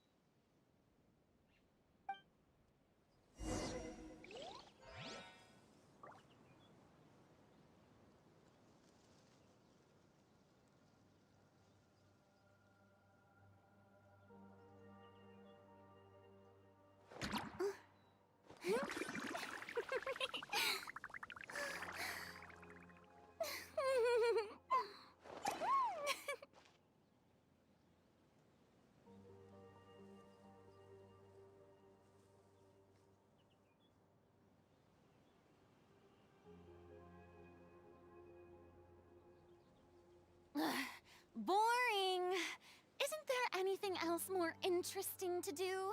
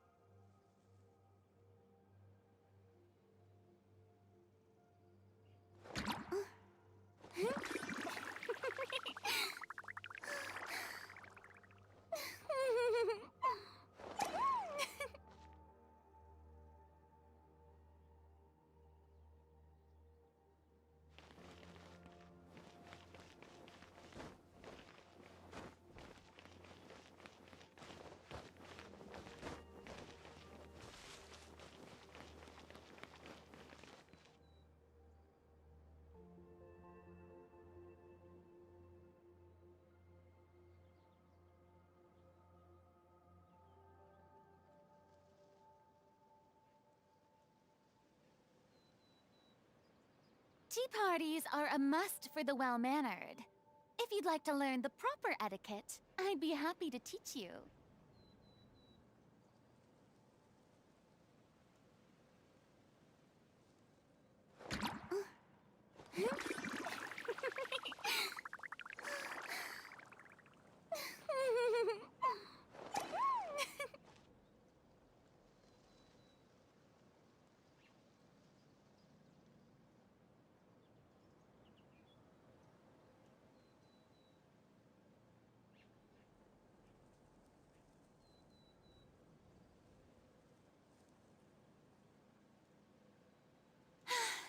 Being too popular can be such a hassle. Who knew the people would adore me so much?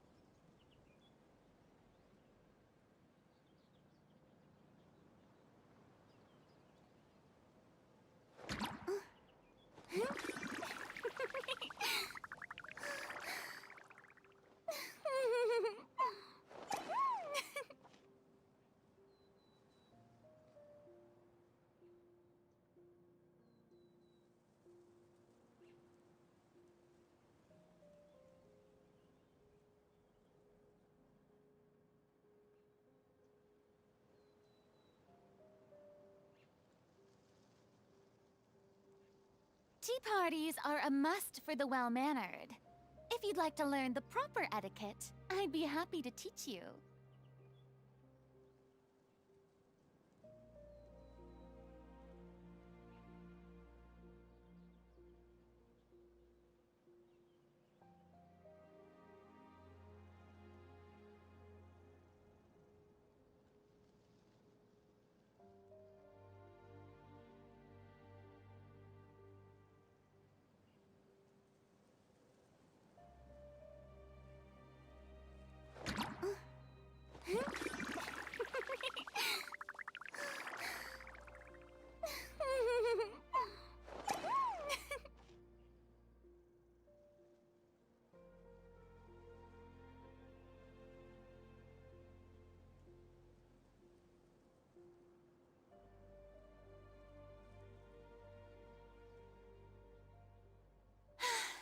Being too popular can be such a hassle. Who knew the people would adore me so much?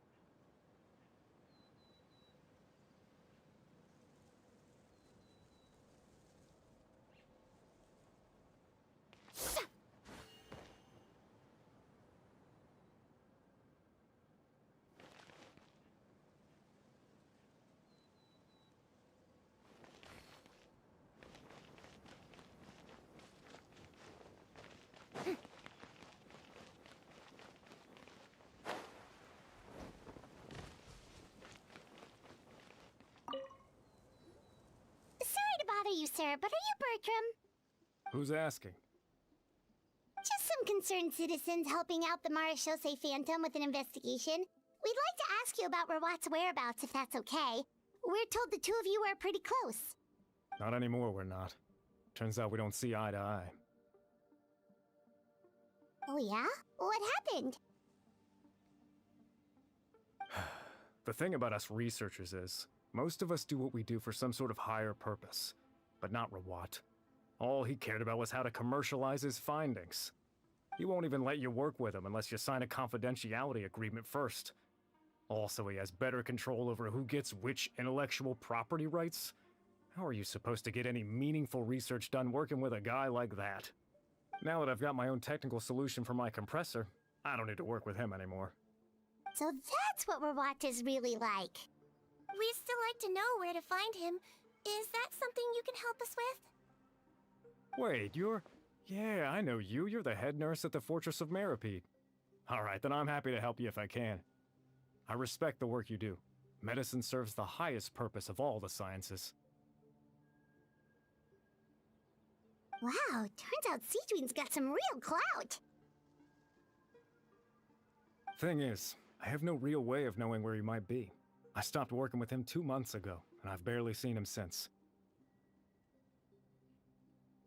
But if you want my advice, I'd say go talk to the peddlers. There's a few he meets with every other day or so. Maybe they know where he's at. Peddlers? Yeah, back when I was working with him, I noticed he met with them quite often. Wouldn't surprise me if they were involved in some shady business together, because it seemed like they went out of their way to avoid discussing anything in my presence. The little I overheard was about manufacturing and selling pharmaceutical drugs. Like I said, he's all about the money. Drugs? Doesn't he work with skincare products? Do those count as drugs? Who knows? I never cared to find out.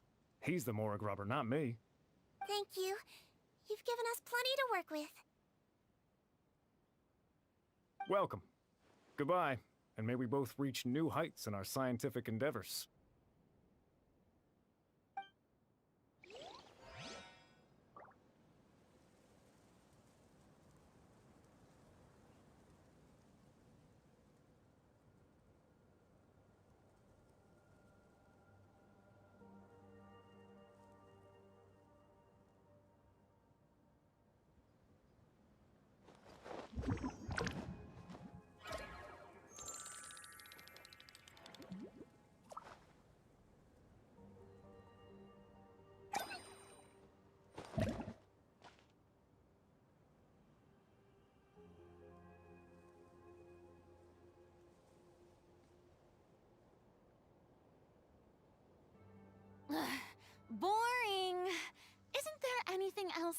interesting to do?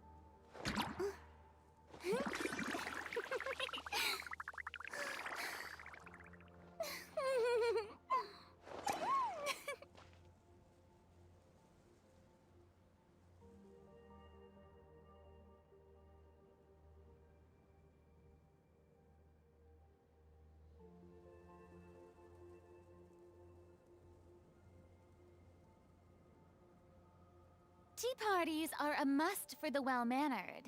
If you'd like to learn the proper etiquette, I'd be happy to teach you.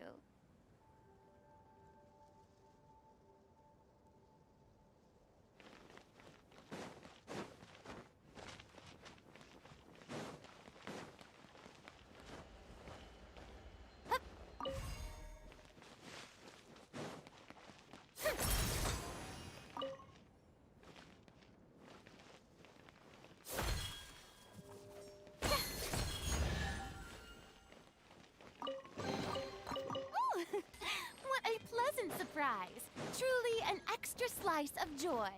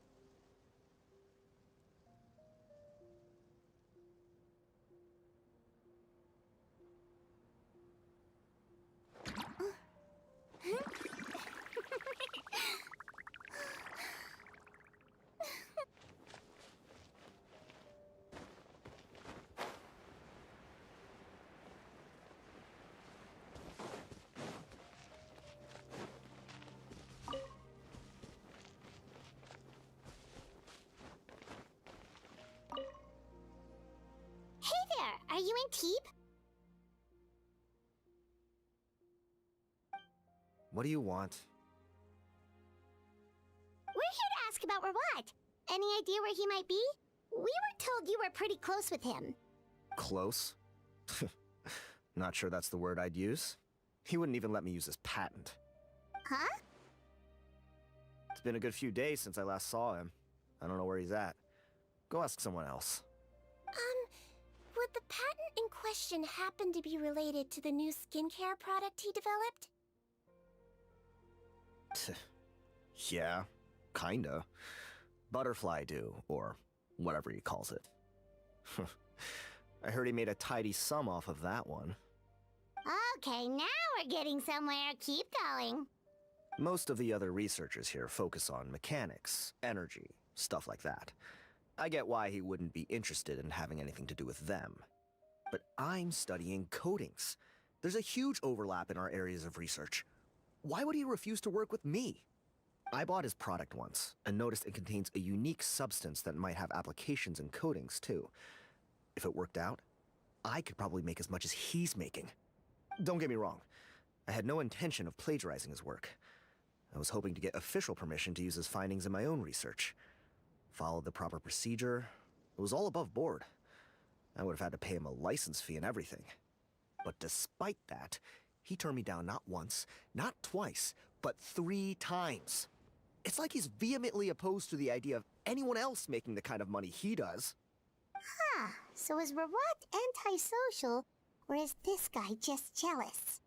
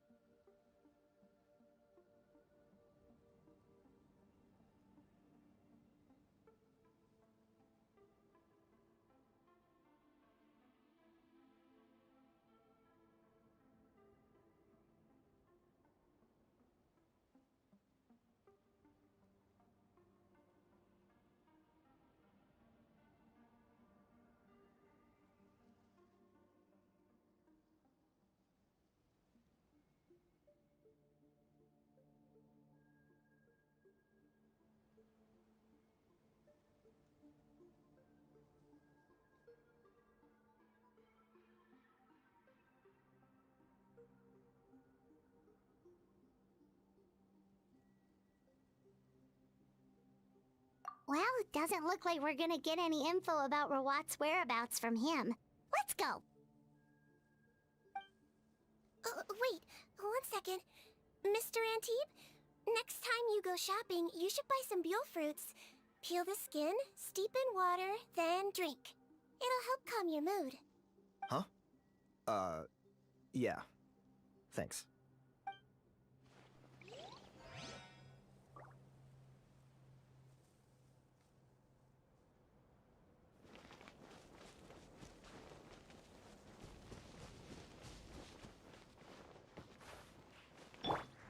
Let's play!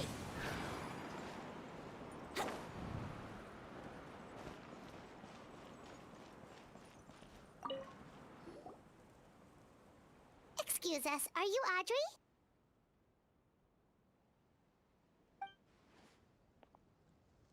That's me. What is it? Are you close friends with Rawat? We're trying to find out where he is. Close friends? You mean because I told him I had feelings for him once? I doubt I'm the first or last at the Institute to make that mistake. Why would you single me out as a close friend? I should have known, really. Men like him, they just enjoy being surrounded by fawning women. They're not interested in a serious relationship. Okay. We were just kind of wondering if you might know where we can find him. Why would I know where he's at? I barely know him, and he probably doesn't even remember me. Ugh, this is getting annoying. Shall we go ask someone else?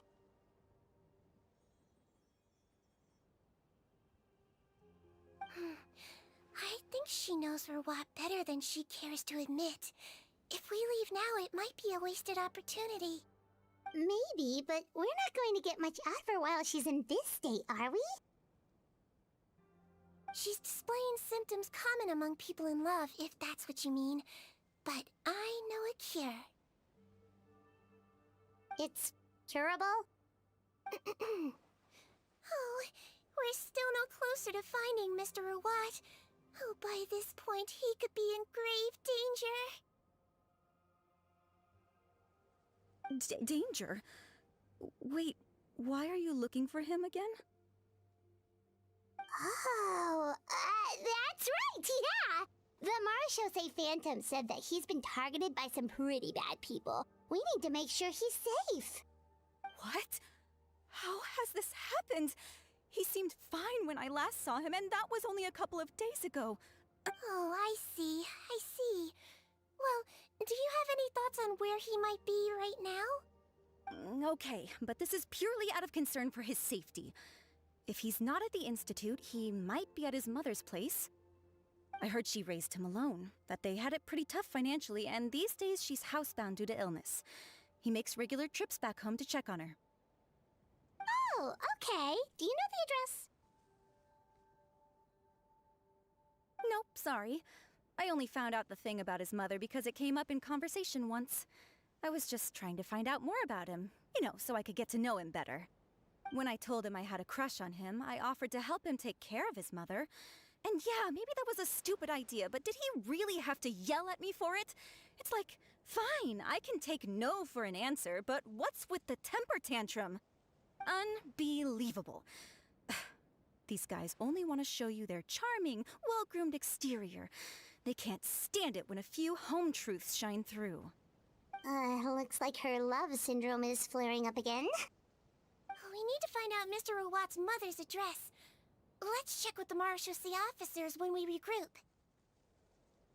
Cool, sounds like a plan. Well, that's all 3 researchers. Let's head back to the meetup point.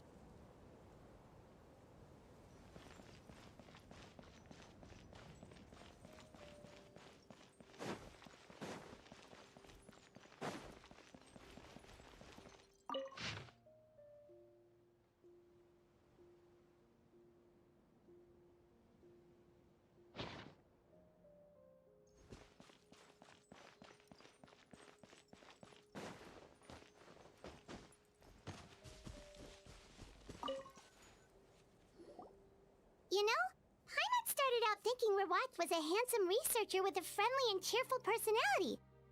just surprised to learn that his peers have a different impression of him. So, what's your view of him now, Paimon? A handsome researcher whose difficult upbringing turned him into a profit chaser with a chip on his shoulder? So your thoughts about his appearance haven't changed at all? Well, his looks are kind of a big deal, at least in Paimon's opinion. How does such a handsome guy end up being so antisocial? Even with his difficult family background, it just doesn't make any sense. You can't judge a person solely based on their appearance. Head nurse. Traveler. I assume you've spoken with the researchers. What did you find out? Bertram mentioned Rawat's involvement with some pharmaceutical merchants. Do you know if he's registered any pharmaceutical brands? Since he was a whistleblower on such a huge case, I ran a background check on him. I don't remember there being any brands under his name. How strange. If he was so focused on commercializing his research and averse to sharing his technology with others, why wouldn't he have registered his own brands? Maybe he and his business partners needed to avoid public scrutiny? You think he may have colluded with the gang? Well, the crime was manufacture and sale of drugs, and that would certainly be in his wheelhouse. We can't rule it out. Isn't that pretty unlikely, though? He was the one who blew the whistle on them! Most children who come to me with tooth decay have suffered pain for a long time already, but they'll still try to hide the fact that they eat too many sweets. Grown-ups and children aren't so different in that regard. If you say so. I saw him when he came to make his report, and I certainly didn't get the feeling that he was the type to collude with criminals. Perhaps it's more likely that they were coercing him. You mentioned that he comes from a poor family. So, it's possible that the criminals approached him, asking for academic support, luring him in with the promise of riches. By the time he discovered who they really were, he was in too deep. They had leverage on him, so he was forced to keep working for them. I've seen it happen many times before. That does make a lot of sense. It would definitely explain why he was so unwilling to cooperate with his fellow researchers. No wonder he's so unsociable. He must be on edge all the time with a gang of crooks breathing down his neck. In that case, the situation could be worse than we thought. If Rawat was working with the escaped inmates, they're sure to know more about his whereabouts than us. Oh, there's a good chance they'll get to him before we do. Based on the information we've gathered so far, he was last seen 2 days ago. If no one's seen him since, maybe we're too late. 2 days ago? So he went missing right after that product promotion. That was the same day he reported the criminals, too. Not a good sign. Don't worry, everyone. I believe we still have a chance. Since he disappeared right after blowing the whistle, it's likely that he's gone into hiding. Yeah, he must have been worried that they'd come for him. All the more reason to find him as soon as possible. The only lead we have at the moment is his mother's house, which you mentioned earlier. Seath, think you can find the place? Yep. When you register a brand, the Court of Fontaine requires you to provide a legal address. The one Rawat wrote down was in the outskirts of the city. That should be the place. Okay, then there's no time to lose. Let's move.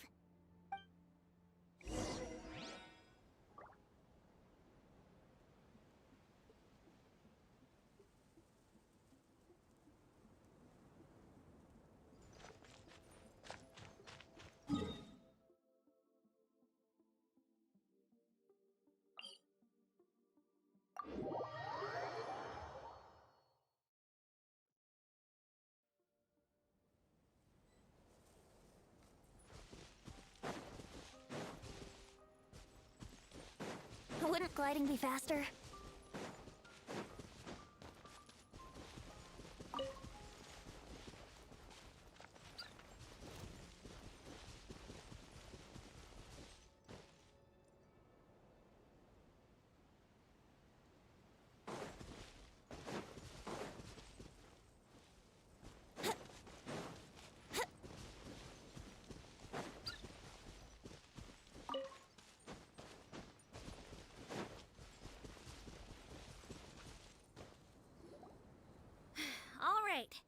This should be the house.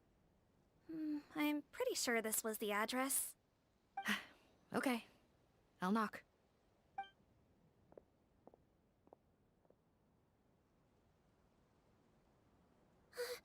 Sounds like whoever's inside has restricted mobility. Oh, it seems serious. Oh, what's the fastest way to get this door open? Break the door down? No, I'll handle it. Let the expert deal with it. There'll be a mountain of paperwork if we damage a citizen's property.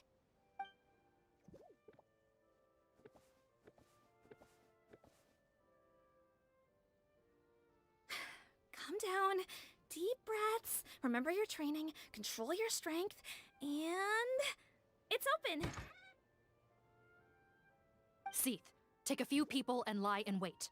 Keep your eyes peeled for any activity around the house. The Traveler, head nurse, and I will go inside.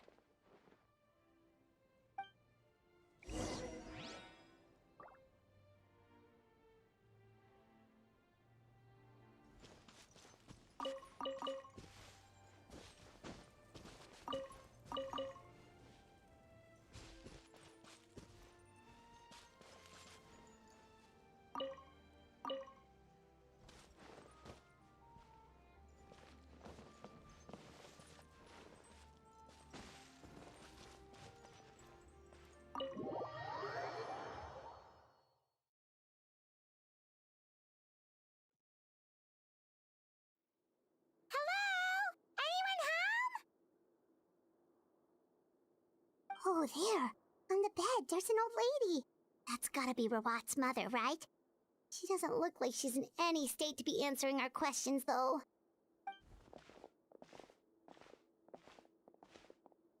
We could try, but she is very ill.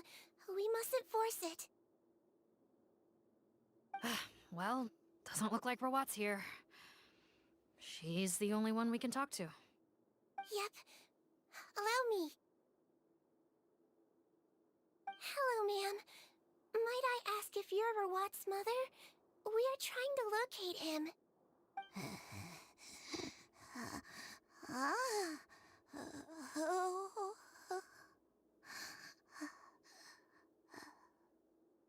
Hard of hearing, perhaps. Does anyone have a picture of Rawat? I have one here. I'd like to show you a photo, ma'am. Is this your son? Do you know where he is?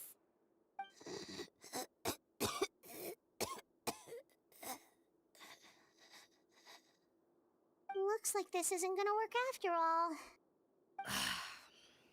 Well, looks like we're out of leads. If Rawat's not here, things are looking very bad for him. Is it possible he could have avoided returning here because he knew he'd be in danger? Maybe. But if so, where do we look next? Maybe we should take another look at the Institute. Yes, so. I suggest we all return there now.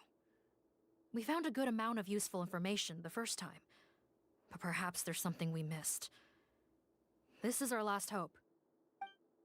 Sorry, officer, but could I stay here for a while? This patient requires some care. Of course. Traveler, stay with the head nurse. You're technically here as her assistant after all.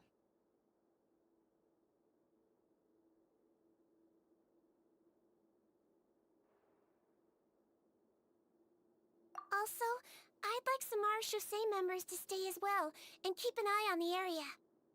Why's that? If Rawat knows how serious his mother's condition is, he will return. Got it. Okay. I'll tell the squad members in hiding to stay put and keep a lookout. Thanks for helping me out yet again, Traveler and Paimon. No problem. But when you say her condition is serious, do you mean... Yes. She's barely clinging on to life. Oh. Let me take care of a few things first. Could you pass me the towel over there? Yeah, of course.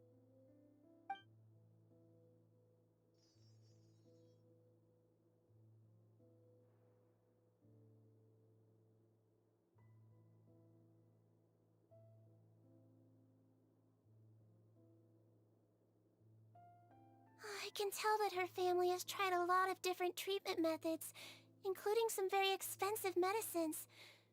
Unfortunately, her condition is so multifaceted that a recovery looks all but impossible.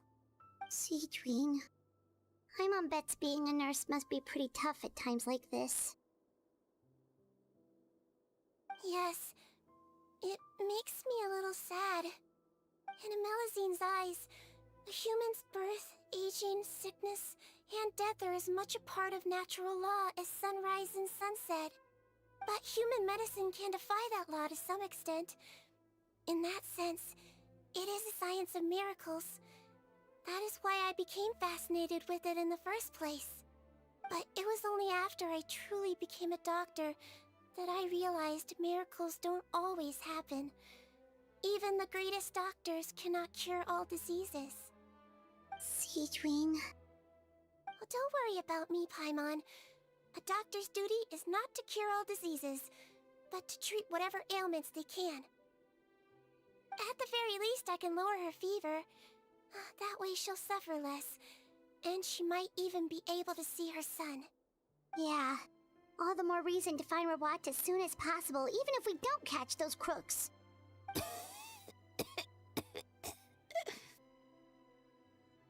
Oh, her fever is getting worse. Could I get some hot water? Sure, we're on the case.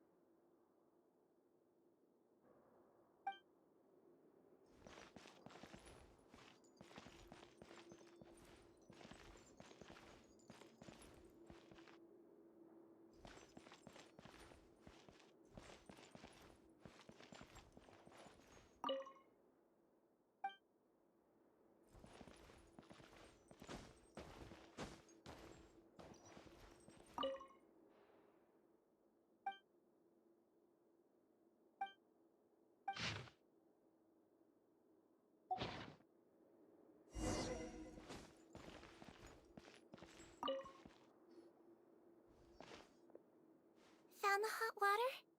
Sure did. And look what else we found. Judging by this journal, it seems like Rawat has a private lab. There's a good chance he could be there right now. We gotta go tell Officer Morgan right away. Oh, that's great news. But hold on just a moment. The wet towel is ready. I'm giving you another injection. Are you feeling better now?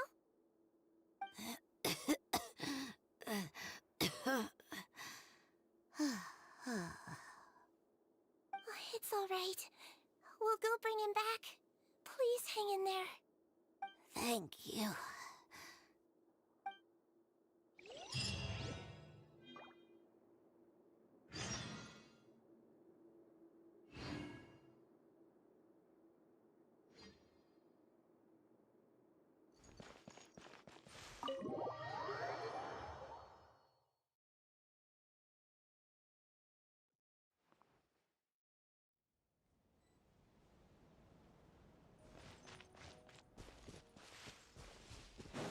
Wouldn't gliding be faster?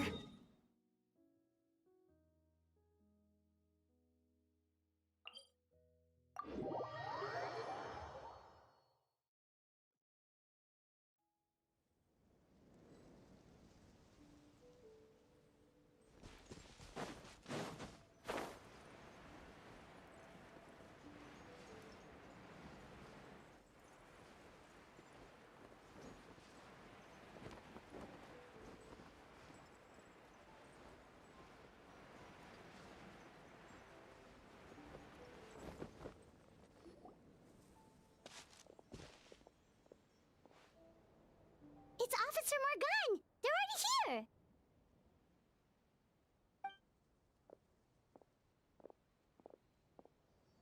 We came as soon as we heard the news.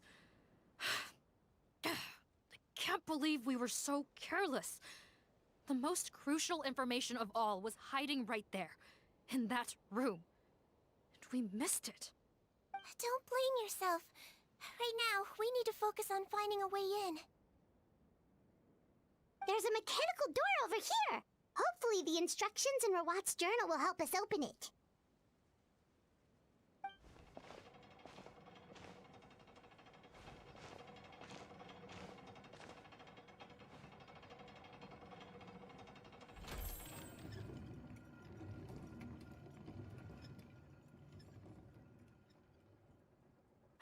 It's open.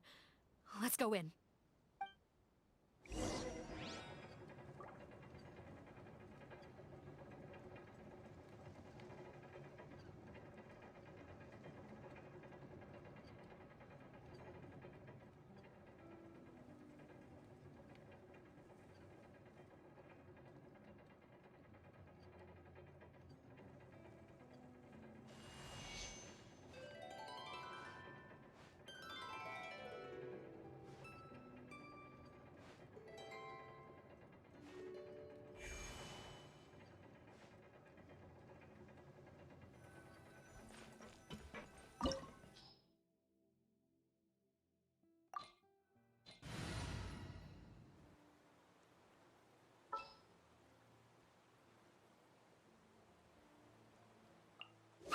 Wait for my signal.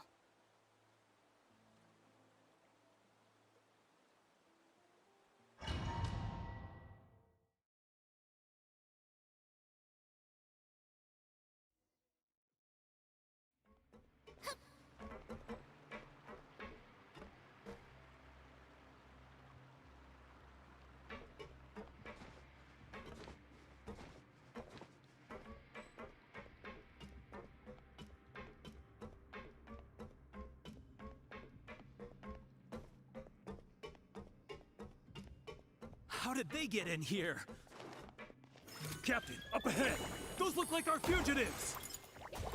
So they found this place too? Don't let any of them escape!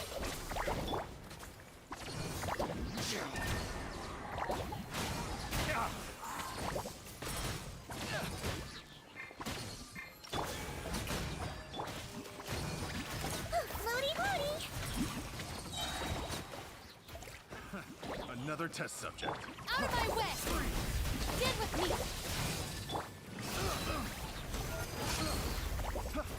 Have a little taste.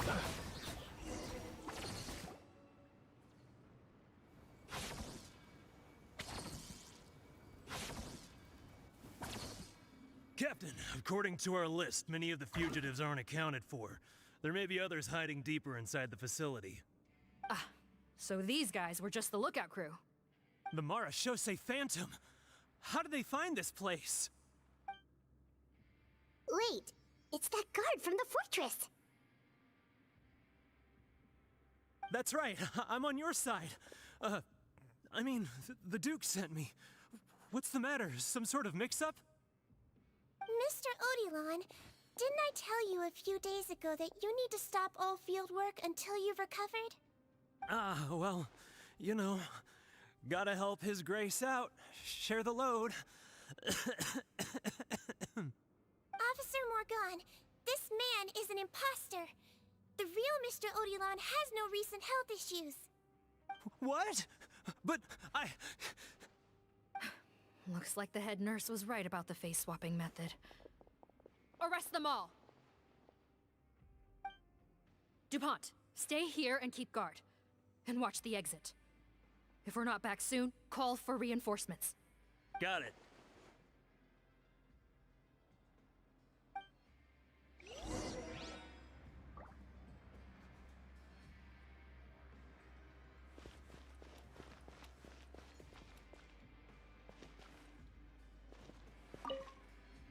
Don't worry, I got this covered.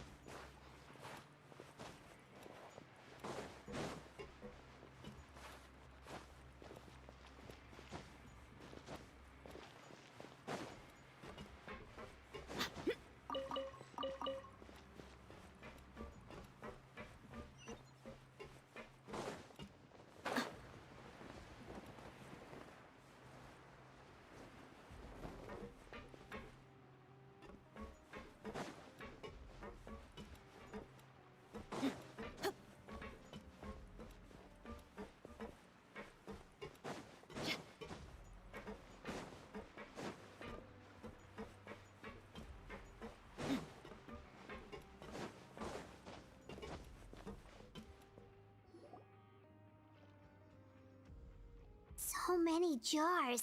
Was this some sort of production facility? This scent. It's probably the ingredients used to make butterfly dew.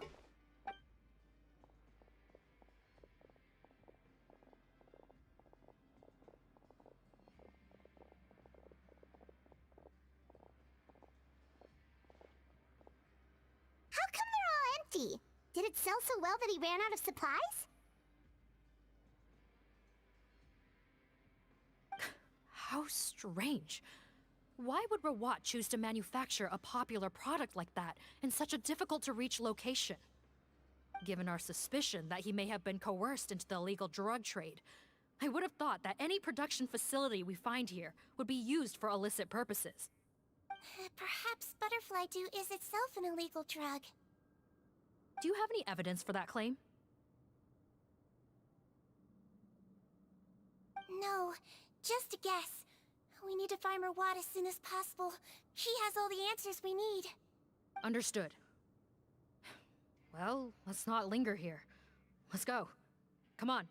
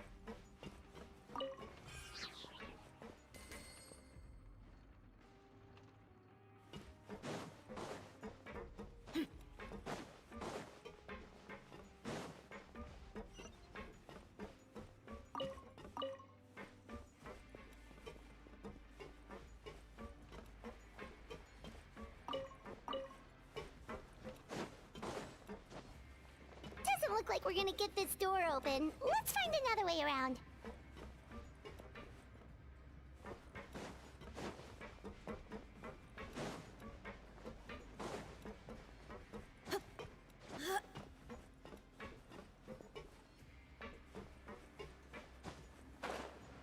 This one's closed too. What's with those carts and tracks? Oh, maybe it's one of those doors that opens when it senses cargo passing through.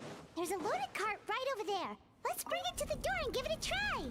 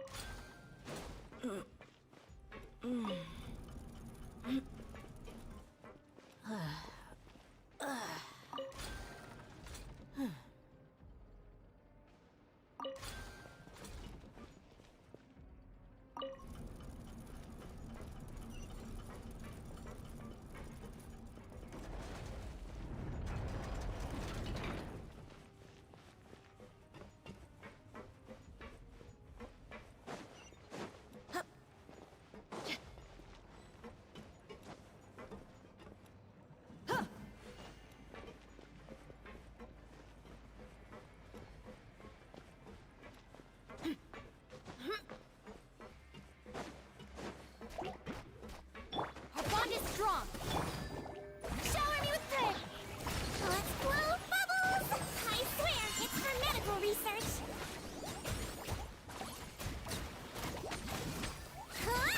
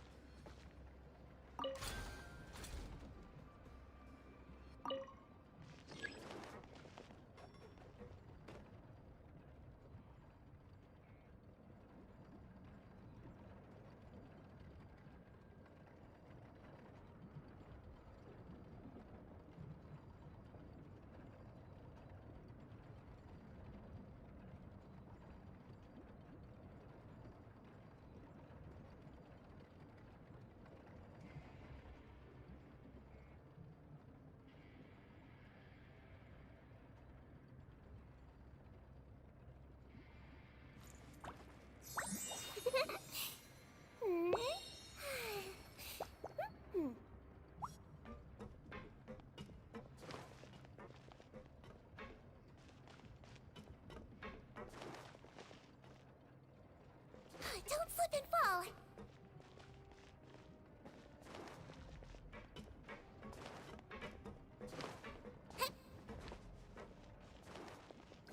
Floaty, floaty!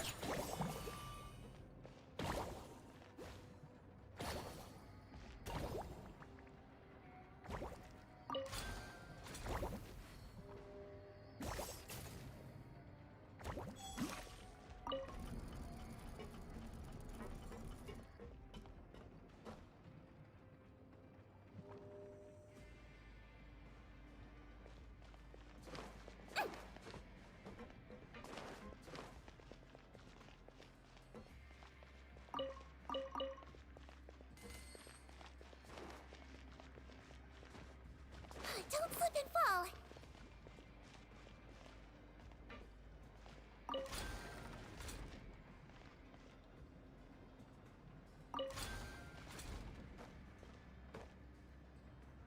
Calm down!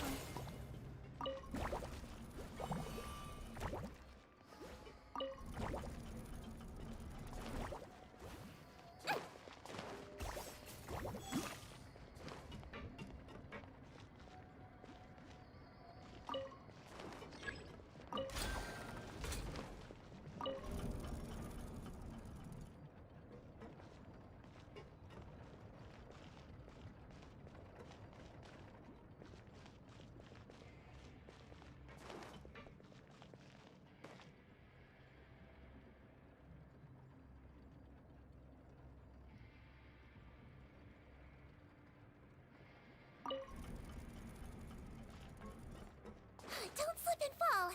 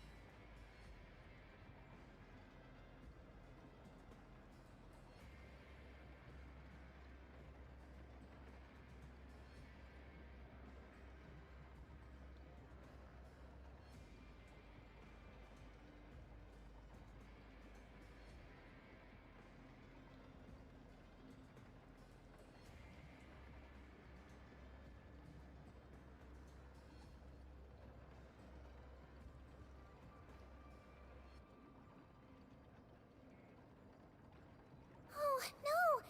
Did you bump into something? Oh, well, if it hurts, just let me know.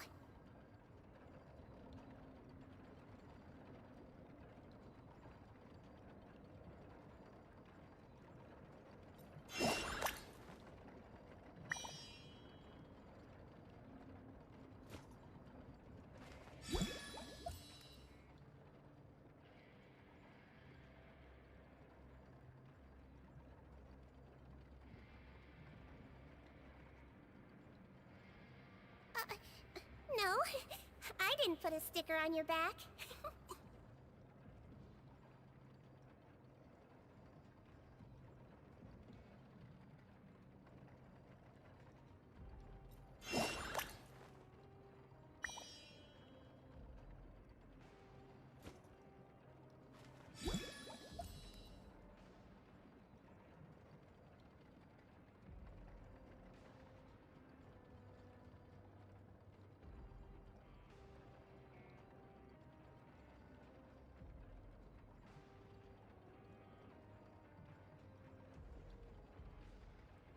Oh, no! Did you bump into something? Oh, well, if it hurts, just let me know.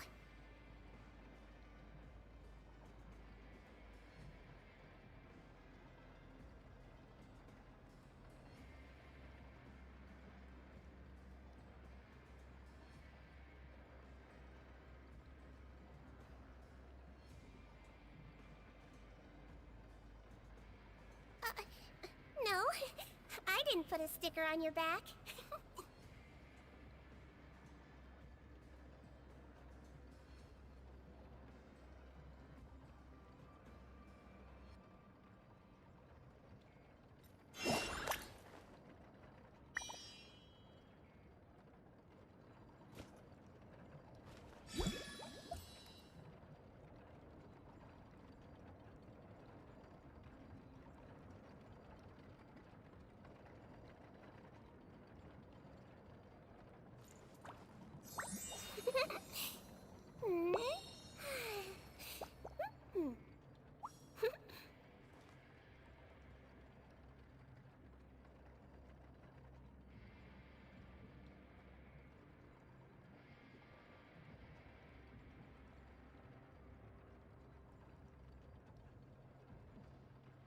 Oh, no! Did you bump into something? Oh, well, if it hurts, just let me know.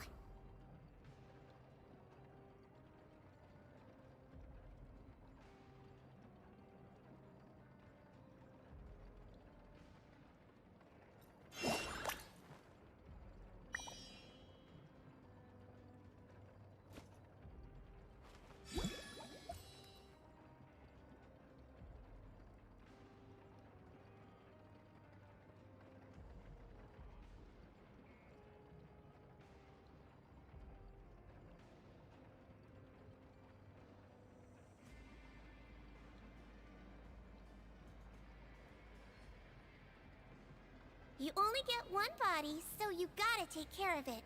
But it's just as important to take care of your mind.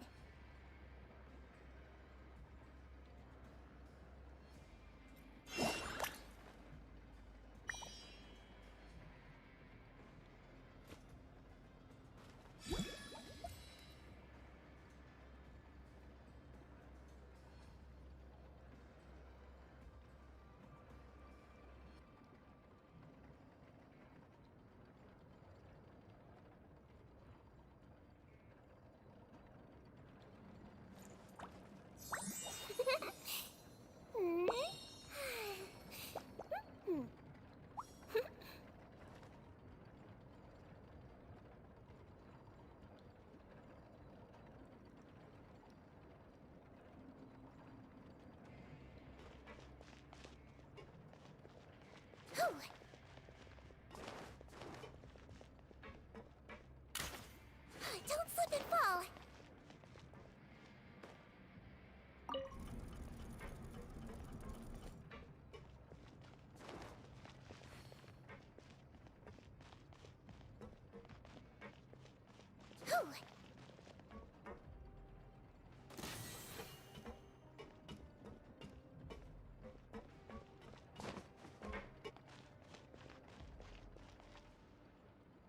Let's see!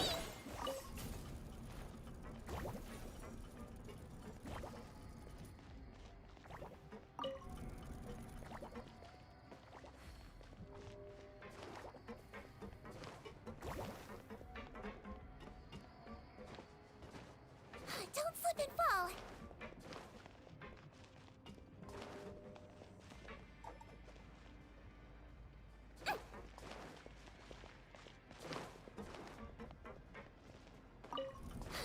slip and fall.